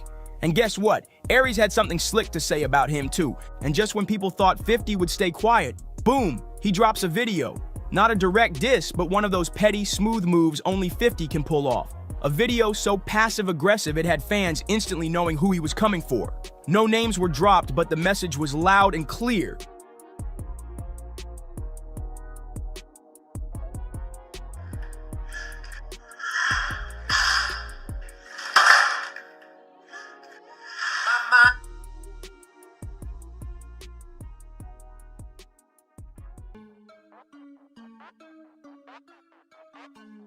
.50 was calling somebody delusional, and we all knew who. But hold up, why did 50 even jump in? He's got a million things on his plate. Power, BMF, TV deals, liquor empires, touring the world. He doesn't just throw shade for no reason. Here's what people forget. 50 and Ice Cube go way back. Mutual respect. Real ones recognize real ones. So when Aries came for Cube, he unknowingly stepped into a two-man firing squad. Equation will never be satisfied. Why? Because some other will come along that'll take and blow the world up, and you'll want to be that. And then some other will come around and have as talented as you, or possibly more, and then you're going to get upset because again, you focus on everything that is not you. Hold up. Everything you want, wait a minute, but not what's in your present space. Ice Cube gave 50 Cent a cosign way before Hollywood ever did. Back when folks were still doubting 50's acting game, Cube was one of the first to back him up. And 50? He always returned the love. Every interview, every shout out, he gave Cube his flowers without hesitation. So when Aries Spears came for Cube, he messed with someone that 50 actually respects. And Aries? He's exactly the kind of comedian 50 can't stand. Loud, messy, and stuck in the past with nothing new to show for it. That's 50's favorite kind of target. So 50 popped out loaded, and of course he brought bars. He posted, "Check my temperature, I'm ice cold. The hood left the left side of my chest froze. Need help with your bills? I'll write you a referral-ish. Might even get you a love contract." Yeah, that was direct heat. No name dropped, but Aries definitely felt it. Feeling the sting, Aries spiraled straight into an emotional rant, this time going harder at Cube than ever. He wasn't just talking, he was clearly hurt by what Cube said about him. But here's where Aries really lost the plot. In one breath, he's claiming he respects Ice Cube as a man. And in the same sentence, he says Cube has never done anything impressive. That wasn't just a bad take, that was a full-on contradiction. And the internet caught it instantly. People weren't mad at Aries for having an opinion. They were mad because he flip-flopped and then tried to play the victim when folks clapped back. Comments came flying in. One person said, "You can't dish out hot takes and cry when someone matches your energy." Another wrote, "You're entitled to an opinion, but after that creepy skit, nah, you're not valid. Ice Cube's a made man out here, respect that." But then things took a dark turn because someone pulled out receipts from Aries' past. And just like that, this wasn't about hip-hop or comedy beef anymore. Let's talk about that Tiffany Haddish lawsuit. Back in 2022, Aries Spears and Tiffany Haddish were hit with a lawsuit that had everybody shook. The allegations? Serious and disturbing. The case involved a supposed comedy sketch that critics say crossed every possible line. In it, a young child is left alone with a character played by Aries, and the scene? Straight up uncomfortable. The camera lingers way too long, the energy is off, and people weren't laughing, they were disgusted. And yeah, it got worse from there. Way worse. The backlash hit immediately. Twitter exploded, timelines lit up, and even the Shade Room posted the footage, which tells you just how bad it got. The video was disturbing. And yeah, even though the case was eventually settled and the clip got scrubbed from the internet, the damage was already done. That stain on Aries Spears' name, it never washed off. So what did Aries do after all that heat? He ran right back to Vlad TV again and again and again. People started noticing that Aries Spears was on Vlad more than Vlad himself. He kept showing up, ranting about being blackballed, crying that he should be as big as Kevin Hart, but fans saw the pattern clear as day. Aries wasn't grinding, he was griping, talking more than he was working. Every time his name popped up, it was tied to drama, not jokes. He wasn't trending for new stand-up, he wasn't landing roles. He was going viral for clowning legends, sparking beefs, or rehashing old wounds, hoping folks still cared. But it didn't stop there. Behind the scenes, Aries Spears had already earned himself a reputation, and not a good one. Multiple ex-castmates have gone on record saying he was difficult to work with, had a massive ego, and was always trying to outshine everyone else in the room. Instead of being a team player, Aries wanted to dominate every sketch, every convo, every spotlight. Yes, Aries Spears is talented, nobody's denying that. He can kill an impression, he can crowd work a room, and when he's in the zone, he's funny. But here's the truth, he never got his Chappelle moment. And that kind of missed shot, it eats away at you, builds up bitterness, makes you lash out. So let's flip the script. Why did this whole Ice Cube beef blow up in Aries' face? Simple. When you come at Ice Cube, you're not just clowning a celebrity, you're coming for a pillar of black culture. And that's where Aries messed up bad. Let's break it down. No Vaseline, that's not just a diss track. It's a top 3 of all time. Period. Friday, that's not just a comedy movie. It's a cultural blueprint. It birthed characters, phrases, and vibes that shaped an entire generation. Then there's the Big 3 League, a whole professional basketball league built from scratch, backed by real NBA legends and top investors. And even before all of that, Ice Cube was a ghostwriting machine, writing for Eazy-E, Dre, Ren, the whole NWA squad while he was barely out of high school. The man's got roots deep in the game. Now compare that to Aries Spears, whose biggest pop culture impact? A few solid Mad TV skits and some okay stand-up bits. And now, he's known for going viral dissing Ice Cube on podcasts and racking up headlines for all the wrong reasons. And this is exactly why fans had Cube's back from the jump. No hesitation, no debate. Aries poked the wrong giant and paid for it. But here's the final twist that really sealed the L. Ice Cube recently posted a teaser cast list for the long-awaited Final Friday movie. And guess whose name was nowhere to be found? Yep, Aries Spears. Now maybe he was never being considered in the first place, but the timing had fans convinced Cube was sending a message. Loud, clear, unbothered. Basically, you can do all the impressions you want, but you'll never get cast where it counts. Aries wanted to go viral? Congrats, he did. But not for the reasons he hoped. Not for a comeback. Not for a hot stand-up set. He's trending because 2 legends, Ice Cube and 50 Cent, called him a nobody. And what made it worse? Nobody disagreed. If you made it this far, you already know this one was messy. So go ahead and drop your thoughts in the comments. Hit that like button, subscribe for more drama like this, and share it with someone who still thinks coming for legends is a smart move.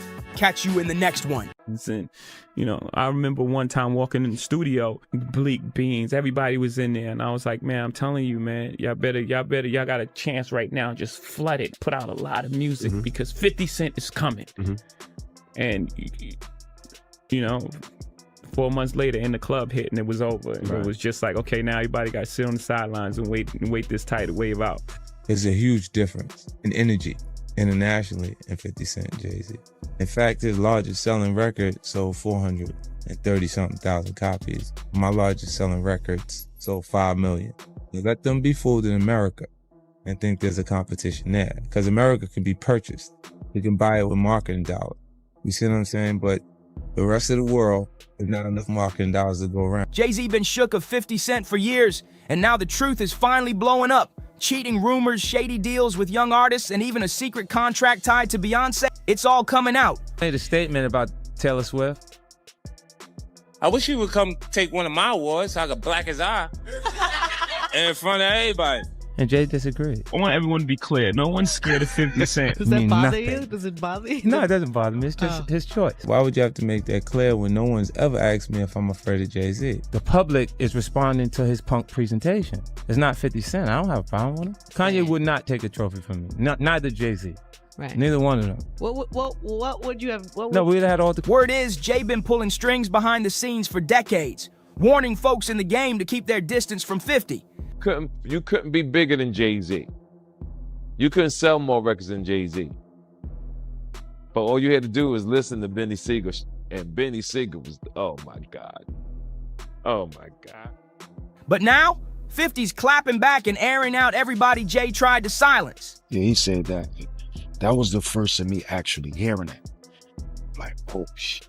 Like, I used to have questions like, why every time my album dropped, Jay would drop right on top. He wouldn't let me breathe, or right before me. Like, I was always close, and we always thought, like, damn, if a kid, back then it was physical copies. So if you had $20, $20 that you saved up and you was gonna buy an album, and it's under the same house, Rockefeller, between Jay and Benny Siegel, 9 times out of 10 you won't buy the Jay-Z album. I never understood that every single album that I dropped, Jay dropped right on time. And it was like, damn, like to have in-house competition at that magnitude was crazy. Jay already the boss, but I always thought that, like, let me breathe. But to maliciously plot to hold me back, I don't know, man. I don't believe that. I don't want to believe that. I mean, but like I said, they ain't no better than me. This beef goes way back to the late 90s when 50 first came for Jay on his wild track, How to Rob. That's where he straight up called Jay-Z a poser. No filter, no mercy. The big homie Jay-Z, right? I said to my nephew, I said, yo, listen, I have to ask him this straight up. So I said, yo, who is the people that's on NFL? And he said to me, and I'm sorry for anybody who don't understand, and he said, the white guy called for 50 Cent. So I said, who's the white guy? I'm digging this Kimmy Iovine. He said, no, Eminem called directly for 50. And he said, that's his guy. He said, I can't do it if I can't bring 50 up. But that's his guy. Now, that was beautiful. And guess who's Dre's guy? Your guy. Me. Let's make him know. Even back then, 50 knew the real. Jay was all image, no muscle. He wasn't throwing hands, he was throwing power plays behind closed doors. 2020, y'all. Yeah. And it's different than when it was 2016. Yeah. You know, the game has been elevated. As we can tell, there's no expense being spared. We had a black billionaires lunch. Yeah. You understand? Right. And we here together, and we gonna keep staying together. We getting tighter. That's right. You know what I'm saying? And united we stand. And ain't nothing else to us. Black excellence. Right. Instead of fighting fair, Jay kept blackballing other rappers, using his deep pockets and industry ties to shut him down cold. Lawsuit coming with Jay, the part with Jay. I go, oh shoot, like to us. Black excellence. That had to be there. We getting tighter. You know what I'm saying? And united we stand. And ain't nothing else. Black excellence, they're sitting there like, yeah. It's the billionaire brunch. You're I hate you, man. unaware of anything going on here. This is the one time I'm gonna be with you this year.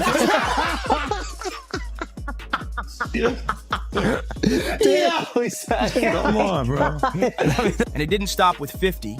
When Jay had issues with Nas, he tried to sabotage Nas's album rollout too. Same shady move he pulled with 50, flooding the charts with distractions before 50 could drop. Look, when Jay signed his contract, the big one was with Beyonce. When he signed that contract, the marriage contract, he got trophies. Now those trophies, trophies came rolling in, buddy. He started getting Grammys left and right, man. I mean, look, if you look at his career, You're gonna let him say that? Jay was getting Grammys. He had one. Exactly. He had one. And he ain't show up. He had like 20 now. Hold on. He had like 18 since he been down. Look, he had one, bro. Hard Knock Life. You're not wrong. He was one. After that, he got some shit. He's like drinking. His pictures with him like things the cup. Wait a minute. So you're saying the success is derived from the marriage? I've absolutely been treated differently. The accolades. Because he's no longer viewed as what, like a street or gangster rapper. Now he's viewed as a businessman, entrepreneur, family man. And the biggest ones because of the position Beyonce's. Oh, wow. Jay-Z and Diddy love to preach about uplifting black artists, but behind closed doors, it's been a whole different story. Ironically, it's the same black artists they've been plotting against. One of the biggest examples, Beanie Sigel. Career, you can look at that and say the association to Beyonce is when he started to receive the 16, 17 Grammys since he's been with Beyonce, right? And you go prior to that, one. Right. You see what I'm saying? So that came in association, like you see the kids even have Grammys. Like they don't sing yet. They don't sing. Right. They don't rap yet. And they already have Grammys and shit. So it's like they give them this trophy so we secure that they're coming to the award show. It meant that much to the culture that they just gave them. Jay didn't just distance himself, he straight up blackballed Beanie by dropping albums at the exact same time, every time, just to steal the spotlight. Why are you so on top of the business side of Jay-Z? You know what I'm saying? Some people like to just be an artist. Yeah, I was actually forced to be an artist and a businessman because when I tried to get a deal, I couldn't get a deal, so I had to create Rockefeller Records. We actually created Rockefeller Records from nothing. And, you know, so I was forced to know both sides of the business. And get this, Jay even tried to block 50 Cent from the Super Bowl. That's right, 50 almost didn't perform until Eminem personally stepped in and demanded he be added back to the lineup. That's loyalty right there. Let's talk about Rihanna, the diva Rihanna. She's from Barbados? Yeah, okay. Okay, she's Bayesian. How did you come in contact with her? I mean, did you fly over there? No, Jay Brown had actually bought me the song. She had a song right now, and it's I wouldn't say massive because of her roots, but she has this outrageous song called Pony Replay. And he played that song for me, and I was scared. I was like, that song is too big for her. You know what I'm saying? Like, you know, a new artist when a song is that big, it's it's hard to come back from. And I don't sign songs, I sign artists. Okay. You know what I'm saying? Why don't you break down the difference between that? Because the viewing public might not understand that. Some people chase the hot song for a minute, and then they sign, based on the song. I want to sign it based on an artist, based on or based on the swagger, based on the level of talent, based on the writing, So I was a little reluctant when I first heard the song, and then, he kept going, Jay Brown, he kept being persistent. I was like, you know what, bring her by. And when she walked in the office, I was like, she just had, it was just something about her. It was just, she had this, it was just something about her. And then she performed the song, and I was like, okay. Then, we sat down and we talked. And they were talking about how she would stay in the studio and try to get the verse over and then come back the next day. I was like, oh, work ethic, everything is there. So we signed it that night. We didn't let her leave the office. Really? The 3 a.m.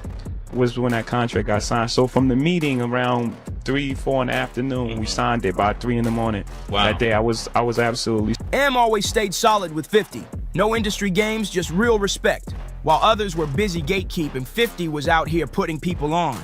Despite being one of the most successful names in the game, he never switched up. But Jaguar has been warning us about Jay-Z.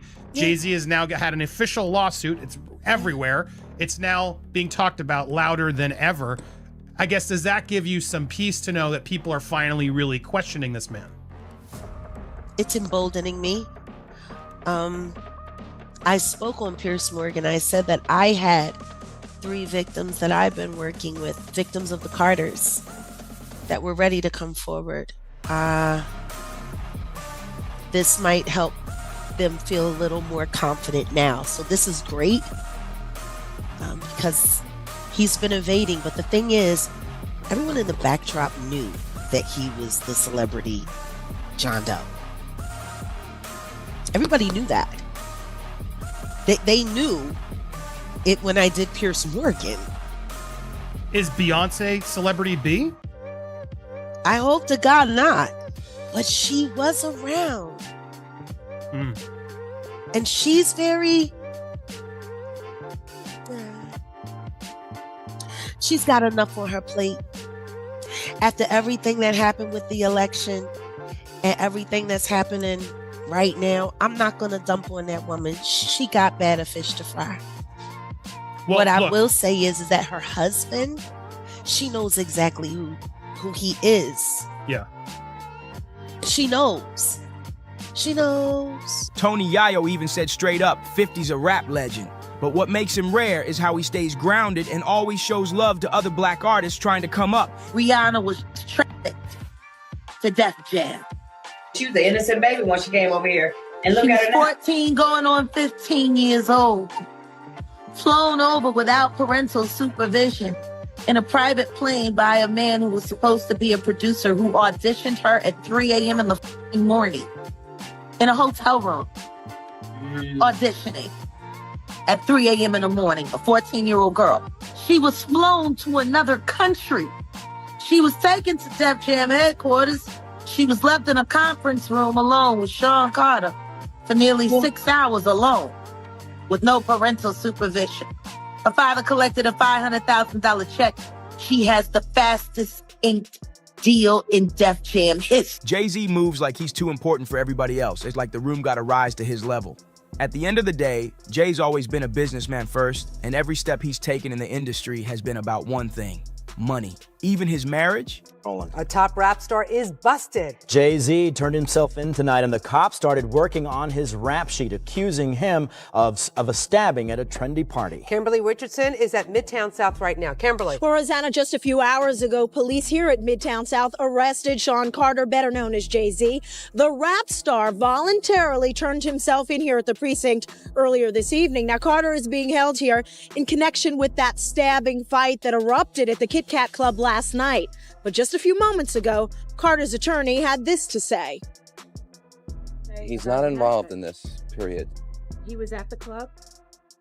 That's my only comment. He wasn't involved in this. So it was someone else that did the stabbing and the hitting? I didn't say that. I said he was not involved in it. Now, Slovis goes on to say that at no time was Jay-Z hiding from the police, that they were in touch with cops all day and that they're trying to resolve this as gentlemen. But as Mike Sheehan shows us, others say they've seen the dark side of Jay-Z. I have my faults. You know I'm not a perfect. 50 Cent didn't hold back. He straight up called Beyonce and Jay-Z's relationship a contract. Ever since they tied the knot, Jay's been stacking up Grammys and flexing like he's unstoppable.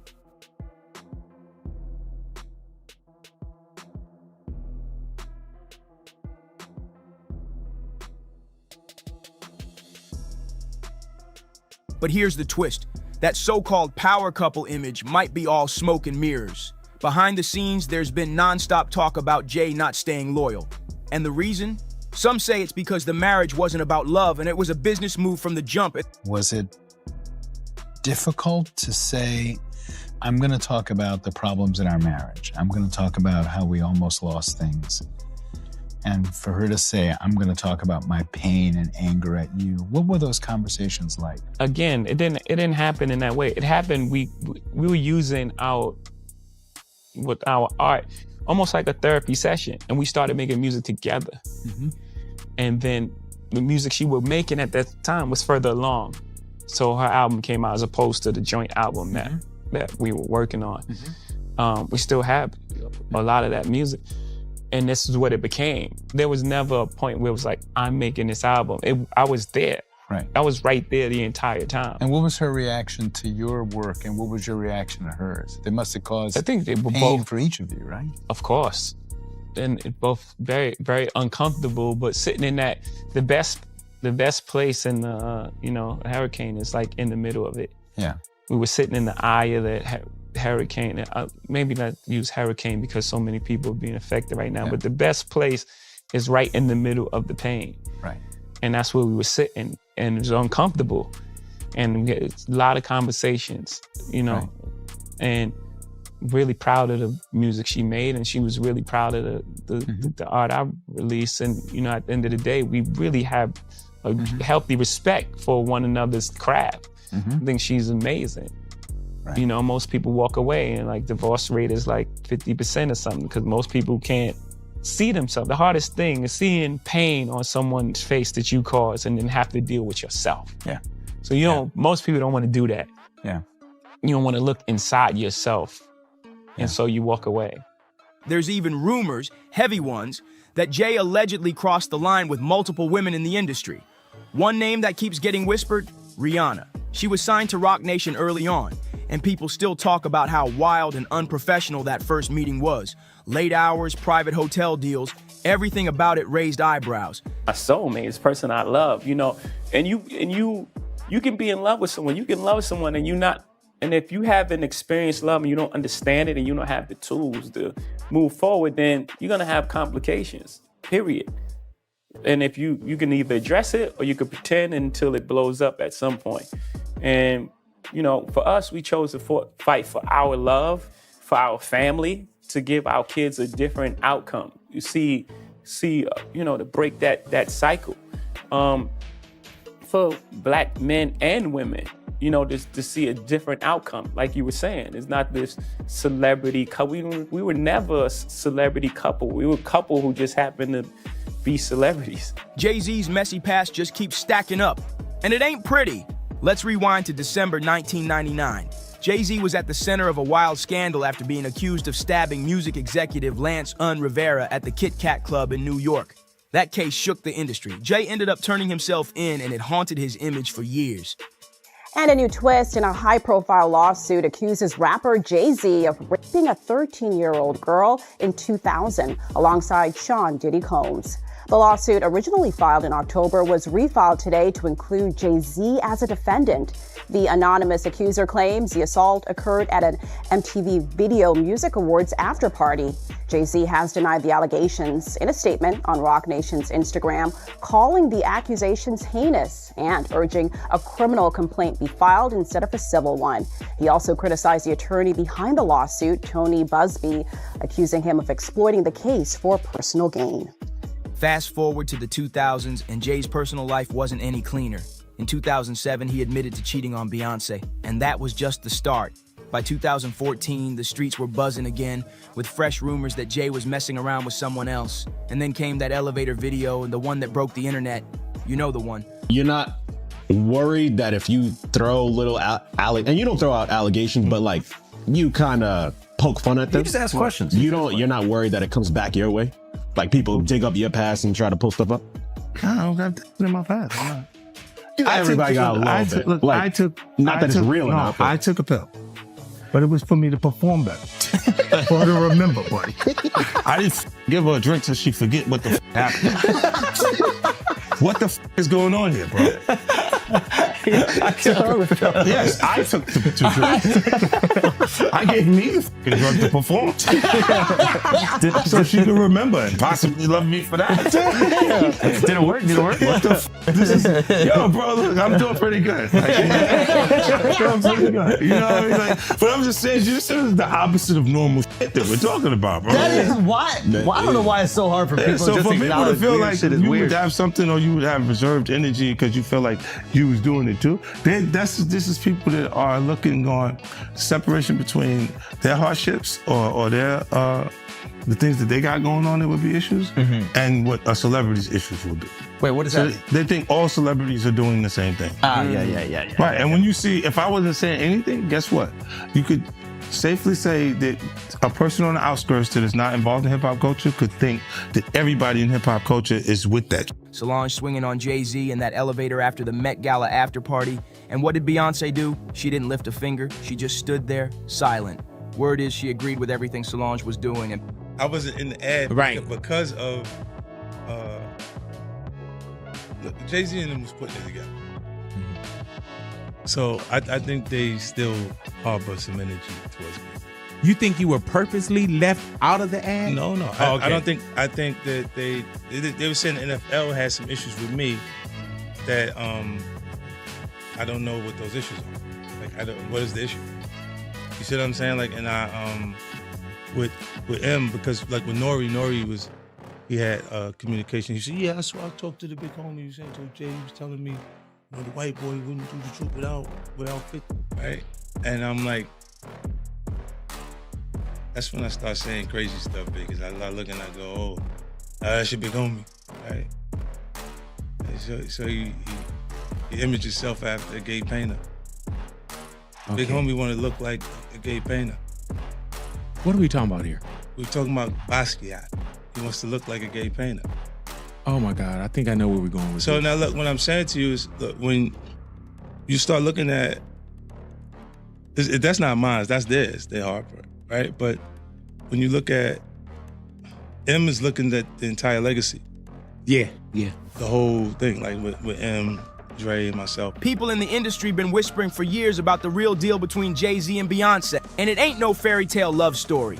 Insiders say Jay's name kept popping up next to Rihanna, Rita Ora, and Rachel Roy, all while married to Beyonce. This clip, guys, if you haven't seen it, which I hadn't seen it until this morning when I saw this headline, Kim found it for me. Let's watch this clip quickly. Crazy Let's that you watch haven't Tyra seen like this. pushing to get this out of Rihanna, and when it does, man, it made me feel very, very uncomfortable. Audition. Yes, but before I met him, I was so nervous. I was shaking literally. But the moment I walked into the office, the atmosphere was so warm and welcoming. And you had to sing a cappella for him? Yes, I had to sing. I sang Fun to Replay. I sang another ballad from the album last time. So then what did he say to you? He said something to you. Oh yes, he said, we don't sing songs here, we sing artists. And there was this little pause, and I was nervous. But then he said, and we're interested. And there was this sudden feel of relief. But then he said something about a window and a door or something. Oh, then he said, you did it homework. I did a lot of homework on you, this lady. He said, there are two ways to leave here, either through the door with the deal signed or through this window, and we're on the 29th floor. So you was like, where's the pen? Where's the paper? I'm signing. Yeah. The audience is so uncomfortable. Like, I don't know if Tyra was trying to get that on the record, but my God, what Jaguar? He threatened her. This is her own words coming out of her mouth. And she was a kid at that time, correct? A 15-year-old girl who had been flown to the United States without parental supervision or a chaperone, brought to a grown man's office in a large corporate Manhattan building. Everybody knew when she flew in. I was there the day she got signed. And the wildest part? Beyonce knew what was going down, but didn't make a move. That silence had folks thinking, was the marriage ever about love, or was it just a power play? The talk of Jay's cheating never really stopped, and then it hit a whole new level. Just a few months back, fresh rumors started swirling about Jay allegedly being linked to Diddy too. Yeah, that had the industry frozen. Nothing confirmed, but the way these whispers keep circling, people are starting to connect the dots. Beautiful. When I met her that day, I knew she was a star. Like, just her look, the way she walked into a room and her confidence, and she performed in my office. And she was, what, 17 years old at that point? She was 16. 16. And she has the confidence of it. She's like an old soul in a sense, right? Absolutely. So she walks in your office, and what, she just belts out a tune? Belts out a tune, she performs, and I tell her, there's no way out of this office. I signed her that day. And let's be real. In the entertainment world, money changes the rules. Diddy's been dodging serious smoke for years, and folks say Jay moves the same way. If your wallet's deep enough, it seems like anything can be swept under the rug. The rest of the industry stays quiet, scared to speak, scared to move. But 50 Cent, he's not built like that. He's got nothing to hide, so he's not ducking anybody. On an episode of the Flagrant podcast, 50 let off some serious allegations, claiming that Jay-Z had been involved in shady dealings with women. And according to 50, the reason nobody else is talking is because they were in on it too, alongside big names like Jay-Z and Diddy. And 50 didn't stop there. When he hit Big Boy TV, he dropped another bomb. He straight up said, "Big homie wanna look like a gay painter," throwing major shade at Jay-Z's new look.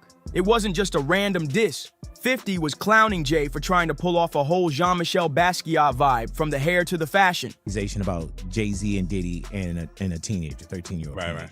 And we were speaking about just the statement. Right. The statement, you were saying you felt like that was calculated. That was, yeah, that the statement is something from, you can tell it was written by a lawyer. Because there's a point where it kind of gets aggressive. He says, like, you're going to find out, like how I'll handle this. Like, and that's an attorney want to be combative with another attorney. That's not like your publicist wouldn't say that. Right. This is on your put that up. Yeah, this is on 50? Yeah, it says I don't know what's going on, but are we still going to have the Super Bowl? I'm just asking for a friend. Yeah, I'm asking for Kendrick. You know, I'm just trying to figure out if we're still doing everything the way. Because look, they will fall back. The NFL, they won't necessarily be associated to that. Right. Why do you not insert yourself, but you're on top of every topic, right? Yeah. I'm just watching. I'm participating. I'm being part of the culture. I'm just telling you my opinion. Right. Look, because you're part of the culture. Like I can't say anything now. I'm out of it. I'm like I'm going to Dre's studio and just sit with Dre. Right. And then, maybe I stay out of trouble. Most folks in the industry would never speak on legends like that. Too risky, too political. But 50? He's been a wild card since day one. If something's on his chest, he's gonna say it loud. No filter, no fear. Jaguar Wright been exposing Jay-Z for years. She worked with him. She saw it all up close. According to her, Jay ain't just calculated, he's dangerous. And the reason nobody checks him? Simple. He's got too much power and the industry protects him like a golden ticket. 50 Cent ain't buying the hype. He says Jay-Z and Diddy, same game, same blueprint, just different moves. 2 peas in the same pot is how he put it. The only difference, Jay plays it smarter, moving quiet, striking from the shadows while Diddy takes the spotlight heat. But 50? He don't care who you married, what chair you sit in, or how many zeros in your net worth. If you're hiding dirt, he's bringing it out. Somebody had to speak up, and 50 ain't biting his tongue for nobody. So now the question is, what does 50 Cent know that everybody else is too scared to say? Drop your thoughts in the comments, hit that like, smash subscribe, share this with someone who needs to hear it, and I'll see you in the next one. When people are against the Illuminati, then they get punched in the face all the time. The press hates them, and nobody likes them. You heard the rumor that Barack Obama and Jennifer Aniston had an affair that ended his marriage? People that I respect, some that I even love, who may or may not watch this show. Was Barack Obama's presidency the ultimate illusion? That's the question blowing up the internet again. Old whispers are roaring back, but this time with heat no one can ignore. And guess who sparked it? None other than Katt Williams. And that's the thing is, so the Bidens and the Obamas hate each other because Michelle Obama is very good friends with Hunter Biden's ex-wife. So that's led to a significant problem where they don't like Hunter, and if you don't like Hunter, Joe doesn't like you. So I would not be surprised if Holmes is right on with this of like, oh, well, why don't we do this? It's like, oh man, you give us problems, maybe you can have a problem. In a now viral set that hit harder than expected, Katt didn't just throw jokes. He peeled back the whole glossy image. While the world clapped for Obama's cool charm and polished speeches, Katt flipped the script completely. He called Obama a white-friendly black man, straight up saying he was more product than president. A clean-cut figure built to make the mainstream feel safe, not a real one who repped the block he came from. That wasn't just comedy, that was a call-out. I've not been funded. They pay you to not talk about things they don't want you to talk about. They tell you that themselves. Katt's delivery had people laughing, sure, but the message underneath? It cut deep. Was the Obama we praised just a brand? A symbol wrapped in hope but packaged for control? I mean, there's, not to add insult to injury, but there's a Daily Mail report out today saying Kamala Harris's marriage may be on the rocks. Like everybody's on the rocks. Again, I will say I love the Daily Mail, but the sourcing appeared weak. It was like people who know the couple, but like, I don't know if it's any better than that, but they're saying she's blaming him in part for her loss because he turned out to be such a hot mess liability. You buy it?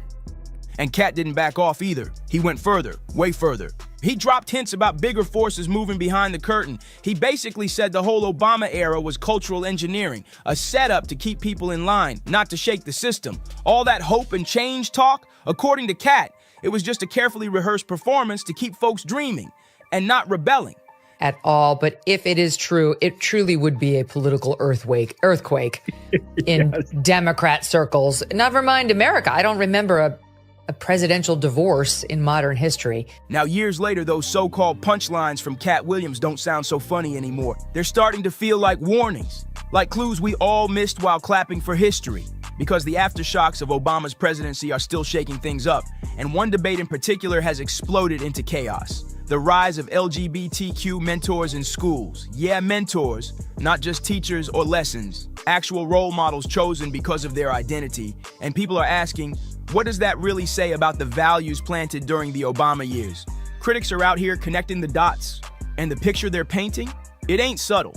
They've been accusing Obama of quietly pushing what they call a pro-homosexuality agenda. That term alone stirs controversy, but it's one that keeps bouncing around conservative spaces louder than ever. Under his watch, LGBTQ visibility didn't just rise, it exploded. Gotta spend a minute on the Obamas, because there seems to be some momentum picking up in the rumor mill about their marriage. All right, I'm gonna bring you what I know.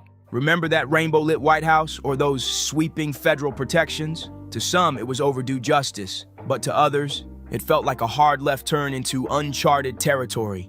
Now fast forward to today. Classrooms are the new battleground. The debate isn't just about teaching diversity, it's about handpicking mentors based on sexual identity.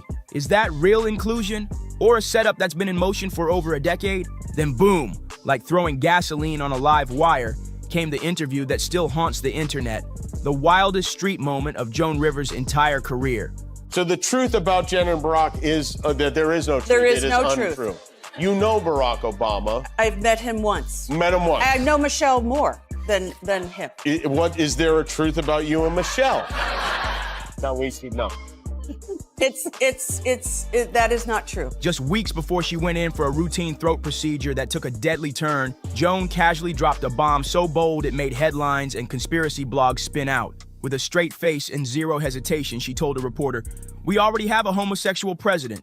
You know Michelle is a transgender." Just like that, raw, reckless, and straight to the point. People lost it, and some laughed it off, some were straight up horrified, but a quiet crowd, they leaned in because Joan didn't flinch. She didn't laugh like it was a joke. She didn't backtrack when pushed. When the reporter tried to get her to clarify, she calmly doubled down. A transgender, we all know. We all know who exactly was we. And how is she so confident saying that like it was common knowledge? She is not sorry. They are looking forward. All the women in your life are looking forward. All the women in my life are looking forward to being able to, live a more normal life. Yeah, but still not entirely normal. Obviously, everybody's under the microscope at all times. A little bit more. And you're staying in Washington, D.C., which is unusual for an exiting president. Now, let's be real. Joan was the queen of saying what others wouldn't dare. She made a career off crossing lines and burning bridges. She got banned from more networks than most comics ever get on. But this was next level. This wasn't about red carpet disasters or nose jobs gone wrong. This was a full-on attack aimed straight at the core of the Obama's public image. And then, just like that, less than 2 months after that explosive interview, Joan Rivers was gone. Not from some long illness, not from anything people saw coming. She died during what was supposed to be a routine throat procedure. For instance, this is a magazine that came out a couple of weeks ago. In fact, said the truth about Jen and Barack. That is, that was, of all the calls you get from your... But what actually happened inside that clinic? That's where things get real dark. Later investigations revealed her oxygen levels dropped fast. Her vitals were crashing. And for way too long, nobody did a thing. Now, was that just tragic negligence? That's one theory. But the internet, it ran wild with another. Conspiracy sleuths were quick to call it what they believed it really was, an assassination by neglect. They claimed Joan opened her mouth and said something she was never supposed to say, and someone powerful made sure she'd never speak on it again. She's doing great in the school she currently attends, and our attitude is that if you have a teenager and you really want to make sure that they never talk to you again, then pull them out of high school right in the middle. Yeah, you're right. Of sophomore year. So look, they've made so many sacrifices. They have, and they didn't get to decide that. Exactly. So I want to make sure that they get. What made things even weirder?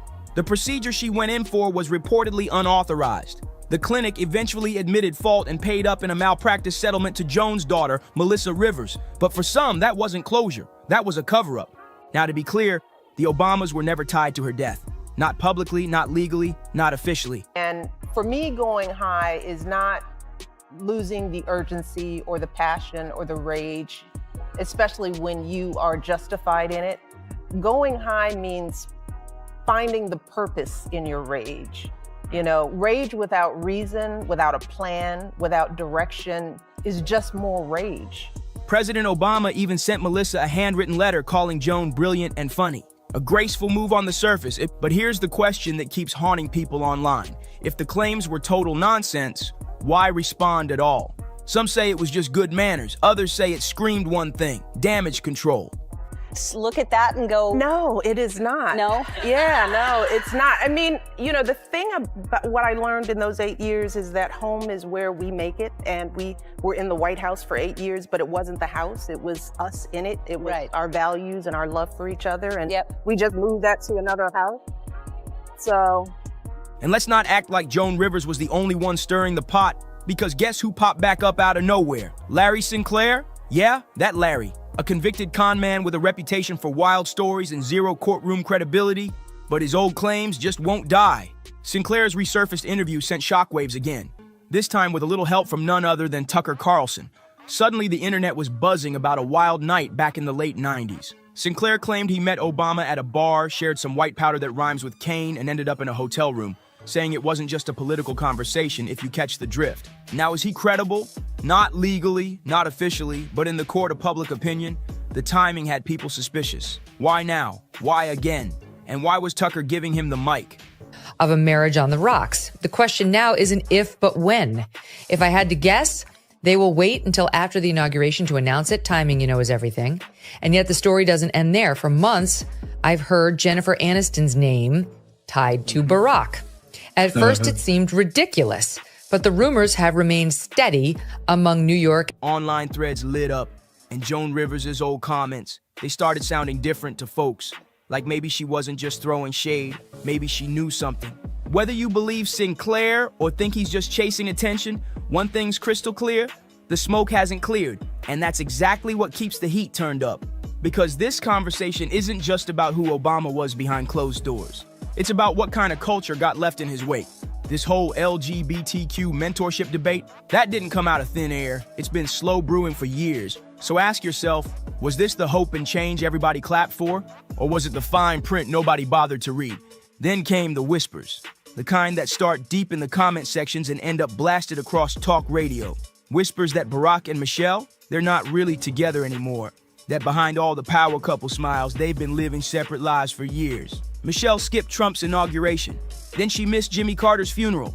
And folks say it wasn't about politics. It was because she just couldn't keep up the act anymore. But here's where it gets crazy. What happens when the rumor mill starts connecting the dots? When Joan Rivers' final interview stops feeling like a joke and starts looking like a straight-up confession. People online aren't asking if the Obamas are hiding something anymore. They're asking how deep it goes. Because the internet's latest obsession, it ain't just Joan's words, it's the way she said them. Joan didn't smirk, she didn't wink, she wasn't looking for laughs, she just said it. Plain, cold, and bold. It's okay, she told the reporter. It's not a bad thing. Then she turned and walked away. No punchline, just silence, and now, people are questioning everything. Could Joan's sudden death, just weeks after she made that explosive statement, really be just a medical accident? Or was it something else entirely? Something darker? Because if that joke was never meant to be funny, maybe it was never a joke at all. Maybe it was a warning we all missed. But things got way weirder once people started digging into the actual details of Joan Rivers' final hours. And what they found raised a lot of eyebrows. Federal health officials revealed that the clinic she went to wasn't just sloppy, it was flat out unprepared for even basic complications. Protocols were skipped, rules were bent, and it doesn't stop there. The anesthetic dose Joan received, reportedly way higher than it should have been. Her vitals dropped for several minutes before anyone stepped in. And here's the part that really sets off alarm bells. They started a procedure she never even signed off on. No written consent, nothing. This wasn't some no-name patient in a back alley office. This was Joan Rivers, one of the most iconic, recognizable women in the country, lying unconscious in a high-profile New York City clinic. And somehow every red flag got ignored. Make it make sense. Now sure, some say maybe it's just a tragic case of medical failure, but others, they're looking at the timing, and they're not buying the coincidence angle. Because Joan didn't just vanish quietly. She vanished weeks after calling out the most powerful political couple in the game. So now we gotta ask, did her mouth cost her more than just media backlash and even scarier? What else was she about to reveal before they cut her mic for good? She had already said it, on camera, loud and clear. Called Obama our first homosexual president. Declared Michelle was a transgender, not maybe, not rumored. We all know. And then, silence. Permanent silence. But the questions never left the room. Who let an unlicensed doctor take selfies with Joan Rivers while she was unconscious on the table? Why did the surveillance footage from inside the clinic just vanish during the investigation? And how does a routine outpatient visit, something thousands of people do every day, spiral into a deadly disaster with zero criminal accountability? Let's be real. This ain't just about Joan anymore. This whole rabbit hole, it goes way deeper, straight into the glowing heart of Hollywood. Because if Obama wasn't just a political figure, if he was more like a cultural architect, then maybe the real stage wasn't just the White House. Maybe it was the entertainment industry. Think about it. Over the years, we've watched TV and film do a complete 180. Storylines that used to be niche, suddenly front and center. What used to be optional became mandatory. Inclusion didn't just show up, it took over. And yeah, it was dressed up pretty, glitter, rainbows, and feel-good slogans. But now even some Hollywood insiders are quietly asking, was all this just a natural shift, or was it a masterclass in cultural choreography? And the name that keeps rising to the surface in all these whispers, Jennifer Aniston, yeah, that name came out of nowhere. Let's be real, nobody saw that pairing coming. And yet, the headlines started popping up everywhere. Check out aisle tabloids, gossip blogs, late-night talk shows, all hinting that Barack Obama and Jennifer Aniston might have been sharing more than just Netflix logins. Aniston shut it down quick. On Jimmy Kimmel, she called the rumor absolutely untrue, said she's only met Barack once and knows Michelle better. It was clean, polished, and delivered with that classic Aniston poise. But even with that statement on record, the rumors didn't die. If anything, they morphed into something bigger. Not about romance, but strategy. Because here's the thing, Barack Obama's post-presidency has been anything but quiet.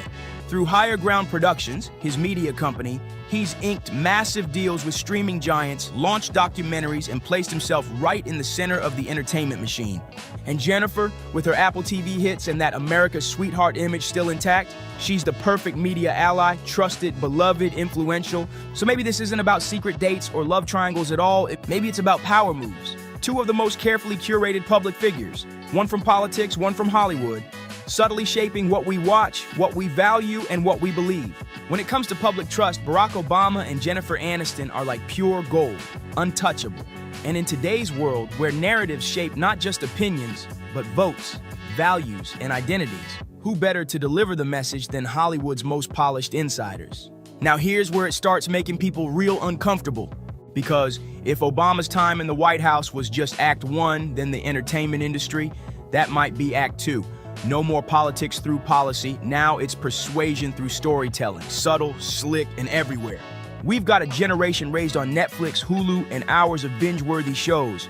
And most don't even realize how often political messages are baked right into their favorite content. So was it just a coincidence that progressive narratives suddenly took over primetime right as Obama stepped off the political stage and stepped straight into the media game? Or was that the rollout all along? Some industry vets, quietly off the record, have hinted that Obama's Hollywood reach runs deep. We're talking about casting influence, storyline direction, even behind-the-scenes greenlights, a so-called cultural alliance, a tight-knit circle of A-listers, producers, and showrunners who all move with the same mission.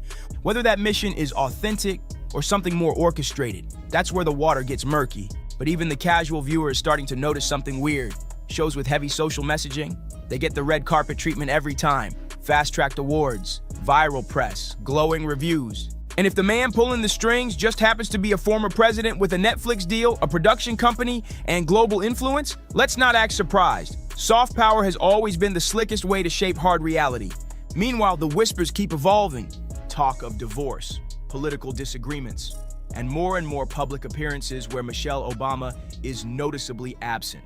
The timing, sketchy.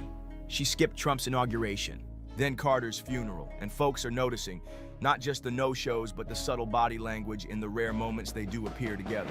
Then came the podcast bombshell, not some random blog, but actual Washington insiders. They casually claim Barack and Michelle are living completely separate lives now. That alone made headlines, because when it's not just Twitter trolls or anonymous Reddit users, but connected DC reporters dropping that info, people pay attention. And just as all this heat was reaching a boiling point, another familiar name slid back into the headlines: Larry Sinclair. Yeah, the same guy mainstream media dismissed years ago as unreliable, unstable, and full of it. But suddenly, he's back, this time with help from alt media platforms and one massive interview with a political commentator who gave him the mic and the spotlight. Sinclair's claim that he and Barack Obama shared a wild, drug-fueled encounter in a limousine on a cold Chicago night in 1999, long before anyone outside Illinois knew who Barack even was. The story? Graphic, lurid, shockingly specific. And yeah, Larry Sinclair's credibility was ripped to shreds the first time around, but the timing of his comeback now, way too suspicious to ignore. What makes this twist hit so hard isn't just the wild claims Sinclair made, and it's the deeper idea his story points to, that there might be entire chapters of Obama's life that have been scrubbed, edited, or locked away completely. When Sinclair first went public, the media wasted no time dragging him. Headlines called him a convicted con man. He even failed a live polygraph test at a press conference. But here's the strange part.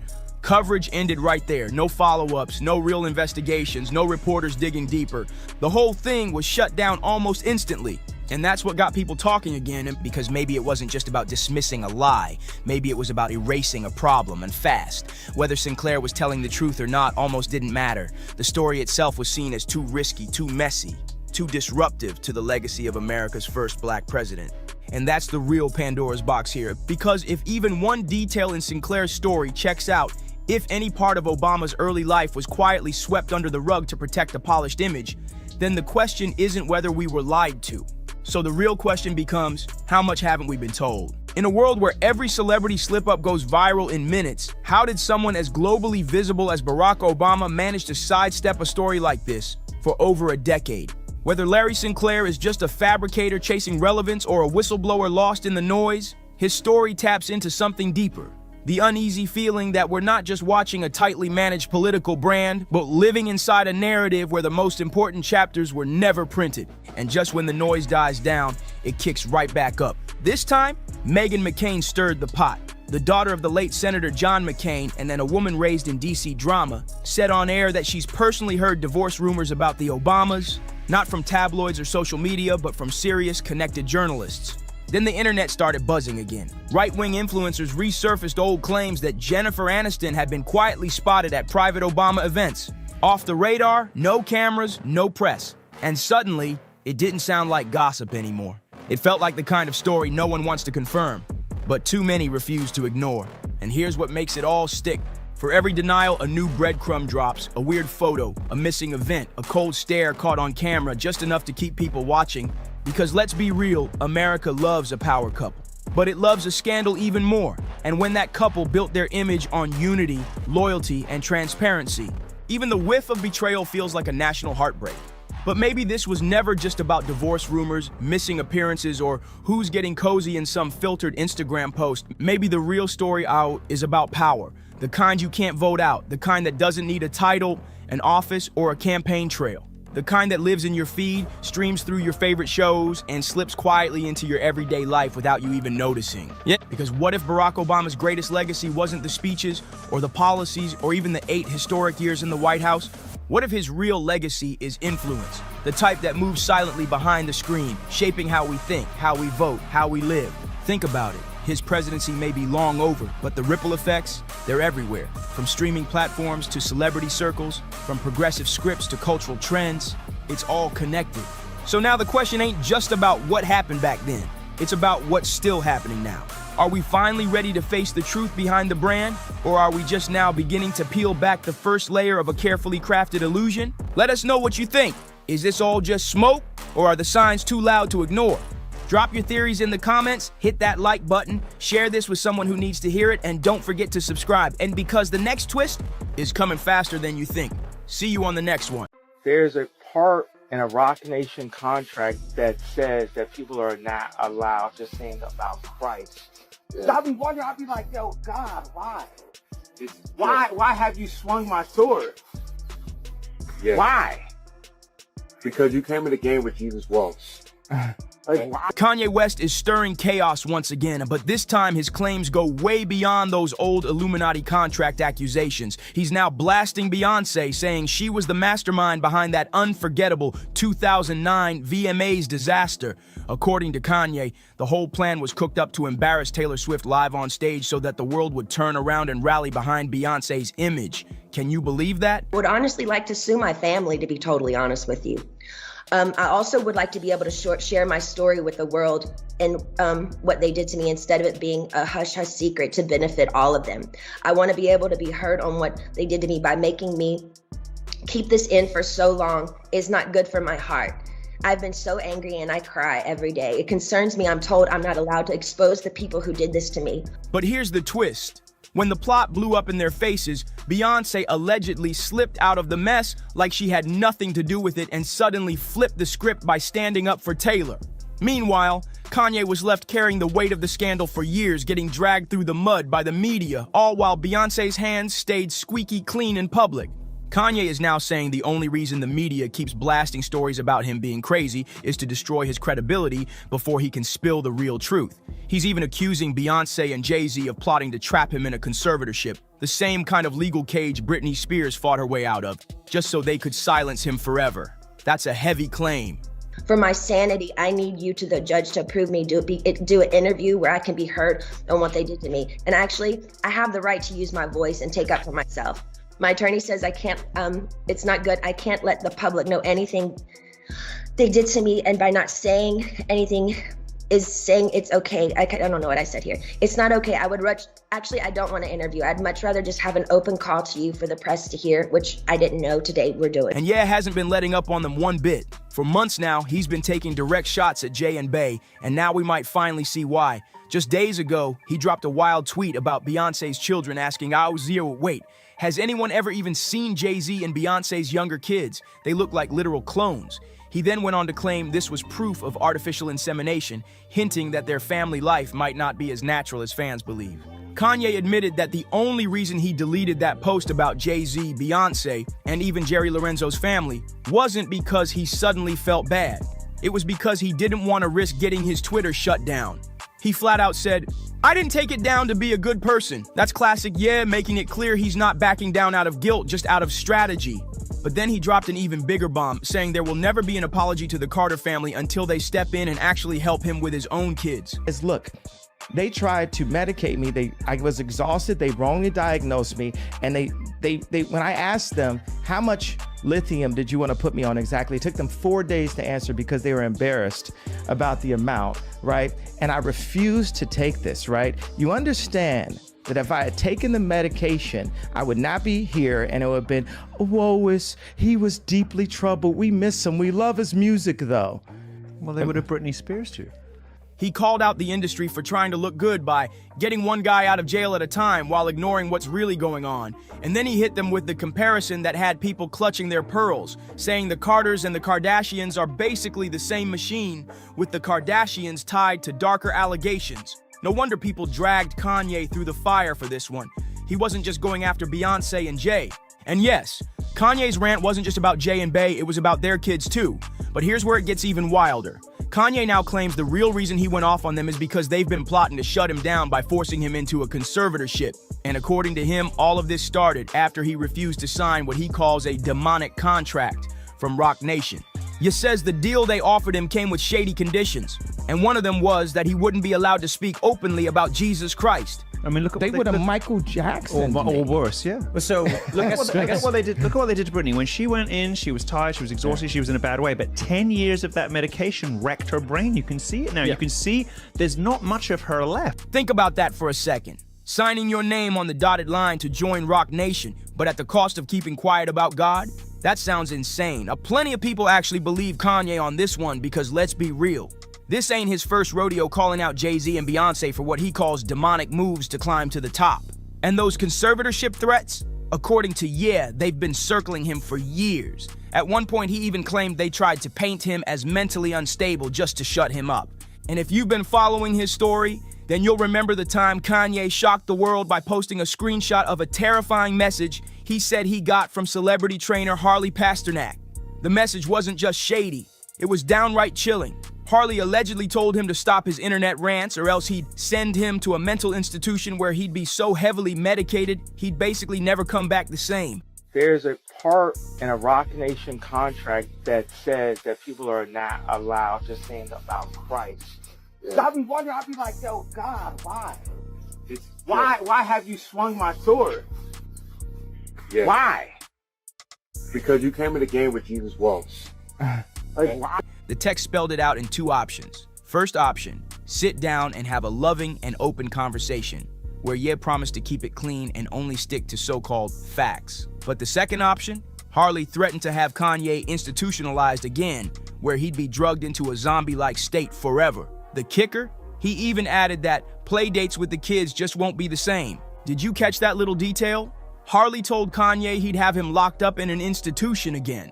And that word again wasn't random, because back in 2016, Kanye was actually arrested and forced into a mental hospital for evaluation against his will. And here's where it gets extra suspicious. The arrest happened right outside Harley Pasternak's house. Yes, the same man who later threatened to put Kanye back in a facility was tied to the first incident too. Fans immediately started putting the pieces together, and some even said was being Britney Spears. And honestly, the comparison makes sense. Britney herself revealed in court that her own family intentionally misdiagnosed her, then pumped her full of lithium to make her seem unstable. That so-called evidence was later used to convince the court she couldn't handle her money or her life. And this is where things start to look less like random drama and more like a full-blown Hollywood playbook. Kanye has been hinting for years that powerful people in the industry wanted him drugged up, silenced, and stripped of his freedom, the same way Britney described in her fight to break free. And when you connect the dots, the timeline is chilling. Kanye's 2016 breakdown happened right after he started speaking out against Jay-Z, Beyonce, and even the higher-ups in music. Suddenly, he's hospitalized, medicated, and painted as unstable in every headline. Now fast forward, and you've got Harley Pasternak and the same man tied to his arrest threatening to do it again. That doesn't sound like coincidence. It sounds like a system. And Kanye swears it all ties back to him refusing those Rock Nation contracts and refusing to play the game. And here's the kicker. Kanye himself revealed that he was prescribed massive doses of lithium, even though he wasn't actually sick. Fans couldn't ignore the similarity to Britney's story, and it fueled the theory that the industry wasn't trying to help him at all. They were trying to keep him quiet. According to Kanye, he knows too much, and silencing him before he exposes the truth has been the real goal all along. And speaking of the truth, let's rewind to that infamous 2009 VMAs moment, because word on the street says the entire scandal between Kanye, Beyonce, and Taylor Swift was a publicity stunt that spiraled out of control. Kanye now claims Beyonce herself was the one who orchestrated the chaos in order to humiliate Taylor and boost her own image. Remember the scene? Taylor was on stage, wide-eyed, accepting her award for Best Female Video for You Belong With Me over Beyonce. Now here's where things get messy. Because while Beyonce was out there acting shocked and covering her mouth like she had no idea what was going on, the streets are now saying she was in on it from the very beginning. Kanye ended up being the one dragged through the mud, branded as the villain, while Beyonce kept her halo polished. To this day, most people still think Bey walked away innocent. But if what Ye is saying holds any truth, then she played the game a whole lot dirtier than anyone realized. Fans have even started connecting dots. One person pointed out, this explains why Kanye and Taylor were cool after that. They even seemed to get along for years. Taylor never looked that pressed about what happened. And it's true. For a long time, Taylor brushed it off like it was nothing. Another fan put it bluntly. Beyonce was a titan in the industry back then. Taylor winning over her ticked her off, and Kanye knew it. So he jumped on stage, made himself look like the bad guy, and took the heat for her. Think about that. He actually praised Beyonce in that moment. Sure, he came across like a jerk, but over time, some people now see it as him protecting her image while sacrificing his own. And here's the wildest part. That stunt may have actually made Taylor's career explode. Because if Kanye hadn't hopped on stage that night, some argue Beyonce could have easily crushed Taylor behind the scenes. Instead, Taylor became a global superstar, and Kanye took the hit. Now, with Ye claiming it was all staged, people are asking, did he just expose one of the biggest industry setups of all time? And it doesn't stop there, because now people are rewatching that whole VMA moment with fresh eyes. And suddenly, Beyonce's shocked reaction doesn't look so genuine anymore. Fans are saying her expression felt a little too polished, almost like she knew how to play the part, so the heat stayed on Kanye. And let's be real, the timing couldn't have been more convenient for her career, because right after that scandal, Beyonce came out looking like the graceful queen, publicly comforting Taylor and standing up for her, while Kanye got torn apart in the media, banned from award shows, and labeled as unstable for years. It's almost like one career took a dip while the other two soared. Taylor went from teen star to global sweetheart overnight, and Beyonce cemented herself as untouchable. But now I gotta ask, what do you think about all this? Do you believe Beyonce and Jay-Z really tried to trap Kanye with an Illuminati-style contract just to keep him under control? And what about that infamous Taylor Swift moment? Was it really a spontaneous meltdown? Or was it all part of a carefully planned setup that backfired? Drop your thoughts down in the comments, because I need to hear what y'all think about this madness. And while you're at it, make sure to hit that like button, subscribe to the channel, and share this video so everyone can join the discussion. Trust me, you don't want to miss what's coming next. So click right here to watch this other messy video. Hey, what's up with everybody? It's your boy Ramirez here. I just want to get on here and let everybody know the updates, what's going on. It's been a crazy couple weeks, y'all. I want to let y'all know that I have not stopped my fight. You know, I did withdraw my case. It's for a reason, y'all. It's not because I'm stopping with it or not going to refile it or anything like that. Child, Ramir Carter said loud and clear, if the courts won't listen, the internet damn sure will. And now he's gearing up to drop what he's calling the family albums. Old photos, private timelines, and supposed receipts that he swears prove one explosive thing. Jay-Z trapped his mama Wanda back when she was just a teenager. Can you believe this? Ramir's been tied up in this paternity mess for decades, but instead of letting another judge toss him out on some technical loophole, he's taking it straight to the people, and the streets are eating this up like wildfire. Let's not get it twisted, though. This ain't brand new.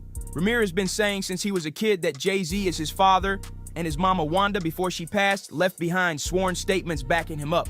She claims she was only 16 when she met him, and that what went down wasn't no fairy tale romance. It was a situation where she was too young and he was way too powerful. That's the part that makes people's jaws drop. I stand on my allegations regarding this matter. Mr. Carter, defense attorney in 2012 in New Jersey, didn't want me to sit next to her in the courtroom and stated, I quote, I don't want her sitting next to me. I don't want her sitting next to me. I would not represent someone like her. See, when Ramir and his family say trapped, it's not just about whether Jay is his dad. It's about a bigger, darker picture, about a young girl allegedly being taken advantage of, about silence bought with power, and about a billionaire dodging the type of accountability most regular folks can't escape. And let's be crystal clear, Jay-Z has always denied this. His lawyers dismiss the claims as ridiculous and completely false, while his reps fire back saying folks should be ashamed for dragging a child's name into the spotlight. But Ramir, he's not moving an inch off his square no matter how much money or power gets thrown in his way. Every single year, this man finds a new angle to bring the story back to life. Petitions, court filings, sit-down interviews, and now he's flipping the whole script with these so-called leaked family albums. Here's the twist, though. By putting these photos and receipts out, Ramir isn't even chasing DNA anymore. He's building his case in the rawest courtroom there is, the court of public opinion.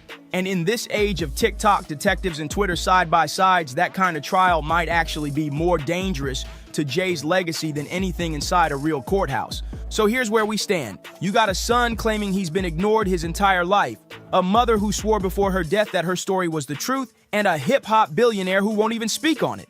Those receipts Ramir is teasing may not be stamped by a judge, but on the internet, those family albums scream loud enough to shake an empire. The real question now, are we just watching another messy chapter in Ramir's endless fight, or is this the crack in the Carter dynasty that fans have been waiting on for years? Behind closed doors, that's only one case that we withdrew for right now, but it's a lot going on. You know how this industry works. These judges, these lawyers, these high celebrity people, they try to use all different types of tactics and call it what you want, bully tactics and different types of stuff to, you know, slow it down and just change the narrative. Now look, when it comes to public image, this whole saga is like night and day. On one side, you got Ramir pouring his heart out year after year, tears in his eyes, swearing he don't want Jay-Z's money, clout, or Carter billions. Just the truth. In interviews, he'll sit there raw and broken saying, I just want to know who my father is. I deserve that closure. Every move he makes ties back to that same story. The underdog, the ignored son, the kid who grew up swinging at a machine way too powerful to take down in court. And then you look at the other side. Stone cold silence, perfectly polished, carefully managed silence. Jay-Z has never once acknowledged Ramir, not even a slip-up, not even a hint. His whole team does the talking for him, dismissing it all as baseless and shameful.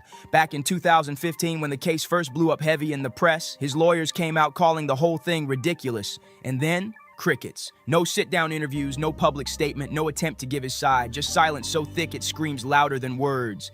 That's how billionaires move, deny, dismiss, and then disappear behind the tinted glass of a Maybach or the deck of a yacht. But here's where it gets real messy. The silence itself has become part of the story. The longer Jay-Z keeps his lips sealed, the more people start leaning into Ramir's side of the narrative. Online folks are saying, if Jay really ain't the daddy, why not just take the damn test and move on? What's so hard about that? And every day he ignores it, the whispers get louder. Like maybe there's something hiding in the shadows. And then you got Beyonce. Queen Bey never even breathes near this topic, not with a 10-foot pole. You won't catch her saying Ramir's name in interviews, not in a lyric, not even tucked into a sly subliminal. And honestly, you can't blame her. Her whole brand is built on flawless perfection, family, legacy, empire. Even that infamous elevator fight with Solange got swept neatly under a glittery rug of public image control. But fans swear up and down that Beyonce is one of the main reasons Jay refuses to confront this head on. They point back to insider chatter that she allegedly wanted this story buried deep because it didn't fit the shiny picture-perfect Carter dynasty she's worked so hard to present. And while Bey stays silent, Ramir keeps making noise. He's filing petitions to Congress now demanding they investigate how his entire case has been handled, adding yet another layer of smoke to a fire that refuses to burn out. Ramir has gone live on Instagram straight up crying about being shut out, and now with these leaked family albums, he's flipping the whole battlefield. Instead of sitting back and praying the legal system gives him justice, he's playing the public card hard, telling everybody, look for yourselves. The resemblance is there, the timeline is there. My mama told y'all before she passed, what more do I need to say? This ain't just a paternity case anymore. It's turned into a full-blown PR war. Ramir is playing David, slinging every stone he's got at Goliath, while Jay-Z and Beyonce stay locked in silence, hoping the storm blows over. But let's keep it all the way real. Silence don't kill nothing in 2025. It only makes the noise grow louder, the rumors spread faster, and the spotlight burn hotter. And the optics, they look bad, point blank. Every time Jay-Z pops up at a charity event, every time Beyonce posts a flawless family pic with the twins, the comments section fills up with the same questions. What about Ramir? He may not have official court recognition, but in the eyes of the public, he's already been crowned as part of the family. See, the wild thing about this Ramir saga is it don't exist in a vacuum. Once you start lining up the timeline, the receipts, and the history, it paints a way bigger picture. And child, that picture don't look good for Harv at all. Let's start with Wanda, Ramir's mother. She always stood firm that she met Jay-Z back in the late 80s when she was just 16 years old. And that's exactly why the word trapped cuts so deep. Because to hear Wanda tell it, she was a teenager, he was already a grown man, and this wasn't no casual fling. It was a situation where she was way too young, and he held all the power. That flips the whole story from romance to something way more troubling. Before she passed, Wanda even signed an affidavit spelling everything out, swearing Jay-Z was Ramir's father. That affidavit has been floating around for years like a ghost that won't disappear. But every time it crept toward a courtroom, something mysteriously went wrong. Judges tossing cases over so-called procedural errors, lawyers suddenly dropping the ball, and delays piling up like clockwork. Ramir himself has said it over and over, the system failed me. They let him slip right past accountability and left Ramir numb.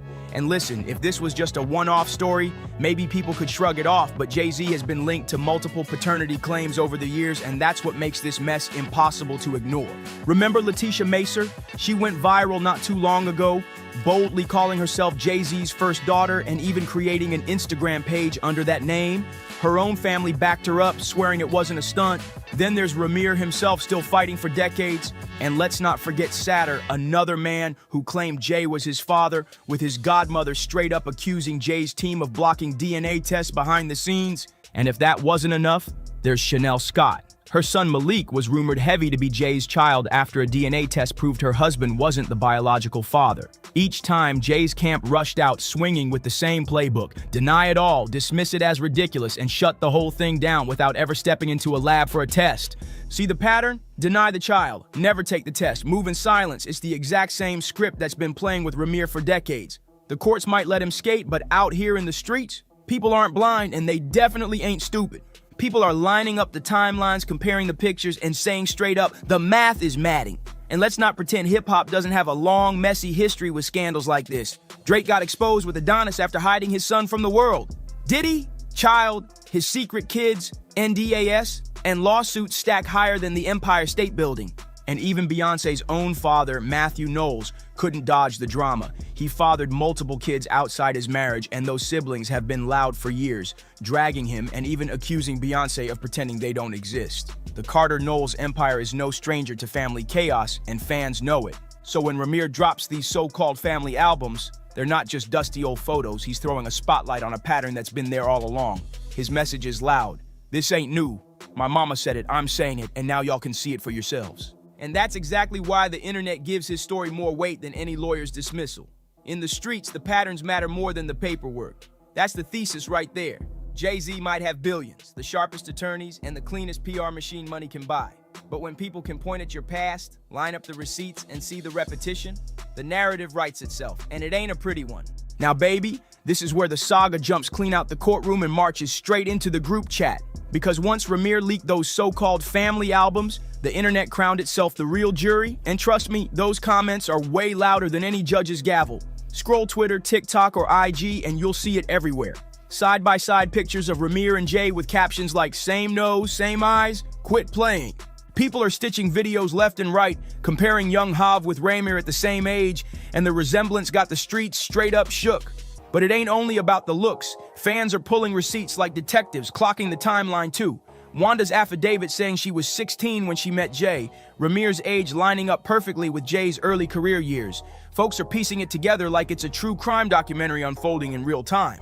Of course, not everybody's buying it. Jay's defenders are out in full force calling Ramir a clout chaser, saying, if you really had proof, why not go to Maury, not Instagram? Others are side-eyeing the timing, pointing out that Jay and Bey got that Cowboy Carter tour money rolling in heavy, and maybe Ramir just wants to ride the spotlight. Here's the real warning, sis. Fans ain't treating this like some messy little gossip thread. They're framing it as a textbook example of how rich, powerful men dodge accountability while regular folks get buried alive by the system. Comments flying everywhere saying, if he was broke, they would have swabbed him already. And that's the heart of it. Money might buy lawyers, but it can't erase bloodlines, and those receipts just keep popping up. The whole narrative has shifted.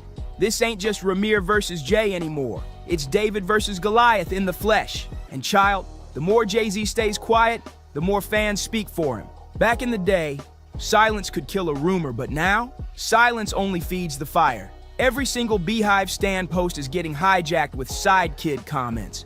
And every Jay-Z throwback video ends up flooded with people asking, where Ramir at though? And here's the truth. Ramir might never win inside a courtroom, but in the court of public opinion, Jay-Z is already standing trial, and the internet's already banging the gavel. Those family albums might not be DNA, but they're messy enough to crack the Carter image wide open. This is where it gets heavy. Beyond the memes, beyond the filings, beyond the leaked albums, this whole saga is about legacy. Jay-Z isn't just any rapper, he's one of the most powerful men in music history. A billionaire, husband to Beyonce, father to Blue Ivy, Rumi, and Sir. To the world, he's untouchable royalty, but to Ramir, he's the American dream in a rock nation fitted. But to Ramir Carter, Jay-Z is just a man who allegedly trapped his mama and never looked back. And that right there is the tension tearing this whole saga apart. On one side, you've got Jay-Z's polished empire, philanthropy, fine art collections, billionaire business moves, Grammys, and the family glow up with Beyonce and their kids. On the other side, a shadow storyline that refuses to die. A son he never claimed, a woman who left sworn affidavits before her death, and now a stash of family photos about to flood the internet like a storm. And then comes the Beyonce factor. Woo, Chile. If we're keeping it real, her silence is part of her brand. She don't explain.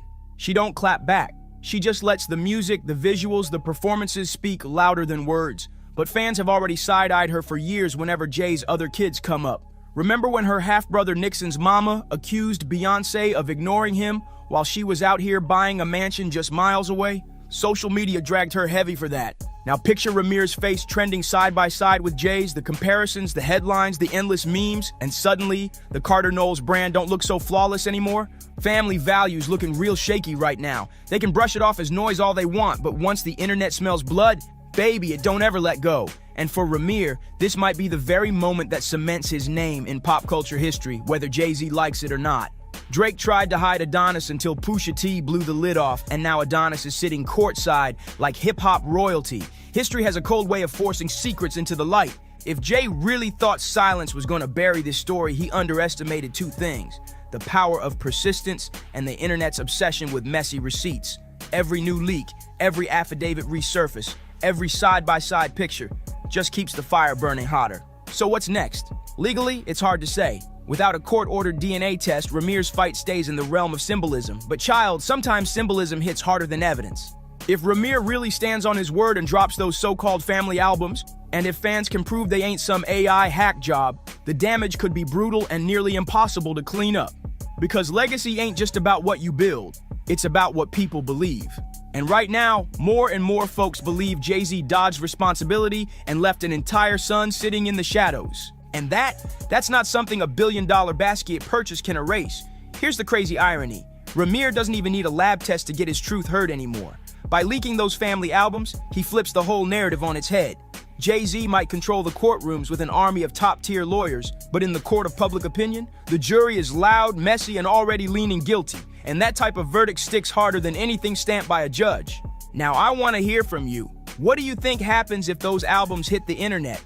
Will it blow the Carter legacy wide open? Drop your thoughts in the comments. Don't forget to like, subscribe, and share this video, and I'll see you on the next one. So the way I looked at it, I owned the work because I paid for it. And I did all the work. I created it, so I felt like it should belong to me. That said, the companies felt otherwise. I wrote it, you know what I'm saying? I paid the for the beat.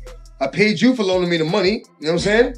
I paid you back your money. Now we splitting because you loaned me the money. Yeah. But you own my I don't owe you a thing. Why is you holding on to my Yeah. And that's standard. Some of us will do well. The majority will not. The $25,000 signing bonus, advance, and 2 cents off every game we sell. They know what they're doing. $50 game. You giving me 2 cents? Let me think about that for a minute. DMX strolled into a Toronto club thinking it was just another wild night to kick back and vibe, but then he spotted Prince. The atmosphere shifted instantly, like the whole room held its breath. What went down between them? And sat down and schooled me. I felt like a little kid. In a good way. I felt like he's the OG. Like my grandfather smacked me like, what the f is wrong with you? DMX himself once explained it felt like getting checked by your own grandfather. That's how heavy the moment hit him. And you gotta remember, this is DMX we're talking about. A man who proudly said he could have ended Ja Rule's career on the spot if he wanted to. He was raw, fearless, untouchable in the streets and in the game. So what on earth could Prince, a man who was known more for his mysterious aura and soft-spoken presence, possibly say that left DMX, the ultimate tough guy, completely shook? We had a club, and Prince comes in, big security guard. We go inside, whatever. He's like, he pointed at you and said like, yeah, can't just say that, X. Yeah. From the rough streets of Yonkers to worldwide fame, that was the journey of Earl Simmons, better known as DMX. Born on December 18, 1970 in Mount Vernon, New York, his early life was far from easy. Raised by his single mother, Annette Simmons, in a tough neighborhood, DMX grew up surrounded by pain, struggle, and instability. His childhood wasn't filled with warmth. Instead, it was marked by abuse, neglect, and the cold reality of poverty. What was it like being around DMX? DMX was dangerous, man. Like, not dangerous, but he's like, when you around him, he's like, you don't know what's gonna happen. You know what I'm saying? Very unpredictable. Right. By the time most kids were just learning to ride bikes, little Earl was already bouncing in and out of group homes. But even in the middle of that chaos, there was something different about him. While other kids bonded with friends, DMX connected with stray dogs roaming the streets. drawn to their loyalty, their aggression, and their raw survival instincts. That bond wasn't just childhood rebellion, it became the blueprint for his entire persona. The name DMX, short for Dark Man X, wasn't just a stage name, it was an identity forged from pain and power. His first arrest came in 1986 when he stole a dog, a crime that landed him 2 years in juvenile detention. And even behind locked doors, his fire couldn't be contained. DMX turned his rage into rhythm, boxing to release aggression and rapping like his life depended on it. He'd spit verses in juvenile centers with his hands cuffed behind his back, or battle MCs in Yonkers parks long after the streetlights came on. DMX wasn't just rhyming, he was bleeding truth into every bar. His early life carved out the hardcore, unfiltered edge that became the signature of his music. But it didn't just change his songs. DMX wasn't just rapping about the streets, he was living them, deep in crime and chaos like it was tattooed in his DNA. One wild story came straight from Jermaine Dupri. While working on his album Life in 1942, Dupri lined up a recording session with DMX in New York. He thought it would be the perfect promo move, so he brought in a journalist, believed to be from The Source, to sit in and capture the behind-the-scenes magic. But what went down in that studio was nothing like the press run Dupri imagined. The writer showed up early, waiting to see greatness unfold. Not long after, DMX stormed in with his usual entourage. Not people, but his 2 vicious dogs, always glued to his side in those days. The energy shifted instantly, and things got tense real quick. Before Jermaine could even make it to the building, the journalist had already been shaken to his core. According to Dupri, DMX walked straight up to the man, sizing him up, demanding to know who he was and what he was carrying. And here's the wild part. He never pulled out a gun, never flashed a blade. DMX didn't need it. His presence, his growl, and those dogs at his feet were more than enough to terrify the guy. DMX leaned in, told the reporter to run everything. The man folded instantly, wallet, valuables, all of it, gone in seconds. The dogs stood there like soldiers, daring him to resist. No shots fired, no punches thrown, just pure intimidation. That was DMX. He didn't need weapons to rob you. His bark was louder than any bullet. He was born Prince Rogers Nelson. And by the age of 7, he was playing the piano. It's just one of the many instruments he's mastered over the years. He's written songs for the most popular singers of the day and has gotten countless awards. This is the baddest man around. Now that you know who DMX was in that era, it's time to shift focus to the other giant in this story, Prince. The world adored him for his music, his mystique, and that hypnotizing, otherworldly style that made him feel almost untouchable. His wardrobe alone could make headlines, but behind the lace, velvet, and glitter was a man far tougher, sharper, and more strategic than most people ever realized. What amazed me, perhaps more than anything else, is how often I would come in and I'd see the mic in front of the chair in a sitting position. And you'd realize he had done a lot of that stuff sitting down. Prince wasn't just a musician. He was a machine, a force, a one-man industry. He was an artist, a mentor, a visionary, and above all, a warrior for control.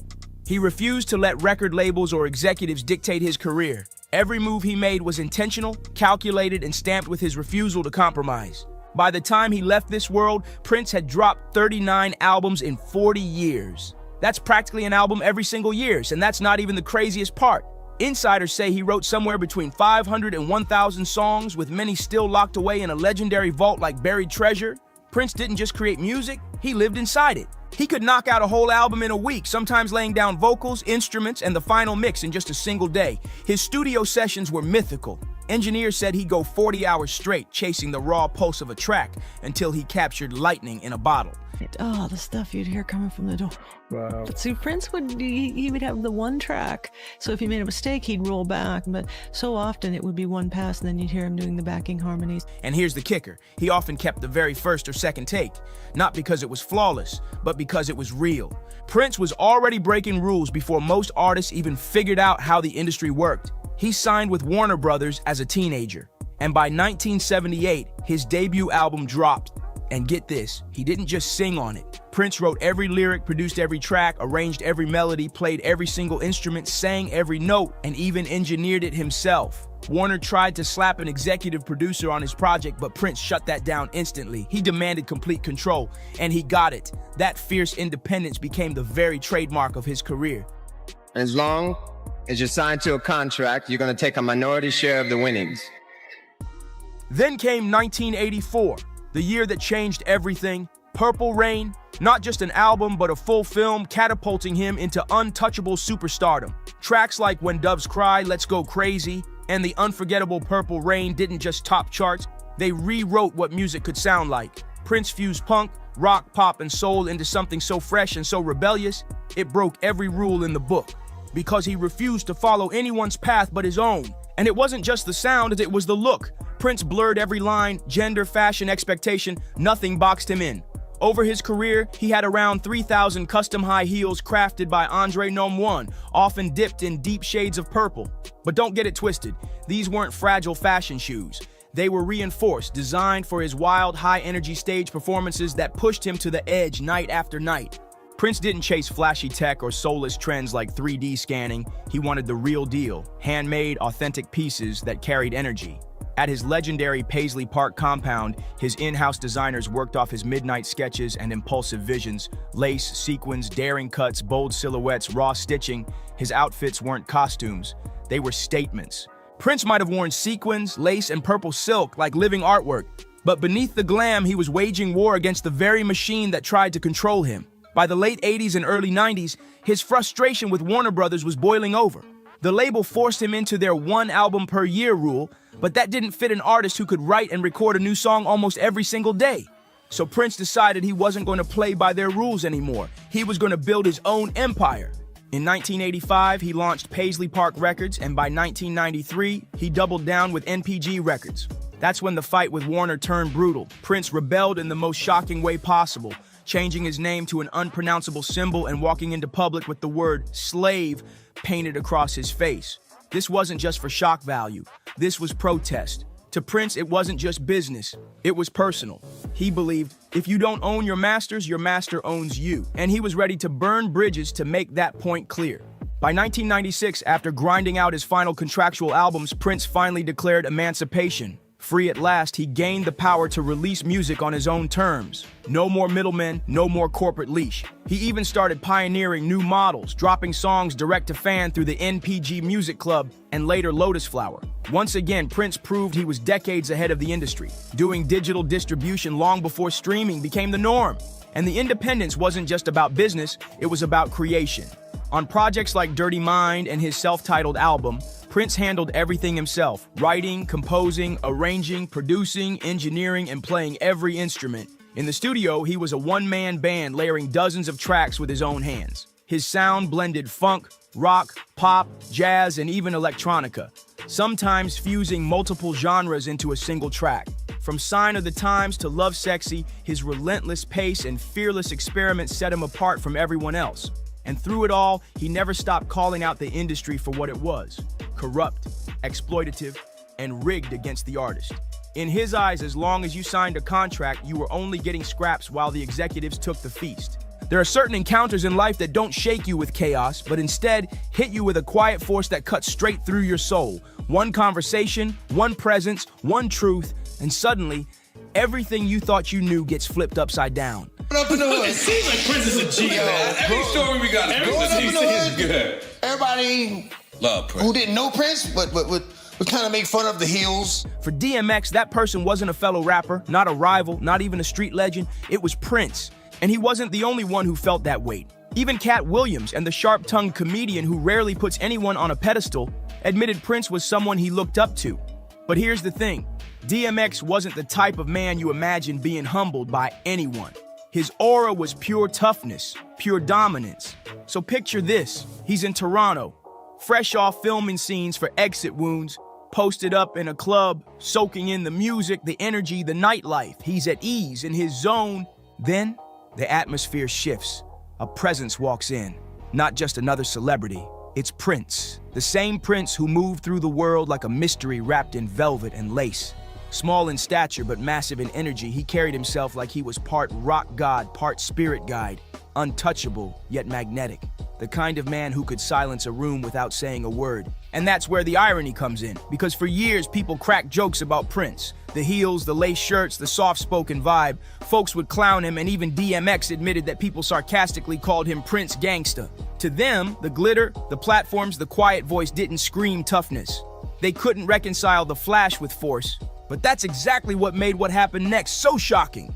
Companies felt otherwise. And they would always hold this contract up and say, well, you signed it.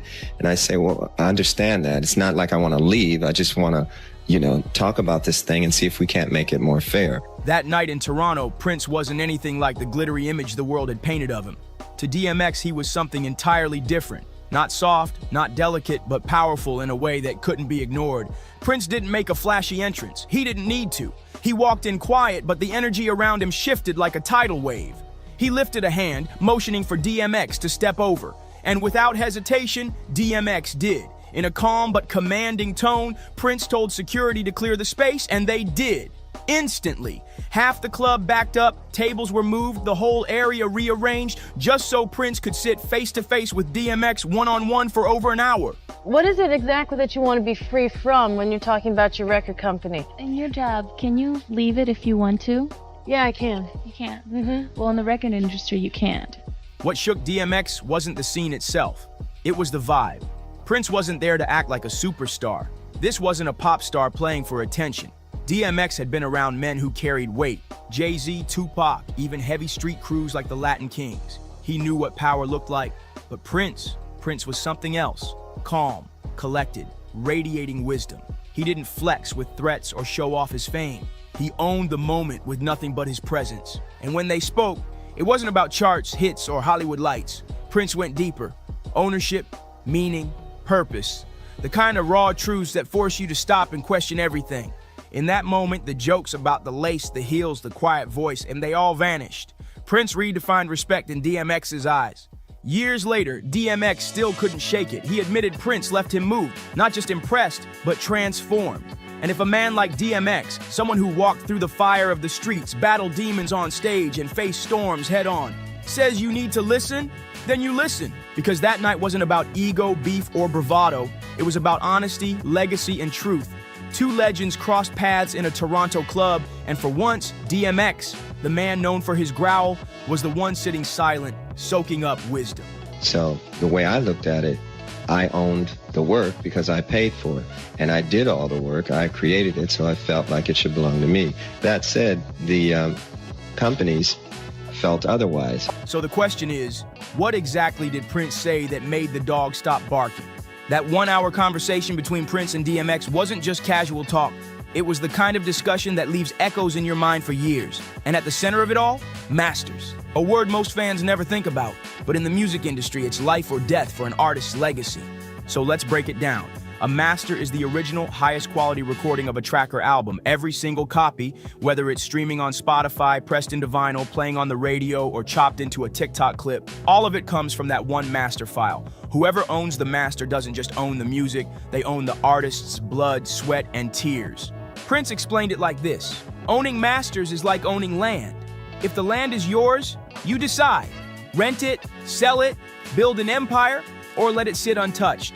But if someone else owns it, you're basically a tenant.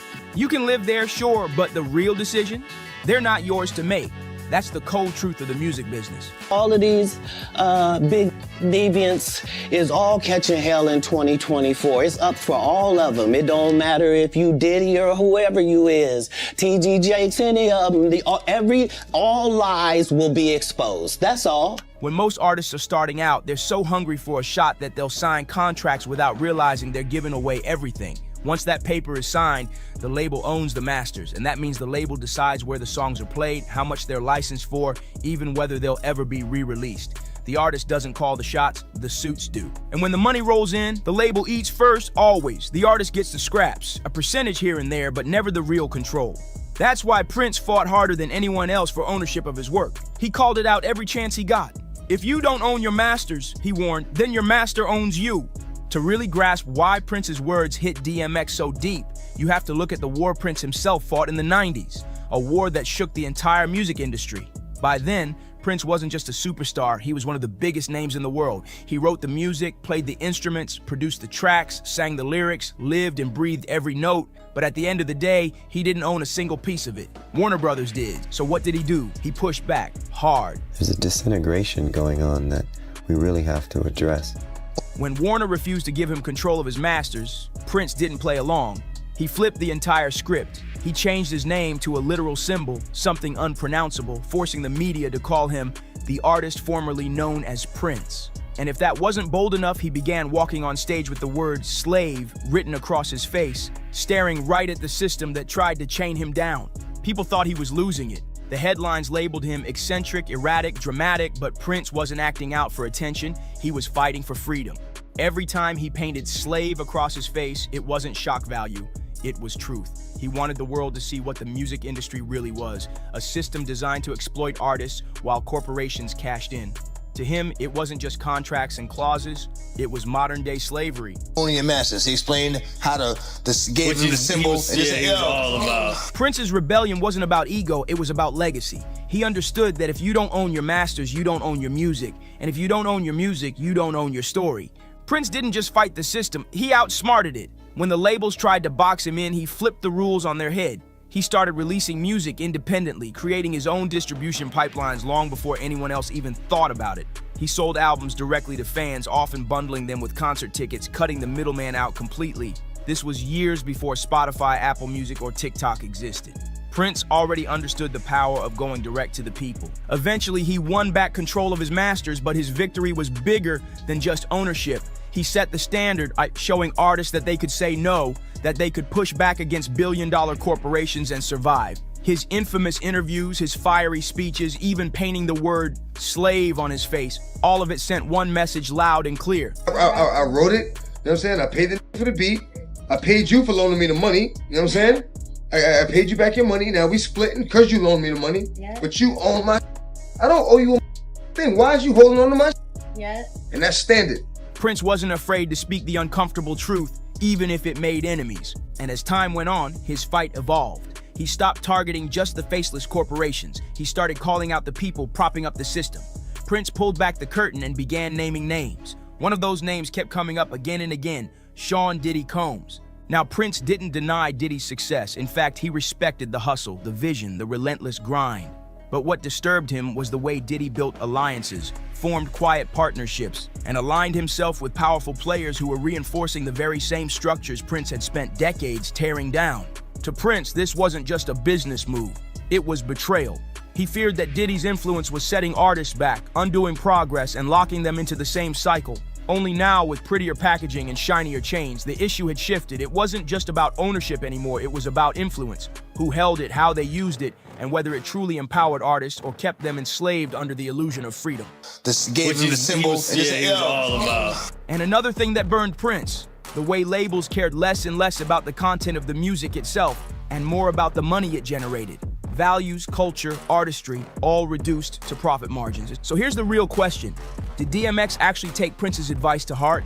Did he fight for his masters, rewrite his story, and flip the script? Sadly, the answer is no. This wasn't some fairy tale comeback. That powerful conversation in Toronto left a mark on him, no doubt, but it didn't magically change the trajectory of his career.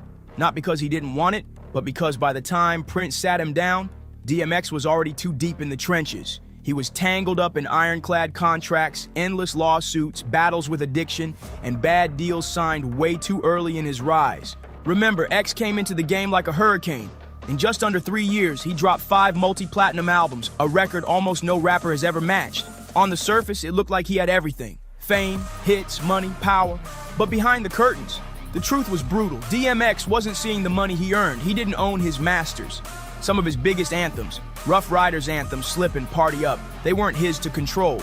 The rights sat in the hands of record labels, the same corporations Prince had warned him about. And here's the ugly reality. Once you give up your masters in those first contracts, clawing them back is almost impossible. It takes money, lawyers, and years of leverage, things DMX just didn't have lined up. And even after hearing Prince break it down, X was powerless to reverse those early mistakes. The system was stacked against him, and on top of that, he was already fighting his own demons, legal issues, substance battles, and the constant pressure of living as both a superstar and a target. For DMX, the wisdom Prince shared became more of a haunting truth than a weapon he could use. He knew what needed to be done, but the industry isn't built for artists to take their power back once it's already been stolen. I wrote it, you know what I'm saying? I paid the for the beat. I paid you for loaning me the money, you know what I'm saying? I paid you back your money. Now we splitting because you loaned me the money. Yeah. But you own my I don't owe you a thing. Why is you holding on to my Yeah. And that's standard. By 2013, the cracks in DMX's empire were undeniable. He officially filed for bankruptcy and the numbers were shocking. Court papers revealed he had just about $50,000 in assets, but over $1 million in debt. Think about that. A man whose music had made millions for labels and executives was left scraping by, buried under child support payments, legal fees, and back taxes. And the wait didn't stop there. Because of his long history of arrests and legal troubles, DMX struggled to book shows, which made it nearly impossible to rebuild steady income. There were even reports that he didn't have full access to his royalties. That's the harsh reality of not owning your masters. Without that control, an artist has to rely almost entirely on performance money and touring to stay afloat. But once those opportunities dry up, whether because of addiction, prison, or simply age catching up, the financial foundation crumbles fast. So it begs the question, what if DMX had owned his masters? Would his story have played out differently? Would he have had the financial security to focus on his health, his art, and his family instead of fighting off lawsuits and debts? The truth is, DMX was never truly broken in the way outsiders imagined. His spirit, though, was bruised. He said it himself over and over. Money was never his motivation. X didn't rap to get rich. He rapped to release the pain, to cry out, to put words to the suffering that ate at him from childhood. But the industry he stepped into was never about healing. It was about dollars. And when the checks stopped rolling in, the world stopped listening. By the time of his death in 2021, there were no confirmed reports that DMX ever regained ownership of his masters. His catalog remained under Def Jam and Rough Riders' control. Rumors circulated that maybe his estate would one day fight to reclaim them. Fans prayed for it, but nothing official has surfaced since. And that's the real tragedy of DMX's story.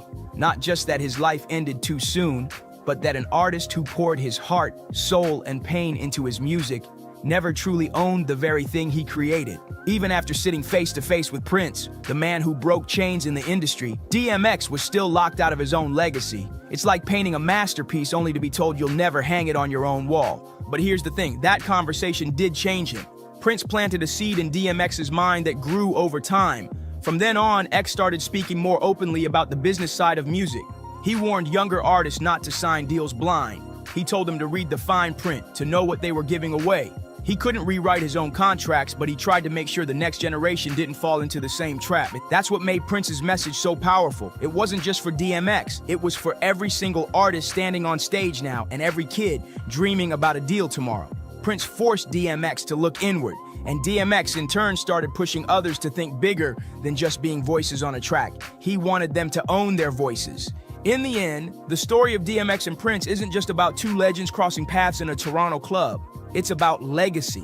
It's about what we leave behind when the music fades and the lights go out. Prince showed DMX that being a gangster isn't only about surviving the streets, it's about surviving the industry, protecting your art, and guarding your name like it's sacred, even when the world wants to buy and sell it like a commodity. DMX may not have lived long enough to own it all, but he lived long enough to understand, and sometimes that awakening, that shift in mindset, is the real victory. So, what do you think? Did Prince's words truly change DMX's outlook, and how different would hip-hop look today if more artists took that message to heart? Let us know in the comments. Don't forget to hit like, share, and subscribe, and we'll see you in the next one. It is true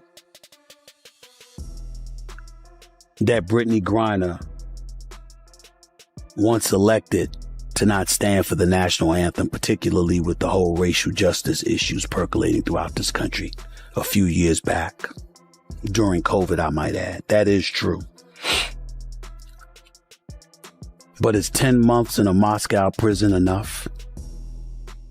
Alex Stein, is that enough? You know, when I came into the league, people watch sports for three basic reasons: for rivalries, for games of consequence, and for household names, if you know the players. And we didn't have a lot of household names, even though we had amazing players back then and have amazing players beyond Caitlin and Angel. Athletes, all athletes, transgender athletes, be able to play. Oh, I mean, that ranks high on the list of things that I'll be fighting for and speaking up against. You know, everyone deserves the right to play. The WNBA just got rocked with a bombshell nobody saw coming, and social media is going crazy. Stephen A. Smith hopped on air and started dropping hints about Brittany Griner's alleged Russian DNA test. And let me tell you, the commissioner is fuming. This wasn't just some offhand comment, it was a straight-up spark thrown into a powder keg. Now, I'm not here to sell you wild conspiracies with no backup, but I am about to break down exactly what Stephen A. said, how fans are dragging this online, and why this might spiral into the ugliest PR disaster the league has faced in years. And trust me, it only gets hotter from here. I do think it's important to understand that there are millions of Americans who may not say anything, but do share his position. You were in the United States. You didn't want to stand for the national anthem. You wanted to protest some of the things that were going on in this country, which is obviously and totally your right. The flip side, however, is that there are an abundance of people, including many, because I know a few in the military who feel this way.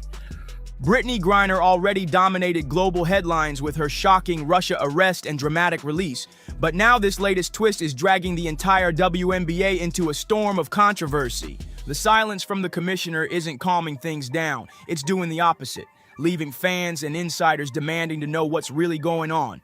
The real question now isn't just, is this DNA test even real? It's how long can the WNBA survive under this kind of pressure before sponsors, players, and fans start turning up the heat and demanding the truth. So rivalries are generally good for sports. In women's sports, sometimes it's complicated by the social media vitriol, which we denounce. It's terrible what some of these players have to endure. And so the hatred, the vitriol, the misogyny, the homophobia, the racism, there's no place for it in sport. And we like to be known in sport as a big uniter. So that's the negative part of that. But the positive certainly has been that people are watching. I mean, we brought tens of millions of new people into our sport last year. And here's where things start spiraling out of control. Stephen A. Smith, yes, the loudest, most unfiltered voice at ESPN, went live and casually dropped Brittany Griner's name during a heated rant about truth in sports. Out of absolutely nowhere, he dragged her Russia ordeal back into the spotlight and claimed that a DNA test over there might have revealed secrets the public never got to hear. And just like that, the entire vibe flipped on its head. They have her back now. This is her 8th game back as A'ja Wilson cleans it up inside. First points to the Aces. There's been a couple of checks back and forth between Morrow and Smith out here. Oh, what a pass.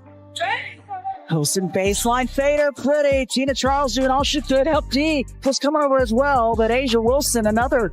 This wasn't some faceless troll on Twitter or a random Reddit post getting ignored. This was Stephen A. Smith, live on national TV with millions watching, planting a dangerous seed right in the middle of mainstream sports talk. The way he played it was slick. He didn't outright confirm anything, but he didn't deny it either. He dangled it out there like bait, and the internet bit hard. Within minutes, TikTok and X were blowing up with clips, fans screaming, wait, did Stephen A. really just say that about the WNBA?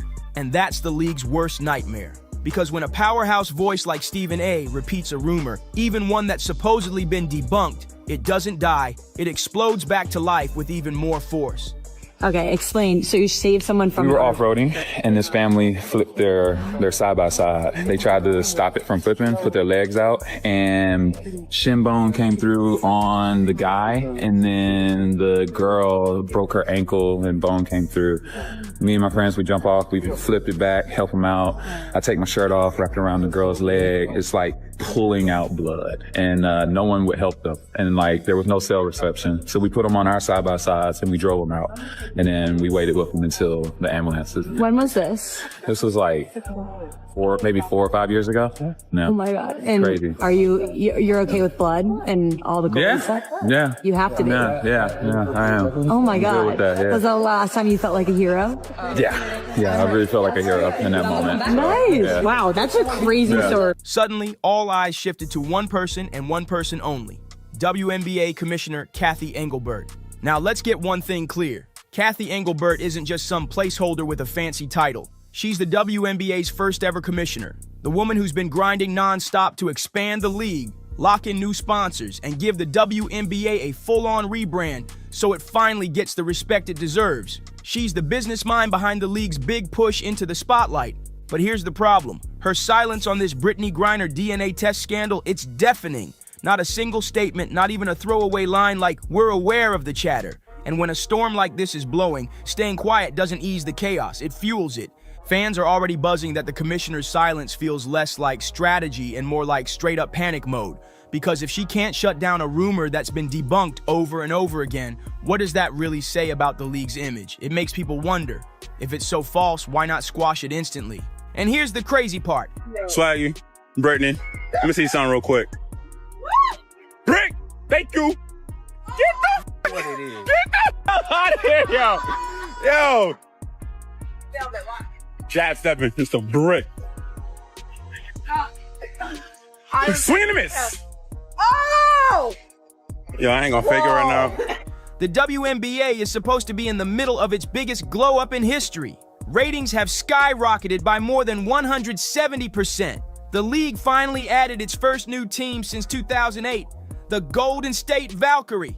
For once, the conversation wasn't about empty seats or struggling franchises. It was about sold-out arenas, viral highlight reels, and new money pouring in like never before. Sponsors are lining up, networks are giving the league prime coverage, and for the first time in decades, the hype actually feels real.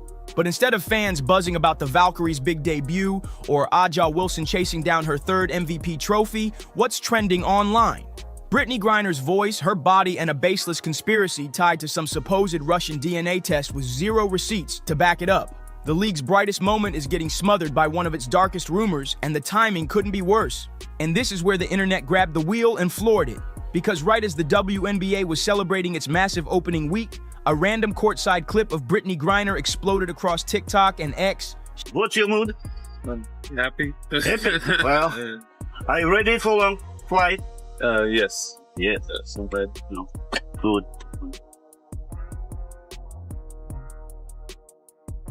She wasn't even doing anything wild, just talking to someone courtside. But the mic picked up her voice and people instantly twisted it into evidence for their favorite conspiracy. That short clip turned into a viral frenzy with thousands screaming, "Just listen to how deep her voice is." Now, people who've actually followed Brittany Griner for years already know this is nothing new. She's always had that deep voice. She's spoken about it openly, and it's been part of her journey since she was a teenager. But for casual viewers who don't really keep up with her, that viral clip came off as shocking. The video racked up millions of views in just hours, and the comments section, pure chaos. People were saying things like, "Yeah, that's a dude. He gets to dunk on women all day and then shower with them in the locker room. This nonsense has to end." Others jumped in even harsher, posting, "That's a dude. Never one time ever have I thought otherwise." You're 6'9" now. You said even in middle school you were towering over everybody, and that your voice started getting deeper. You weren't developing like the other girls, and that your parents took you to a doctor. So they really wanted to make sure I didn't have a tumor on my pituitary gland. I don't know, at one point I was kind of like, can we stop? Because it doesn't feel the best, and I felt like a lab rat a little bit. From middle school to today, Brittany writes she has been mistaken for being male, enduring endless teasing and taunts. When you're born with a body like mine, a part of you dies every day. With every mean comment and lingering stare, you're the biggest person in a room, but you're also the loneliest. Not a lot of people understand what it is to walk in my shoes. Literally, they're big shoes to fill. But I just feel so isolated at times. Was basketball a way that you felt seen? It was a home for you? Yeah, no, it was definitely a home for me. I could be the way I was intended to be, and that's big and different. Trolls twisted her voice into so-called proof, fueling the same tired conspiracy Stephen A. had just reignited on national TV. And the timing couldn't have been worse, because the moment that clip started trending, the rumor mill went into overdrive. Suddenly, YouTube Lives, TikTok Stitch Chains, and X Threads were pumping out theories like they just uncovered state secrets. Every angle of Brittany Griner's life, her past, her voice, her arrest in Russia, was being ripped apart and repackaged as evidence. Commentators with big followings jumped in, pushing the idea that maybe Stephen A. knew more than he let on. People started asking, was this a slip-up on live TV, or was it intentional? And that's when the pressure really landed on the WNBA itself. Instead of celebrating their explosive ratings and fresh sponsorships, they were now scrambling to figure out how to respond to a viral narrative that wouldn't die. Because once the internet locks onto a scandal, it doesn't just fade away, it snowballs into something bigger than the truth itself. But of course, the trolls weren't done yet. Right after Brittany's courtside voice clip went viral, they went digging deeper and dragged out that old footage, the infamous shirtless pool video. You know the one, it's been floating around online for years, but every time her name pops back into headlines, it gets recycled like brand new scandal bait. And this time, no different. Some fans tried to defend her, but trolls doubled down, pushing the same tired narrative and flipping the conversation right back to her body instead of her game with Atlanta. Once again, the spotlight that should have been on basketball turned into a circus of rumors and speculation. And here's where all of this really ties back to Russia. Everyone remembers 2022 when Britney got arrested at the Moscow airport over vape cartridges, slapped with a 9-year sentence, and suddenly the entire world was watching her every move. Here's the first clip of her after that dramatic prison swap. Here's the part that always seems to get buried under all the noise and conspiracy chatter. Britney has already spoken on this long before Russia and way before Stephen A. ever turned it into a headline. Back in 2015, she sat down for an ESPN feature and opened up about her voice, sharing what it was really like growing up with it. She explained how her voice was always deeper than most girls her age, and how that difference made her resent the way she sounded. She talked about being mocked as a kid, not just for being tall, not just for developing differently than her peers, but for sounding like a boy. That wasn't a rumor, that was her reality. And it's something she's been carrying since she was a teenager. If you actually listen to her old interviews, you can hear the pain in her words. She admitted she used to avoid speaking in certain settings just to dodge the laughter and jokes. Fast forward almost a decade later, and sadly, nothing has really changed for Britney. In 2024, she dropped her memoir Coming Home, where she peeled back even more layers of what it felt like growing up in a body the world never allowed her to simply exist in. She wrote about being mocked endlessly for her height, for her chest, and of course for her voice. She recalled kids telling her she sounded like a grown man before she was even in high school. And that's exactly what makes this whole Stephen A. situation so brutal, because when he casually tosses out that DNA test comment, he's not just stirring up gossip, he's ripping open the very wound Britney has been bravely speaking about in her own words for years. And now the spotlight shifts hard onto Cathy Engelbert. As commissioner, she has no more room to duck this storm. She's the face of the league, the one selling this as the WNBA's breakout season. Sponsors are lining up, ticket sales are skyrocketing, and Cathy Engelbert has been pitching the WNBA as the future of women's sports.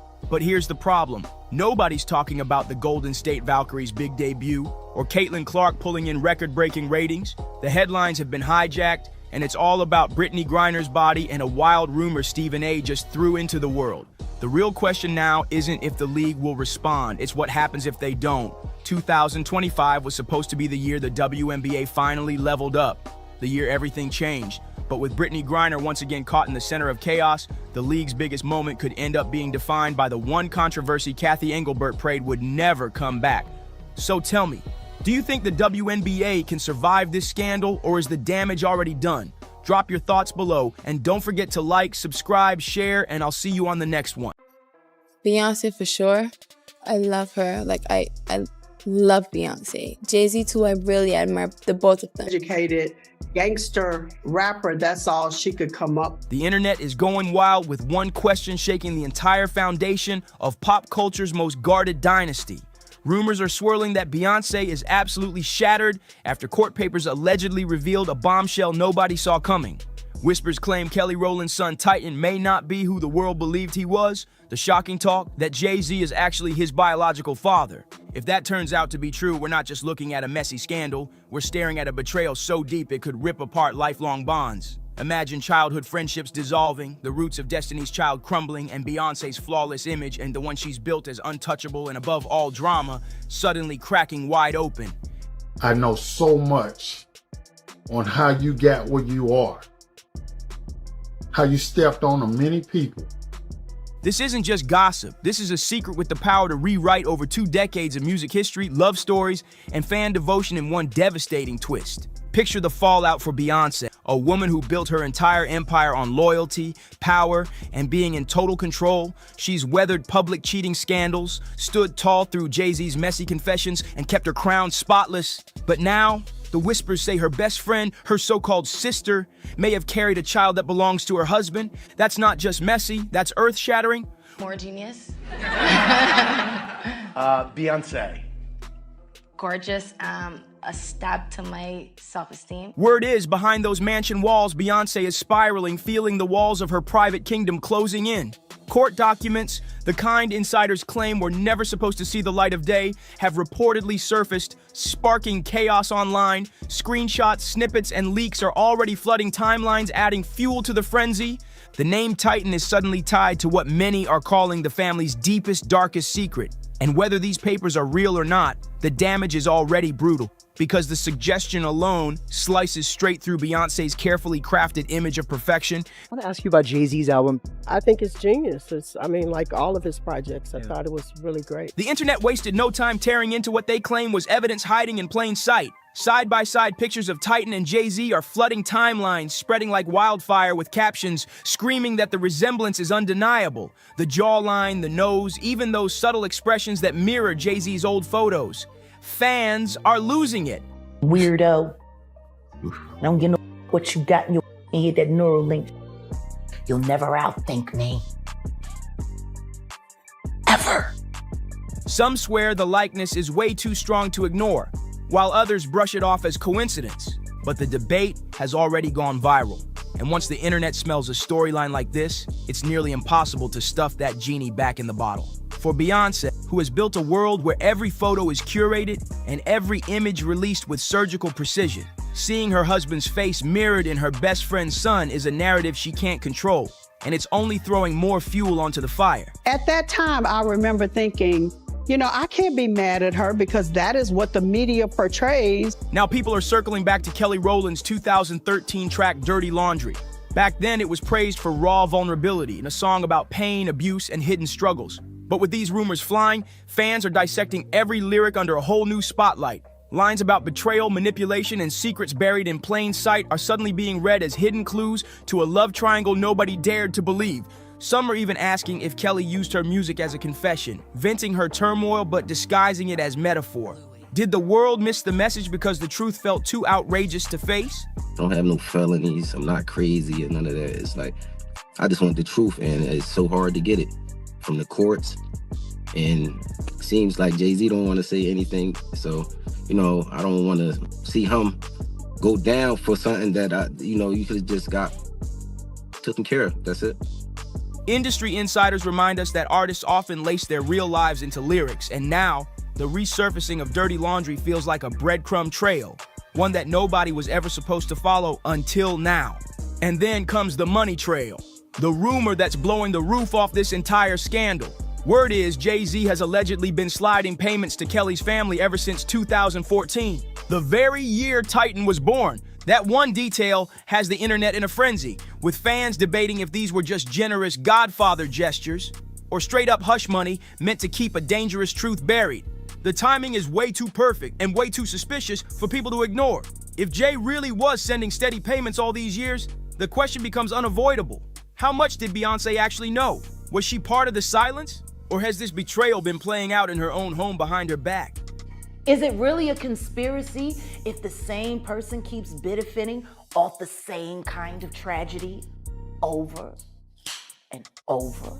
For nearly a decade, the thought of Queen Bey, the most in-control figure in the entire music industry, being blindsided under her own roof feels unthinkable. But that's exactly why this rumor has teeth. It feeds the fear that even the most powerful can be destroyed from the inside. This revelation doesn't sit alone. It's layered on top of Jay-Z's history of messy entanglements and scandals that never fully disappeared. Let's not forget, he already admitted to stepping out on Beyoncé, famously pouring his guilt into music while their marriage nearly fell apart. Their albums, his and hers, became a soundtrack of confession and survival. But if Titan is really his child, that entire narrative collapses. Oh, no, that was it. No, when I get nervous, I tell the truth. It's no longer about a couple clawing their way back from infidelity. It becomes a decade-long deception against his wife and against the woman Beyoncé has always called her sister. How does anyone recover from a betrayal that deep? This isn't just a marriage hanging by a thread. This is the unraveling of Destiny's Child's legacy. A bond fans believe was rooted in loyalty and sisterhood. The same fans who once idolized their unity are now replaying every smile, every hug, and asking, was it all hiding a painful truth? Old interviews are resurfacing too, like the one where Kelly reportedly left a dinner with Beyoncé and Jay-Z in tears, never explaining why. The family out tonight is a family affair. I saw your mother-in-law so proud of. Yeah, we support each other. That's what we do. At the time, fans thought it was just emotions and nostalgia. But now, it's being rebranded as a possible crack in the facade. The weight of secrets pushing through, every cryptic glance, every red carpet run-in with Jay-Z is under a microscope. Even his stunned expression when bumping into Kelly at that premiere is being questioned. Did it show warmth like siblings? Or was it the raw, awkward shock of a man forced to face someone tied to a truth he's tried to bury for years? And then comes the brutal twist of irony. Just months ago, Kelly was out here publicly praising Jay-Z after he blasted the Grammys for snubbing Beyonce. She told reporters, "Sean Carter is one of the greatest men I know, and his words ring so loud to me." But now, that same quote is being replayed with a chilling undertone. Was she shielding him, covering for him, or simply speaking as a loyal friend caught in the middle of something she never asked for? But after that major documentary comes out on Diddy, then you're going to start to hear more and more about Jay-Z and his nefarious past, okay? The internet doesn't let coincidences slide, and that line has become another piece in the puzzle. Fans are dissecting it, turning it into fuel for theories about how deep these bonds and these betrayals really go. And if those payment rumors are true, stretching back to Titan's birth, it forces a darker question. Has Beyonce known this whole time? Has she been quietly swallowing the storm to protect her brand, her kids, and her empire? Or is she just now discovering it the same way the rest of us are, through whispers and leaked court documents? Either way, the picture is devastating. If she knew, then she's been living a performance more flawless than any stage show, selling the illusion of perfection while privately enduring the kind of betrayal that could shatter anyone. If she didn't know, then Beyonce, the very woman who built her empire teaching the world about control, has been blindsided in the most personal and humiliating way imaginable. And the silence from everyone involved? It's only making the tension thicker by the day. What happens to Destiny's Child if this rumor refuses to fade away?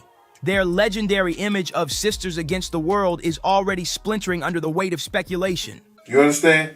I think that they don't want, if they was in any of those freak-off tapes, if they played a part in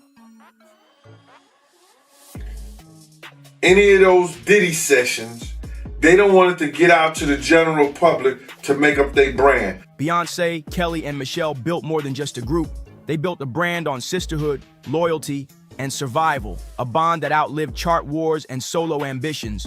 But if Jay-Z's name is tied to Titan, that nostalgia can never feel the same again. Fans who once worshipped them as untouchable role models are now asking whether Destiny's Child was just a fairy tale cover, a glossy story hiding a reality nobody dared to speak about. And for Beyonce, who crowned herself queen of modern pop royalty, this storm cuts far deeper than music charts. This is about her legacy, her marriage, her motherhood, and whether the empire she's guarded so carefully can survive secrets that feel way too explosive to keep buried. You know, I don't want to embarrass this young lady, but she has more Grammys than everyone and never won Album of the Year. So even by your own metrics, that doesn't work.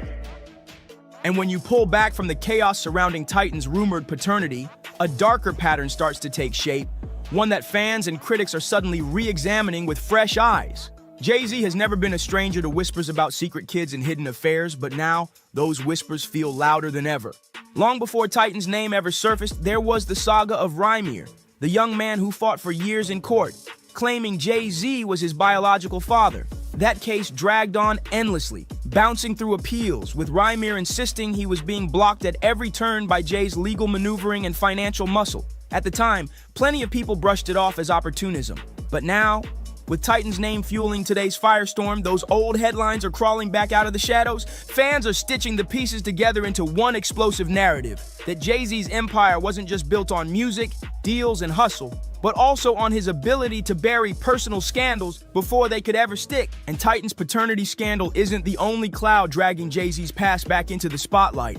Old allegations from the late 90s and early 2000s, especially the controversial whispers about his relationships with younger women in the industry, are now being rehashed with fresh outrage. Even Nas fueled the fire in his infamous diss track, dropping bars that implied Jay-Z had crossed boundaries with protégés like Foxy Brown. She has repeatedly denied those claims, brushing them off as fake news, but the rumors never fully died.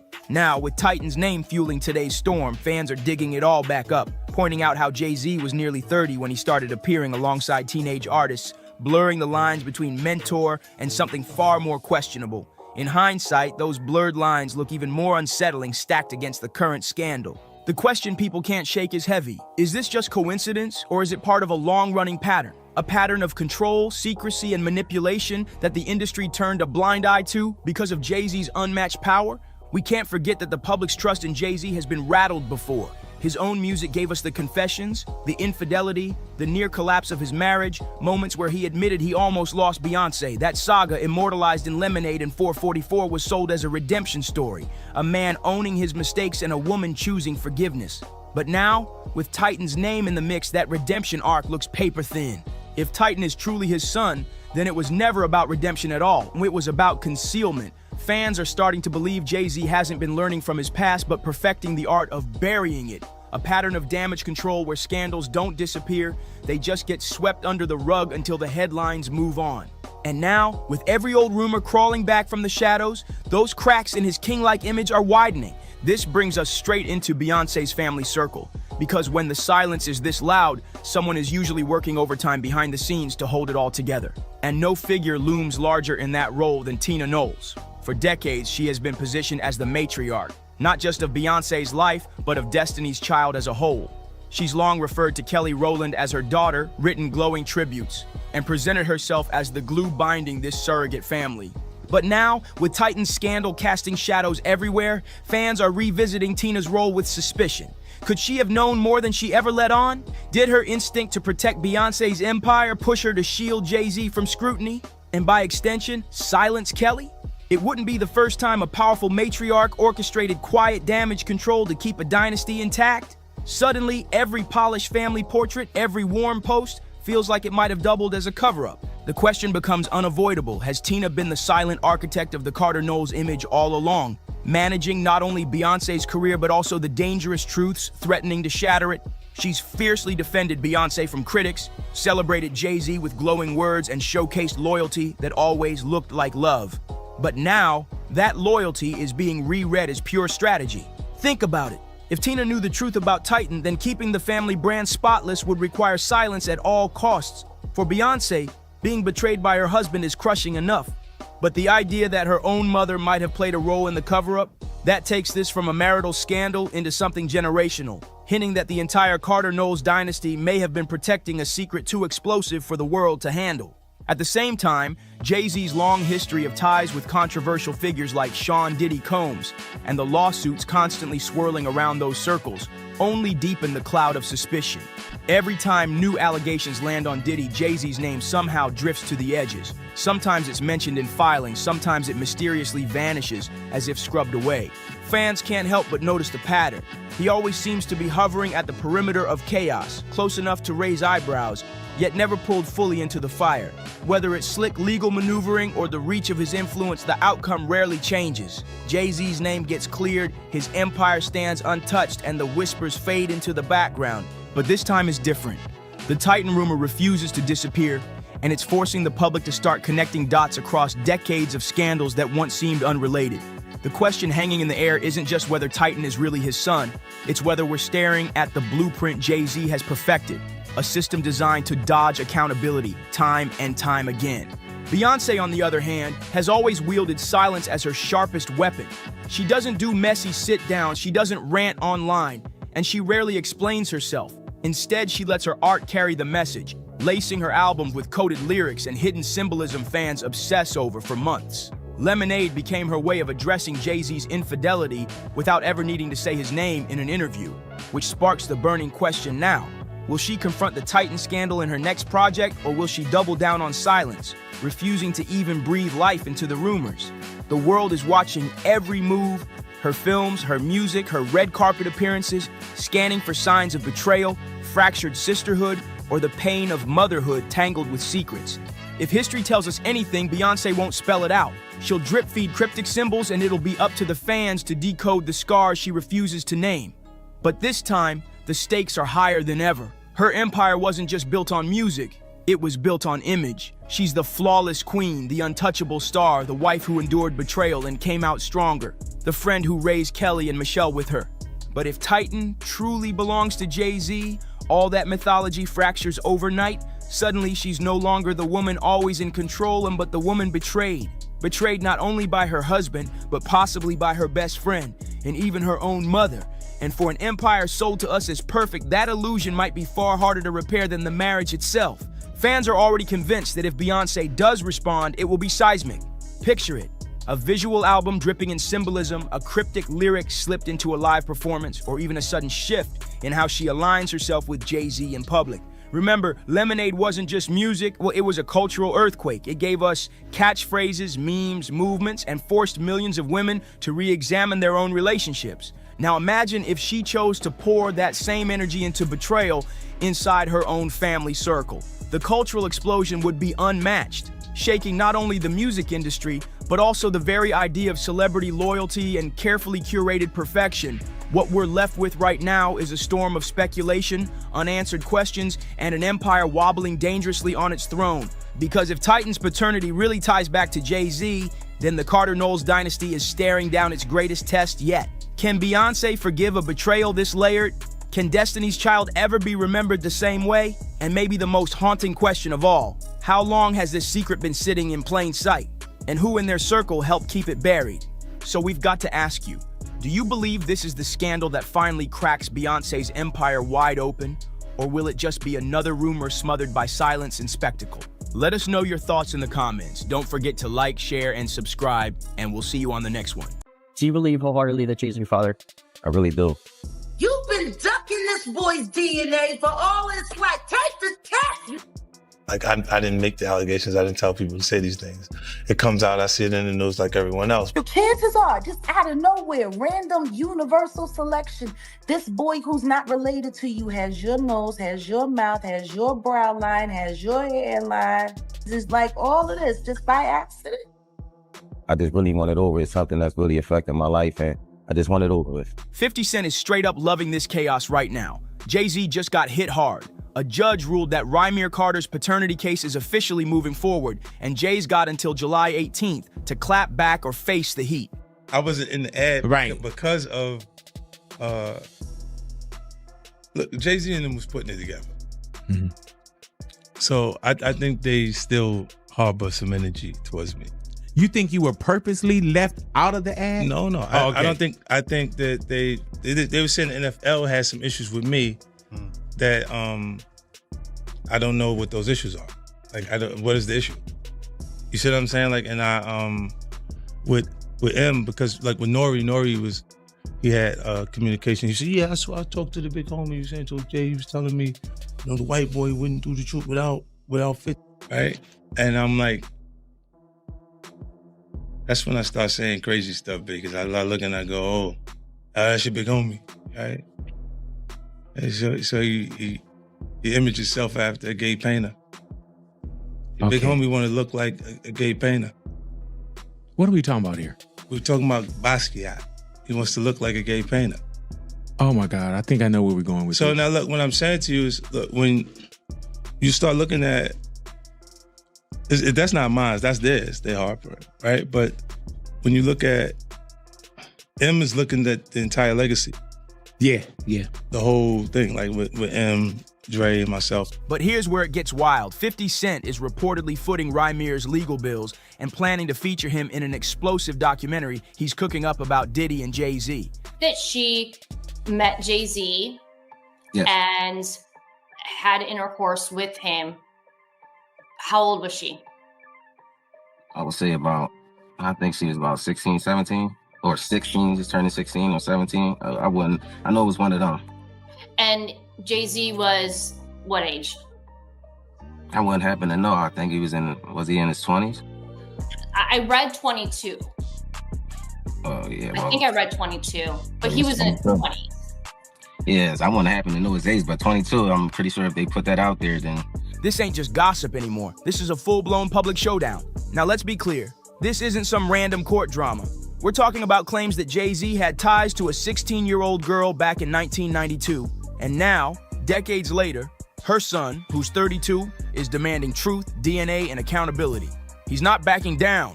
I really try not to get frustrated, you know, basically. I really try not to think about it, you know, I go on with my life because, you know, anything could happen, but, you know, I still gotta live for myself at the end of the day, you know, I still gotta work and bring an income for me, you know, I can't sit around, you know, I gotta get up off my feet and do something, you know, I can't wait on the world, like I can't say, you know, I can't wait on anybody to want to respond when they want to. It is important that I know who my biological father is, just because, you know, my mom's health, I don't know if it's coming from our family or it's coming from the other side, and that would be something I really would want to find out, because, you know, in the future, you don't know what could happen.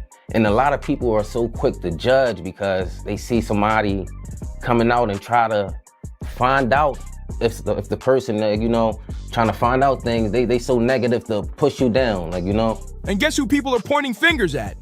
Beyonce. Word on the street is she's been trying to shut this case down from the jump, doing everything she can to keep Jay's secrets locked in the vault. With 50 Cent out here stirring the pot like a chef in Hell's Kitchen, and now that a judge is finally taking this case seriously, things are about to detonate. Beyonce's thing came when a friend of mine who knew her, somebody in her camp, and she said something supposedly, this is all hearsay, about regarding saying Ramir needs to go away little boy, something to that effect. There was something out there with the song they made. And then next thing I know, somebody was at my property. The streets are buzzing and the whispers are turning loud. This might be the scandal that wipes out everything Jay-Z spent decades building. His spotless image, his marriage to Beyonce, and even his billion-dollar business empire, all on the chopping block. But hold up, who really is this guy shaking the table? His name is Ramir Satterthwaite, not Carter like people keep saying. It's something crazy going on with this case. Honestly, I just want everybody in the world just to keep their eyes open and just watch things that happen, that just like how things unfold, because it's crazy. It really is crazy. These judges, these lawyers, this fraud, collusion, who knows what it's for, money or friendships or whatever they got going on. But I can honestly say that we should never go in the courtroom feeling like we're already the victims and we did nothing wrong. We did nothing wrong but come in here, tell you guys the truth, put our life on the line, come to every court case and give you 100% plus of us. And you know, basically we just got stepped. And this ain't some overnight stunt. He's been in the trenches since he was just 19 years old fighting for the truth. That's over a decade of legal smoke, unanswered questions, and court delays. And if it's not, why you can't prove me wrong? Like it's not far as a proving me wrong thing. It's go to the courtroom and basically do what everybody else would have to do. Like it's not, you don't have to prove me wrong. I just want the truth. Honestly, I can take a no. I can take, if I'm embarrassed at the end of the day, I can take that. I really can. I've been through a lot, I've seen a lot. I could take me being embarrassed. Like this can't take nobody not saying nothing. Like, you know, it's not fair. Ramir claims Jay-Z is his biological father, and he swears he's got solid receipts to back it up. So here's where it gets real shady. Ramir's mom, Wanda, allegedly met Jay-Z when she was still underage. She ended up pregnant, and when she tried to reach out to him about the baby, Jay-Z just straight up vanished. No calls, no support, nothing. My mom had to sit down with me. I guess she thought I was old enough to know now, and she been saying Sean Carter, that's what she was calling him at first before she was calling him Jay-Z, and I really didn't know who that was because I was young and, you know, had my little brother, and I really wasn't worrying about it. She was saying it a lot, but I really just was going along with the person I was just seeing, like the person I looked at who was taking care of me at that time. I really wasn't really trying to understand what my mom was talking about, but she constantly put it in my head like, son, it's not your father, and I really want you to know it is. This person is your father, and I just want you to know. She continued to tell me that over the years and over the years and over the years. And now that Ramir is all grown up, he's stepping into the ring and refusing to be silenced. But that's not all. Ramir's godmother, Lily Coley, spilled some serious tea. She says Jay-Z's people actually did try to settle things behind the scenes at first. Word is, they even considered signing Ramir to Roc Nation because of his musical talent. But then out of nowhere, the vibe completely switched. Brand new lawyers jumped in with a whole new energy. Aggressive, dismissive, cold. So what changed? He never tried to contact me in any type of way, and that's all I'm asking is, like, because I honestly really want the case to be over with. Like, I've been going through, just like I said, a lot, and As I said, I'm not chasing nobody. I'm not trying to do this to make somebody seem like a bad person, a bad father. I'm not trying to make nobody seem like a bad person or nothing. I'm just really coming out here for the truth. I don't want no money or anything. I wasn't looking for none of that. I just want to know the truth. And if I can't go to the courts and get the truth, like, what is it really? What is it? I just really want it over. It's something that's really affecting my life, and I just want it over with. People are saying it clicked that if the public found out Jay-Z had a relationship with a minor, especially back in the early 90s, it wouldn't just be embarrassing. It could spark a massive legal firestorm, but this ain't just about the age. It's way deeper than that. Rymir Satterwhite, Wanda's son. She had it when she was 16. It takes 40 weeks to cook a baby. That means she was 15 when she got pregnant. Age of consent in Pennsylvania is 17. Was then, is now. And she was taken across state lines from Pennsylvania to an apartment in New York. Oops. Oh, the detail. That's how Rymir Satterwhite made it into this world. Take the test, man. That's fine. We'll give you don't know Diddy. Take the test. You've been ducking this boy's DNA for all his life. Take the test. Do something. You've been dead beating it your whole life. If the allegations are true, then Jay-Z didn't just get involved with a 16-year-old. He allegedly took her across state lines from Philadelphia to Brooklyn. That's not just messy, that's federal level illegal, and now it makes perfect sense why his legal team has been throwing everything they've got at this case for over a decade. What makes you so absolutely sure that these kinds of allegations that we've seen against him are true? Well, I'm surprised by the allegations, as surprised as everyone else is. Like, I didn't make the allegations. I didn't tell people to say these things. It comes out, I see it in the news like everyone else. What are your thoughts on the allegations against Jay-Z? That was interesting. When I was saying things, not knowing exactly what I was saying, but I was going with, like, where's Jay at? He's mad quiet. Like while the Puffy thing was going on. But it's obvious now that his team was being made aware that he was in those allegations also. So I hope it works out, because with his family, the things that go on internally is that those accusations are crazy. Let's break this all down. We've got a 32-year-old man saying Jay-Z is his dad. We've got a deceased mother who left behind a signed statement laying out her truth. And finally, a judge who's had enough of the back and forth and is giving this case the green light. I don't have no felonies. I'm not crazy or none of that. It's like, I just want the truth, and it's so hard to get it from the courts. And it seems like Jay-Z don't want to say anything. So, I don't want to see him go down for something that you could have just got taken care of. That's it. And don't forget, 50 Cent is bankrolling the whole thing. He's not just watching from the sidelines, he's pressing gas on this situation just to watch Jay-Z sweat. And the timing couldn't be worse. With Diddy already under fire, the spotlight's swinging hard on all the power players in hip-hop, and folks are watching with suspicion and side eyes. Nobody's talking about the fact that he is currently suing his first biological son to quiet him and put a gag order on him. Why would he be doing that? I don't know. Maybe it has something to do with the fact that Rymir's mother was a minor when she conceived Rymir with Mr. Carter, who was a grown adult.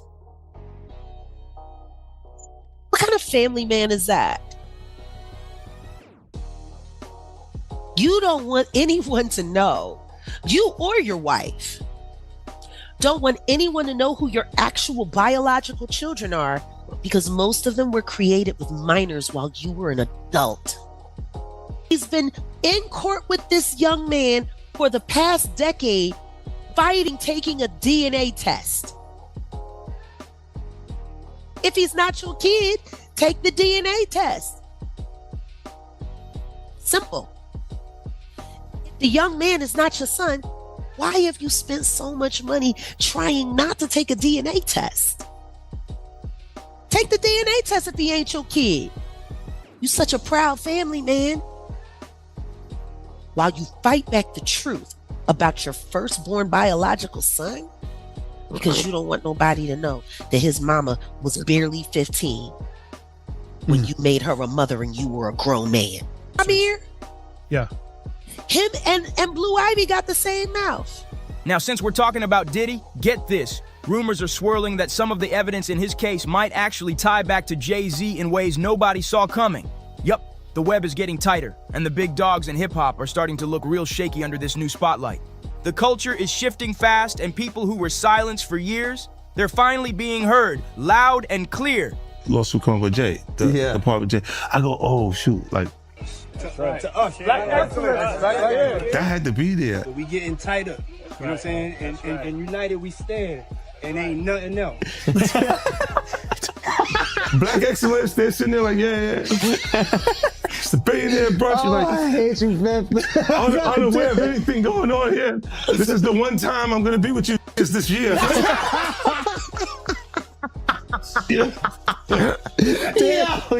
Come on, bro. Jay-Z probably thought he could sweep this one under the rug for good, but 2025 ain't playing with him. The past is clawing its way back up, and this time the whole world's watching. So let's rewind real quick. I work every day. I also have my own kids to take care of. So it's like, it's been a journey for me. And it's just like, I just got so much on my name right now. I never asked for money. I don't do interviews just saying, hey, Jay-Z, give me your money, or I'm coming at the Jay-Z for his money. I never did that. I'm not that type of person. I work for everything. Next is I'm just trying to basically make sure no other kids or nobody else in the world has to go through this. Basically, don't feel afraid to go to court and see if a person is your biological parents. So many people are scared, and this is a big thing in the world. A lot of people don't have their fathers because they scared to go out and search for them. And sometimes it only take a little search, go search. And if it's wrong, we're adults. Well, most of us adults, even for the teenagers, this being a role model for them, showing you can't go in the courtroom, and if you're doing everything correctly, you should be able to just get treated as equal as other person. I've always been a person that I never hate anyone. I never, I don't walk around with hate for a person. So I try to teach my kids that just be the best that you can be. So that's just a model I go off. I would never hate Jay-Z. It was never that type thing. I respect him for everything he did. And as I said, I've been going through a whole lot through these years because this case, like me and my mom, my godmom, we didn't seen the worst. We didn't have people, slander my name like you want Jay-Z money, and I hear it all. I'm going to fight until I'm not here no more, and it's never going to be against no one. I'm going to continue to fight. It'll take another 10 years, maybe another 50. Maybe I'll take this to the grave with me, but everybody can say I fought this. It all started back in 1992. Jay-Z was still grinding his way into the industry. According to Wanda, Rymir's mom, she met him when he picked her up in Philly and took her to his aunt's crib in Brooklyn, and they linked up again just 2 weeks later. And then, boom, he ghosted her completely. Dr. Lily Coley, Wanda's close friend and godmother to Rymir, came forward with even more disturbing details, and it gets heavy.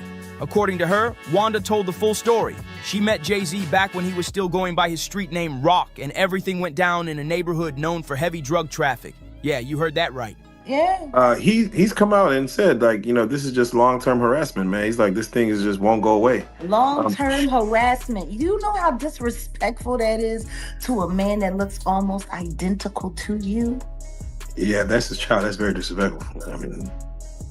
To a man that chances are, just out of nowhere, random universal selection, this boy who's not related to you has your nose, has your mouth, has your brow line, has your hairline, same straight knobby knees, is like all of this just by accident.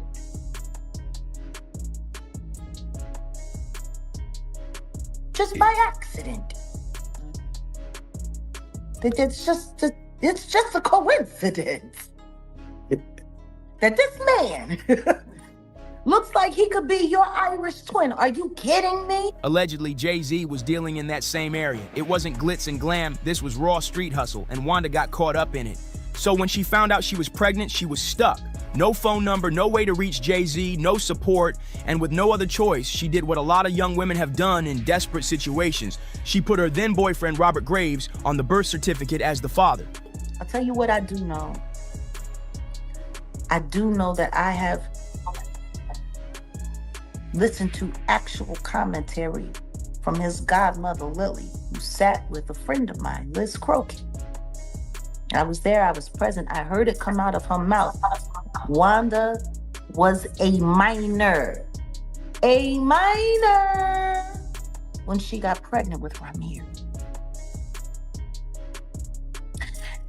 And like Wanda always said, he picked her up in Philly, but he took her to New York, across state lines,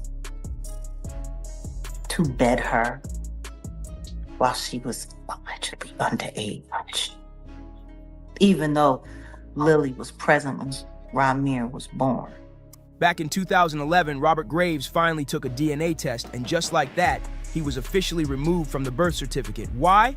Because he wasn't the dad, and if Wanda only ever messed with Robert and Jay-Z, then yeah, you already know who's left in that equation. That's when Ramir said enough is enough. He stopped waiting on the system to do the right thing and decided to go after Jay-Z himself, legally. But from the jump, it's been nothing but chaos. Father. She was very clear on the fact that Wanda was a minor when she was pregnant with Ramir, who was born a year before my son Giovanni. He came 92. That means she got knocked up in 91. He was well into his 20s by that time. Well into his 20s.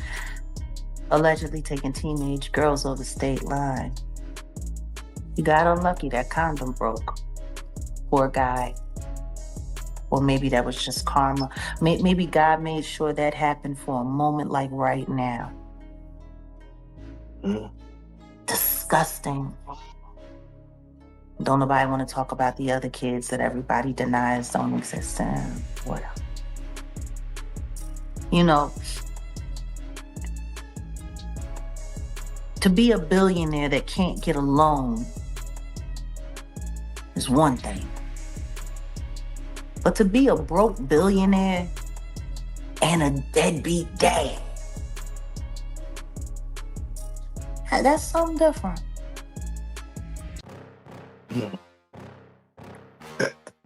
Yeah.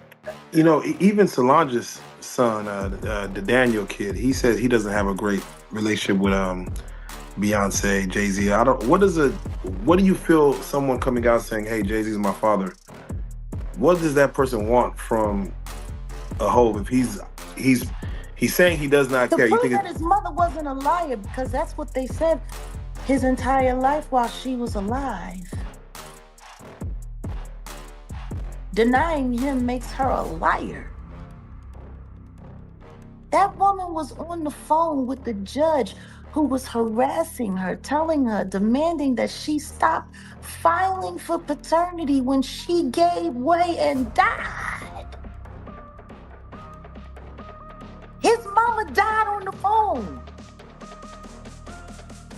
Trying to get proper acknowledgement to him. If your mama died like that, would you just sit around and let people keep calling her a liar?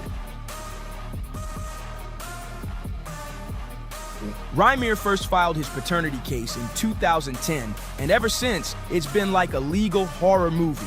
He says Jay-Z's team has been out here allegedly paying off judges and lawyers to make the case disappear. And honestly, the way this case has been thrown out, refiled, bounced between courts, and hit with delay after delay, it's hard not to think something shady's going on.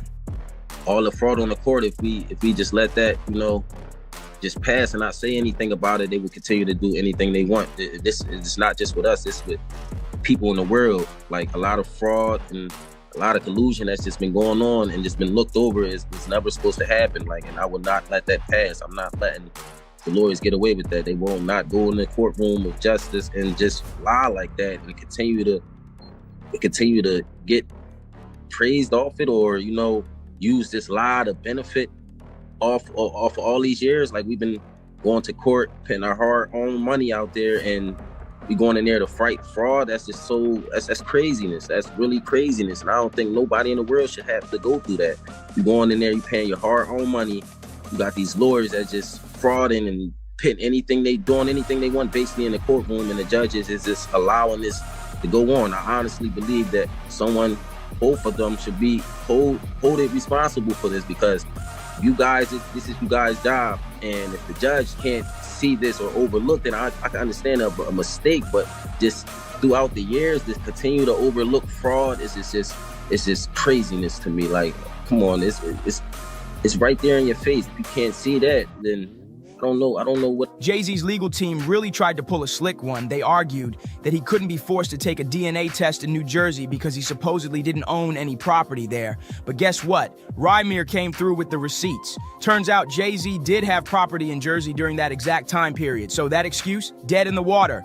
And now the game has officially changed. This ain't just 50 Cent cracking jokes or throwing shade online. He's cutting checks and backing Rymir's fight with serious cash. This case is no longer a side story. It's quickly turning into what could be the biggest scandal hip-hop has ever seen. With a judge finally saying enough is enough and 50 applying pressure from all angles, Jay-Z might be facing a truth bomb he can't dodge this time. With Rymir Carter refusing to fold, it looks like Jay-Z might finally have to face the music, for real this time. That July 18th deadline is creeping up fast, and everybody's watching. Will Jay finally step up and take that DNA test, or is he about to pull another Houdini move to dodge the spotlight? One thing's crystal clear, this storm is far from over, and with 50 Cent in full petty mode, you already know he's gonna drag this out and enjoy every second of Jay-Z squirming under pressure. So what do you think is about to go down? Is Jay-Z gonna cave and take the test, or will he try to lawyer his way out again? Drop your thoughts in the comments, we wanna hear all of it. And don't forget to like, subscribe, share, and hit that bell because this tea is only getting hotter. See you in the next one. Look at my daughter full makeup, singing She's in Love with an Emo Girl on TikTok, and I didn't have no say nor approval. Hey, what do you think? Do you think this would be cool or not? You know what I mean? And I'm the one that made them cool.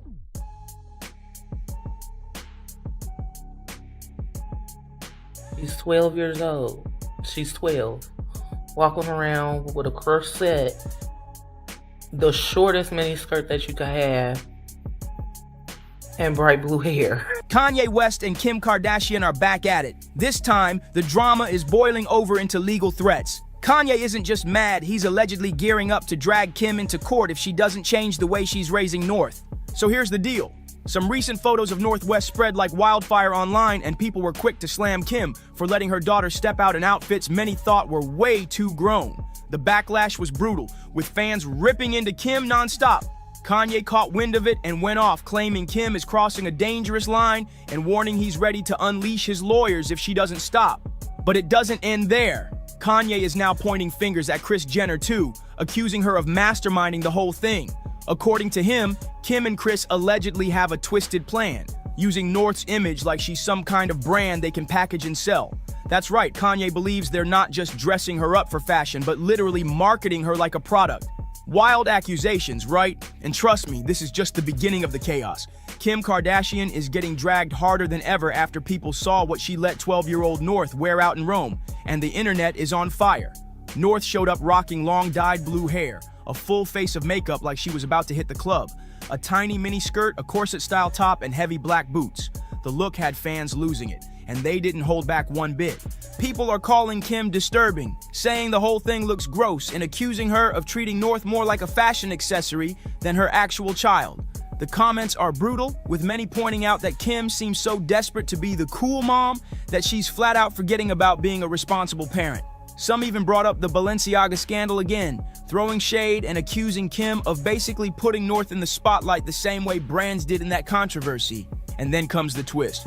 Plenty of people are saying Kanye was right all along. One viral comment even read, "She took her Balenciaga collab seriously, and she wonders why Kanye kicked off about North being exposed to stuff online."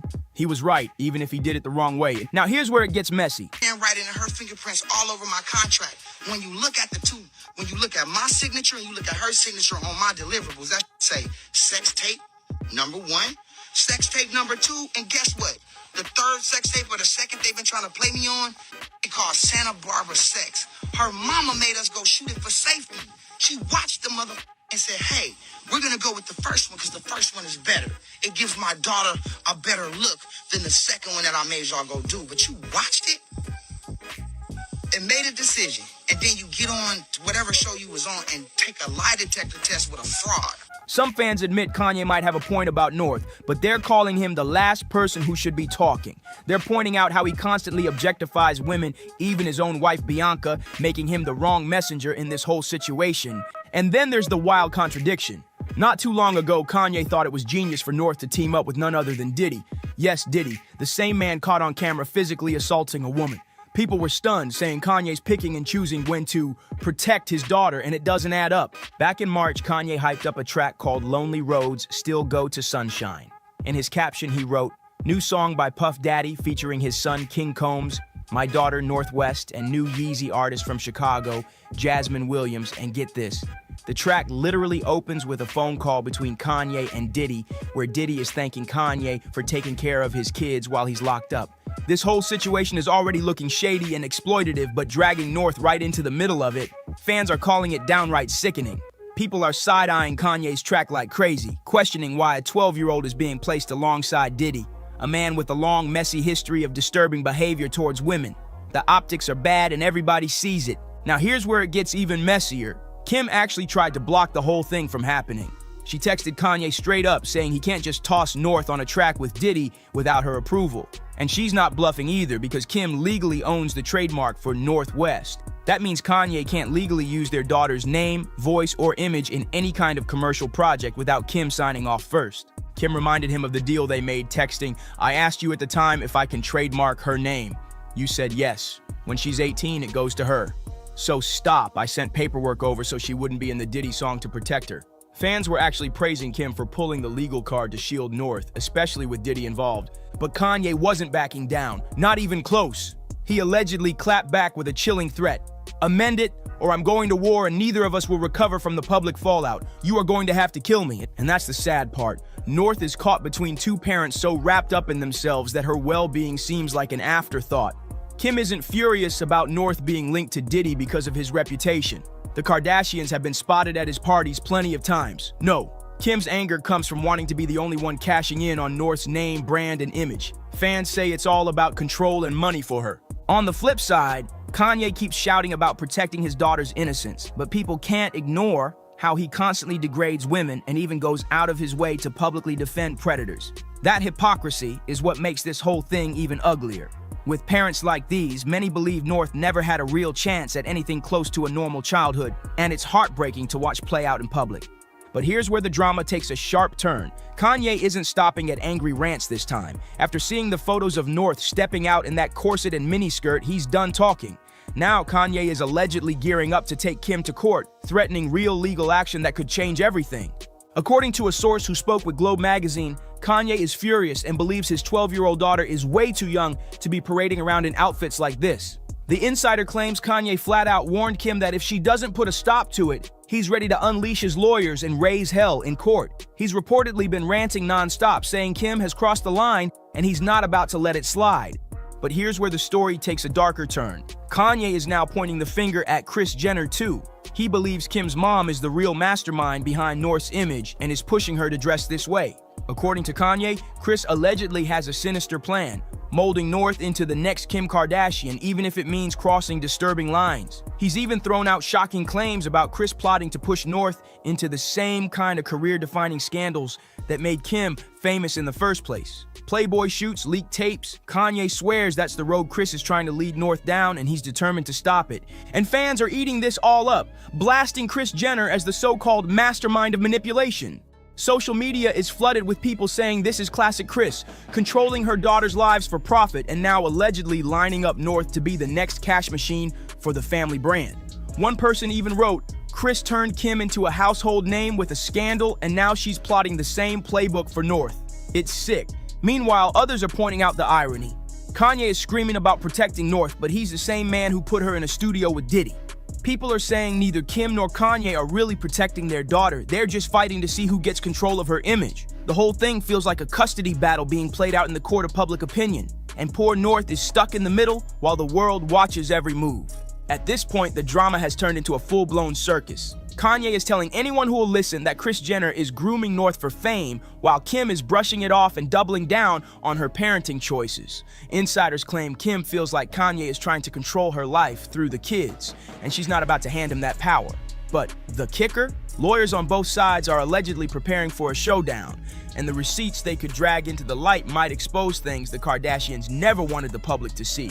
Let's not forget, just a few months ago, Kanye went completely off the rails, even disrespecting Beyonce and Jay-Z's twins with offensive comments that had everyone side-eyeing him.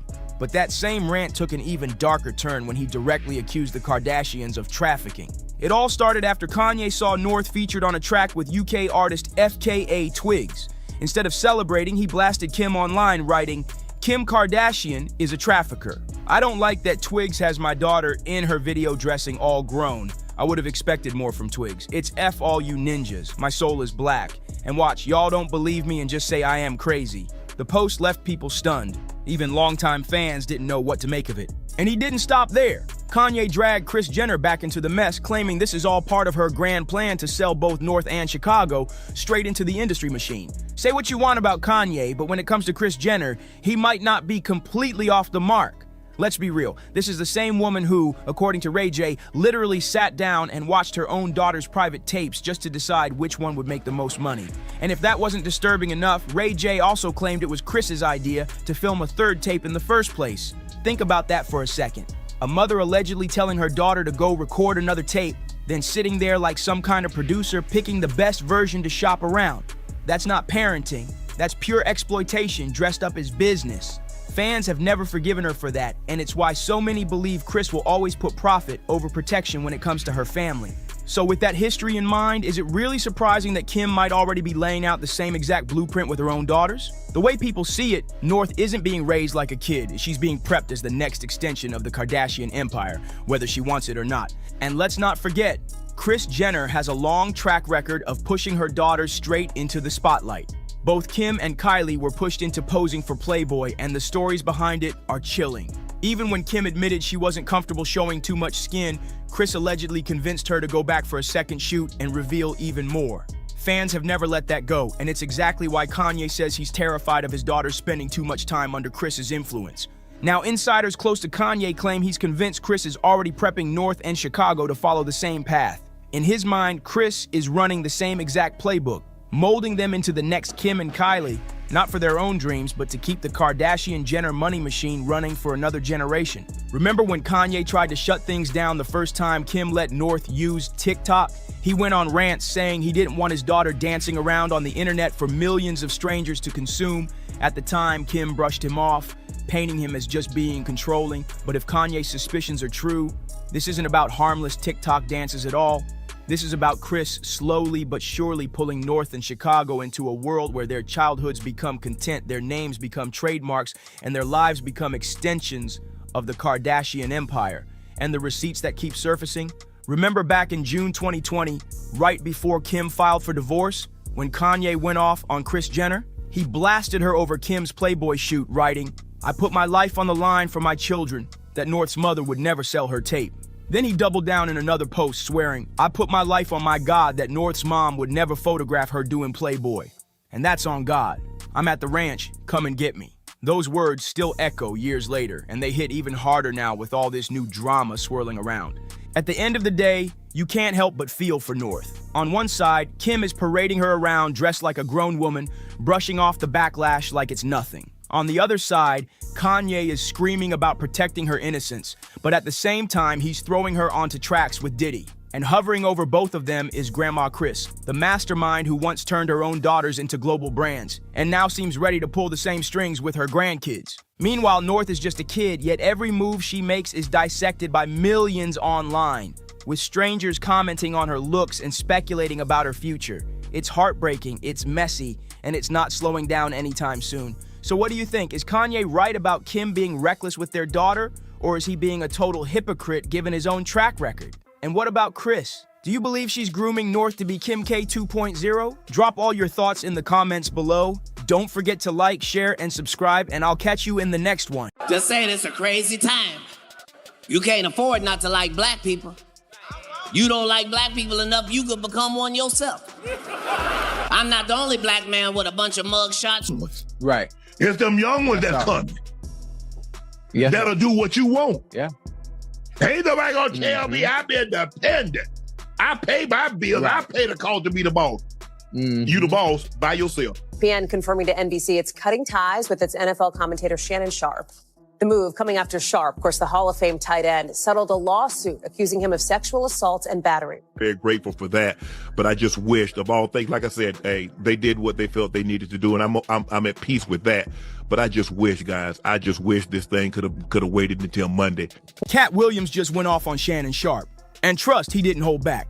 After ESPN dropped Shannon like a bad habit, Katt is making it clear he's not shedding a single tear. Why? Because according to him, Shannon played himself. Katt's saying it's wild to feel bad for a man who spent years dishing out so-called wisdom, only to trip on the oldest trap in the game. White women are as great as any other women.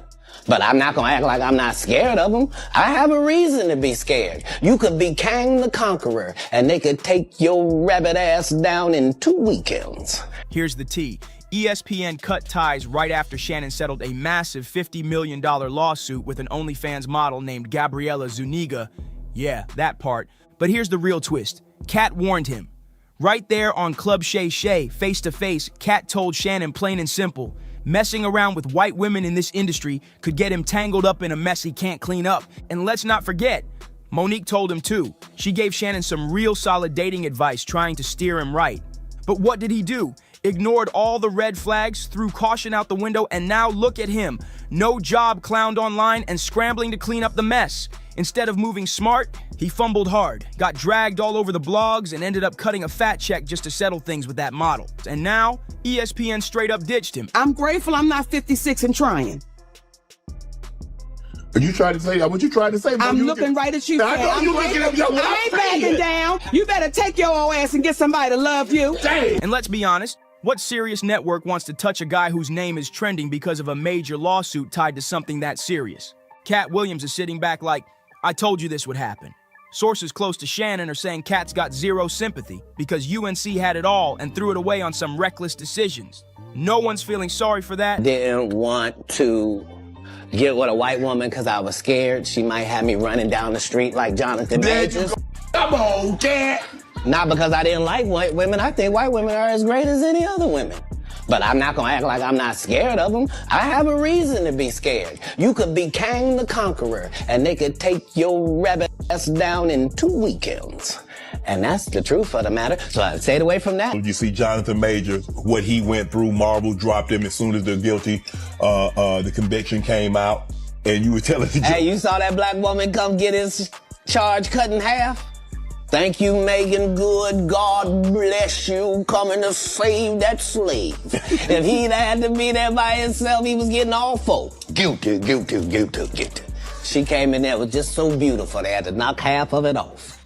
Bless his heart. Now here's the wild part. An insider just spilled that Katt didn't warn Shannon about white women for no reason. He already knew Shannon was out here messing with that young OnlyFans model way before the lawsuit even dropped. Katt saw the setup coming from miles away. On the surface, Katt made it sound like he was speaking on the Jonathan Majors dramas, but nah, he was aiming straight at Shannon the whole time, just coded it real slick. And this just proves it again. Katt might crack jokes, but he never lies.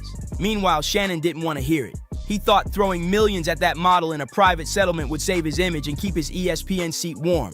But nope, ESPN still hit that switch and fired him anyway. And now, that OnlyFans model. And get this, just 24 hours after the settlement hit the news, Gabriella quit OnlyFans. She hopped on Instagram and made it official saying, "Today I have decided to retire from OnlyFans.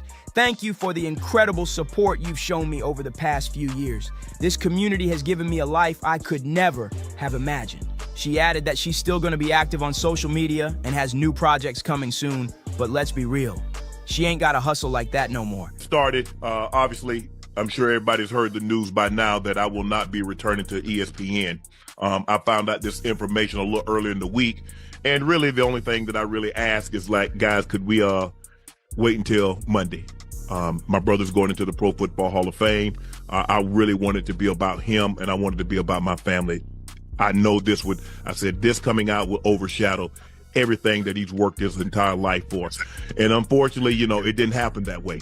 And so, as I told him, as I profusely apologized to him earlier today, he said, "Bro, stop apologizing. You don't have to apologize. I'm your big bro. I'm going to love you regardless. We all make mistakes. And he says, "Bro, I love you. So I'm done with this. You're done with it too. Move on." And I really enjoyed my time at ESPN. It gave me an opportunity to bring my audience that saw me really just grow. They saw me, Lakers in 5, and they saw me say all these analogies that my grandparents gave me, and I was able to bring that to ESPN. So I'm very, very grateful for that. But I just wished, of all things, like I said, hey, they did what they felt they needed to do, and I'm at peace with that. But I just wish, guys, this thing could have waited until Monday, because I hate the fact that I'm overshadowing my brother, the first 2 brothers in the Pro Football Hall of Fame, and this is what the headline's going to be for the next couple of days. So, bro, again, I know you told me this, I don't have to apologize, but I'm going to do it one final time tonight, and I won't apologize again. I'm sorry that I upstaged you in this manner. That was never my intent. You've been my hero. You've been my role model from as long as I can remember. And I apologize, and I thank all my fans for supporting me when I was at ESPN and every place that I've been, be it Club Shay Shay, Nightcap, Undisputed, ESPN. Thank you guys for your support. Shannon basically retired this girl for life. She hit the jackpot. Generational wealth secured. Thanks to one wild situation with a 50-year-old man still out here moving reckless. You really can't make this stuff up, and what comes next is even crazier. Ain't nobody giving Shannon a break right now. It's not just that he got played. It's the fact that this is the same man who once bragged about not letting his own daughter's wedding budget go over $30,000. And the internet did not let that slide, especially after leaked texts came out showing he was out here dropping $25,000 per sheet with that OnlyFans model. Yeah, 25 racks per session. One person on X said it needed to happen just to expose how much of a hypocrite Shannon is. He lost what little respect people still had for him. Another user chimed in. Shannon Sharp has done a lot of questionable things, but finding out he was stingy with his daughter's wedding while throwing millions at an ex-worker, that one hit different. People are giving Shannon the hardest side-eye right now. Like, seriously. You dropped millions on a young white girl who clearly saw you as a walking ATM? Come on. How do you fumble that bad? And just when you think it couldn't get more humiliating, boom, ESPN hits him with the final blow. Just days after Shannon agreed to pay that massive settlement to Gabriella, ESPN cut him off for good. But here's the cold part. ESPN didn't even bother putting out a statement, not a word. People magazine reached out for a comment and ESPN straight up ignored it like Shannon didn't even exist. As for Shannon, he finally broke his silence on July 30th during his Nightcap podcast. He said he was at peace with ESPN's move, but then admitted he was begging behind the scenes to stay on. Shannon even begged ESPN to hold off on announcing his firing until after his big brother, Sterling Sharp, was inducted into the Pro Football Hall of Fame. He later admitted he had to apologize to Sterling because deep down, he knew the lawsuit and his firing would completely overshadow his brother's moment. But ESPN and Disney showed zero sympathy. They didn't care about timing, they didn't care about family. They shut him down fast and ignored his request like it meant nothing.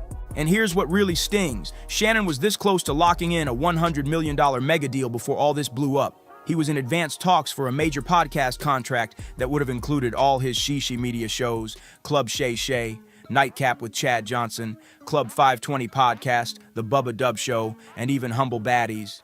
Here's the brutal timeline. April 18th, just 3 days before Gabriella hit him with that lawsuit, Front Office Sports reported that Shannon was about to ink a deal worth over $100 million. Fast forward, and now that deal, gone. Not only did Shannon lose the bag, but he also lost his seat at ESPN and burned every bridge tied to the Disney empire. That means ESPN, ABC, Hulu, and pretty much every major network that matters. Once you get hit with a stain this public and this messy one, there's no easy comeback, especially in those high-level media circles. Shannon was right there on the edge of becoming a full-blown podcast mogul, but that dream sank the moment he got caught up with a 19-year-old white girl. Every deal gone, every project dead in the water, and just like Katt Williams said, nobody's feeling bad for him. Shannon had everything, and the power, the platform, the golden opportunities, and then he straight up threw it away, chasing something that wasn't worth the risk. But now it's your turn. How do you see it? Was Shannon's downfall his own doing, or did ESPN move too fast, cutting him off before the smoke even cleared? And what about that payout? Do you think Shannon was smart to hand over millions to that OnlyFans model just to settle? Meanwhile, he's out here putting a price cap on his own daughter's wedding like it's a clearance sale. Drop your thoughts in the comments. We need to hear from y'all on this one. Make sure you like, subscribe, share, and hit that bell so you never miss the drama. I'll see you in the next video. Bro that's running around bragging about getting raw dog, that little old ain't nothing but a cum bucket. I said, no, she a disgusting little old mother. I hate her. She's feeding a whole toxic spirit into young girls. That's Charleston White exploding online, and this time, he came with so-called proof. He dropped what looked like Sexy I Red's private medical records and even threw out the names of rappers he claims got caught up with her.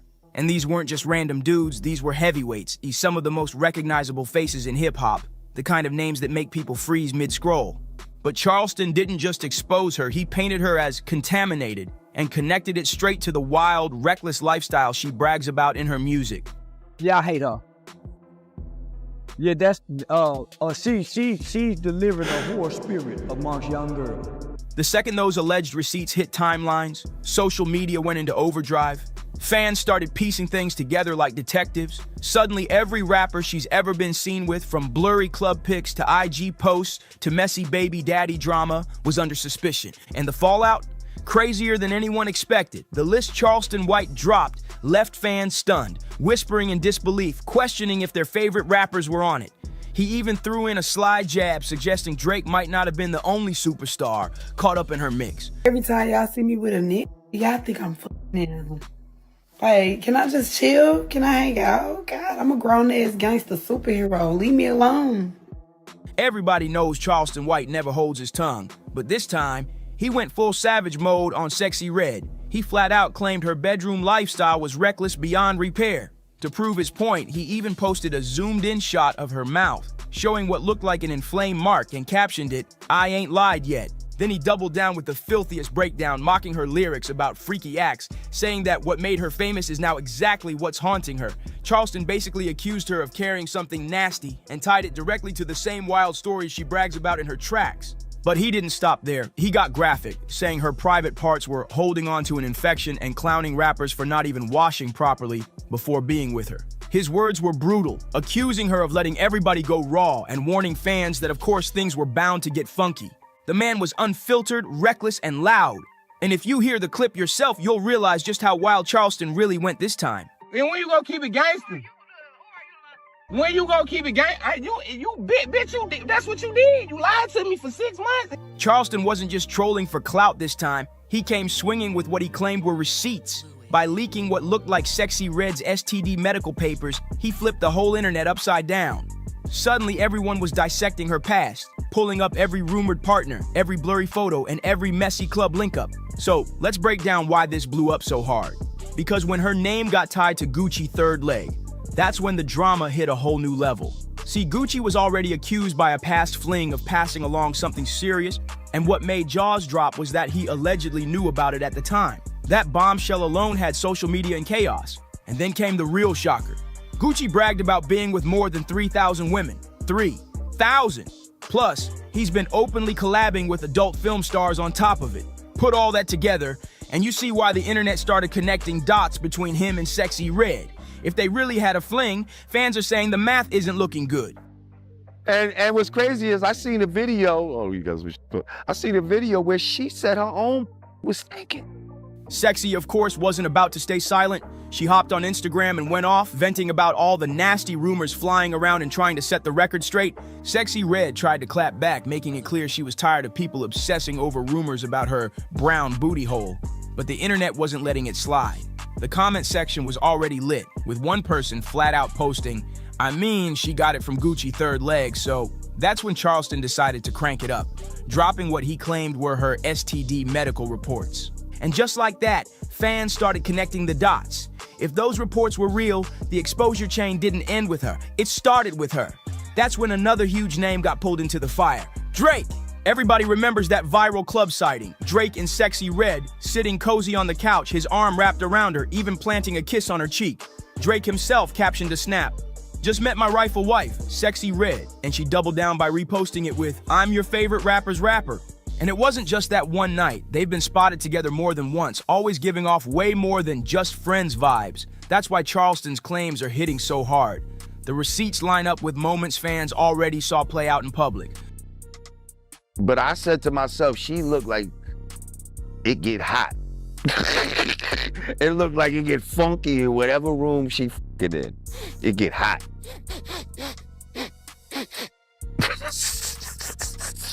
But hold up. Because Drake isn't the only heavyweight name Charleston White threw on that list. And the next one, it's about to take this drama from messy to absolutely explosive. And now, it's Chief Keef's turn to get dragged into the storm. Things went from messy to flat out chaotic once people remembered how open Sexy I Red has been about her connection with him. She's admitted more than once that it wasn't just friendship, it was deeper. Her own words made it obvious. That's my dog, right? I don't got too many homeboys I can sit on the phone with, and I'm not even saying that's my homeboy because I don't know what he got going on. We like each other. We can be around each other and act like we've known each other forever. Yeah, we like each other. That's my nen. She even went so far as to joke that he might be my third baby daddy. And just to stir the pot further, she took shots at King Von's sister, Kayla B, over Keef, making it crystal clear there was real tension, not just casual rumors. Because Sexy Red pushed a lot of sexual violence, and so my kids would have to be grown to go listen to that. So when Charleston White dropped those alleged STD papers, people immediately started connecting the dots. If Red really had something and she was that close to Keef, fans couldn't help but speculate. Could he have been exposed too? That's why Charleston's rant isn't just name-dropping for clicks. He's painting a dangerous ripple effect, a messy web that could stretch through multiple rappers, multiple crews, and multiple circles in the industry. And just when it felt like this mess couldn't get any deeper, Charleston White tossed another wild card into the mix. A mystery man. Sexy I Red once posted a photo on Instagram lying in bed with an unidentified dude. But here's the catch. She only showed their feet. Fans instantly noticed one detail, though. He was wearing an ankle monitor, screaming that he was on house arrest. Her caption only added fuel to the fire. I like fighting with drillers, redhead killer. That one post had people speculating nonstop, but once Charleston dropped those alleged STD papers, every little moment like this started looking way more serious. Suddenly, that mystery man wasn't just some random hookup. He could be another link in a dangerous chain. And fans online?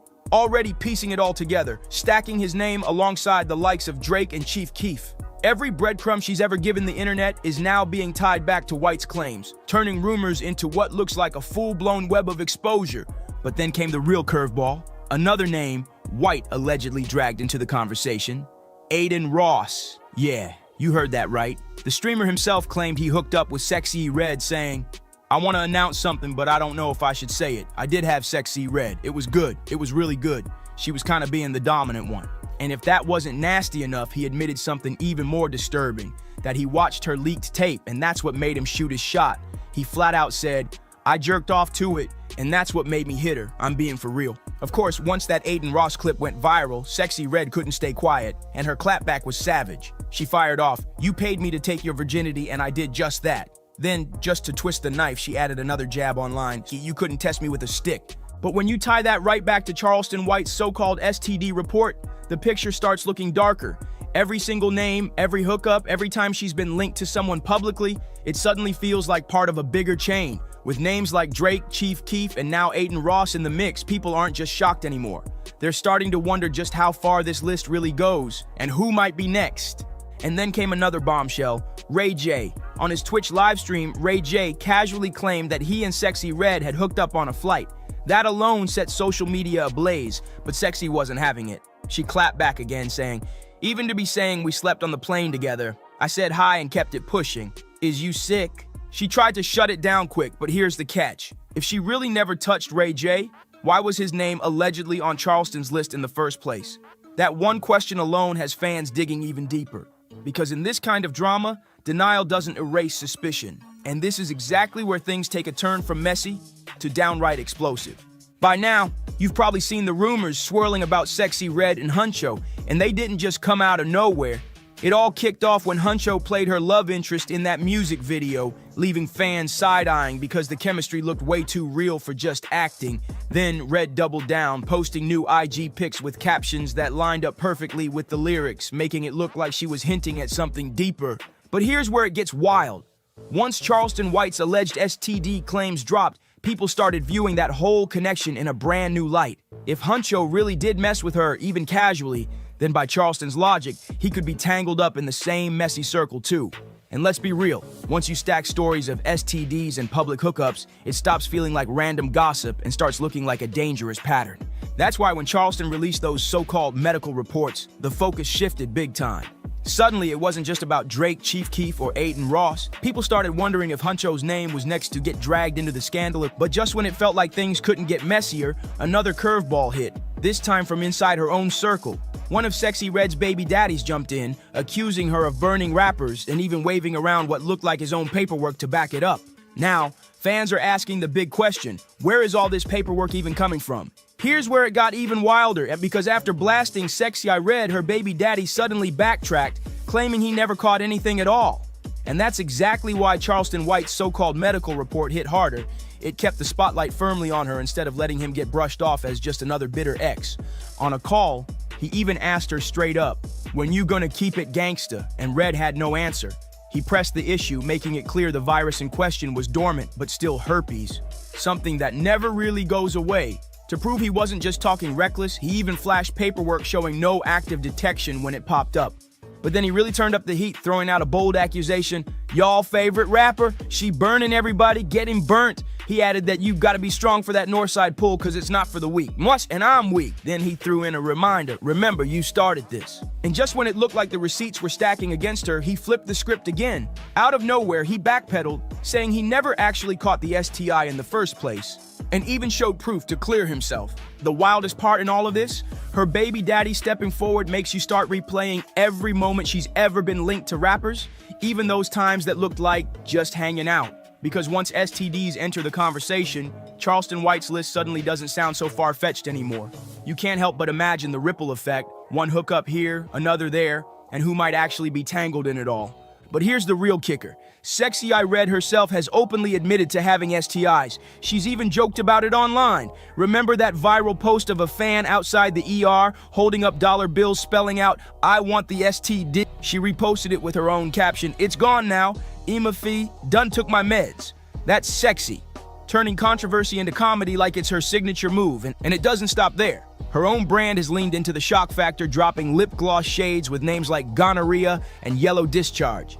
Fans laughed at first, but when Charleston dropped what he claimed were her medical reports, nobody found it funny anymore, because if the rumors are true, then this wasn't just trolling or shock marketing. It matched up with what she's admitted before. At one point, Sexy Red flat out confessed she'd had chlamydia twice. She even explained how she and her man broke up, both messed around, then got back together, and suddenly, they both noticed something smelled off. We both was like, what the F is that smell?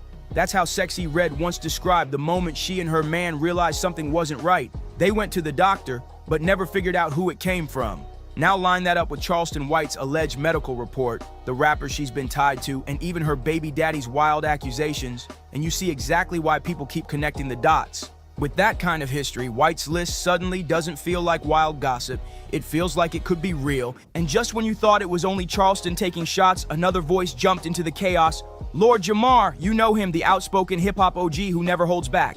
Well, he set his sights on Sexy too, and his words were brutal. He flat out said, "Sexy Red looked like the type of girl back in the day you walk in a room, sniff, and be like, it smells like somebody been fucking in here." And he didn't stop there. Jamar doubled down, adding, "She looked like it get hot, like it get funky in whatever room she in." When Lord Jamar clowned her for openly admitting things like that, it made Charleston White's leaks sound way more believable. Suddenly, that so-called medical report didn't feel like random shade. It lined up with what people were already whispering behind the scenes, and that's the real problem here. Between her own STI admissions, her messy hookups, the high-profile rappers, and commentary from voices like Jamar, this doesn't look like harmless gossip anymore. It looks like a pattern. And if that pattern is real, then you gotta wonder, how many of the names on White's list might actually be caught in the same chain of exposure? That's what has fans so locked in, watching every update like it's the next chapter of a scandalous soap opera. But here's the kicker, y'all. Some folks online are going even further, claiming Sexy Red is out here deliberately spreading infections. One blunt comment even said, STDs are part of her brand. She made that choice. On the flip side, though, others aren't blaming her at all. They see her as just another product of a toxic, clout-hungry culture that chews women up for attention and spits them out later. Either way, things are getting sticky, getting stinky, and Charleston White's spin on this is hitting harder than ever. But at this point, it's not just him talking slick. It feels way deeper than that. What we're really seeing in 2025 is the collision of celebrity antics, social media chaos, clout chasing, and sexual accountability all crashing together in real time. And Charleston White, He swears this is nothing new. He says black women have been dragged for years, through toxic beauty standards, through rap lyrics laced with misogyny, but now he claims it's gone way deeper, way more calculated. According to him, the system is deliberately pushing artists like Sexy Red to the front, all to keep tearing down that image. In his own words, Red is pushing off a lot of sexual violence. And that's why, when he threw her alleged medical records into the spotlight and started dropping heavyweight names, he didn't just frame it as shade, he framed it as proof of a much bigger fight he's been screaming about for years. Because once private paperwork and big-name rappers start getting exposed, it stops being gossip and turns into a statement. And Charleston knows exactly how to shake the table, stir the pot, and make sure everybody in the room feels it. One thing's for sure, this move guaranteed that the conversation around Sexy Red isn't dying down anytime soon. And next time, we'll dive into how the rapper's Charleston White name actually clapped back. And trust me, some of those responses are just as wild as the accusations themselves. So tell me what you think in the comments, hit that like button, subscribe, share this video with your people, and I'll see you on the next one. If you do anything wrong in your life, and I find out about it, I'm gonna try to take everything away from you. And I don't care when I find out. Could be today, tomorrow, 15, 20 years from now. If I find out, you're fucking finished. Who's that? That's you. So I did not want to go back and forth with Katt Williams like that. That bothered me so bad. That really bothered me. It was a setup. Right. And remember, they tried to kill me this same weekend. Not in jokes. With a real gun in my real face on real camera. Understand I'm losing my life. The exclusive security video from the Atlanta Comedy Theater in Gwinnett County. You can see Wanda Smith and her husband by the front door. Watch as Katt Williams. If you've been scrolling through socials this week, you couldn't miss the chaos. Katt Williams is in the hot seat once again. This time, people are digging up that infamous moment with the late talk show host Wanda Smith, the one where Katt went off roasting her on her own platform. The clip is resurfacing like wildfire, and now folks are pointing fingers, saying Katt didn't just clown Wanda. They're claiming he straight up wrecked the career she spent decades building. I do a really nice broccoli. They like my broccoli, and they love my baked chicken. Hey, right now, look up your phone and see what it takes to make broccoli, and tell me he doesn't say heat up water. That's the only step in broccoli, heat up water. Simmer. Have you ever heard of burned broccoli? Can you burn broccoli? The backlash is brutal. People are blasting him online, calling him a POS and demanding accountability. And here's the twist. This storm comes right after Katt publicly apologized for mocking Michael Jackson in one of his old comedy specials. Now fans are piling on, insisting he needs to apologize to Wanda's family too. But here's the twist. Not everybody is buying that story. That's why I don't be coming out doing comedy all the time, because y'all niggas is the worst motherfuckers I've ever tried to entertain in my fucking... Dave Chappelle, of all people, stepped right into the fire to defend Katt Williams, and he's not holding back. Chappelle is saying straight up that the whole Wanda situation was nothing more than comedy, and Katt was just doing what he's always done, snapping back when somebody tried to test him. He even pointed out that people knew Katt was raw and unfiltered from the jump, so why act shocked now? I shouldn't have, honestly. Like,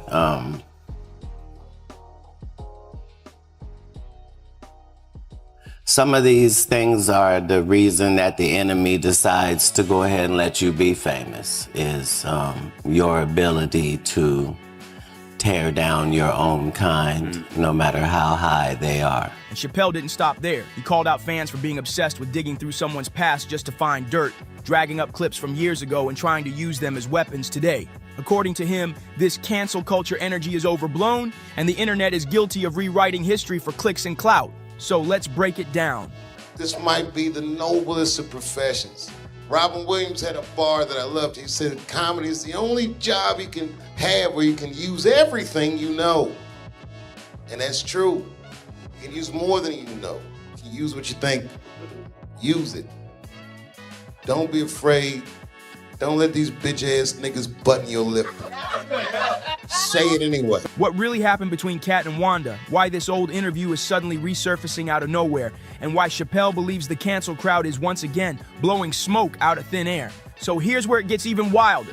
Katt Williams recently came out with an apology aimed straight at Michael Jackson's family, admitting he regrets all those savage jokes he used to crack about MJ in his old comedy specials. Where you at under the sound of my voice? Do you have a real co-worker?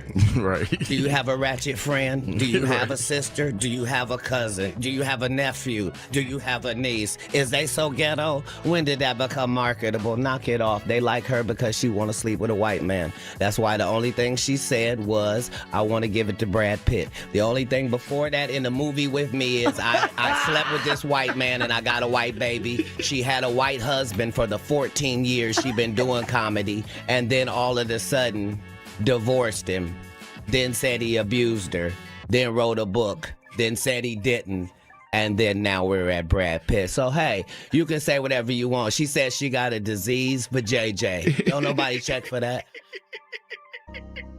I support Linnell, Melanie Camacho, Miss Laura, all the people that got skipped over in the list between now and then. There's no shade to nobody. We are in the only business where, as a black woman, what you look like is not supposed to be held against you. And time again, they show you that you can be sidetracked by anything light-skinned. Katt confessed that looking back, those shots at Michael weren't just jokes. They were part of something bigger, something darker. He revealed that in hindsight, he sees how the people who gave him the stage and cut the checks weren't innocent at all. According to Katt, there was an agenda behind it, an ugly setup designed to pit black men against each other and profit off the spectacle. And that's all it took for the internet to light up again. You cook? Do you cook for your kids? Absolutely. Tell me some of the things you cook that they are proud of. Like, Dad made some. You got the best spaghetti. You got the best steak. What do you have? Say, what do they like? Just because you're a poor interviewer doesn't mean... I said, you answer the question and just tell me Man, you're what a they strong like. black woman. Is it okay for me to answer? Come on. You keep interrupting the answer. Everyone can hear it. It sounds like you like me a little bit. It's starting to bleed over the airwaves.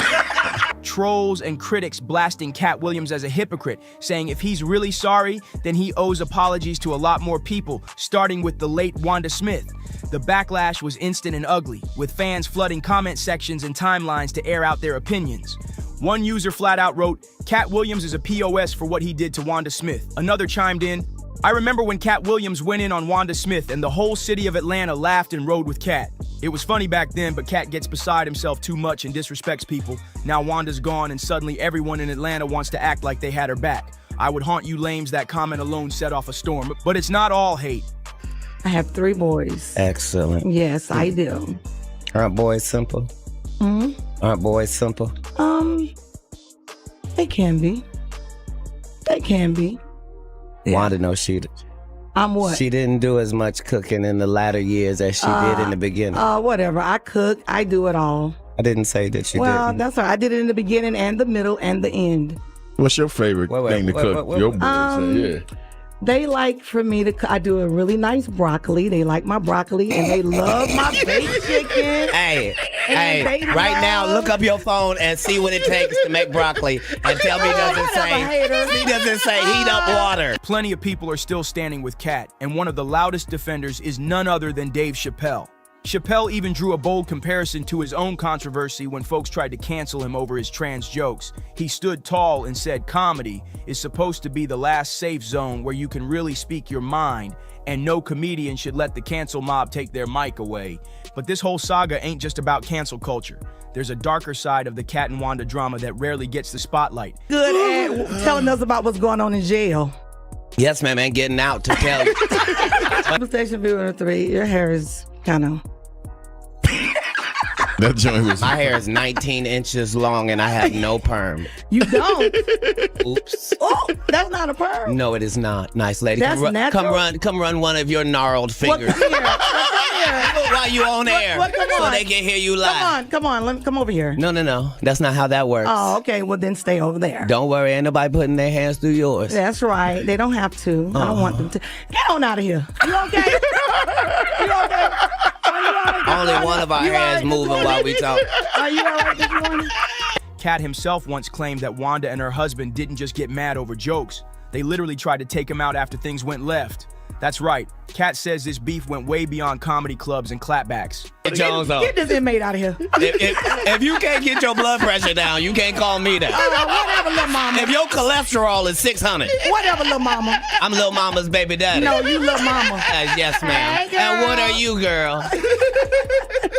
You probably shouldn't talk about sizes. No, that's okay. You big on the radio. That's right. And you're big Turn in it prison. down. And you're Yes, big in ma'am. prison. I've never been to prison. You have 19 several felonies, times. no convictions. Yeah, Knock it yeah. off. Prison and jail aren't the same. No. No. To give you the full picture, let's rewind to September 2018. Katt and fellow comedian Red Grant stopped by Frank and Wanda in the morning just to promote Red's upcoming shows in Atlanta.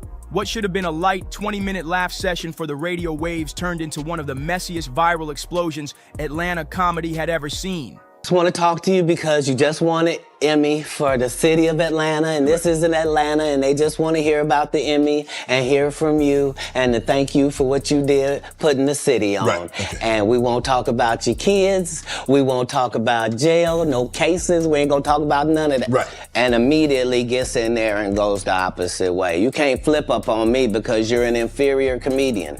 I'm going to destroy you, and I'm never gonna call you out of your name. I'm never gonna say anything disrespectful to people that look like you. It's a very thin line I gotta call, but this lady is trying to embarrass me. The segment spiraled so wild that it ended up becoming V103's most watched clip of all time. And it wasn't because of the jokes, it was because of the fallout that came after. In front of a largely homosexual fan base. That's why she got canceled.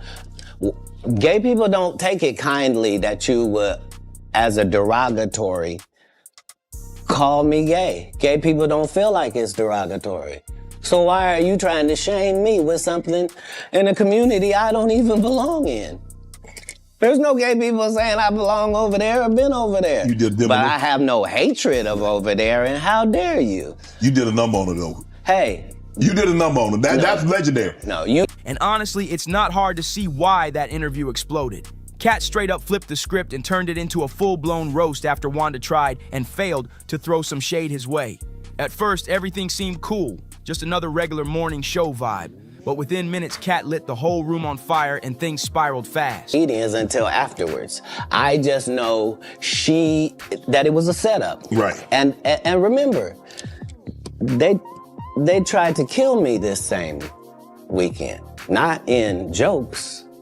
With a real gun in my real face on real camera. Understand I'm losing my life for participating in something that goes along with my job. Like, it's two comedians, what do you mean? And the world was okay with it because it was me. Had that happened to anyone else, the world went crazy when Will smacked Chris. This is a person pulling a whole gun on a comedian in the confines of their job. It's really a weird situation when they hate you that bad. Yeah. He started by going in on Tiffany Haddish, pointing out that she scored a big Netflix bag without ever grinding it out on the road with a real comedy tour. Katt didn't hold back either. He boldly claimed nobody could even name a single original joke Tiffany had written. That comment had jaws dropping on the spot. Then Katt pushed it even further, digging into the deeper issue. How the industry loves to hype up certain faces while ignoring a long list of truly talented black female comedians who put in years of work but never get the same shine. Meanwhile, Tiffany was being handed the spotlight even though, according to Katt, she hadn't put in the same sweat equity or built a stand-up legacy of her own. And according to Katt, the whole reason Tiffany blew up had nothing to do with talent. He claimed she was the safe pick, handpicked by industry higher-ups to charm white audiences. That's when Wanda tried to clap back, saying Tiffany earned her spot because she's real.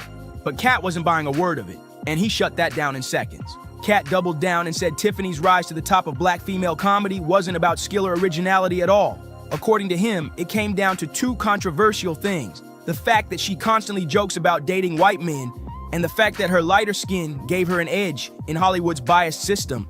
By this point, the energy between Katt and Wanda was already tense. You could feel the shade in the air, but it got way messier when Wanda randomly tried to trip Katt up with a question about his cooking skills for his kids. Big mistake! Katt didn't hold back for even a second. He unleashed one verbal smackdown after another, roasting her so hard the entire tone of the interview shifted. The studio went from light banner to a battlefield in seconds, and Wanda was clearly caught off guard. For a brief moment, it looked like they were gonna reel it back in, and they even shared a laugh, and the tension seemed to cool off. But Katt wasn't done. Just when things felt like they were calming down, he flipped the switch again and brought up Wanda's kids, turning what was supposed to be a radio chat into a full-blown comedy roast session that had the internet in stitches. At first, Wanda tried to laugh it off, but you could see it all over her face. She was fuming underneath the fake smile. The pressure was getting to her, and instead of backing down, she tried to flip the script by dragging Katt's past legal troubles into the mix and even clowning his hair. But that move backfired hard, making her look desperate in front of the cameras. By the end of the segment, Wanda just couldn't hold back anymore. She threw one last jab, calling Katt Lil Mama, and even hinting that he might be gay. But Katt wasn't rattled one bit. He shut that down instantly, firing back with a sting so sharp it left Wanda sitting there stunned. The whole thing was brutal to watch, Wanda getting roasted and humiliated on her own platform while the internet laughed along. But then, the whole thing took a dangerous turn, way past comedy, way past roasting. Wanda couldn't just brush off that humiliation on live radio, and what happened next turned the feud into something straight out of a movie. Reports say Wanda allegedly sent her husband and even her son to confront Katt face to face. And it went down in real life, not just online chatter. It all exploded on September 15th, 2018, right outside the Atlanta Comedy Theater, where Wanda was hosting a comedy night. That's when her husband, Lamorris, stormed into the parking lot, strapped up and ready for action. Security footage later surfaced, showing Katt and Wanda in a heated moment right before Lamorris pulled up and started chasing Katt through the lot. The scene was pure chaos, people screaming, Katt running, and Wanda caught in the middle. According to the police report, Lamorris admitted he did chase Katt, but he swore he never pulled the gun. He claimed he just accidentally dropped it while running. But come on, the story wasn't lining up. Wanda also tried to rewrite the narrative, saying Katt had randomly shown up just to disrespect her, and her husband was only stepping in to defend her honor. But here's where it blew wide open. TMZ dropped the receipts. They released brand new security footage showing Lamorris actually holding a gun while chasing Katt into a nearby grocery store. Now, to be fair, that TMZ clip didn't actually show Lamorris pointing the gun directly at Katt, and Lamorris himself swore up and down he wasn't trying to shoot anybody. He claimed the gun just slipped out while he was running. But even with that excuse, the drama didn't fade away. It stuck like glue to Wanda's name. Fast forward just a few months later to January 2019, and Wanda was suddenly fired from V103 Atlanta. The station never gave an official reason, but the streets were buzzing with theories. A lot of folks connected the dots back to that Lil Mama jab, where Wanda basically used gay as an insult against Katt. And in Atlanta, a city with a massive, proud black gay community, that kind of shade was bound to backfire in the worst way. People felt Wanda crossed a line, and many believe it cost her the very platform she built her career on. As for Katt, he kept quiet in the moment. He didn't publicly comment on Wanda losing her job and stayed out of the mess. But he never forgot. It actually took him years before he finally aired out his side. And in January 2024, on his now viral appearance on Club Shay Shay, Katt revealed that the Wanda saga didn't even start on air. According to him, the firestorm was sparked by something Wanda said to him before the cameras even rolled. A moment that the public never saw, but Katt swears set the whole clash in motion. According to Katt, Wanda broke the very promise she made before they even went on air. He claimed she told him she wouldn't touch his legal issues or bring up his kids. But the second he mentioned Tiffany Haddish, Wanda flipped the script. She immediately dragged his kids and his time in jail into the conversation, and that's when everything spiraled out of control. Katt went even deeper, saying Wanda wasn't just trying to rattle him. She was trying to humiliate him in front of her audience, especially her large gay fan base. And in Katt's mind, that was the real nail in her career. He strongly believes that's the reason she eventually got fired and quietly faded out of the spotlight. But Katt didn't stop there. He also revisited the confrontation with Wanda's husband, Lamorris. He claimed the whole thing felt like a setup from the jump, almost like Wanda orchestrated the scene to escalate beyond words. Katt even said he believed Wanda was really trying to get him taken out, all over a joke that should have just stayed comedy. Fast forward to October 2024, Wanda Smith sadly passed away just one day after celebrating her 58th birthday. And Katt, he stayed completely silent. No public statement, no condolences for her family, not even a single post online. The silence was deafening and it didn't go unnoticed. Fans were split right down the middle. Some argued Katt actually made the smart move by saying nothing, because if he had released a statement, people would have immediately called him fake and labeled him a hypocrite. Others felt his silence was cold, a final jab at a woman he once humiliated on air. The truth, Nobody knows if he quietly reached out to Wanda's family behind the scenes, and that mystery only fuels the fire. And now, with social media digging up this old drama years later, the cancel crowd is circling back, trying to drag Katt's name through the mud all over again. Folks forget that this man almost lost his life over a joke, and ironically, it plays out exactly the way Dave Chappelle warned. Cancel culture is eating comedy alive, twisting old moments into brand new scandals. So what's your take? Should Katt apologize to Wanda's family the same way he apologized to Michael Jackson's? Or is this just another case of people reaching, desperate to cancel a comedian for no real reason?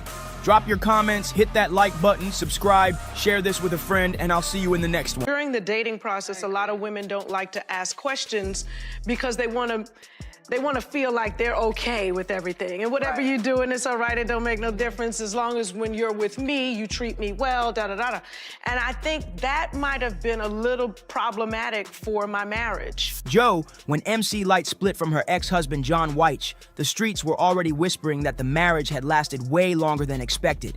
People swore their photos looked stiff, like neither of them was truly into the other. Almost like a show. Allegedly, MC Lyte and John weren't just living as husband and wife, they were living a double life. And let's be real, plenty of folks were shocked she even married a man in the first place. Some are now speculating that her sexuality might have been the real reason behind their irreconcilable differences, but hold up. There's also buzz that John couldn't keep himself in check and was allegedly stepping out on her with other women. Now, for those who don't know the backstory, MC Lyte and John met on Match.com, and by August 2017, they were saying "I do" in Jamaica. It sounded like a fairy tale, but it didn't last. Just 3 years later, in 2020, MC Lyte filed for divorce, citing irreconcilable differences. And here's the kicker. While they were technically married for 3 years, reports claim they separated after only 5 months. 5 months, and it was already falling apart. I think in the very beginning, I was very distraught. You know, I feel like there are phases whenever a relationship is ending, whether you're married or not. So it's that first phase, like, oh my God, I gotta make this work for us. Then it's like, oh my God, I gotta make it work for everybody else involved, the family, you know, if there are children, people who flew all the way to wherever to see you all get married. And then you get to a point where, like, you know what, this ain't working, it doesn't matter. And what really matters is that we both end up in a happy place. MC Lyte later opened up about the breakup, and trust me, it wasn't pretty. She admitted the process was brutal, saying at first she was completely crushed. When a marriage starts to crumble, the first instinct is to fight like crazy to save it for yourself. But then comes the pressure of everyone else watching. Imagine all the family, friends, and even fans who had seen that picture-perfect Montego Bay wedding. She felt she had to keep the illusion alive for them too.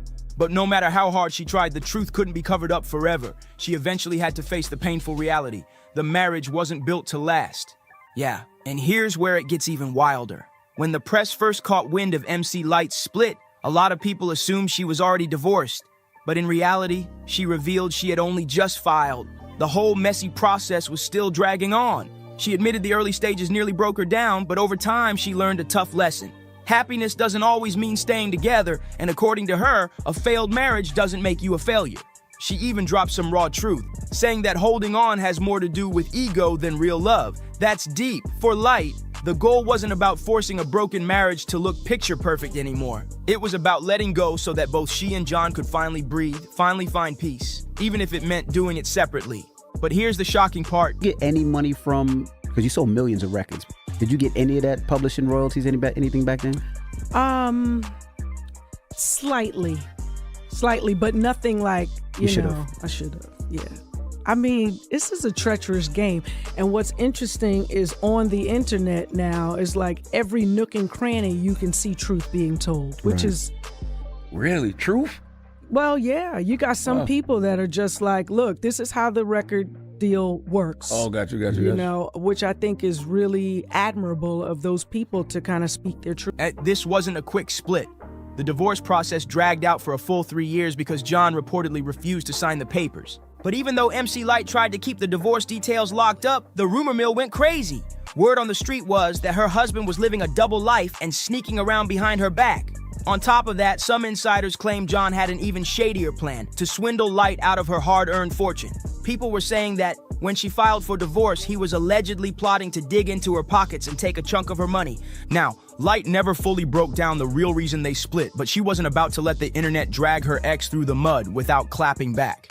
She took a moment to clear the air and shut down the most explosive rumor that John was trying to rob her blind. In a 2023 Instagram post, she made it crystal clear. Her divorce wasn't some courtroom war, and John never tried to touch her assets. She doubled down in an interview with The Breakfast Club, explaining that most of her wealth came straight from touring and that she controlled her own business. And get this, MC Lyte actually broke down how rough it was for her in the beginning, even after fame hit. She said, "When I started touring, that's when I started making money. I got a house, but without budgeting, by the time I furnished it, I had nothing left to even cover the windows." Imagine that. At night, she had to hang up sheets like curtains, and her manager would come by and just accept the scene. That's how real it was. She explained it wasn't until she went back on the road again that she could finally finish her house, and she dropped a gem for the new generation, warning that this business has wild ups and downs. The money might pour in one season, then dry up the next. Lyte said she can only hope the young artists are handling their cash wisely, because one wrong move and it's gone. And here's the jaw dropper. In that same interview, Lyte admitted that even though she sold over 1 million records, she never received the proper money she should have from publishing royalties. Now here's where MC Lyte really set the record straight. She revealed that thanks to a prenuptial agreement, she walked away from the marriage with her entire music catalog, her royalties, and all her personal assets fully intact. No mess, no courtroom tug-of-war over money. She explained it in her own words. When the divorce headlines hit, she saw all these wild stories flying around saying her ex was trying to grab her assets or that she had to fight tooth and nail to keep her catalog. But Lyte shut that all the way down. She said, "It's not that I got to keep. He was never trying to do that. We had a prenup. He's got his own stuff, and I was happy to leave it at that."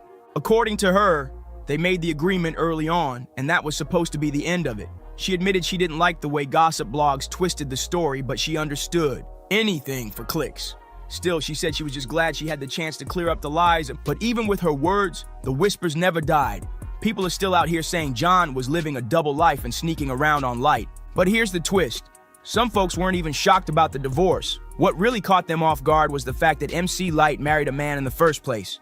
For years, whispers have followed her, with rumors swirling that she might be bi at the very least, and the streets have long speculated about a secret romance between her and Queen Latifah. These two have always been inseparable, and Lyte has admitted that their bond runs deep, built on transparency, trust, and the freedom to say anything without ever worrying about being misunderstood. That's not the kind of connection you see every day, and it fueled even more talk about what might have really been going on behind the scenes. Lyte herself has openly praised Latifah, calling her "my sister, the queen," and giving her credit for reshaping the entire game for women in hip-hop. She said Latifah changed the way every female MC approached business and forced the industry to respect their value. And in an interview with Essence, Lyte reflected on their early days together, saying Queen Latifah stood out right from the very beginning. In her own words, MC Lyte admitted that from the very beginning, she and Queen Latifah were inseparable. She described Latifah as vibrant, fearless, and completely free as an artist, a spirit she credited to Latifah's mother, who gave her the wings to fly. But let's be real, that closeness only added fuel to the fire, with people insisting there had to be something more intimate going on between them. And let's not forget, Queen Latifah's sexuality has always been a hot topic in Hollywood. One of the biggest sparks came from her breakout role in the classic film Set It Off. Latifah played a tough, masculine character, a lesbian bank robber. And she embodied that role so convincingly that people began to blur the line between her acting and her real life. The performance was so powerful, it left fans convinced she was basically playing herself, and the whispers about her private life exploded. But here's the kicker. In the early stages of her career, Latifah never addressed those sexuality rumors head-on, and that silence only fanned the flames. For years, people speculated about whether her bond with MC Lyte was purely sisterhood or something deeper behind closed doors. Both women have been asked about it directly, and Lyte finally spoke up in a 2024 Breakfast Club interview. She made it clear that their relationship is built on transparency, trust, and genuine care, no blurred lines. She even shut down the whispers once and for all, saying those romance rumors never were, never was right. MC Lyte admitted that at first the whispers about her sexuality did get under her skin. She said it bothered her to constantly hear people speculating about who she really was, but eventually she learned to shrug it off. Her mindset became, okay, that's how you want to see me? Fine. But that's not all of who I am. She acknowledged that yes, certain things in her life may have fueled people's assumptions, but she insisted it was unfair to let those rumors define her. According to Lyte, Being young in the industry meant always being shoved into boxes and labels that made other people comfortable, not ones that told the truth about who you actually are. So many artists, she explained, end up stuck living under false expectations created by the public's imagination. Light also revealed that people often doubted she could look the way she did, polished, strong, and stylish, and still genuinely be interested in men. She admitted that those judgments stung, but she stood her ground, explaining that she was actually more traditional than anyone ever guessed. She said her choice to get married wasn't a publicity stunt or an image play. It came from a deep-rooted belief in the sanctity of marriage and true partnership. And that's why, when the union collapsed, it was devastating for her. The way she described it made one thing clear: behind the powerful MC Light image. At the end of the day, MC Light wasn't just an icon. She was a woman who wanted real love and stability, even if it meant fighting back against the labels people tried to stick on her. And while everyone always brings up Queen Latifah, there's also been long-standing chatter about her and Jada Pinkett Smith. Yes, that Jada, the streets have whispered about a possible spark between them for years, though nothing has ever been confirmed. But fast forward to today, and Light's love life looks very different. She went public with tech industry professional Aaron Johnson in early 2023. And this wasn't a soft launch, it was a hard launch. Insiders even claimed Light believes she manifested him by becoming the best version of herself, calling him a reflection of her personal growth. She hasn't held back either, openly admitting that she's in love. Now, don't expect a wedding to pop up overnight. Light has been clear that both she and Johnson have already walked down the aisle once before and both know the pain of divorce. Because of that, they're moving with patience. Still, she admitted marriage is definitely on the table, just not something they're rushing headfirst into this time. And here's where fans had to clutch their pearls. Now, remember her 1993 hit Roughneck, where she glorified the hardcore bad boys? Well, Aaron Johnson is the total opposite. No street tough bravado, no rough edges, just a clean-cut professional who Light says matches her energy in ways those roughnecks never could. Her family was reportedly stunned when they first met Aaron Johnson. They called him a ray of sunshine and the complete opposite of the men she used to date. Light even admitted she had to adjust to being with someone so different, but eventually, she started loving that softer, calmer side of life. In her own words, being with him made everything feel right on the inside. And the wild part is, he felt the same way about her. But here's where things get messy. No one's sure if they're still together. Light has quietly deleted a lot of their photos from Instagram, and that has fans raising eyebrows. To make things even spicier, over the last couple of months, people have been speaking louder than ever, saying she should stop hiding and just be true to herself. At this point, the real question is, who was really living a double life? Was it her ex-husband all along? Or was Light herself keeping secrets? You tell me what you think in the comments below. And don't forget to like, subscribe, share, and I'll see you on the next one. I never ask for money. I don't do interviews just saying, hey, Jay-Z, give me your money, or I'm coming at the Jay-Z for his money. I never did that. I'm not that type of person. I'm not trying to make nobody seem like a bad person or nothing. I'm just really coming out here for the truth. I don't want no money or anything. I wasn't looking for none of that. I just want to know the truth. And if I can't go to the courts and get the truth, like, what is it really? Why are you? What is it?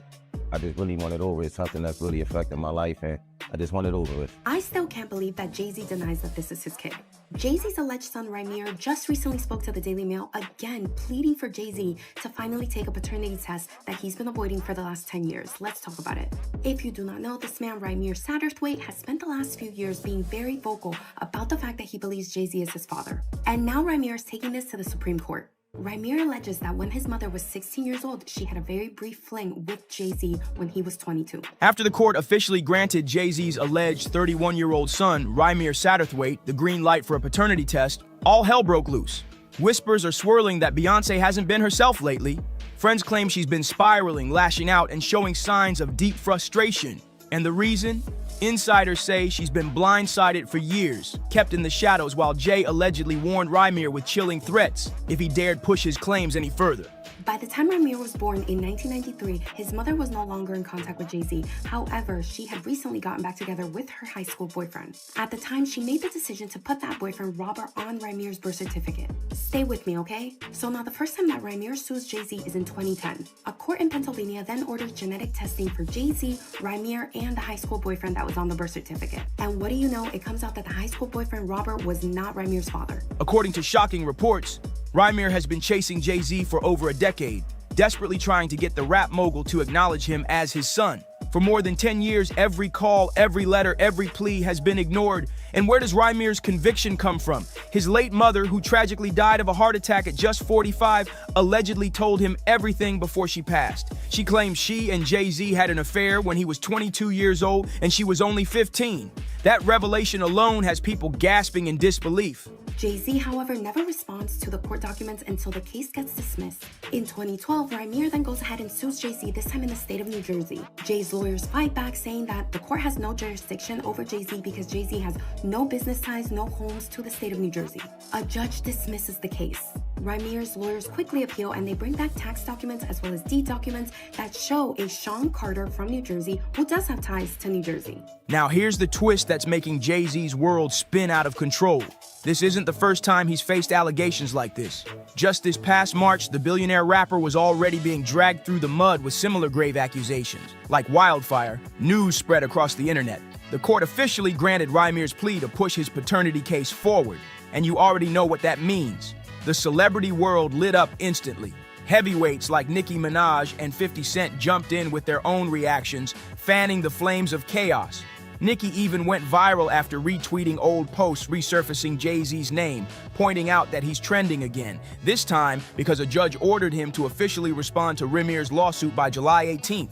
Jay's attorney tells the court that she initially misspoke when she said that he had no ties to the state of New Jersey because she truly did believe that he only lived in New York City. However, they fight back and say, well, there's no proof that the Sean Carter in those tax documents is actually Jay-Z. So crazy to say, but that works, and they dismiss the case again. Now the NAACP and the ACLU are fighting on Rymeer's behalf. Rymeer then sues Jay-Z again in 2014, and it is dismissed again on the same basis that they can't prove that the Sean Carter in those documents is Jay-Z. Now here's where it gets juicy. Nicki didn't just retweet, she added her own cryptic words, "Glory to God." Fans couldn't help but read between the lines, wondering if she was taking a direct shot at Jay-Z himself. And of course, 50 Cent was right there enjoying the mess, because let's be real, he's had a long-standing grudge against Jay for years. Their beef has always been about more than just music. It's about dominance, respect, and who really owns the crown when it comes to legendary beats. Still, in typical 50 fashion, some insiders say it's nothing personal. He just loves stirring the pot and making fun of whoever's in the spotlight. Now Rymeer is taking this to the New Jersey Supreme Court, and he's asking that all documents be unsealed all the way back to 2012. And he's asking Jay-Z to just take the test. In 2016, right before her death, his mother Wanda actually made a public statement saying that she supports Rymeer and that Jay-Z was actually his father. Rymeer has claimed time and time again that he's not looking for anything except validation and the truth. And if you thought this case was just between Jay-Z and Rymeer, think again, because now Beyoncé's name is getting dragged straight into the chaos. Fans are buzzing that she's been spotted looking tense and distant at recent outings, fueling whispers that the queen herself might be questioning everything behind closed doors. Some insiders even claim she's furious that a decades-old secret is exploding now, right when she's supposed to be focused on her empire and legacy. The new lawsuit coming with Jay, the part with Jay. I go, oh shoot, like that had to be there. We getting tighter, you know what I'm saying? And united we stand. And ain't nothing else. Black excellence, they're sitting there like, yeah. The billionaire brush, like, I hate you, man. Unaware of anything going on here. This is the one time I'm gonna be with you this year. Yeah. Meanwhile, social media has turned this entire scandal into an arena. People are posting side-by-side photos of Jay-Z and Rymeer, pointing out striking resemblances, the nose, the jawline, even the smirk. And the comments are going crazy. Others are demanding to know why it's taken 31 years for the truth to finally be tested, with some accusing Jay of using his billions to bury the story for decades. And here's the kicker. Legal experts are warning that if Jay-Z refuses the test or drags this case out any longer, it could explode into an even bigger PR nightmare. One that money and influence can't simply silence. The whole world is watching, and every move he makes is under the microscope. It don't matter if you Diddy or whoever you is, TG Jakes, any of them, all lies will be exposed. That's all. But Nicki Minaj's smoke with Jay-Z runs way deeper than just retweets and cryptic comments. Her story goes all the way back to when she first signed with his Roc Nation label, and according to her, things got messy, real messy. She's allegedly claiming that Jay-Z defrauded her out of a massive bag, and trust me, she hasn't let it slide to this very day. In fact, Nicki recently doubled down in a tweet that sent the internet into a frenzy. She wrote that she's planning to use some of the money Jay-Z still owes her to put her beloved Barbs through college, covering tuition, paying off their loans, and wiping out school debt like a boss. She even put a number on it, claiming the bill is sitting somewhere between $100 to $200 million and counting. Nicki then fired off a direct shot, calling on Jay to finally settle this karmic debt, warning that it's only stacking more interest with time. But here's the wildest twist. After dragging him in public, Nicki still called Jay-Z one of her top 5 rappers of all time. Fans were shook at the contradiction, with some saying it's shade, others calling it respect, and many claiming it's just Nicki's way of keeping the pressure on while making sure the world knows Hov can't escape the heat. Nicki Minaj wasn't the only one stirring the pot. Other voices jumped in too. Choke No Joke and Hype Plus even reposted 50 Cent's message, adding their own explosive commentary that had the internet shaking. One of them declared, "Now I see exactly how they're taking Jay-Z off the chessboard. Genius move, call it checkmate. Jay, your goose is cooked." The word spread like wildfire, with fans claiming this could be the final straw that shatters his untouchable image once and for all. They went even further, predicting that this scandal could cost Jay-Z his most powerful gigs, including his high-profile Super Bowl connections. The warning was clear: once those paternity results come back, it won't just be about money, it'll be about legacy, reputation, and the empire he's built crumbling before the world's eyes. And the whispers don't stop there. Rumors are flying that Diddy himself might be the one feeding the fire, leaking Jay's deepest secrets out of spite. With all eyes locked on the court, critics are already quoting Maury-style lines, saying the outcome is inevitable. You are the father. People are already saying Rock Nation could be crumbling to the ground. So happy Father's Day, buddy, one critic mocked as the paternity scandal explodes. And the heat just turned all the way up, because fresh reports claim Beyoncé herself might be preparing to walk away, right as Rymir scored a major legal win that secured him the right to a paternity test. The timing is brutal, and fans can't stop speculating if Queen Bey has finally had enough of standing in the shadows of her husband's never-ending controversies. For years, insiders claim Jay-Z used every tactic imaginable to quietly push Rymir aside, hoping the whispers would fade and the story would die. But instead of backing down, Rymir kept swinging, refusing to give up his fight for recognition. And now, with the court finally in his corner, it looks like his persistence is paying off in a way that could shake Jay-Z's dynasty forever. Contrary to what some might think, Rymir isn't chasing Jay-Z's billions through this lawsuit. He's fighting for something far bigger: the truth. He just wants acknowledgement, and his family is standing strong beside him, backing every move he makes. But while he pushes forward, the fallout behind the scenes is getting explosive. Insiders are now whispering that Beyoncé is so shaken by these latest developments, she's even considering delaying the release of her tell-all memoir, a project she's quietly been working on for years. For over a decade, Bey has been documenting everything: her rise to fame, her personal struggles, and yes, her marriage to Jay-Z. This memoir was supposed to finally reveal her truth on her own terms, but now it seems the scandal might force her to rewrite the narrative entirely. And the bombshells inside? They're jaw-dropping. Sources claim she's included details about Jay-Z's rumored infidelity, the infamous elevator fight with Solange, and now the shocking allegations of a secret child.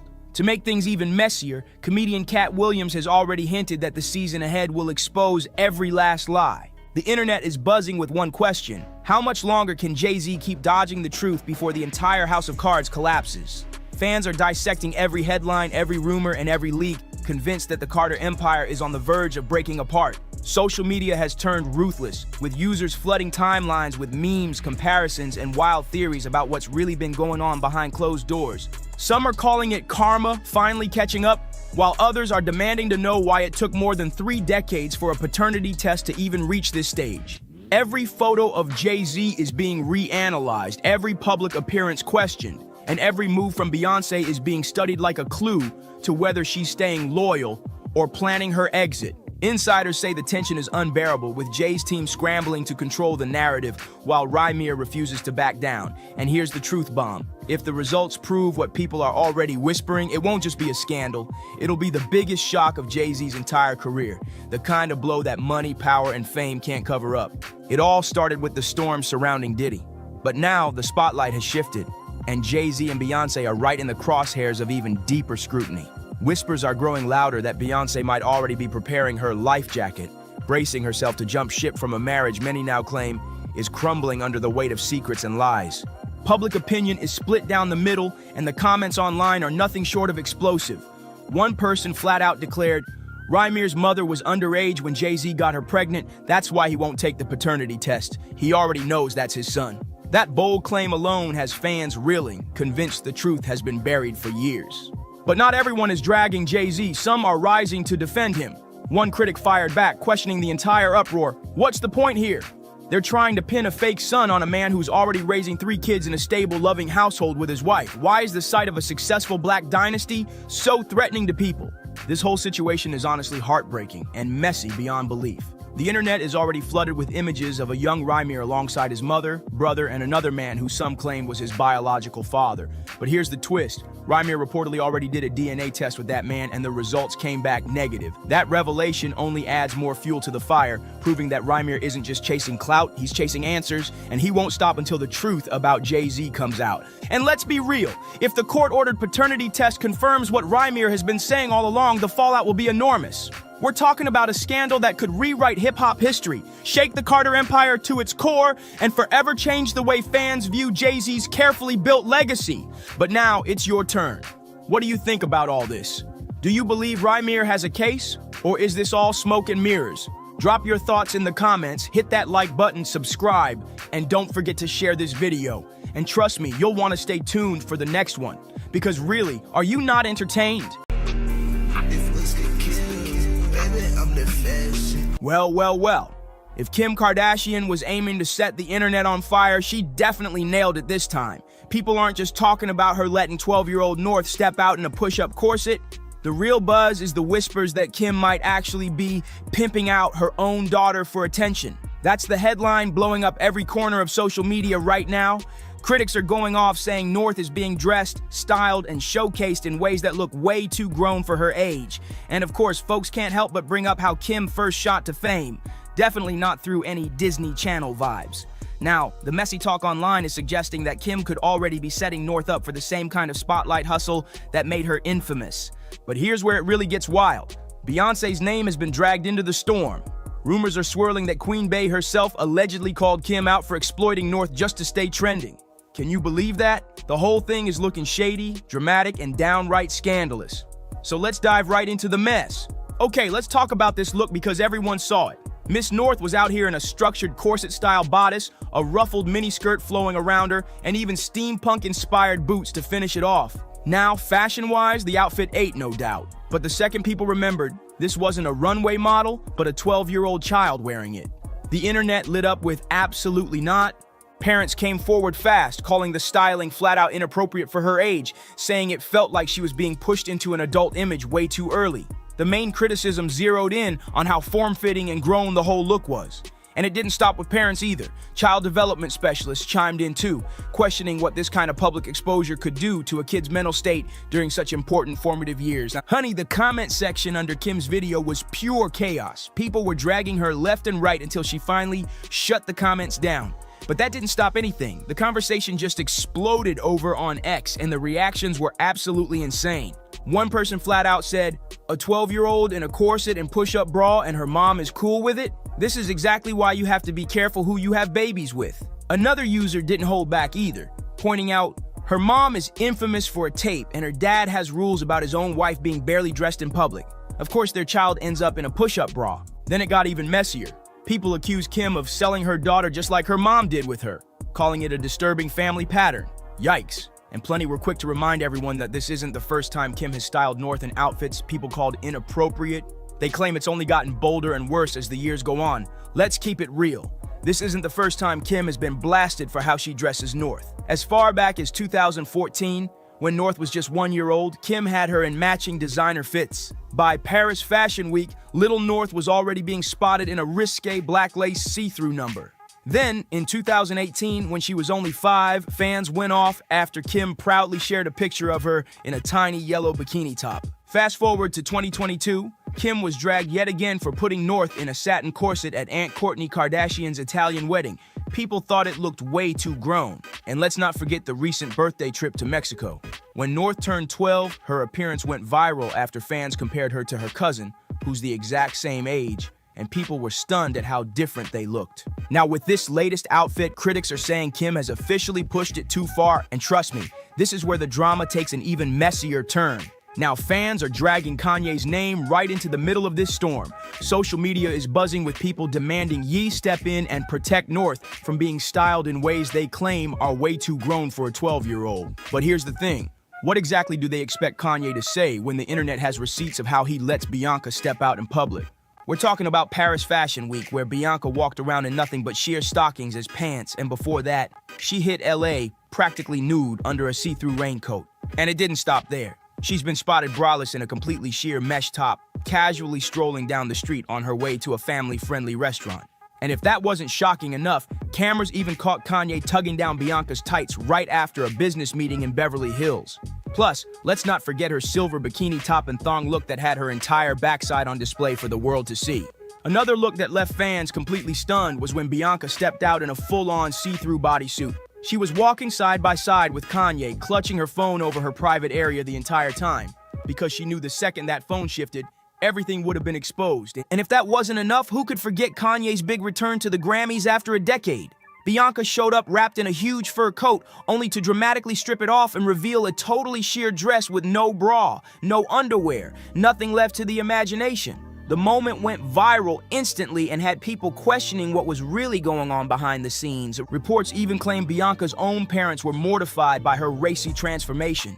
One insider spilled that her family is deeply distressed, saying they don't even recognize her anymore, and insisting she would never dress this way unless she was being controlled. Allegedly, things have gotten so intense that some of Bianca's loved ones actually staged an intervention over Kanye's controlling behavior.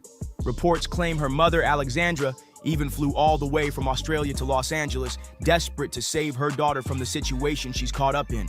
That's how serious it's gotten. And when it comes to Bianca's father, another insider says Leo is fed up and wants a face-to-face with Kanye himself. He allegedly wants to sit him down and ask, point blank, "What the hell are you thinking parading my daughter around like some half-naked trophy?" According to sources, he's furious and ready to call Kanye out directly. Leo even posed the ultimate question. What would Kanye do if daughters north of Chicago were ever put out in public, half-dressed by their own husbands? Everyone knows Ye would never stand for that, which is why her family feels it makes zero sense that he's encouraging this for his wife. So maybe, just maybe, Kanye isn't the one folks should be tagging to step in here. Okay, let's keep it real. Yes, Bianca is a grown woman, and what she chooses to wear is ultimately her business. But North? That's a whole different story. The issue here isn't just fashion. It's about childhood innocence, boundaries, and what happens when a kid is pushed into the spotlight way too soon. People aren't just worried about outfits. They're worried about the long-term impact of growing up branded as a spectacle. And here's where it gets explosive. Rumor has it that even Beyoncé allegedly has something to say about this. Whispers claim Queen Bey is not here for Kim's styling choices at all, with some insiders suggesting she feels Kim is basically pimping out her own daughter by putting her in these grown-up looks and parading her everywhere. Allegedly, Beyoncé is siding with critics who insist North deserves the chance to just be a kid, instead of being packaged and styled like a mini celebrity at every turn. And with North now gaining a massive following of her own, the idea that Beyoncé's name is being attached to this drama, oh, that takes the debate to a whole new level. And if Beyoncé's name being tied to this wasn't enough, the internet is now spinning with even wilder claims. Some fans are convinced that this tension between Kim and Bey isn't new at all, that it's just another chapter in their long, complicated history. People are saying Beyoncé has always kept her distance from Kim because she never respected the way the Kardashians chase fame, and this North situation is only proving her right. The chatter online is brutal. Folks are writing things like, "This is why Beyoncé never wanted Kim in her inner circle," while others argue Kim is purposely using North's growing popularity to compete with Blue Ivy, who's been shining more and more alongside her mom. Imagine that. People are actually framing this as a low-key battle of the kids between North and Blue. And of course, that kind of speculation only makes the drama messier. The idea that Kim could be styling her daughter to rival Beyoncé's is fueling fans to dig even deeper. If Beyoncé truly feels this way, then the pressure on Kim to switch up how she's handling North's image could skyrocket overnight. Fans are quick to point out that Bey, being a fiercely protective mom, would never put Blue Ivy in the same situations. And that's exactly why these alleged comments are hitting such a nerve online. But wait, let's not act like Beyoncé hasn't faced her own backlash too. Just the other day, people were accusing her and Jay-Z of over-sexualizing Blue by letting her step out in a strapless gown with full glam makeup. Critics were claiming that the look made her appear like a 17 or 18-year-old instead of a child. The argument? Just because a celebrity kid can dress like an adult doesn't mean they're ready to be seen or treated like one. Some fans even warned that by getting applause for looking so grown at such a young age, Blue might be picking up the wrong message, that being worthy equals being sexy in the eyes of others. And with that, the tables turned. Suddenly, people were saying maybe Beyonce should sit this one out before throwing shade at Kim.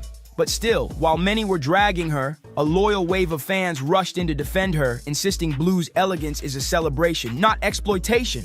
And that's where the whole debate takes a sharp turn, because now it's not just Kim being dragged, Beyonce is getting pulled into the fire too. Social media is split down the middle, with some saying Beyonce has no business calling out Kim when Blue Ivy has also been dressed in ways critics call too mature. Others are fighting back, arguing that the two situations are completely different, and that Kim is blatantly chasing clout off North while Beyonce is simply letting Blue shine alongside her mom. But the fan wars online, they're ruthless. Timelines are full of posts like, Kim is pimping her child, Beyonce is empowering hers, while others clap back with, y'all are just blinded because Beyonce is Beyonce. If Kim did the same thing, you'd crucify her. The comments are going viral, with whole threads turning into battlefield-style arguments between the Hive and the Kardashian supporters. What's even crazier is that some are spinning it into a power play, saying this isn't just about kids' fashion. It's about who controls the narrative of the next generation of celebrity royalty. North versus Blue, Kardashian Empire versus Carter Dynasty, and trust me, that's the kind of headline that won't die down anytime soon. One commenter fired back saying, "What is wrong with all of you? She no longer has the body of a child, she's becoming a young woman, and of course she wants to look that way rather than like a little girl. That's nature. Why do you all choose to sexualize her and shame her for just growing up? This kind of judgment doesn't exist for boys or men. It's misogyny, pure and simple. Leave her alone."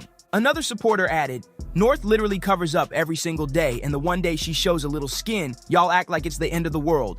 And then there were fans clapping back with, "There's nothing wrong with what she has on. What do y'all expect kids to dress like nuns?" At the end of the day, the argument boils down to one explosive question. Is Kim simply letting North express herself? Or is she knowingly setting her daughter up to repeat the same kind of scandal-driven spotlight that once built her own empire? With Beyonce's alleged disapproval hanging heavy and fans relentlessly questioning Kim's every parenting move, the scrutiny is only intensifying. So now, here's the real question. Is Kim pimping North out for clout, or are people reading way too much into it? Drop your thoughts in the comments below. Don't forget to like, share, and subscribe, and I'll catch you on the next one. It's very moments, right? I know it was no. I know that it was no touching. I know that it was no kissing. Same thing I said about the other chick. Oh, he be at my bar. The world keep looking for a reason to break my family up. Stop it. Stop it. Stop it. Enough is enough. I am sick of it. Let it be one family that sticks together. Let it be one couple that makes it. Put some respect on my name and on the Harris name. You gotta stop it. Stop playing with me. And I'm not gonna say it again. What is even happening right now? This whole thing is giving straight Tyler Perry vibes, messy, dramatic, and full of twists nobody saw coming. Queen Wanda Smith Harris, her longtime man Mendeecees, and wait for it, Tamar Braxton are all tangled up in a scandal that's shaking the internet.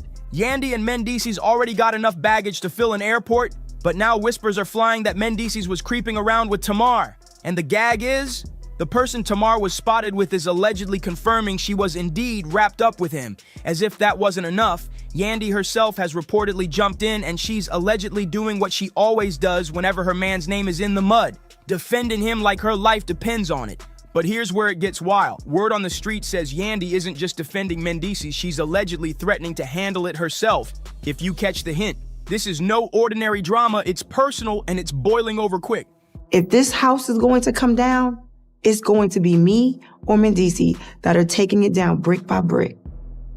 That's it. Nobody else can do it. Now, let's rewind for a second. Yandy and Mendeecees go way back to 2006, and they finally tied the knot in 2015. They share 2 kids together, Omer and Skylar, while Mendeecees has 2 more from past relationships. But besides kids and marriage, there's one thing this couple has always had in common: drama. And not just any drama. We're talking about constant cheating scandals that just won't stop haunting them. Everybody in Atlanta and everybody knows it. You're not going to talk to him like that. But I am. And what are you going to do to us? And what are you going to do? You're not going to talk to us. Don't play with me. Don't play with him. Don't play with me with him.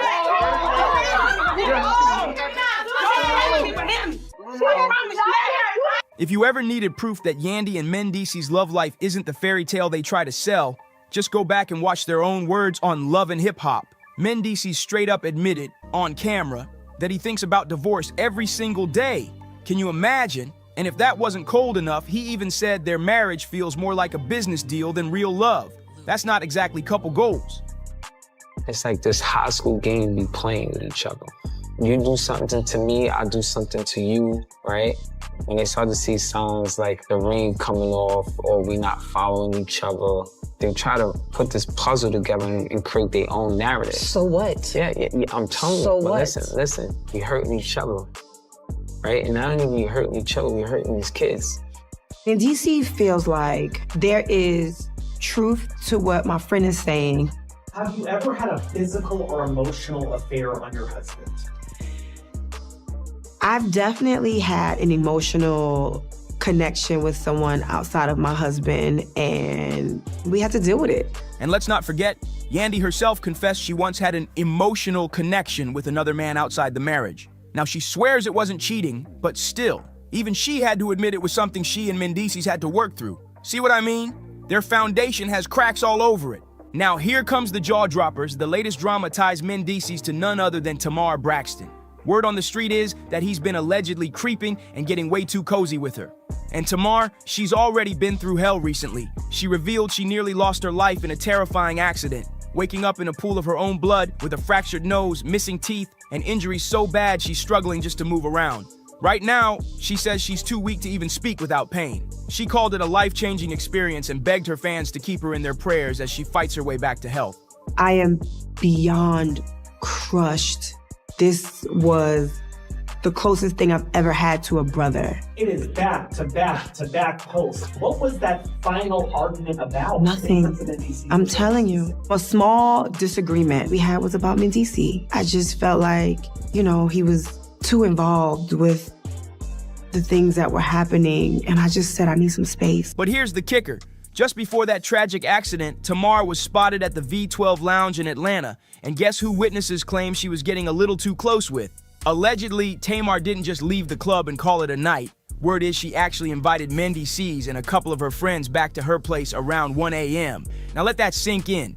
Tamar's out here asking fans to keep her lifted in prayer while she recovers from a near-death health scare, and meanwhile, Mendeecees is already fighting off non-stop cheating rumors with Yandy. Put those two narratives together, and you can see why the streets are in overdrive with this one. Tell you something, Yandy ain't exciting him no more.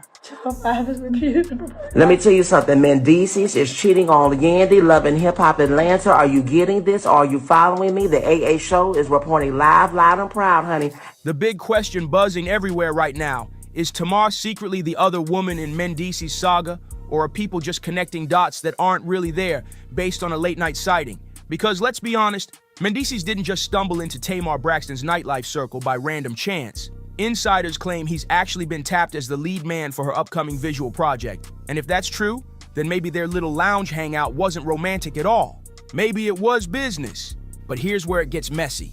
Business meetings usually don't wrap up at 1 o'clock in the morning, followed by an invite back to somebody's house. That's the part fueling all the speculation, making folks wonder if this partnership is mixing a little business with a whole lot of pleasure. Well, I was talking to my niece the other day. And... Oh my gosh, why do you look like you want to cry? What is wrong? My niece told me that she was at a club and Mendeecees tried to holler at her. When? A couple months ago. I know he found her on Instagram and I had her send me the snapshots. This is DM? Tell me the name, because I'm in his DM. Robin. And then comes the wildest rumor of them all. Some people are even whispering that Yandy herself might have had a hand in Tamar's accident, while others say it was the ancestors sending a warning. So here's the thing. Tamar and Mendices haven't confirmed a collab at all, which leaves fans spinning wild theories. Was this all business, or is there something sneaky happening behind the curtain? And honestly, with how messy the last few months have been, nobody would be shocked if there was more going on. Both Yandy and Mendices have been drowning in cheating scandals non-stop, and the timing couldn't look worse. Just days ago, Yandy's former best friend and hairstylist, Bryant Jameson, lit Instagram on fire when he accused her of cheating on Mendices. He claimed Yandy used a trip to London as the perfect cover-up for her secret fling, and when fans pressed Yandy about it, she admitted the accusations crushed her. But Bryant wasn't backing down. He doubled down and said Yandy was having an affair with a fitness trainer. And when Yandy's supporters tried to drag him, he refused to fold. Try again, mother. It's been a hot topic about Mendices and I for some time now, and I'm sick of it. This is not a marriage for your clickbait. This is not a marriage that you can tear down simply because you thought you had me caught in a DM, or you thought him had him caught in a DM. So next time you think that you're gonna turn my household up and down, think again. According to Bryant, Yandy actually wrecked his own romantic relationship by refusing to clear her name. See, he claimed she booked a hotel room under his name for her alleged meetup, and when his ex saw it, she thought he was the one cheating. And when Yandy never stepped up to set the record straight, Bryant said he wanted revenge. To make things even hotter, the man in question, a trainer named Michael, decided to speak up himself. He hopped on Instagram stories and dropped a message saying he wanted to set the record straight out of respect for everyone involved. She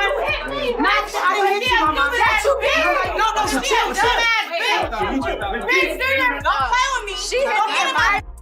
And I'll beat your ass. Don't ever get my face again, bitch. Take your asses inside. Michael finally broke his silence, and when he spoke, whew, it shook the room. He posted, "I've stayed silent as the internet did what it does." But to be clear, yes, I was involved with Wanda Smith. And it wasn't just a one-time situation, and it happened over a period of time. I'm not here to argue, defend, or point fingers. I take responsibility for my part, and moving forward, I won't be speaking on this again. Respectfully, let's all move on. Girl, that confession had the blogs working overtime. It wasn't just rumors anymore. The trainer himself admitted there was more than friendship between him and Yandy. And just like that, the internet exploded with receipts, side eyes, and non-stop commentary. But while Yandy's name is now in the mud, let's not forget, Mendices has been the king of cheating chatter for years. Compared to him, Yandy's little scandals barely scratch the surface. Her emotional connection on Love and Hip Hop and these recent trainer allegations? Child, that's a drizzle. Meanwhile, Mendices has been drenched in back-to-back storms of drama. We're talking DM leaks, late-night sightings, random women stepping forward with their own stories, and even his own castmates tossing shade. It's been endless, and let's be real, the streets don't forget.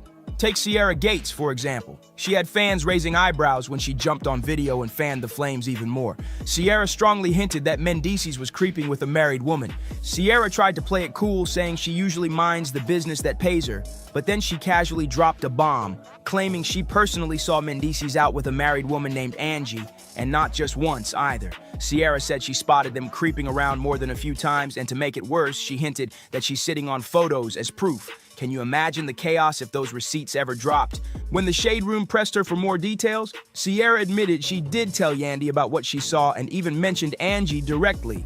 But here's the twist. After that, she went quiet. She never mentioned Angie's name again, never took back the allegations, and never shared how Yandy reacted to the news. Instead, she brushed it off, saying the whole situation reminded her why she prefers sticking with family, her husband, and solo time, rather than getting dragged into messy IG party drama. Later, Sierra explained she's been focused on her own business ventures and slipped when someone got under her skin. She admitted the video wasn't her finest moment and doesn't reflect the woman she's trying to become. But still, once the internet has the tea, you can't just take it back. And if that wasn't enough heat, Alexis Sky and her friend poured gasoline on the fire during an Instagram live.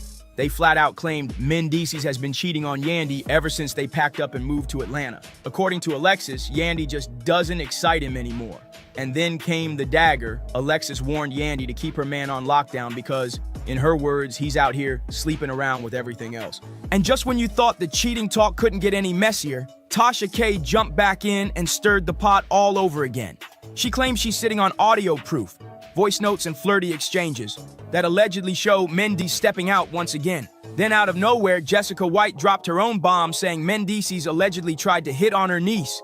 The nerve of that allegation had people clutching their pearl. So yeah, the cheating scandals just don't stop. Over the years, and especially these last few months, Mendeecees' name has been dragged through the mud more times than anyone can count. But you know what's even wilder? The way Yandy defends him every single time. Take Jessica White's accusation, for example. Instead of even considering that there might be truth in it, Yandy immediately jumped in and flipped the whole story upside down. She said those DMS weren't from Mendeecees at all. They were from her. Can you believe that? That's how far she's willing to go to protect her man, taking the fall herself, just so the spotlight slides off him. Yandy has built a pattern: deny, deflect, defend. Every time another scandal pops up, she brushes it off, takes the blame, and keeps pushing the narrative of a happy marriage. She even told the world flat out that people are just trying to break up what she and Mendeecees have.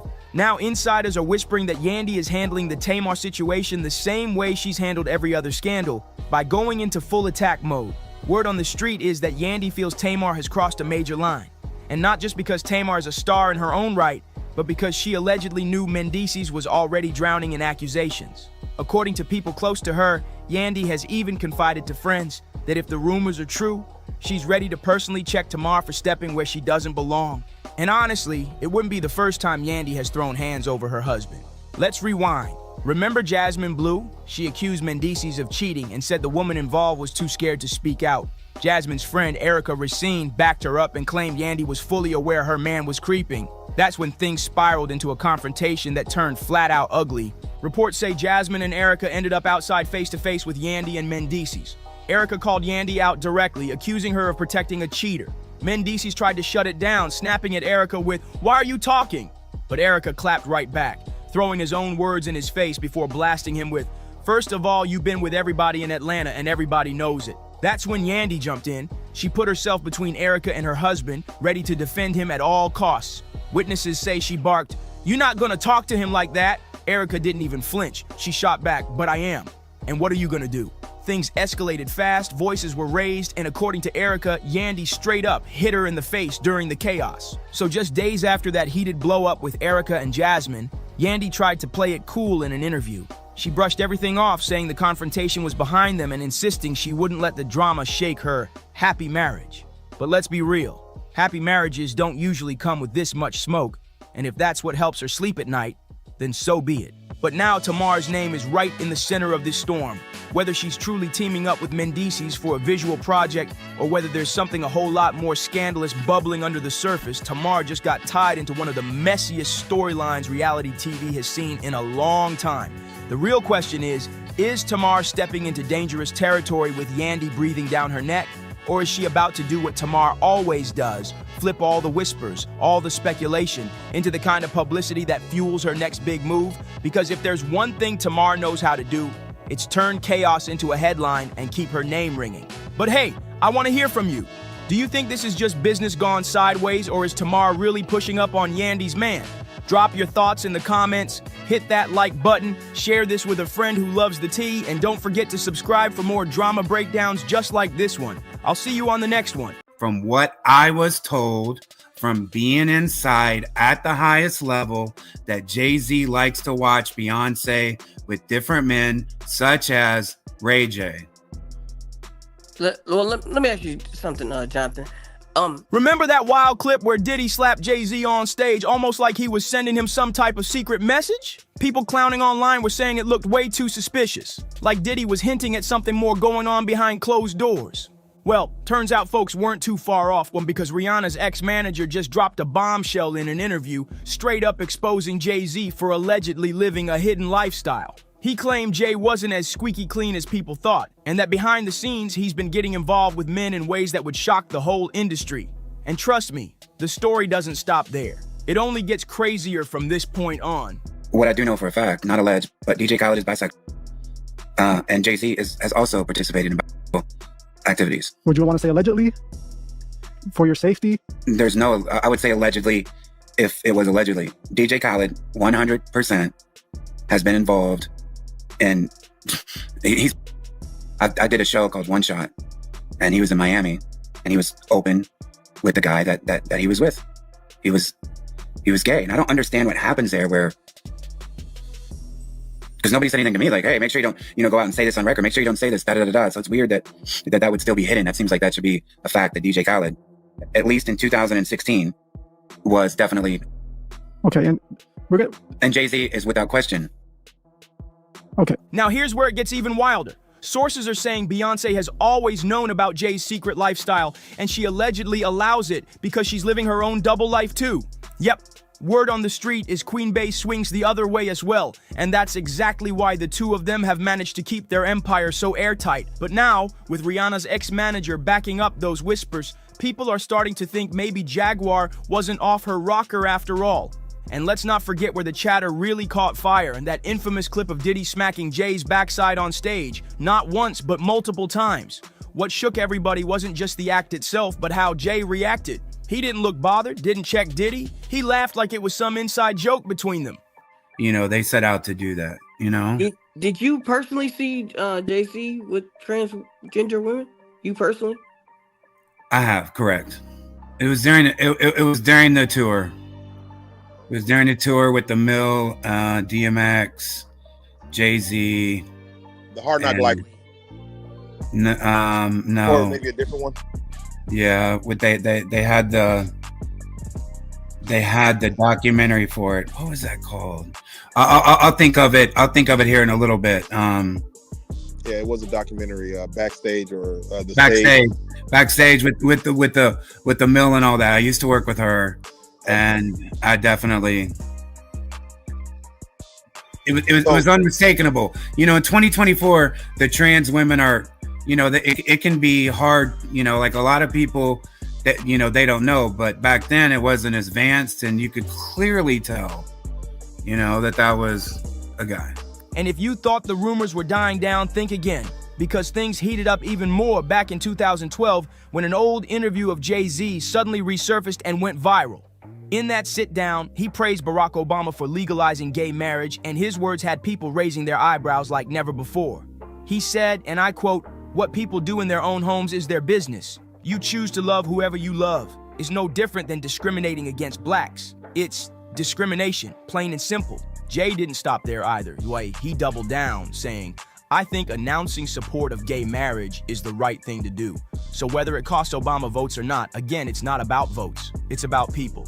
It's the right thing to do as a human being." Cuckold, right? He likes to watch Beyonce with other men.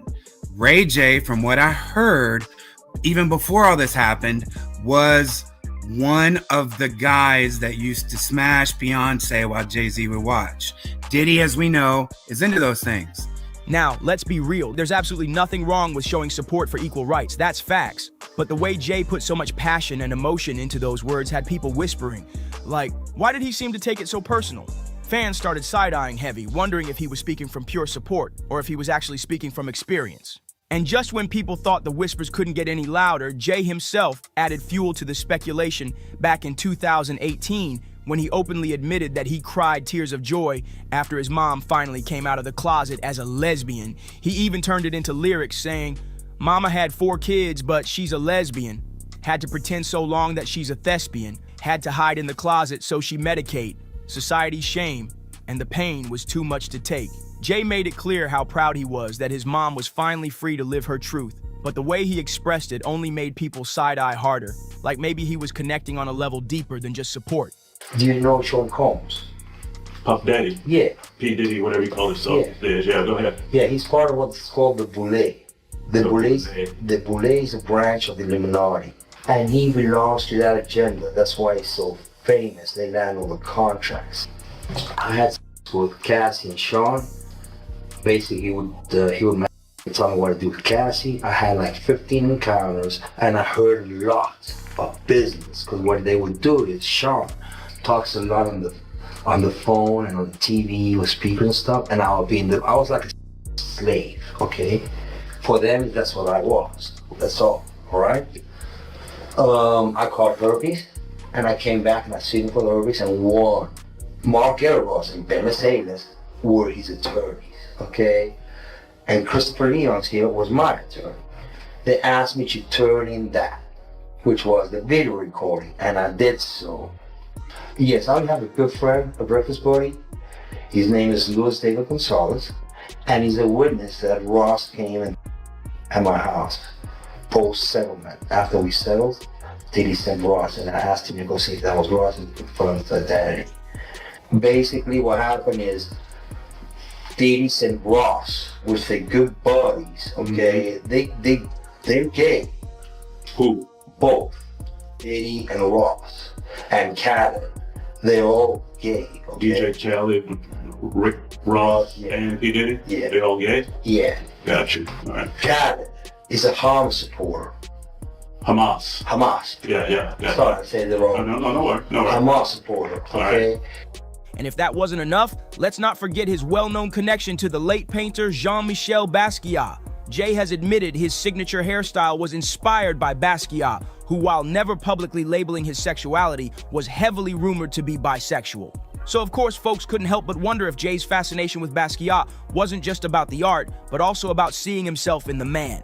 There are plenty of photos floating online showing Basquiat looking extra cozy with men, sparking endless speculation about his love life and who he was really into. And here's where it gets interesting. Jay didn't just admire Basquiat from afar, he literally dropped a staggering $4.2 million in 2013 on one of Basquiat's paintings. That's not just respect for the art, that's an obsession. And if you think that's all, nope. Jay has name-dropped Basquiat in multiple tracks, like when he rapped, "Yellow Basquiat in my kitchen corner. Go ahead, lean on that blue, you own it. I'm the new Jean-Michel, inspired by Basquiat. My chariot's on fire. Everybody took shots, hit my body up, I'm tired." Those lyrics made fans stop and wonder if Jay wasn't just inspired by the artist's genius, but maybe also by his rumored sexuality. And just when the DL whispers couldn't get any louder, Rihanna's former publicist, Jonathan Hay, entered the conversation. And what he revealed about Jay's private life, whew, it sent shockwaves through the industry. Jonathan Hay didn't hold back one bit. He flat out said that back when he was managing Rihanna, he personally witnessed some shocking things involving Jay-Z and DJ Khaled. According to him, everybody behind the scenes already knew about the down-low activities, and he honestly thought Jay and Khaled would have come out by now since it was such an open secret in the industry. But then he dropped an even bigger bomb, claiming he once saw Jay straight up getting intimate with a trans woman, and Jay knew exactly who she was. And here's the kicker. All of this allegedly went down while he was already married to Beyonce. And just when you thought it couldn't get any messier, Jonathan said Jay was hosting wild freak-off sessions, the same type of parties people accused Diddy of having with Cassie. The claims were that Jay would allegedly invite other men into the bedroom, with Beyonce right there in the mix. And once that bombshell started circulating, the internet went into full meltdown mode. Fans were torn. Some people were calling Jonathan Hay a clout chaser who's just trying to stir the pot years later, but others were saying his story lines up with everything folks have been whispering about Jay and Beyonce for years. What really caught attention, though, was how eerily similar his claims sounded to all the stuff Jaguar Wright has been shouting from the rooftops. From the freak-off sessions to Beyonce supposedly being okay with it all because she's living her own double life. Suddenly, people started connecting dots that they had brushed off before. Like why Jay and Bey seem so untouchable in the industry, or why scandals around them never seem to stick for long. And here's the wild part. Some fans are even speculating that the Carters' marriage itself is more of a business empire than a love story, built on agreements and secrets that keep them both protected. Whether true or not, one thing's clear. Jonathan's words poured gasoline on a fire that was already burning hot, and now everybody's watching to see what receipts might surface next. And here's where the story takes a turn nobody saw coming. Jonathan even claimed that one